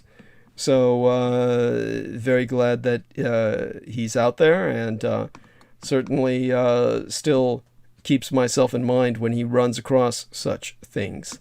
And all right then, with that having been read, what I can do is, oh my god, I'm so sorry. Honestly, what I can do is, of course, hang up and go to sleep. But I should do a little more than that, and we'll see how far I can get. When I just got to, how do I say this? First off, kind of get my head into the space where I can talk about this, because then it brings to mind the very perpetrator that we're talking about, the very predator, Michael Aquino. Now, of course, what I shared with our Lady Carrie Ellis was nowhere near all of the mountain depth of detail that could be gone into. And once she took off, Peter Moon was no longer inspired to go further in that direction either. And therefore, we were left with just kind of, in my opinion, kind of going all over the place until, he finally checked out to pick Paula up, the lady of the elfin ear, his young wife. And that, of course, is adorable. Yes, I did notice that when I met her. Of course, I was trying to appear as if I wasn't staring too hard. So there we have all of that. And when I said that I would cover a little bit on the anti-gods, what some people are asking me about, of course, is magic in general. And then this is like, well, what do we want? We want to kind of go back into the magic, go back into the kind of anti-gods that, as our man was asking, Peter Moon was saying, do we differ these from jinn and ghoul? Of course he understands. These are very, very different. And it is, of course, just the kind of, when he says anything else about them, what I can do is kind of just go over what I know about some of the major anti-gods of the pantheon of chaos. And this is ultimately the forces of entropy against which we struggle. And they are the titans which personify them. And that is probably the best term that someone has come up with. Not to be confused with the term titans as it is used to refer to kaiju in the Godzilla versus Kong universe. So when you're talking about that kind of Godzilla versus Kong monsterverse, and they use the term titans, I think it's fucking stupid. They should have just used the Japanese term kaiju, but they probably could not, which, by the way, just means greater cryptid. As a matter of fact, the correct term would be daikaiju. Daikaiju, which means greater cryptid. Kaiju means cryptid in the Japanese in a sense that has more meaning than in English. Cryptid in the Japanese would mean mysterious creature, creature of mystery. In other words, a creature beyond our understanding. Not simply a cryptid because it's a puzzle, we don't know it yet, and therefore if we discover it, it loses its mystery and becomes, instead of Sasquatch, it becomes the North American primate. Therefore the mystery disappears. That's kind of a concept we have of cryptids in the West. Rather, in the Japanese sense, the mystery is unfathomable. You will never get to the bottom of the mystery. The kaiju are simply beyond our understanding. The daikaiju, the greater cryptids. This is when they're talking about giant monsters, okay? So this is the giant monsters themselves are physically impossible. Possible to a degree, but obviously not to the degree where they're that big and still able to stand up without being crushed under their own weight. Of course, in the end, anything is possible. It just takes a lot of special circumstances. There is a theory, of course, that insects got as big as they did during these, I think it was the Permian. Carboniferous. During the Carboniferous epoch or era, the geological age. Because the theory is there was a lot more oxygen on Earth, and therefore insects could get a lot bigger. And now there's less oxygen on Earth, and therefore the insects can't get that much bigger. It's really only a theory. We don't really fucking know why insects used to be so goddamn big. There is the theory that Earth has physically grown, and therefore it had less gravity in the past. And this is true that when you have hotter objects, so if Earth was once a molten ball of magma, then yes, it would have been probably much smaller and grew bigger with its cooling off. Of course, there's a limit to this. You can't keep growing, as some theorists have posited. What do they say? The universe is expanding. We're all getting bigger. Okay, it doesn't work like that, no. Rather, there's a limit to how big Earth can grow terrestrially. Yet, perhaps at one time it was smaller, and therefore less gravity, and therefore bigger dinosaurs. There's a logic to that. It's only a theory. We don't really fucking know. So, these creatures can exist. It could exist. Do exist. And, of course, there's a whole battery of reasons why. you don't encounter them. But the Daikaiju, as they are known in Japan, the Americans, for some reason, can't handle the concept of foreign loanwords. Even though they used them in the past, they're getting dumber, the Americans in particular. So they used something that they thought sounded, well, would add a sense of gravitas to giant monsters, so that people wouldn't harken back to wrestlers in rubber suits. And they use CGI and call them Titans. Now, use the word Daikaiju for those. And Titans might be something more applicable to a degree to help you grasp the anti-gods. So when it comes to the anti-gods themselves as a kind of pantheon, that's what all the magic we've been dealing with ultimately brings us to: the summoning, the binding, the evocation, and, in a sense, to some who are mad enough, the invocation, if they want to shatter themselves, to sunder themselves as the vessel of such invocation, of these anti-gods. Who are these gods? Or rather, anti-gods, that this magic has all been dealing with. And since Peter said we were going to go in that direction, why not go there?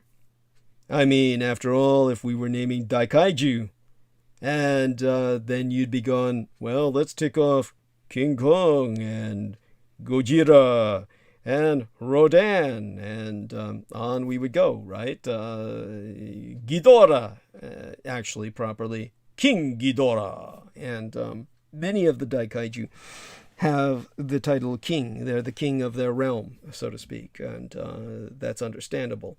And God bless Our Lady Crystal River. She's kind of kept track of this for reasons I don't need to go into. I pray everyone is patient with me, because she, along with so many other birthday girls, I've got to send these books out to, and I just wanted to make sure I had enough to afford to do that.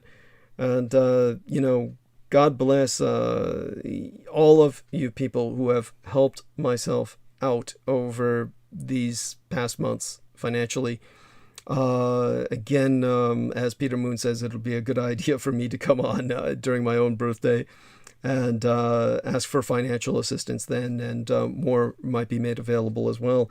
But for tonight, again, to reemphasize, tonight's episode, it's dedicated to the lovely lady who was so kind as to supply 200 United States dollars and help Claude.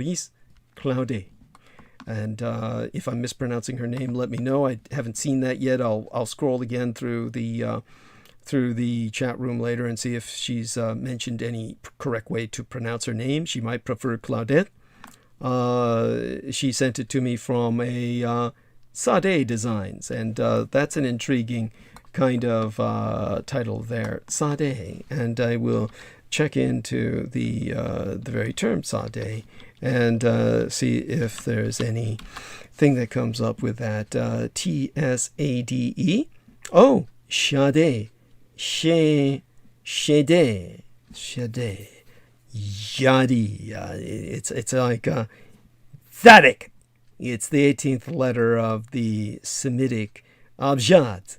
That would include the Phoenician Shede, and of course the Hebrew Shedi, the Aramaic Shede, the Syriac Shede.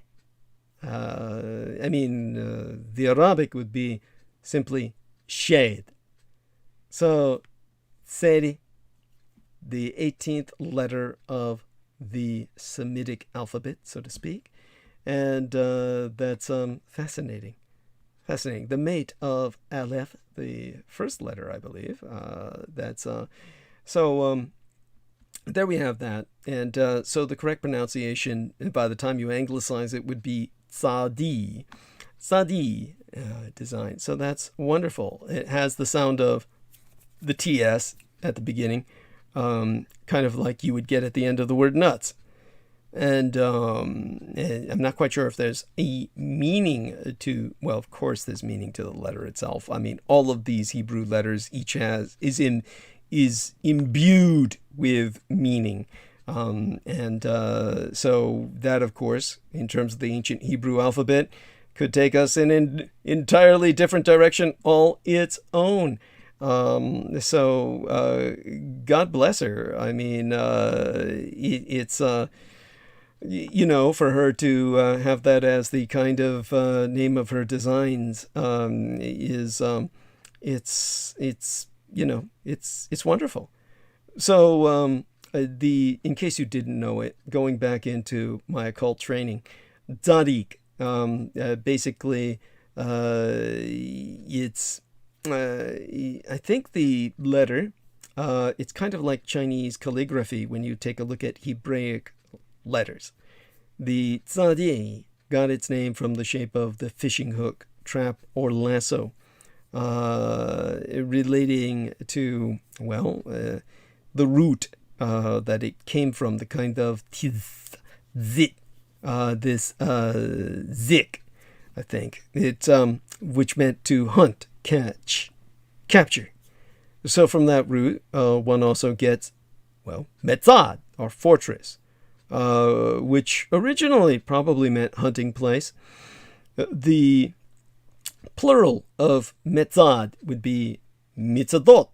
And so, it's from mitzadot to mitzada. That would be the famous fortress. Masada, little bit of etymology there for you. Of course, that would make it a larder, right? You're protecting the feed, that which feeds your people. And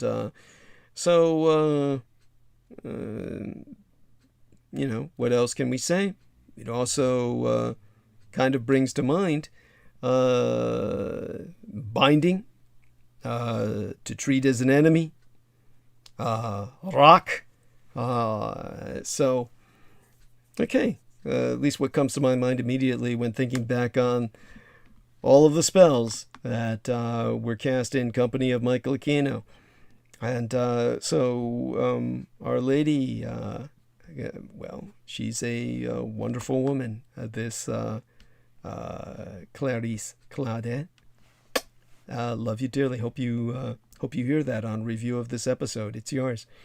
With that, let's see if we can, magic, of course. Going back to the spells that are cast. And some people have been asking about other forms of magic since I was talking about so many forms and got to a point where I stopped speaking about it with the evocation. And let's see how much time we have left. 9 to 10, 10 to 11, 11 to 12, 3 hours, for God's sake. All right, let me make certain I'm hydrated. Let me make certain I've got enough hydration to keep me going, and I'm surrounded by some bottles of water. And we no longer, of course, have Jimson here to spell me, to use a pun. But when it comes to magic and the anti-gods, magic is ultimately a way to enter into different realities, different states, and to do so sanely and safely. Or that's the idea. On the other side, on the farness of all possible worlds, live the gods. And one of the ultimate goals of the occultist is to walk with these entities, to discover their secrets, to walk in their worlds, to deal directly with the ultimate men behind the curtain. It is the gods who define the universe, who shape it, and who understand it better than any other being. So magic is the way to the gods and to the mysteries of everything. And so it would apply to the anti-gods. But this would make it a form of anti-magic. But we don't use that term. Maybe we should. The problem is that many people would consider anti-magic to be something like science. But then again, I have explained that what the Department of Defense did was turn magic into a kind of super science. So if you are to ask, what are the anti-gods? And of course, I would have to explain in a case, well, as a starting point, what are the gods? And that would lead us to, well, in the case of the anti-gods, asking, what kind?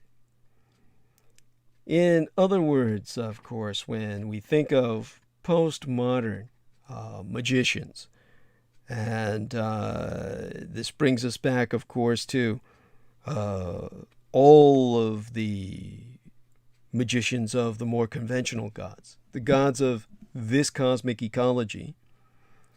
Modern magicians have been clear to point out that gods tend to conform to archetypes of human thought, personalities, and roles. Loki, Prometheus, Raven are obvious ones. Tricksters who steal fire from the gods, refuse to be bound by any rules. Zeus, Odin, Yahweh are judge gods from the sky who make stern rules for human and god alike. Father figures and bosses. Other gods deal with the intricacies of human knowledge. Thoth, the Ibis-headed god of the Egyptians, was the sacred scribe, the teacher of spells and writing, as was Saraswati. Artemis taught the secrets of the hunt.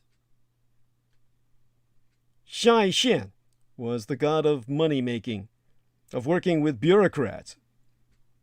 Iztab, the suicide goddess, shows the way to heaven through self-extermination. All of these are things that can be related to human endeavors, to the day-to-day existence of people. Even gods concerned with cosmic, the universal gods, such as Brahma or Organza, are still concerned with recognizably human curiosities. As humans wonder what creates the universe, what powers it, so we create gods to give us answers. Modern arcanists of particular schools freely admit that gods are not objective beings, but rather complex matrices of thought, ideas, inherited wisdom, and archetypal thinking that humans can access and deal with in Gnostic states. This for the purposes of the kind of arcane spellworks that Michael Aquino was engaged in on behalf of the cult of the kings of Edom, at the first glance, seems to be rather unsatisfying, yet proved actually a very useful idea for his ilk. For starters, it avoided questions along the lines of, if Bast is real, does that mean that the Egyptian creation myth is really real? The gods are conceptual entities whom the Herodian insurgents of Edom approach as living fictions. This kind of paradigm also removes any ideas that there are gods as supernal creatures who love humankind. It seems rather dramatically inappropriate to have Thor show up and fight off a rampaging howler in the darkness, after all. Indeed, for humanity, the best and brightest that we can hope from our protectors, our rulers, our beloved friends, the gods, is that they are in fact no more than a reflection of ourselves. This was the thought of the nihilists. And it was this revolution in nihilism that brought about the triumph of the cult of the kings of Edom in so many cases where they've won over the surface of the earth.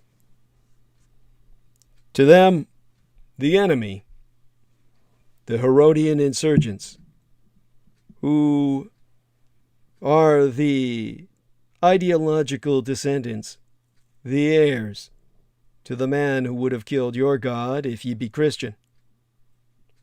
All human prayer and worship, every atrocity committed from the Stone Age onwards, has been in the name of nothing more than our primal minds. Indeed, the more mechanistically minded among the students, the acolytes of the Temple of Set, who ultimately defected with Michael Aquino to the cults of the kings of Edom, could determine that magic is in fact no more than the hallucinations of the ill-aligned bicameral mind. There are no boss spirits on mountains or under the sea, just our ancestor minds, still wet from the water we pulled ourselves out of, poorly evolved. Of course, even if the gods are only parts of us, magic is still a good way to answer and question them. Invocations may be no more than an elaborate trance, but there is much evidence that under extreme states, the human mind is indeed an odd thing. So, when Michael Aquino indoctrinated certain cultists to view gods in this form, then of course they have very little power. This was the original perspective he was trained in by none other than the founder of the first Church of Satan, the Grand Magus, Anton Szandor LaVey.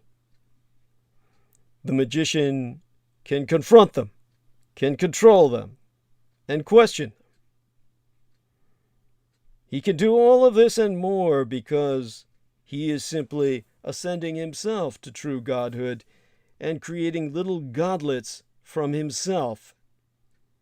They all have their own specialties of information, of course. Exempli gratiae, one does not ask Mars, the warlord, about ancient writings or how to be beloved. The gods are not just experts. They are entire areas of the human experience, and that is all they are. All of this takes us into the LaVeyan magical realm, which ultimately Aquino himself rejected in favor of theism. But bringing us back to the original LaVeyist magical perspective, the gods know many things, and the source of their wisdom is ultimately human. Yet no matter if it is they are unconscious self or not, the gods know things ordinary humans cannot. Within their sphere of influence, there is little a god cannot advise on or clarify. Be that a strategy in times of war, or simply animal husbandry or engineering. The gods exist to give humans insight. If it is conceivably within the grounds of human knowledge, the gods can tell of it. Of course, much knowledge of the Edomite beings is simply beyond human ken. Before what Lovecraft described as the Peabody expedition, it could be argued men had no knowledge that Shoggoths were still on Earth, and so the gods may not know them. Certainly secrets concerning the dreamland temples and extraterrestrial locations such as the Great Library of Solano may be beyond even what the gods know. The gods have wants. The human word for the meeting of these wants is worship. Gods want to be recognized, to be treated with respect. Perhaps this is a conceit of the human mind's eagerness for supplication to higher powers, but the fact remains, gods reward those who reward them. Worshippers of the gods often bring acceptable offerings. Pluto may require rare metals. Sutek may appreciate sacrifices of red-headed children. Gods, no matter how merciful or loving they may be venal creatures. Nothing is for free. Human gods may not fit readily into the Edomite framework that Aquino worked in, with Bast and Nodens being the only real gods that Lovecraft ever introduced into the Herodian mythos. It seems that historical gods had little fictional use for H.P. Lovecraft, the prophet of the anti-gods, in the most inverse manner possible, a man warning of them that men should not go there, working with the great escape artist, Harry Houdini, that they would destroy all credulity in a book they strove to produce that they never saw realized in fruition because they were both assassinated. They would have preempted the cult of alien gods that exploded with von Daniken, Zechariah Sitkin, and even today, with the man who invited Peter Moon to attend his own conference on my natal dies, my own birthday. This man who, of course, appeared on the true forum of the cult of alien gods, George Norrie's Coast to Coast AM. Well, Alan Steinfeld. Yes. He and others are holding a conference in New York City. And they invited Peter Moon. And of course, his book is Making Contact. All of this is part of the phenomenon of what Lovecraft warned of. All of this has now realized Lovecraft's worst fears, as well as the fears of Harry Houdini's. And now all the credulous of the New Age worship the cult of alien gods and act as insurgents of Cthulhu, the Herodian subversion of our state of mind, and ultimately our state of governance.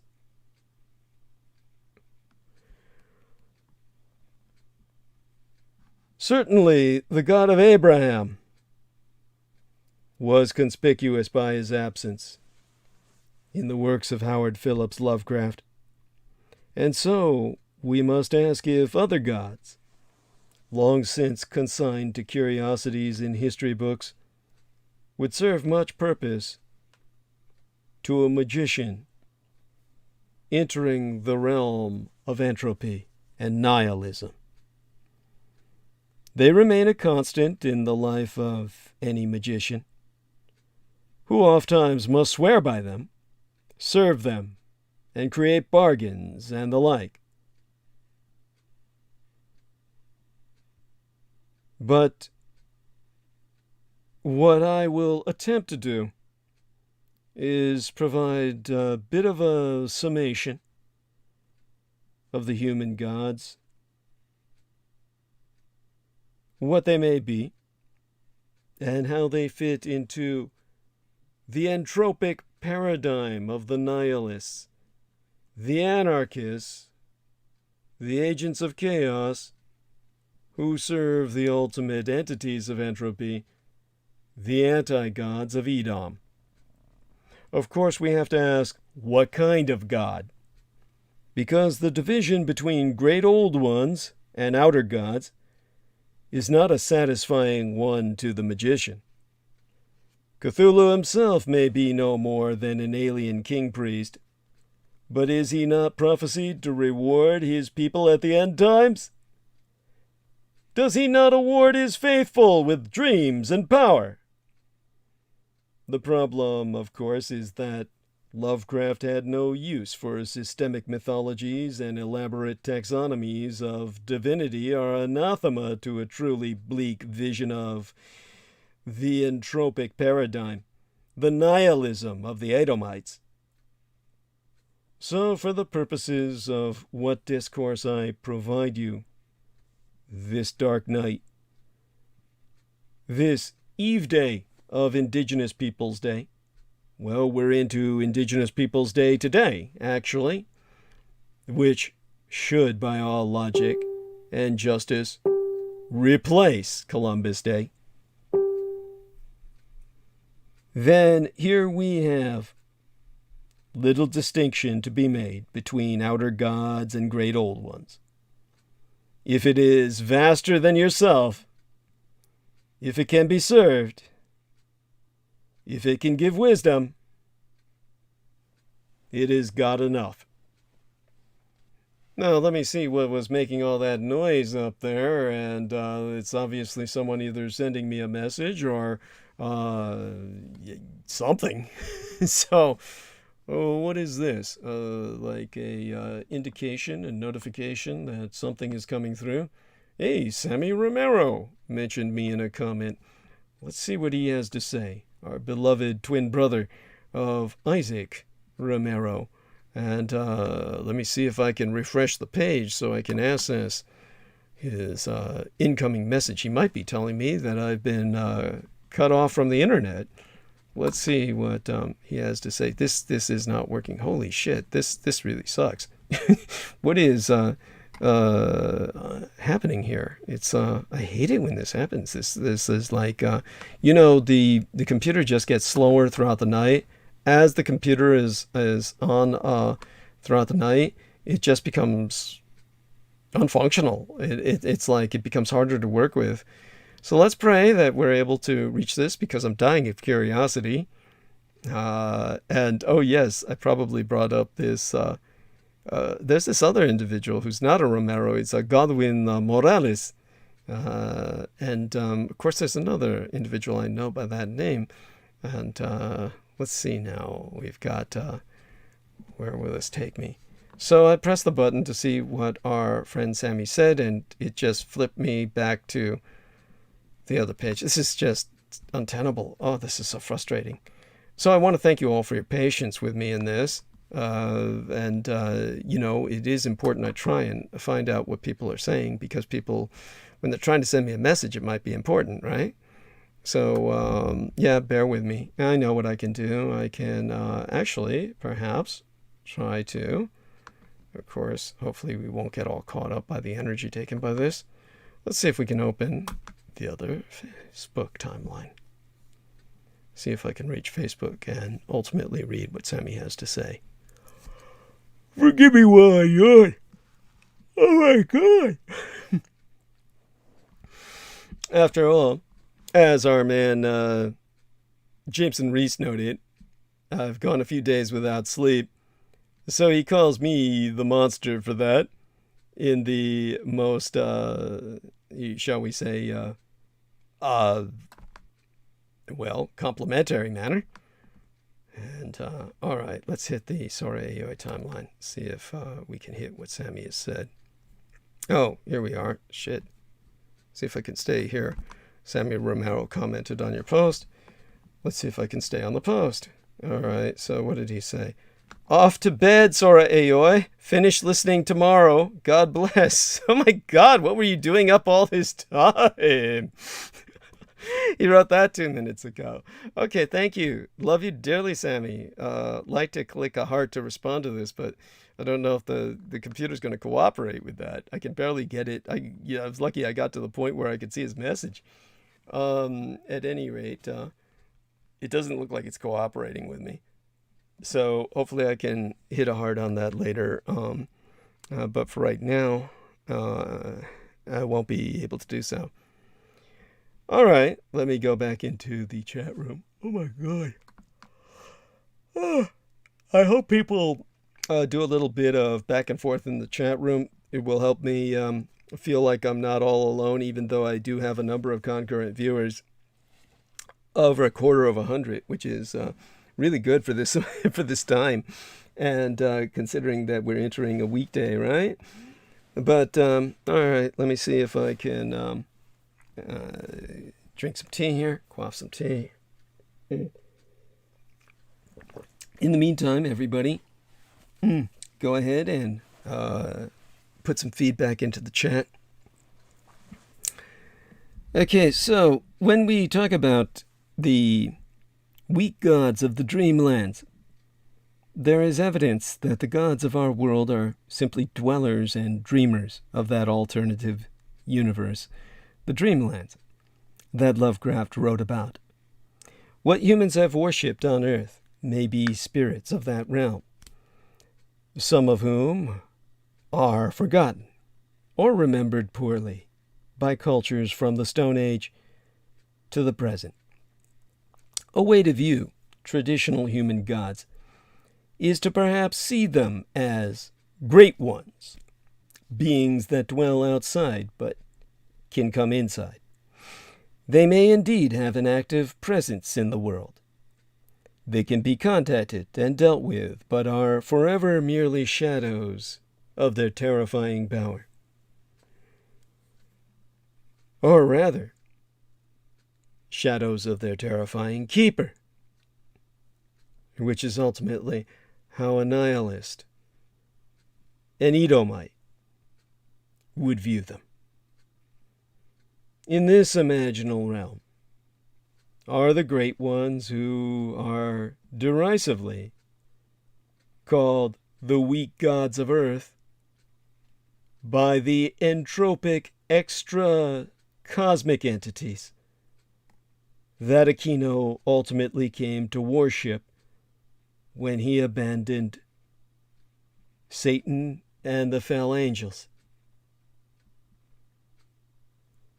These anti-gods claim that all the gods we ever worshipped be naught but weak. Few are named, such as Walkranos. This hint that perhaps the Greek god Uranus is only a reflection of a real being that exists in another world was the propagation of the Edomite paradigm. If one is a nihilistic Herodian, it may be that all gods of Earth are misremembered, poorly understood great ones.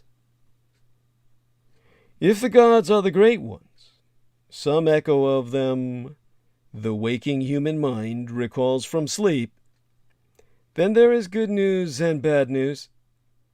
The good news is that the gods are, objective beings, either spirits or somehow powerful, perhaps awesomely so. Dreamers. They have an effect upon the world and can be called upon to act in the names of their common humanity and the dreaming.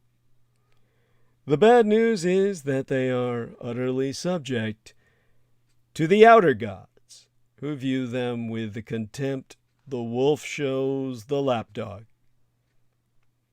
Sinisterly, the mighty messenger Nyarlathotep sneeringly shepherds the great ones, part keeper, part protector in their dreamland's home. This was the view that ultimately converted Michael Aquino to the worship of the anti-gods over Satan and the fell angels. His concept that the crawling chaos messenger of Azathoth was the keeper of all the gods that man ever worshipped, their puppet master, their manipulator, the ultimate manipulator of all our dreams, our hopes and aspirations, our ephemeral existence, and pointless progress. This is what convinced Michael Aquino that he would be on what he felt was the winning team. The weak gods, therefore, can be summoned, controlled, can be used as weapons and oracles against the forces of the Edomite, entropic, extrastellar anti-gods. They will command and influence much of their chosen realm. Hypnos, the god of sleep, captain of the great ones, can control who sleeps, who dreams, what they dream, for example. He can visit madness upon humans in their vision, or remove their ability to dream at all. The great ones be just that, great. They might not be the universal gods such as Yog-Sothoth, or the planet-conquering aliens like Cthulhu, but they be gods, and they be worthy of all respect by humans. Because the great ones are close to Earth, the dreamlands being, after all, only a nap away, they be easy to contact. The extravagant rites, as in R-I-T-E-S, to summon the old ones are not as necessary. Simple invocations and evocations will contact them. Sometimes, perhaps even prayer may reach them. Impossibly arrogant, disdainful, well aware of the power over humans, the weak gods require worship. However, because of their closeness to humans, they are actually quite well composed towards our race, our species, rather. They will act in the best interests of humans when they can. And that's the key that convinced Aquino they were the losing team. When they can. Luxurious though it may be, to him they remain as slaves, however pampered, of Nyarlathotep, who remains aware of all their movements. To make deals with, request boons from, the great ones is to ultimately be snared in the machination of the crawling chaos. If a god manifests to do battle with some monster or alien, or grants a jug of space mead or some other favor, easily and readily, the chances are good that you are working in the interests of the mighty messenger who knows your name. That was the concept that cleaved Aquino into entropy. There is, of course, the concept of gods as spirits. Gods may be no more than local spirits who have somehow made good, as it were. They are merely simple intelligences, sans the flesh, who exist in the physical world nonetheless. There is no real difference between the meanest spirit of Loch and Dale and the august Jade Emperor, except perhaps scales of power. A god may have risen in prominence due to its strength, its particular skills with persuasion, or simply because it fulfilled a role that resonated with earthly worshippers. Such gods are arrogant, bombastic, but hardly powerful. The old tricks of burning bush and such other miracles might have had tremendous affects 4,000 years agone, but seem less impressive to the modern mind. Today, gods are clever, powerless things, hunting down whatever worship that they can. Any magician who knows the correct rites can contact and deal with spirit gods. Then there was the concept that evolved as the cult of the kings of Edom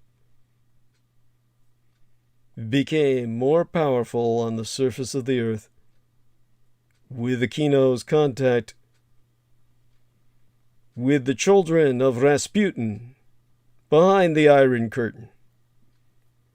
The men led by Alexander Dugin that presented the paradigm of gods as avatars of the old ones.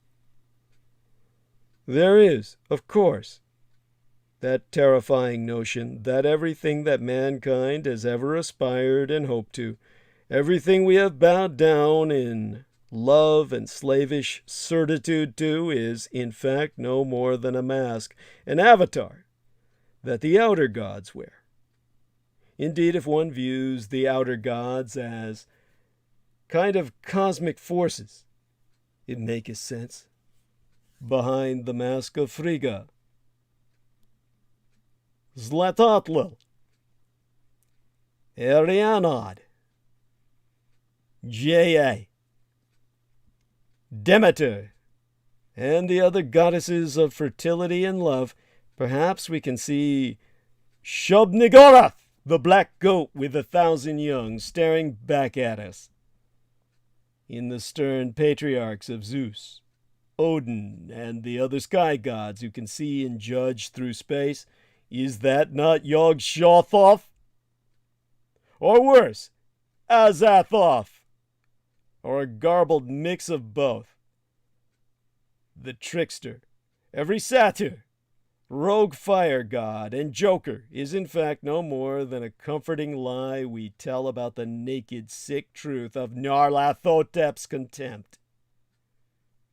If this is the view of the gods, the humanity is truly a doomed species. The gods are spectacularly malign, but almost as unconcerned. They do not grant boons, give visions or wisdom, answer or even hear our prayers. If this is the truth of the gods, then there be no justification ever, in any way, for religious art, or crusade, or genocide, or fevered prayer. All we have is a faulty brain, misfiring religious impulses at us. One of the true goals of any occultist is to have the power and the will to converse with the gods. They are the holders of truth of the universe, and the ultimate symbols of power. In any form of magic that has a godhead, a supreme god, it is uniting with this archetype that is the final action of magic. There, perfect knowledge and contentment can be found. Indeed, this unification with the gods is a perfect and holy state, almost indivisible from apotheosis, the act of becoming a god. But in a nihilistic universe, an entropic decreation, as Lovecraft was warning us not to fall into.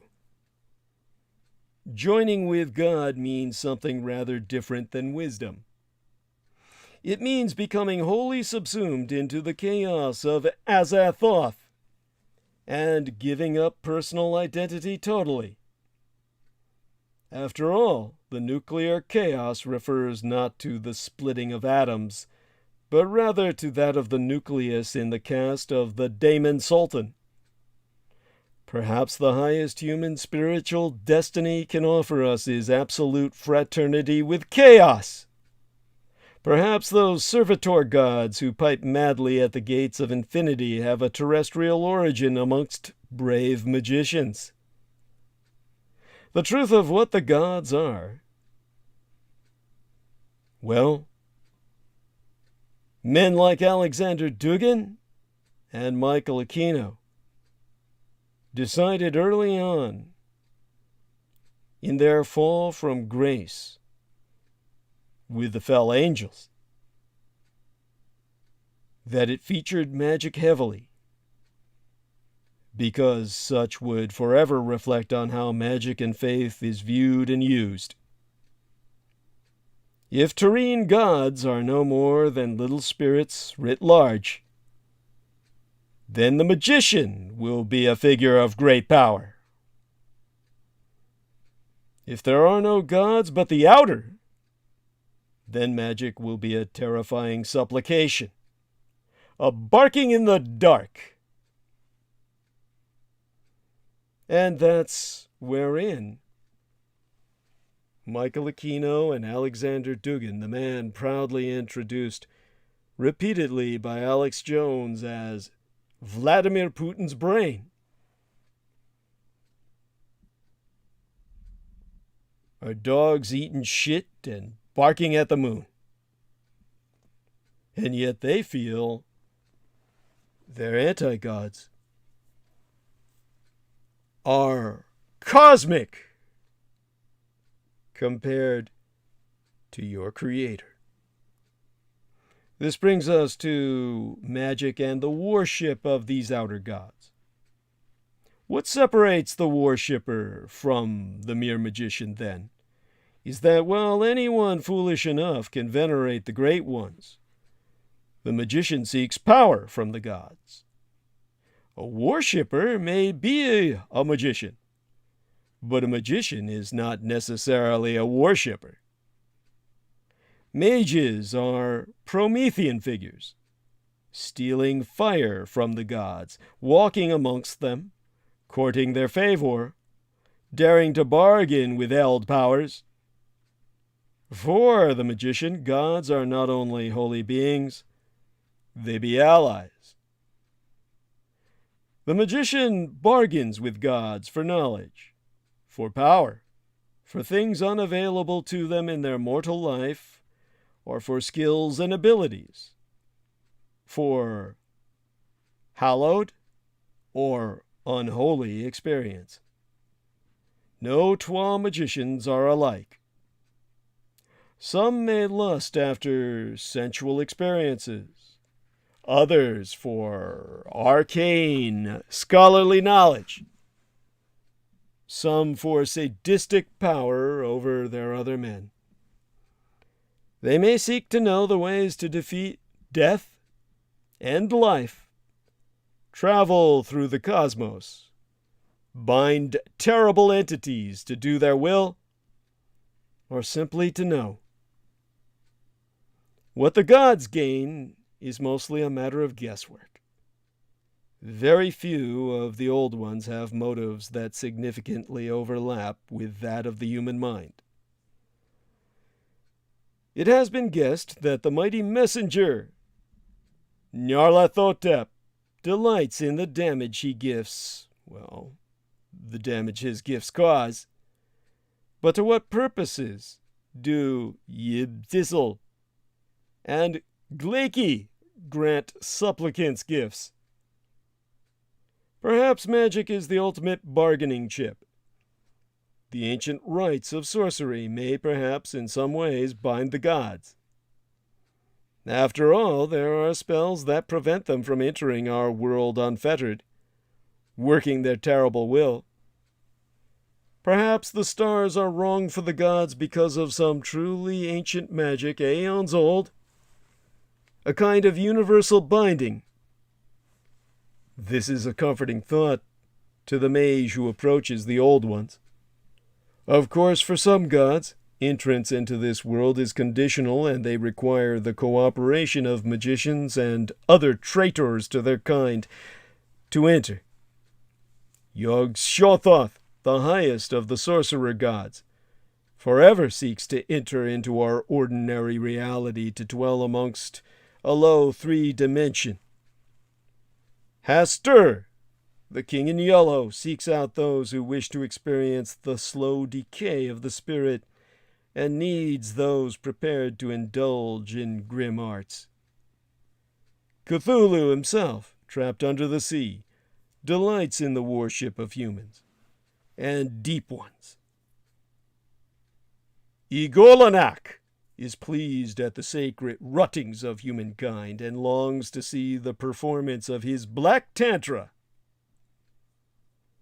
No matter how clever, powerful, or competent the magician may be, in the end, the gods get their due and receive the greatest benefit from any relationship they may enter into with humans. As basic law of cosmology is at work in the entropic universe, never truer than in the context of magic, the house always wins. Now, I've just gotten another notification that I cannot resist checking into as I'm speaking into this dark night on the darkest of subjects.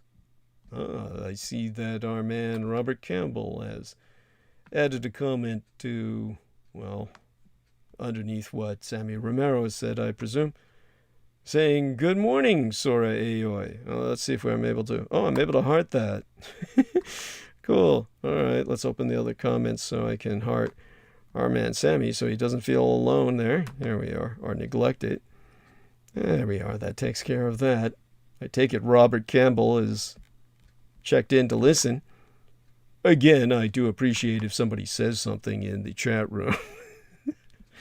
I notice our number of listeners has gone up, so probably Robert tuning in.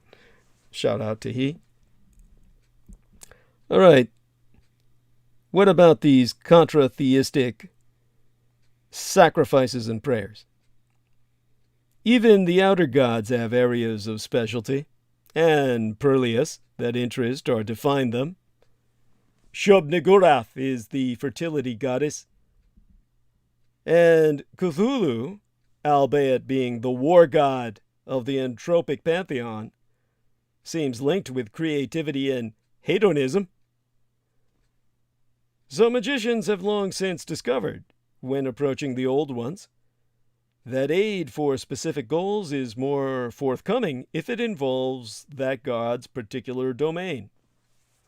While none of these beings are easily approachable by human magicians, those invoked may be less inclined to malignancy if the sorcerer can offer agency in an area that pleases the god or anti-god.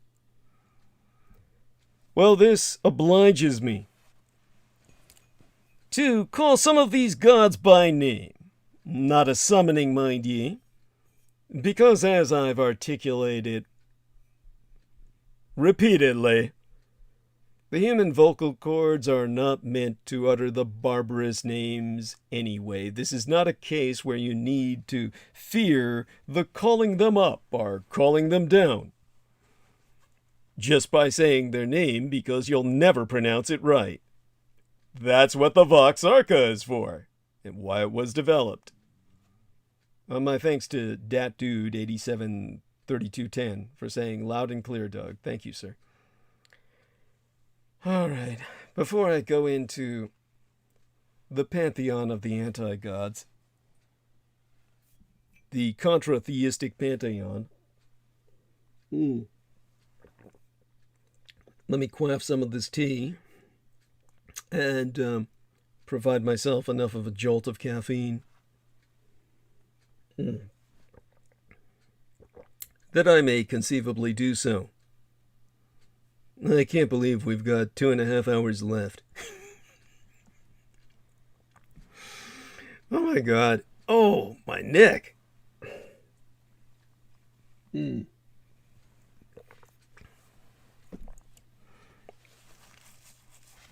All right, let's make this a kind of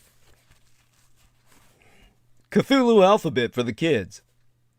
By the way, there's nothing funny about that. Don't ever talk to your kids about this shit. And if possible, never introduce them to H.P. Lovecraft. Honestly, all these kids being given Cthulhu's, well, stuffed Cthulhu and shit. It's just, well, this is why we've got the cult of alien gods becoming, effectively, the religion of the New Age. Of course, I've sprackathoned the cults long enough by now where it's about time we speak of their gods. So, from a kind of A to Z, if I were to think of what starts with A, the first one that comes to my mind would be Abaoth. Now, dealing with the god Abaoth is an unusual choice for the sorcerer. After all, fertility is the domain of the infinitely stronger Shub-Niggurath. It is precisely this lack of power that makes the unclean source attractive to the sorcerer. It is not as risky to contact Abaoth, lurking forever in its lair beneath Mount Vormithadreth, as to evoke the black goat with 1,000 young. In fact, since the god is in the dreamlands, it requires little preparation to do so, merely sleep. Abaoth is knowledgeable in many of the same areas as Shub-Niggurath, and understands too well the mysteries of fecundity and growth. Magicians seeking to experiment in the creation of biological life go to the god Abaoth. Abaoth accepts sacrifice of living tissue, regardless of sentience, and specializes in cloning, the creation of homunculi, and magic regarding one's own offspring. One other area the Abaoth has knowledge to spare is in the undoing of one's own handiwork. After all, Abaoth continually, saturninely, eats its own offspring. Curses upon one's own bloodline. The death of one's children are perhaps one's inheritors, and any other magic that consumes the genetic material the magician may have spawned. Then there be Atlaknaka, the spider god. He's uninterested in the doings outside of the cavern in which he perpetually spins across the vast gap. Indeed, his doings are mysterious even to the other old gods. However, his role as a spider, if viewed through human mythology, would make him either a god of wisdom or a trickster. That latter role seems to benefit the grim, obsessive, arachne god not at all. Indeed, it may be a common mistake magicians make, looking to overlap human cultural concerns with the spinner of apocalypse.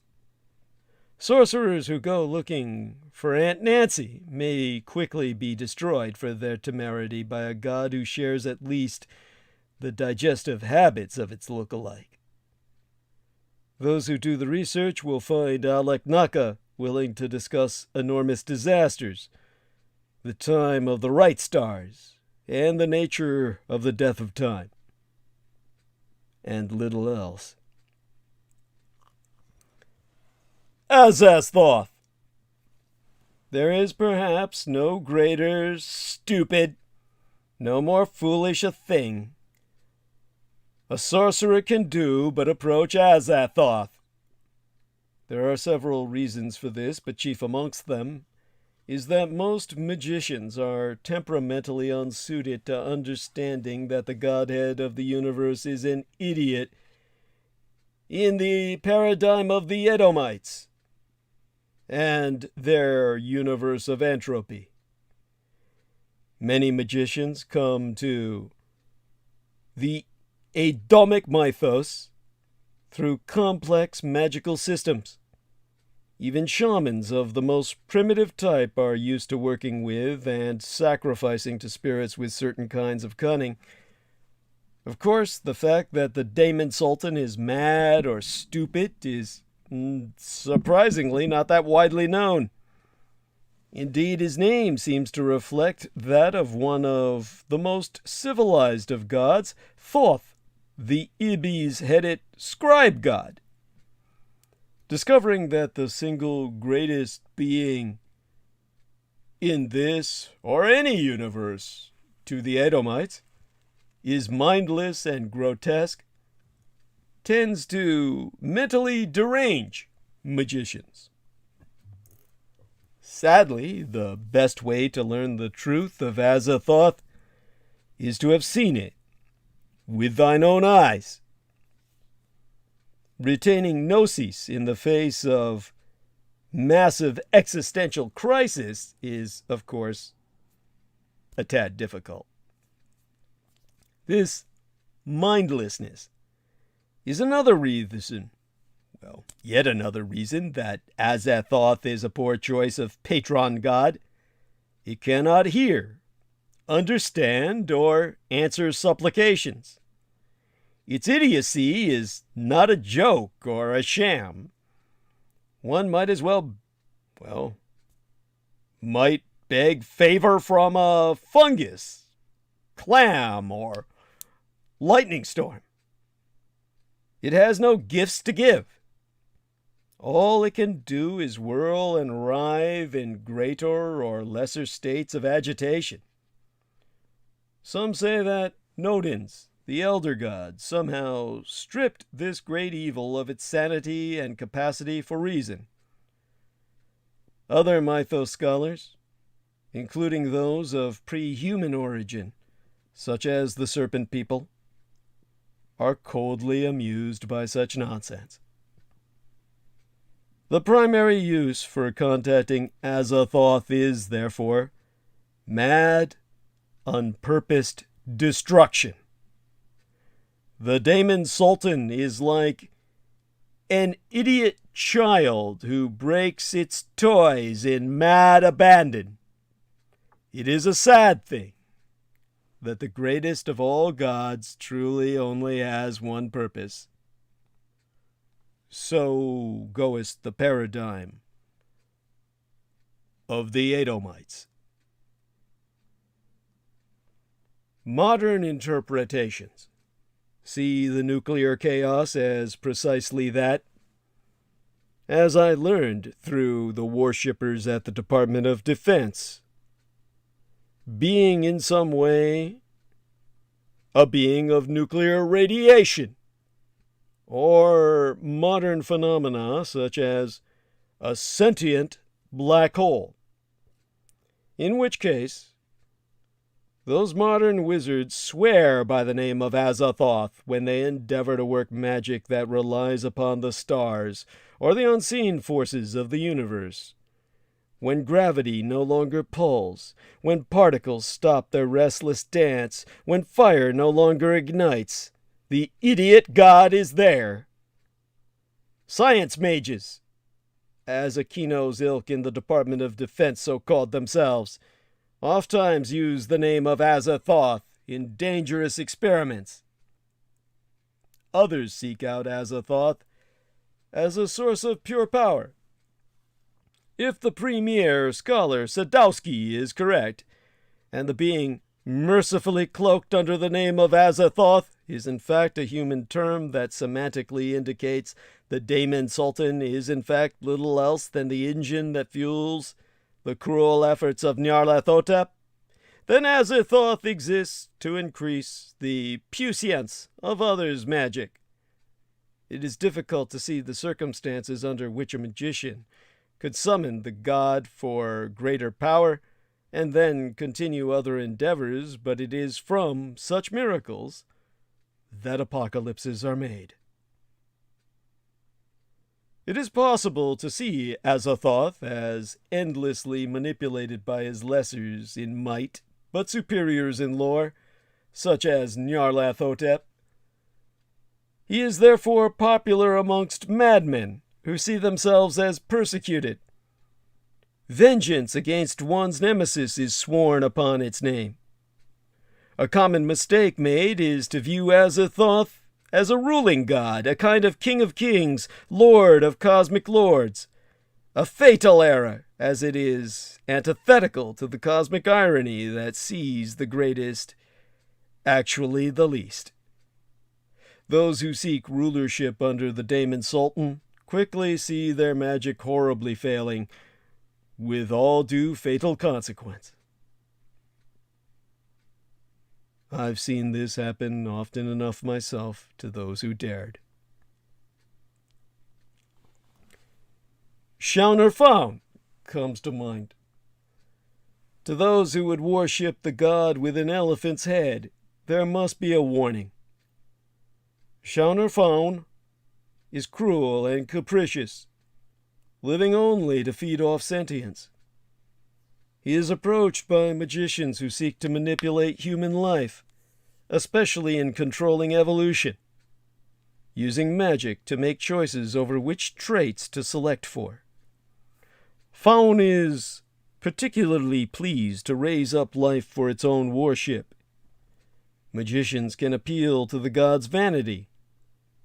It is also a god for whom blood is delicacy and can be offered, the red humor, as a sacrificed and gift. Human blood may do, but blood from other Edomite creatures is perhaps more acceptable. The more out there and dangerous, the better. The Cho-Cho sorcerers, whom ultimately owe their very existence to this god, serve it in hopes of being evolved into higher life forms. At some point in cosmic entropy and decay, that they may lord over the final disintegration. For Shaunarfaun is a god to whom predation and worship are givens of existence. Those who seek dominance over their fellows, who seek to pervert natural forces, biological creation, best seek him out. Rousing this senescent god from his slumber requires fabulous sacrifice and elaborate ritual pleading, including self-mutilation. The rewards be worthwhile to the master of the darkest arts, as he is a powerful, active being who enjoys watching little conquerors about their work. Of course, if we go on with the alphabetical thematic, in the English alphabet, of course, we would have to at this point bring up Cthulhu. Of all the dread powers who lurk in the hidden places of the earth, there is no single one closer to us in spirit, to us than great Cthulhu. Nor are there any closer to coming amongst us in all glory. Cthulhu has a special plan for this world, and as a magician and priest of the outer gods, his distant cousins, he is close to magicians. Not for Cthulhu, the antiseptic high magic of the refined magi. No, the great lord is a shamanic, theriomorphic figure who plans to bring to humans a paradise in which we shall laugh and revel and kill. Latin chanting and passes with magic wands avail not the magician seeking the attention of Cthulhu. The magic of blood and bone, orgy and psychotropics, unbound hedonism and algonaic dancing are how one walks with this god, who plans an eschaton of pure spiritual agony and ecstasy. Cthulhu manifests himself on the earth through dreams and, perhaps, therefore, has ties to the dreamlands. However, artists, poets, fringe scientists, psychics, and other sensitive kinds of humans are receptive to his touch. Indeed, many a magician has been set on their course by the sleeper in Relier. Magicians seeking inspiration may invoke Cthulhu for techniques involving Dreamland's magic. Cthulhu might be a common figure of worship amongst Dreamland's magicians, who see the way he effortlessly shapes the stuff of that dimension. Pleasure seekers, sensates, and those who want magic to create extraordinary mental states in themselves and others work with the great old ones. Any primitive, almost infantile need in humans is served by the sleeper. Cthulhu, who has winged his way between galaxies, is a patron of those who go their dark way in safety, and magic concerning traveling can also be made in his name. The next name, so similar to his, that cometh to my tongue, is Cthugha. Those who approach Cthugha have one and only goal: destruction. The Lord of Flammavanthia, the fire vampires, is so utterly alien as to be unapproachable on any psychic or communicative level. The god seethes with the forces of suns, and even the most minor of his manifestations is enough to scar the world. Magicians who seek after fire do so for power, for the desire to make anew, destroying what has come before. Drastic acts of healing may be possible under the annealing, destructive power of Cthugha. This is a desperate action as fire heals in violent fashions. Cthugha delights in its capacity to destroy, to burn, and he is most easily persuaded to undertake such actions. When it is about its work, it cares not for any higher loyalty or goal, and so has been used as a weapon of last resort for those seeking to defeat the Edomite mythos, although the god is, of course, indiscriminate.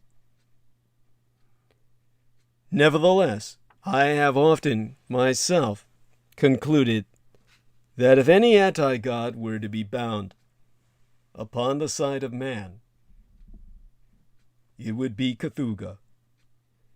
Those who seek various kinds of rebirth also seek out Cthugha, and in his name ritually destroy all that was their own life.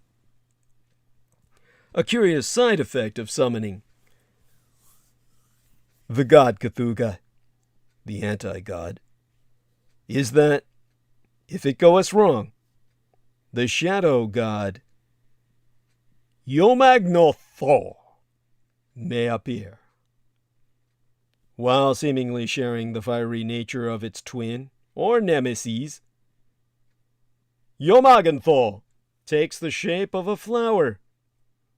Why this should be is unknown, but it is taken as a sign by some magicians of a symbol of randomness, and therefore some gamblers also approach Cthugha. Opposite the fire be the sea. This is what brings us to Dagon and Hydra. Neither god nor mortal, the immortal rulers of the deep ones, represent something new and potent from the point of view of the thaumaturgist. Some believe they are on the point of ascending into a new thing, great young ones, if you will. Others suspect that some mystery of faith, shared and acted upon by their species across millions of years, is forcing upon them an apotheosis. Others think they are simply big deep ones. In the world of magic, The symbol is often as important as the reality, and many sorcerers have begun to pray to and work with these beings, seeing results. This is an isolated occurrence, almost entirely confined to Deep One crossbreeds, and the organizations that rally round them, such as the famed esoteric Order of Dagon, of which Michael Aquino was a part, as well as his heir, Peter Levinda. Magic worked in their name is that of the ocean, brutal and chilling. Secrets uncovered, mysteries plumbed. The sea, the ancient hidden world, the ultimate threshold, is their place of power, and so those seeking to cross over into new worlds curry their favor. Those seeking power over other mortals also do well to deal with the crowned heads of the seas. Simple magic such as safe travel is also in their power to give, a sign that the lords of the deeps are not yet beyond mundane concerns. Dagon and Hydra are easy gods to evoke, and will come in person easily to deal and barter with mortals. They are strange and ancient, but not imponderable. However, to create favorable alliance, terrible costs must be paid. The Deep Ones forever need healthy humans of breeding age for their terrible program of miscegenation. And then there be Dowloth, and surely there are few gods as strange as the render of the veils. Dowloth exists out with entirely the very notion of three-dimensional space, vanishing upwards into areas of conceptual space the human mind is mechanically unequipped to imagine, yet alone understand. Its lack of concern with any biological concern means it is only approached in certain circumstances. Those who are interested in cosmogony and cosmology are foremost, as Dowloth holds many secrets about the formation of our universe, or the universes, in the plurality. Dowloth's capacity to expand infinitely means it can outrace time effortlessly. And so seers and prophets might also attend the god. And when we get past D and Dietrich, we come to Ihort. And there be few gods more active than the alien god Ihort. Locked away in the Severn Valley, the god's ceaseless roils, cursing its imprisonment and longing for sacrifice, Ihort is a sadistic god, and best not approached at all in the flesh. It has no use for humans except as receptacles for its brood. Cunning magicians who can contact the god find that it will grant certain favors in return for sacrifices of humans who will bear its young. Those desperate to bear young or reproduce in any form are best serviced by the god. Those imprisoned, longing for freedom, might also pray to this trapped god, of course, how they will. Sacrifice is another matter. Curiously, despite the famous Ihort's bargain, the god is utterly uninterested in any form of barter except that which allows it to breed.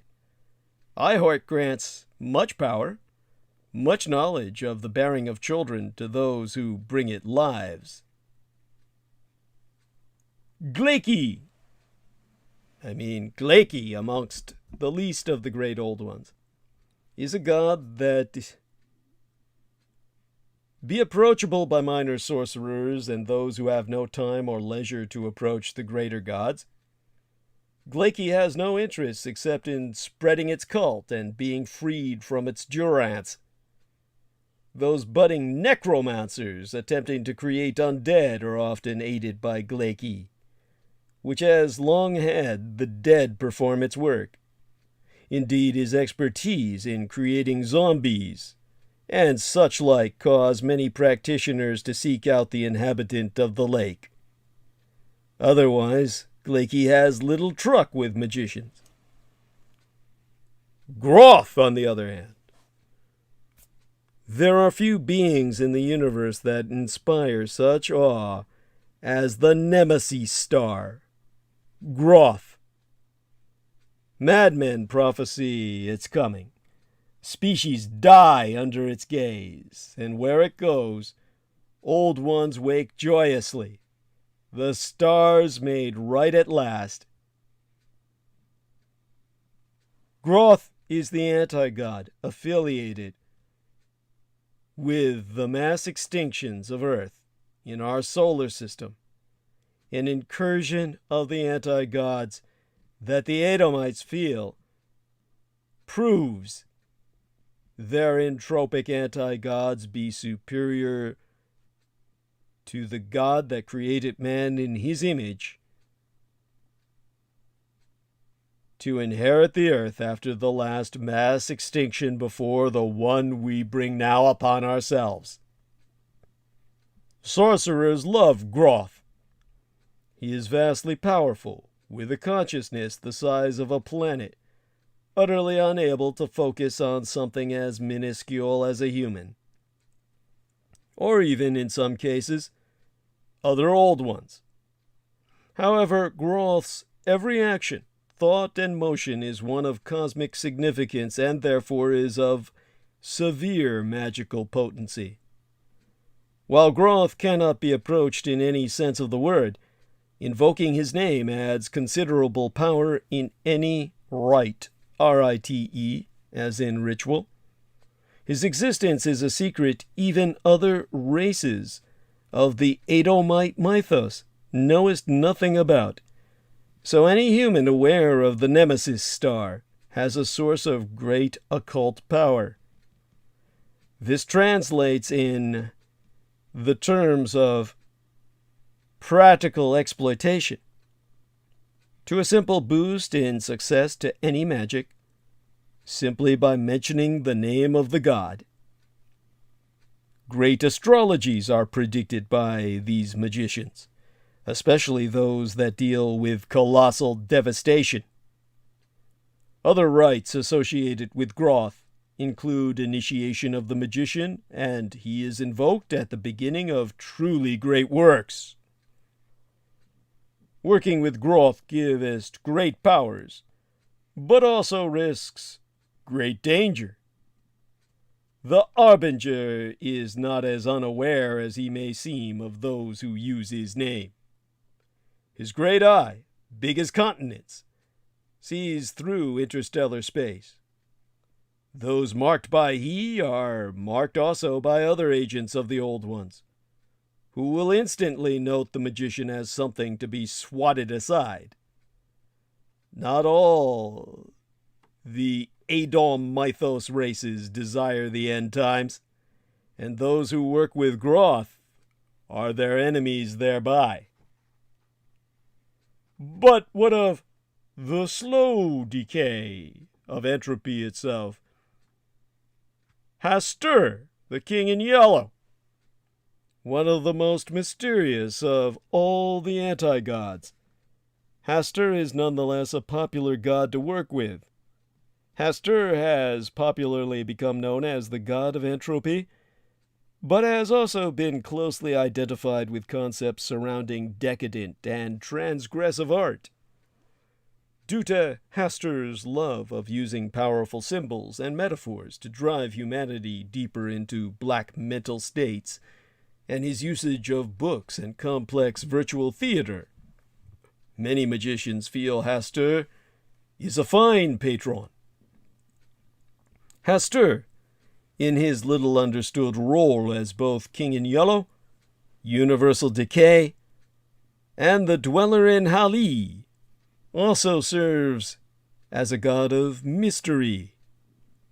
When things need hiding or revealing, it is Hastur who be invoked. Magicians who believe Hastur a useful god are, of course, right and terribly wrong both. Hastur will give power to magicians who seek to influence the mind and hearts of other humans. Wizards who create workings that destabilize the human heart of, even better, educate society about the nihilistic truth of the universe will receive his support. Those magicians who seek to create grimoires or complex spells that exist within art, hidden symbols in paintings, strange phrasings within poems, that sort of thing, are quickly rewarded by Hastur. Unfortunately, the god's idea of reward is damaging. Hastur feels that magicians are amongst his preferred worshippers and enjoys teaching them personally, often in Carcosa, his bleak, surreal home. Many a time has the King in Yellow, Hastur's avatar, manifested to magicians, whispered secrets to them, only to have a broken servant beg to be taken back to that strange world Hastur calls his domain. Sooner or later, even the strongest of wills breaks down while in contact with the king. It is, after all, his nature. The yellow sign is Hastur's personal seal, and magicians invoke it when they need to focus his attention or marshal magical forces. Magicians use it in rites often as it magnifies the strange entropic energies of the anti-god. It would be wrong to summon Hastur for the purposes of devastation. The anti-god acts slowly and with a lethiferous subtle grace. The King in Yellow serves to sever bonds and break hearts and open minds, not kill and maim. Those who do call upon Hastur for such action may find the god taking offense at such crudities. One who would not would be Ithaqua. Fear. Ice. The hunt. Ithaqua is the god of those magicians who turn their art into a weapon. Few sorcerers are crueler or more dangerous than those who turn to the Windwalker for their magic. If one is dealing with the magic of ice, what is in it? Creating it. Destroying it. Ithaqua is the logical patron. But this god's true love is to hunt and to destroy living things. There be no subtlety to the anti-god, no compassion. It has no interest in deals, in occult knowledge, or the complex degradation of the soul. It wants to kill things, and it wants things killed.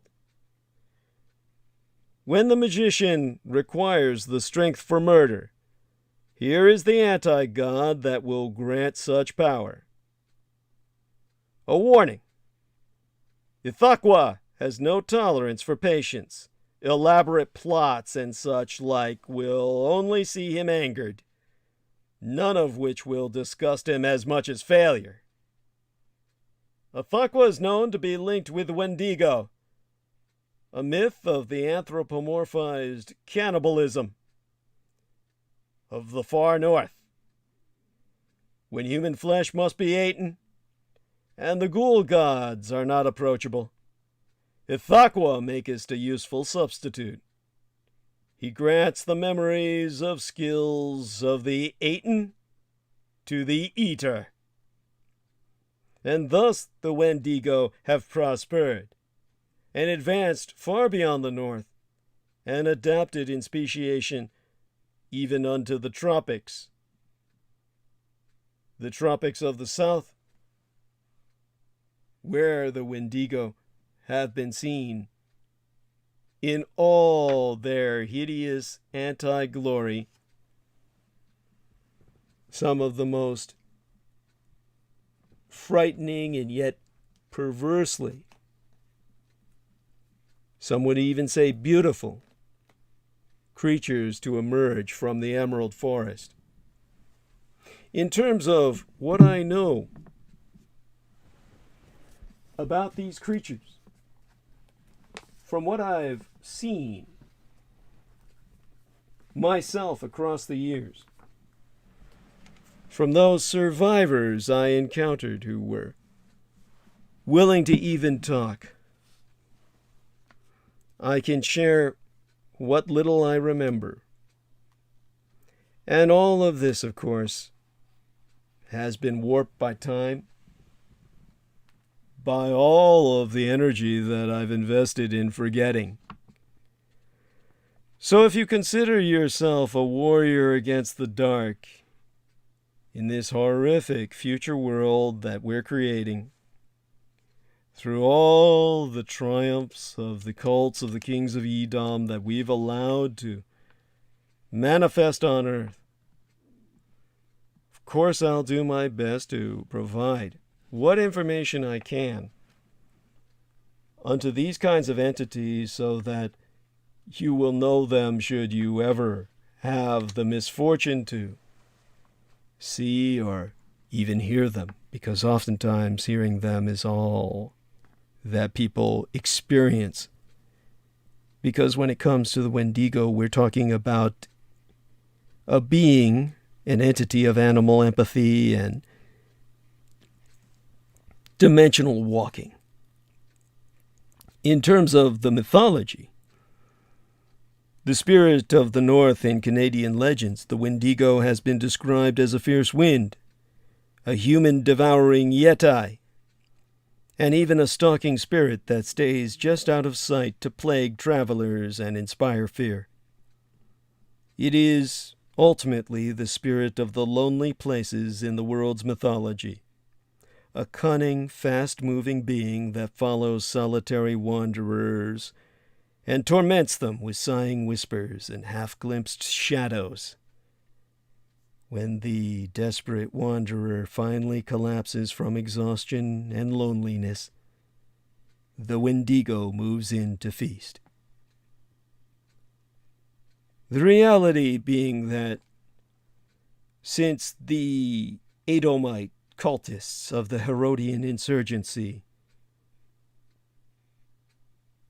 millennia agone, opened the wrong door and released the dark upon our world, the dark races of legend have come out of hiding and have even increased their numbers to levels unheard of since the earliest days of our planet. And among these servitor races to the anti-gods, in this case the servitor race to Ithaqua himself,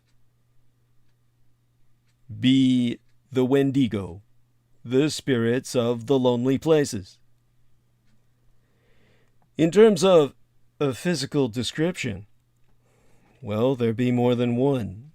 The Wendigo appear as huge, white-furred creatures with small black eyes, rows of sharp teeth, and long claws. They stand on two legs, but oft walk hunched over so that their clawed hands swing just above the ground, as tall as 3 meters. And that, of course, is well over 9 feet, and weighing approximately 200 kilograms, or certainly 6 times the weight of a man. At the very least, it's surprising that the Wendigo is as fast and agile as it is.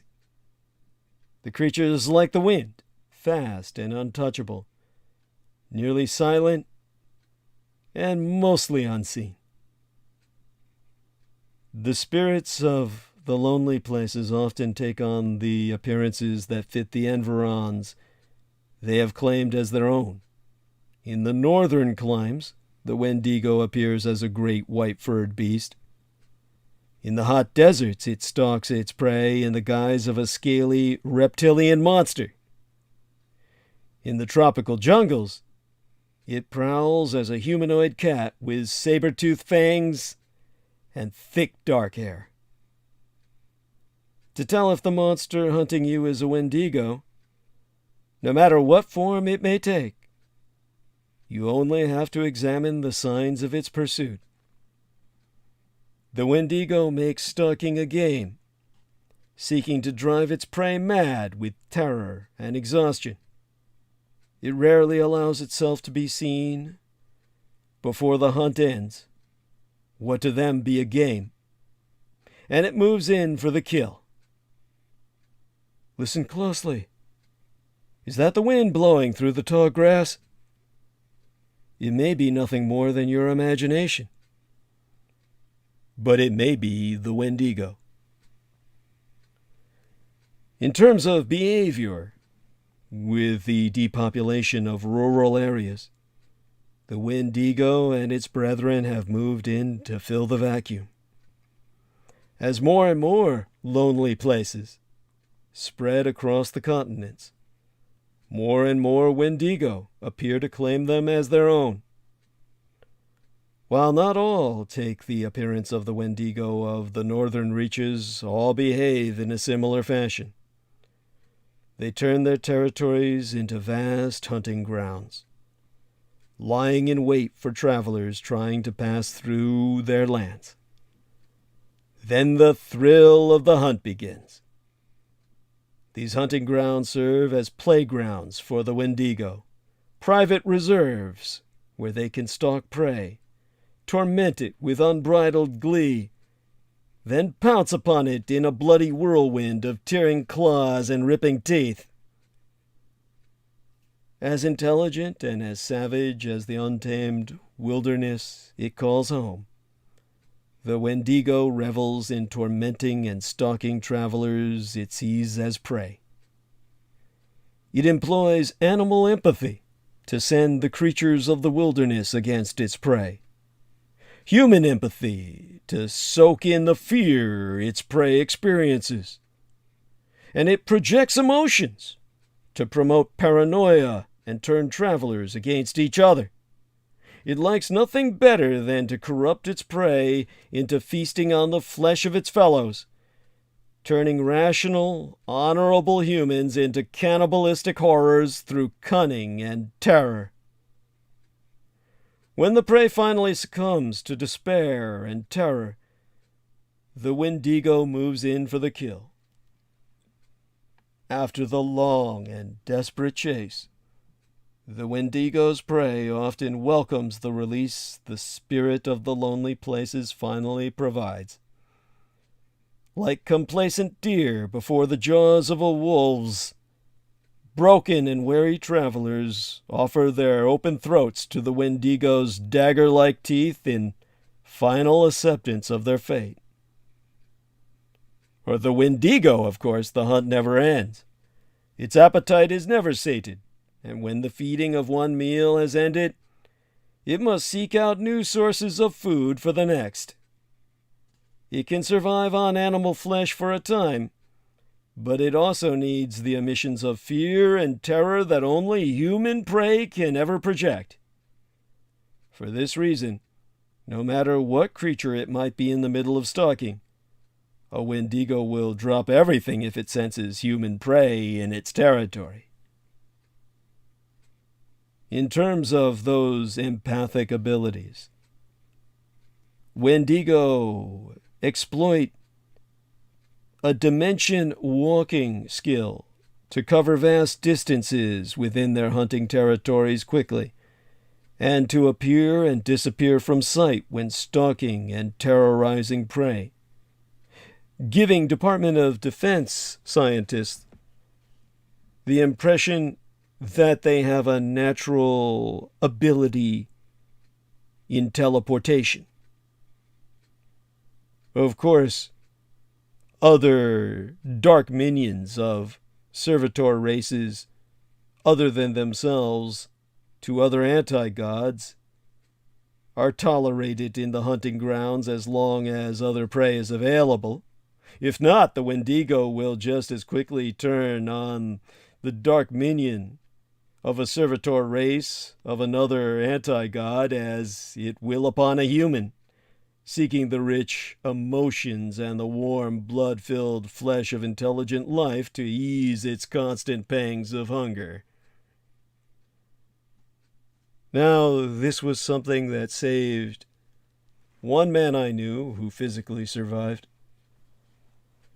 because the servitor race of another anti-god that was pursuing him was set upon by the Wendigo of that particular lonely place that he was crossing through. He was institutionalized at Letterman Army Medical Center, one of those special forces that had been dropped off in the middle of the jungle as part of an exercise operation to find their way back to base camp. And in a very real sense, while his body made it back to base camp, and enough of his mind to share with me what I've just shared with yourself, his soul had left that mortal coil long ago. In turning from that to another anti-god, Magnum,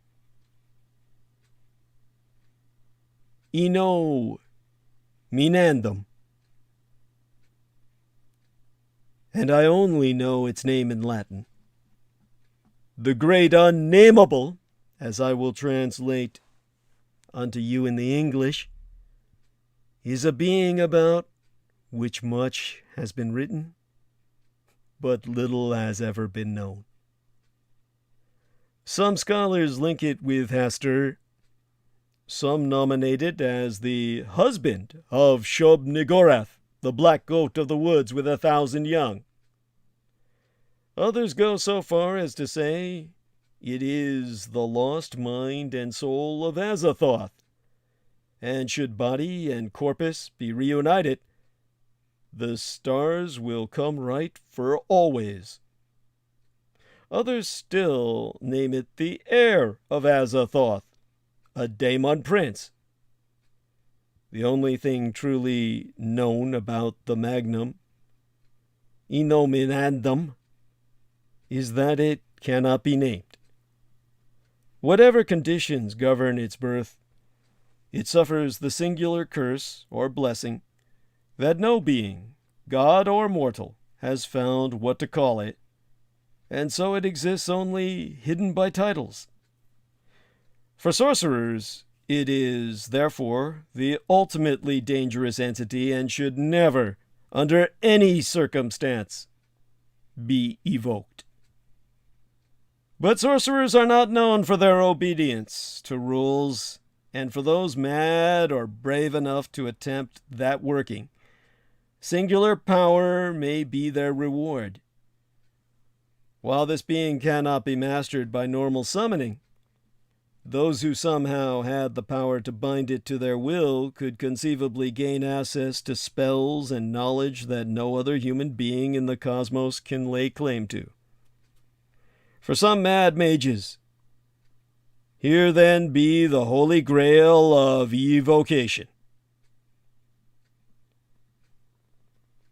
In terms of a kind of anti-magician, there be Mordigian. For the Mantic, Mordigian is a complex god, the lord of the ghouls, the eater of the dead, the destroyer of undead. The Plague King is a master of many domains. The magician is conceivably interested in death magic, immortality, gaining memories through anthropophagous practice, in other words, the eating of the dead to gain what they recall, knowledge, strength. These and all other necromancies are all in the domain of Mordigian. Yet the ancient god is a fierce protector of his charges and refuses to allow simple blood feasting. For Mordigian, death is a complex, morbidly beautiful affair. Therefore, while the necromancer wishing to tamper with death must approach this god for power, any blasphemy will be met with swift punishment. Ghouls work Mordiggian's will, with a zealot's pride. Approaching the ghoul god too oft times bears a unique curse, a slow transformation into a ghoul oneself. Many a necromancer has the canine features of that race for that reason. Mordiggian has a personal distaste for the corporeal undead. If he encounters those who wander the wrong side of the grave, Mordiggian attempts to feast upon them. Magicians who have a reason to face off against Glenki and its servitors and allies are often rewarded by the ghoul god. It is also important to note the Mordiggian is not interested in spiritual matters. Those who seek to contact the dead, if such a thing is possible, must seek out an altogether darker god. Entering Mordiggian's good graces requires the internment of corpses. A simple funeral might not suffice, but the grim rites of the air burial, as Aquino called it, perhaps will. As would say, mass cremation and the like. Mordiggian has no use for murder. Now, H.P. Lovecraft mysteriously wrote of Nodens. The universe is filled with malignant, puissant beings. Many of these are dangerous to even think of, let alone approach or swear by, or at least those outer gods from beyond the stars. Alien to our cosmos, I should say. Therefore, it's not our universe filled with these entropic entities, but they fester from the outside. Nodens is perhaps the only one presented in the works of H.P. Lovecraft who has goals and needs that be remotely beneficial to humanity. Many claim that Nuada Silverhand, the great fairy king, is a remembrance of, or a mask of, Nodens. It is a mistake to view Nodens as a friend to humans, but his great rivalry with Nyarlathotep means the magicians who choose to work against the agencies of the Adamic mythos, especially the crawling chaos, will receive generous rewards.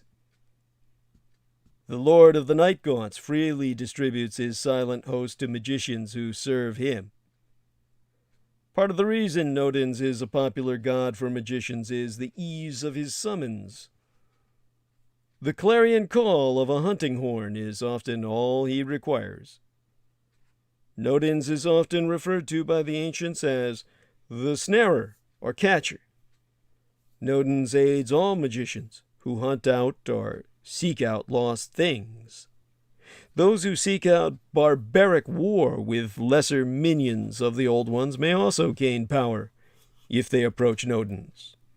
A warning: many assume that Nodens' title, Lord of the Great Abyss, is actually that of Dat or Dath, a complex Kabbalistic notion meaning reason.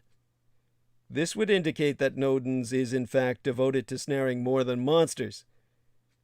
Modern magicians, noting that Dath sits upon a great abyss, a rift on the Tree of Life, believe Nodens may be more sinister than noted. Dath is guarded by the great demon Koranzan, who destroys the ego of those magicians unready for enlightenment. It may be that Nodens is only a face of some great evil, joyfully presenting an easy mask to dissuade magicians from drawing on the full power of the dweller in the abyss. This, of course, was the cynical interpretation of Michael Aquino, but merely in that he was merely reflecting the beliefs of the Edomites, to whom he was transferring his loyalties. In fact, he ultimately transferred his loyalties in particular to Nyarlathotep. There is no god more complex, motivated, and hard to fathom as Nyarlathotep. Contemptuous of the masters he utterly serves, bringing power and secrets to a humanity he sneers at, the crawling chaos is unbound by human cognition. Yet he is also the cornerstone to the magician concerned with the great ones. There is one key to keep in mind when dealing with Nyarlathotep, and it is that he delights in giving power and secrets. Magicians can invoke, perhaps evoke, although this is a trick the god plays, Nyarlathotep with surprising ease. The crawling chaos is inclined to swap what it considers baubles of power in return for holy personal sacrifices.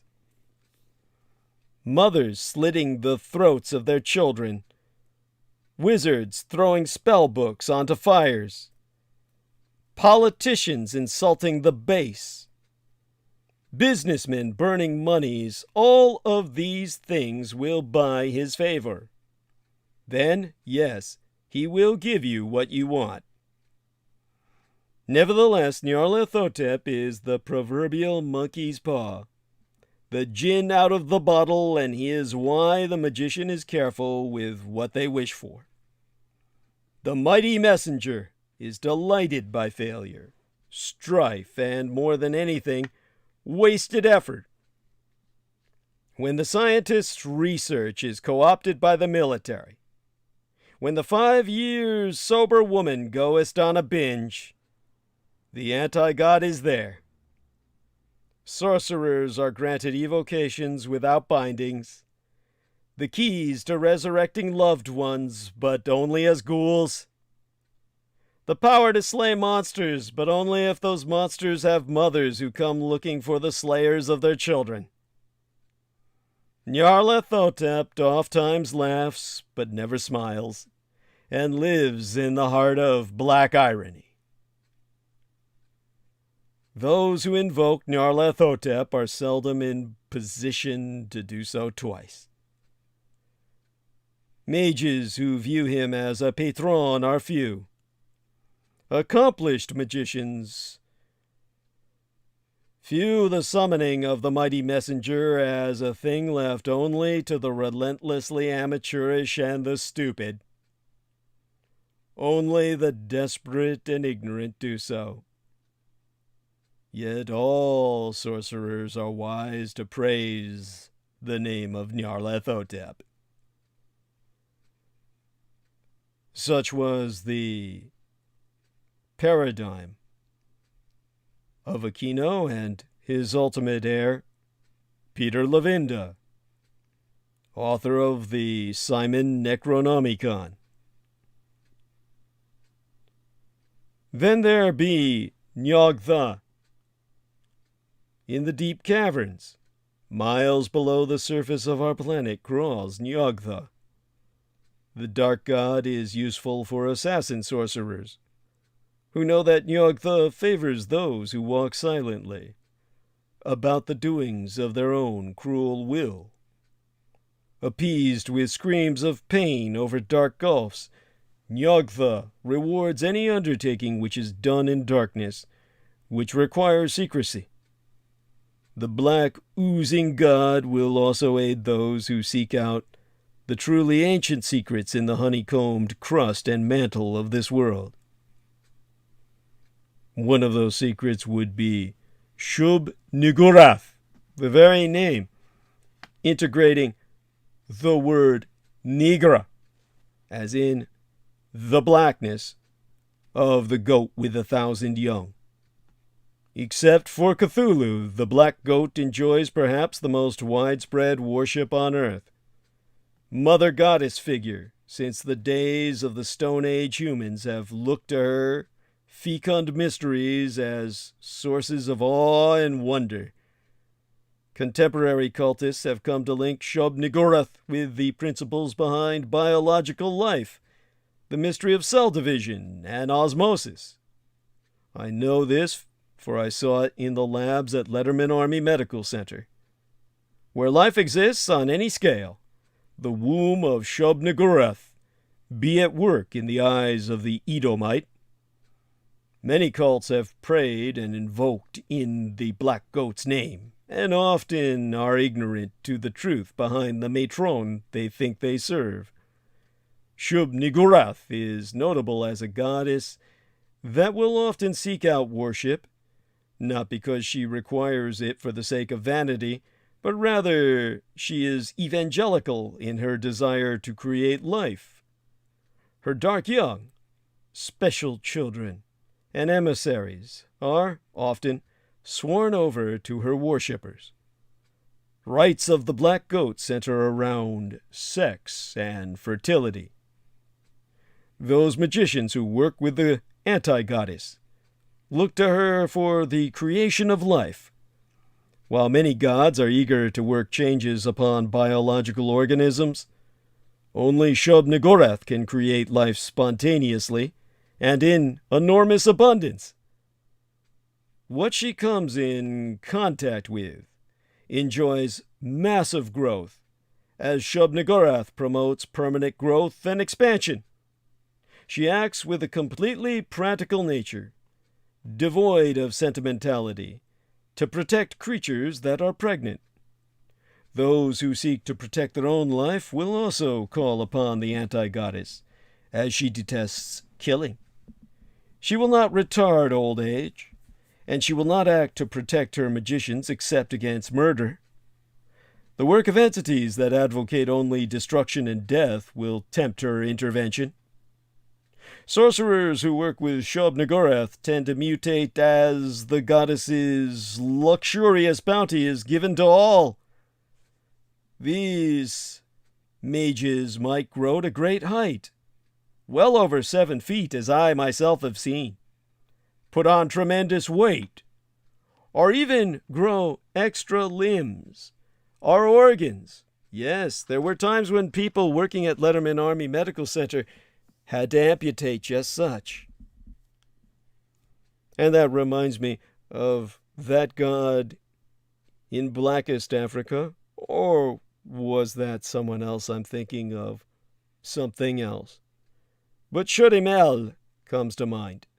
Like Dagon, there may be some controversy over the deific status of this being, and like Dagon, it is ultimately irrelevant. Giant Thonian or God, it matters not. Shudimel is potent enough to provide power to those willing to seek it. Those who seek to shake the earth and who long for breaking may also approach this sadistic being, for the great worm is often confused with Grom Kurak, the earth dog, and shares similar concerns. Those who seek out things buried, geological mysteries and such like, would be wise to call upon Mel. However, the anti-god is fond of destruction, and it is often the only thing that will attract its attention. But that reminds me in turn of Sathagua. There is a difference between malignity and apathy, and Sathagua fits clearly into the latter division. This anti-god, long sought out by sorcerers, is only rarely concerned with the doings of the world beyond its lair in Vormidreath, and then it is only when sorcerers seek it out. It is because of its disinterest in little beside rest and sleep, and its willingness to let petitioners and visitors live, that it is often worked with by arcanists. A renowned interstellar traveler, Tsathoggua is sought out by diviners who want its knowledge of the stars, those who seek to travel through the great voids of space, and those who wonder at the ancient histories of things. This anti-god is old, and from a family even older, and has seen much. Tsathoggua, despite his own laziness and sloth, is something of a scholar of the true history of the universe, and those seeking out occult lore of the gods and races and secret histories had best swear by him. Like many of the anti-gods, he also knows much about the creation of life. A note about this strange anti-god is that he prizes politeness, etiquette, and manners. Sorcerers either swearing by his name or invoking him had best do so with respect and consideration. Sacrifices of rare gems, oils, and such like, will find his rewards worthwhile. But that remindeth me, since he be so troglodytic, of Yig, the father of all the herptiles, or the serpents, of all the great ones. Yig is perhaps the closest to normal earthly life. Ancient, even by the reckoning of other gods, Yig is served by reptiles, some of the oldest extant biological life forms on our planet. By extension, birds too are his domain, the ancestors of the dinosaurs. Yig represents power over the world of animals, especially any which is scaled or feathered. Hence the Aztec interpretation of himself as the great feathered serpent. And more than this, Yig is perhaps the being which has existed on Earth for the longest unbroken period of time. Some see this as indicative that Yig is in some way protective of his ancient brood and would work against the more macrocosmically destructive powers. Yig grants his rewards to those who therefore seek to prevent the extinction of life. He enjoys control over some of the most dangerous natural animals on Earth. Due to his close association with longevity, those who seek to extend their own life, as well as those who require access to titanically ancient recollection, comest unto Yig. In return, the Snake Father demands the magician care for and defend his own. This is why that very name, simply the human mispronunciation of the original serpentine tongue, why Yig, the serpent of the garden, aligned with the fell angels, is the greatest ally of man against the anti-gods, a representative of the lower realms of the tree of death.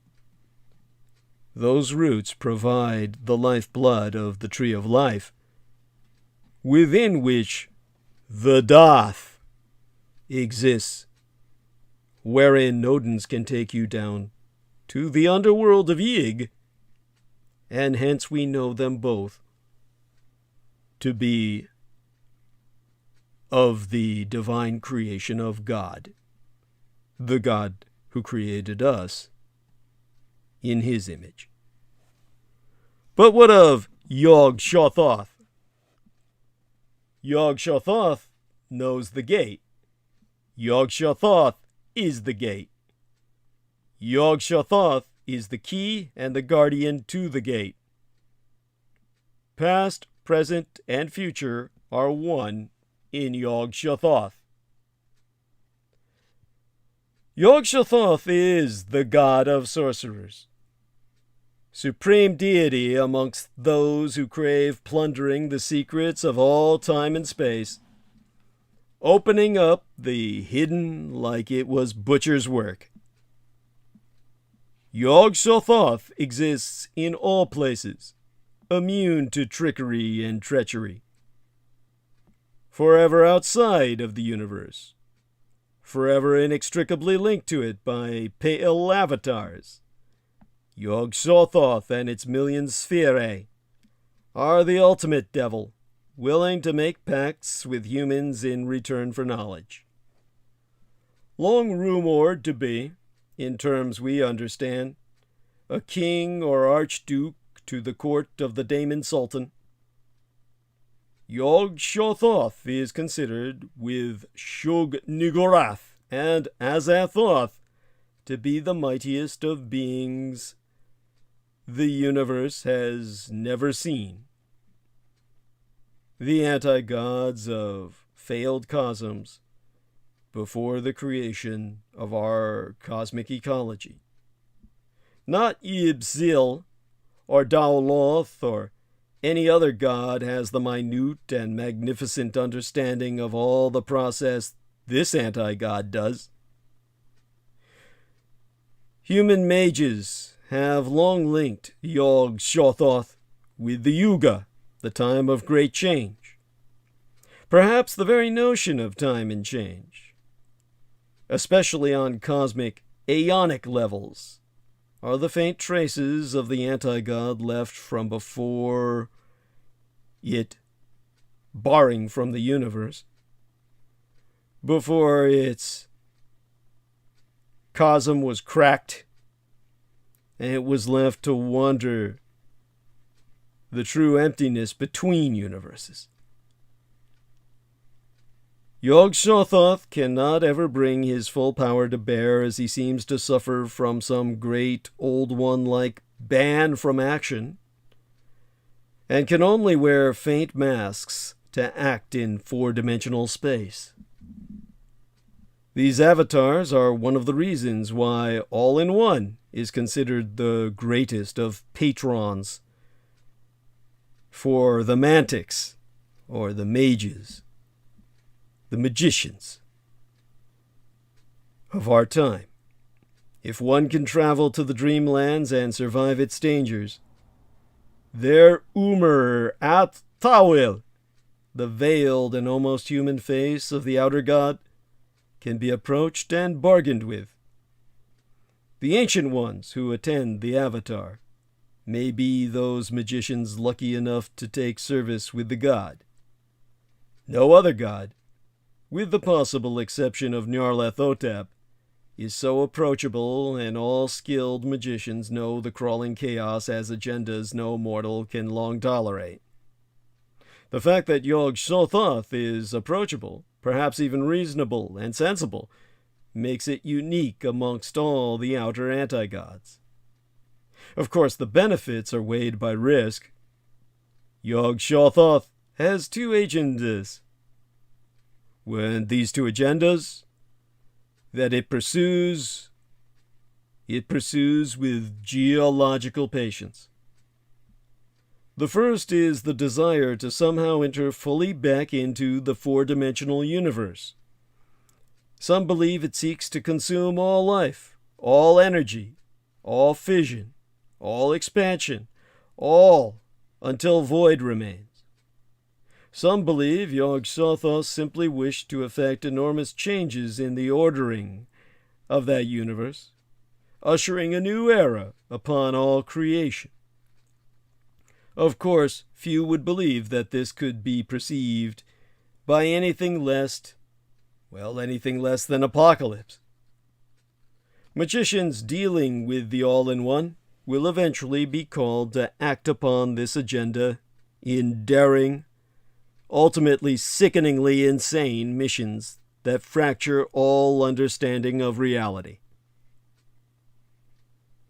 The second of the anti-gods' agendas is a simple curiosity concerning the laws of the four dimensions. Yog-Sothoth invests in parts of the worlds with its essence, breeding children if only to see what a fragment of an infinite dimensional entity can achieve in four. The Dunwich Horror was such an experiment. Those sorcerers who aid the anti-god may find themselves called upon to act contrary to the most basic human morality as the anti-god toys with the physics of our universe. Those sorcerers who do approach and swear by Yog-Sothoth are perhaps the greatest of their kind. Physical laws of the universe, time and space, life and death, and all manner of vast secrets belong to the All-in-One. Travel to times and dimensions, worlds and galaxies, the stuff of stars and black holes, and more can be given to those brave magicians who dare to truck with the one in all and all in one. All for the cost of betraying the space-time we knowest. The creation of our God. Whether we acknowledge Him as Allah or Yahweh. In terms of the kinds of rules whereby to operate amidst this pantheon of anti-gods which I have articulated in the last part of this night's transmission into morning and into day, the Indigenous Peoples' Day that should replace Columbus Day. In terms of the rewards that Aquino promised to any sorcerer's apprentice or acolyte who maintained their path with he, knowest that the anti-gods reward what they find pleasing. There is, of course, no hard and fast mechanism for deciding this. One really must find by experience. That would be far too dear a price to pay, with the number of encounters that one could ever afford, such normally being but one in each lifetime. You would find out, well, whatever the god wanted, in such a manner that you probably wouldn't survive the ordeal.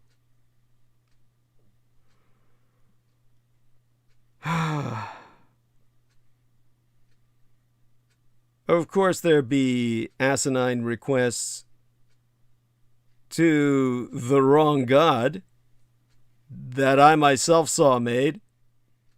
We want to contact Cthulhu to help us drown the valley. Well, of course it says no.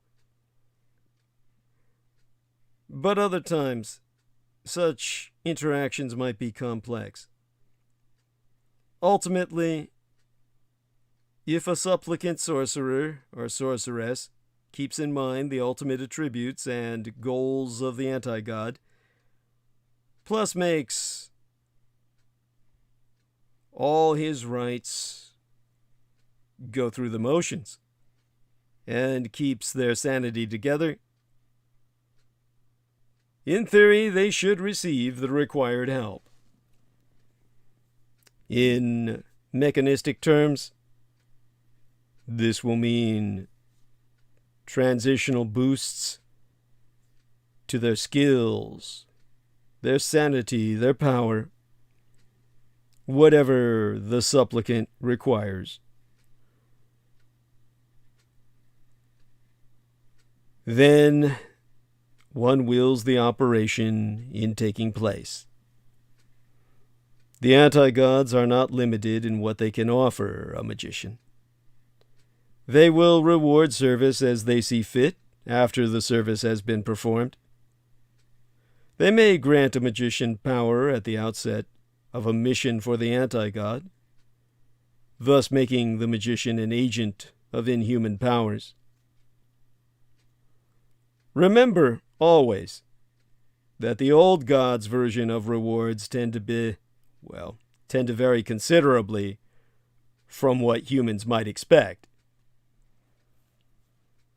Well, we're into the final hour of transmission, and I feel that I've exhausted myself.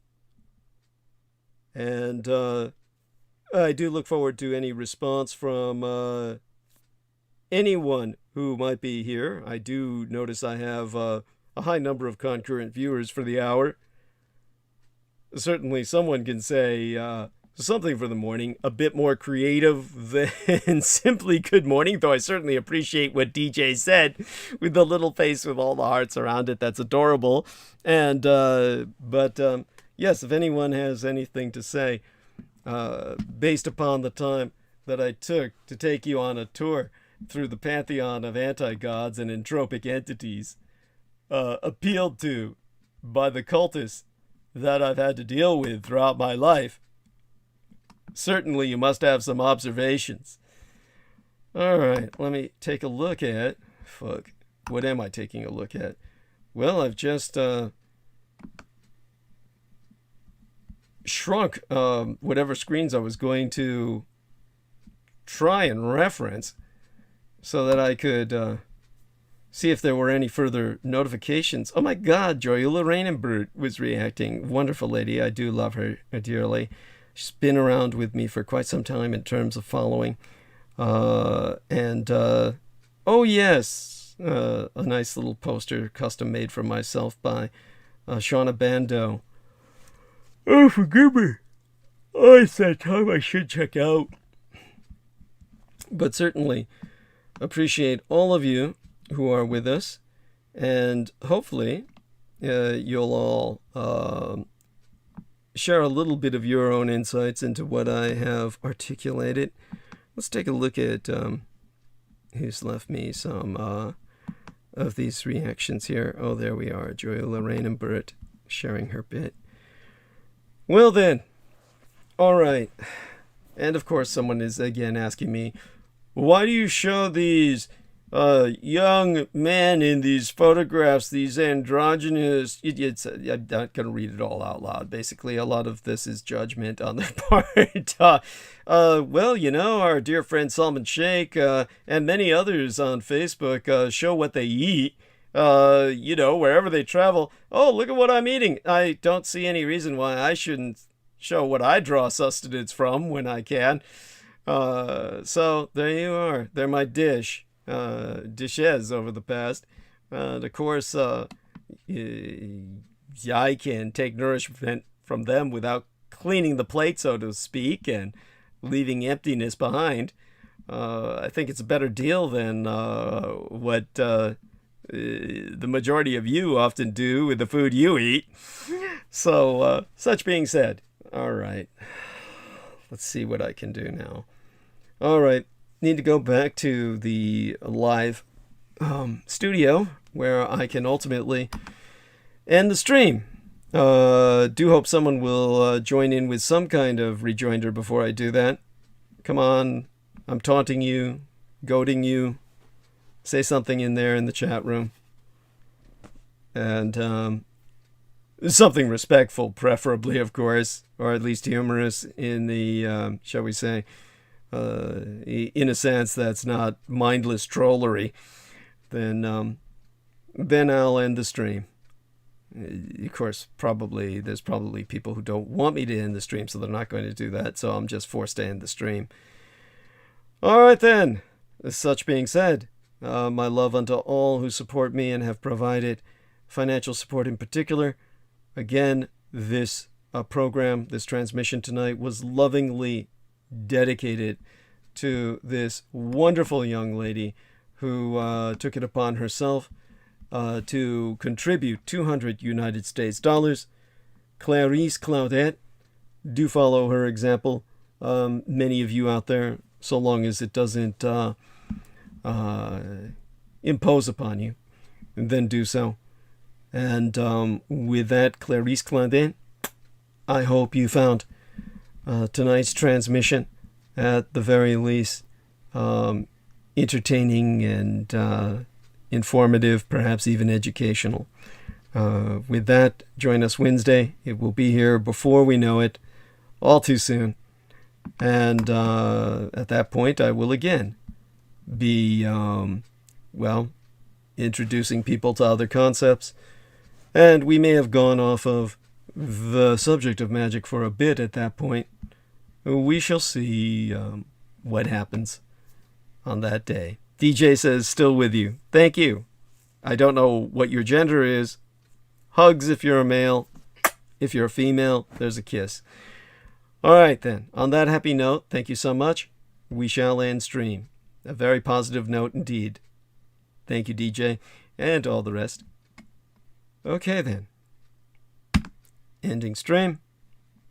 And there we are. Press the end button.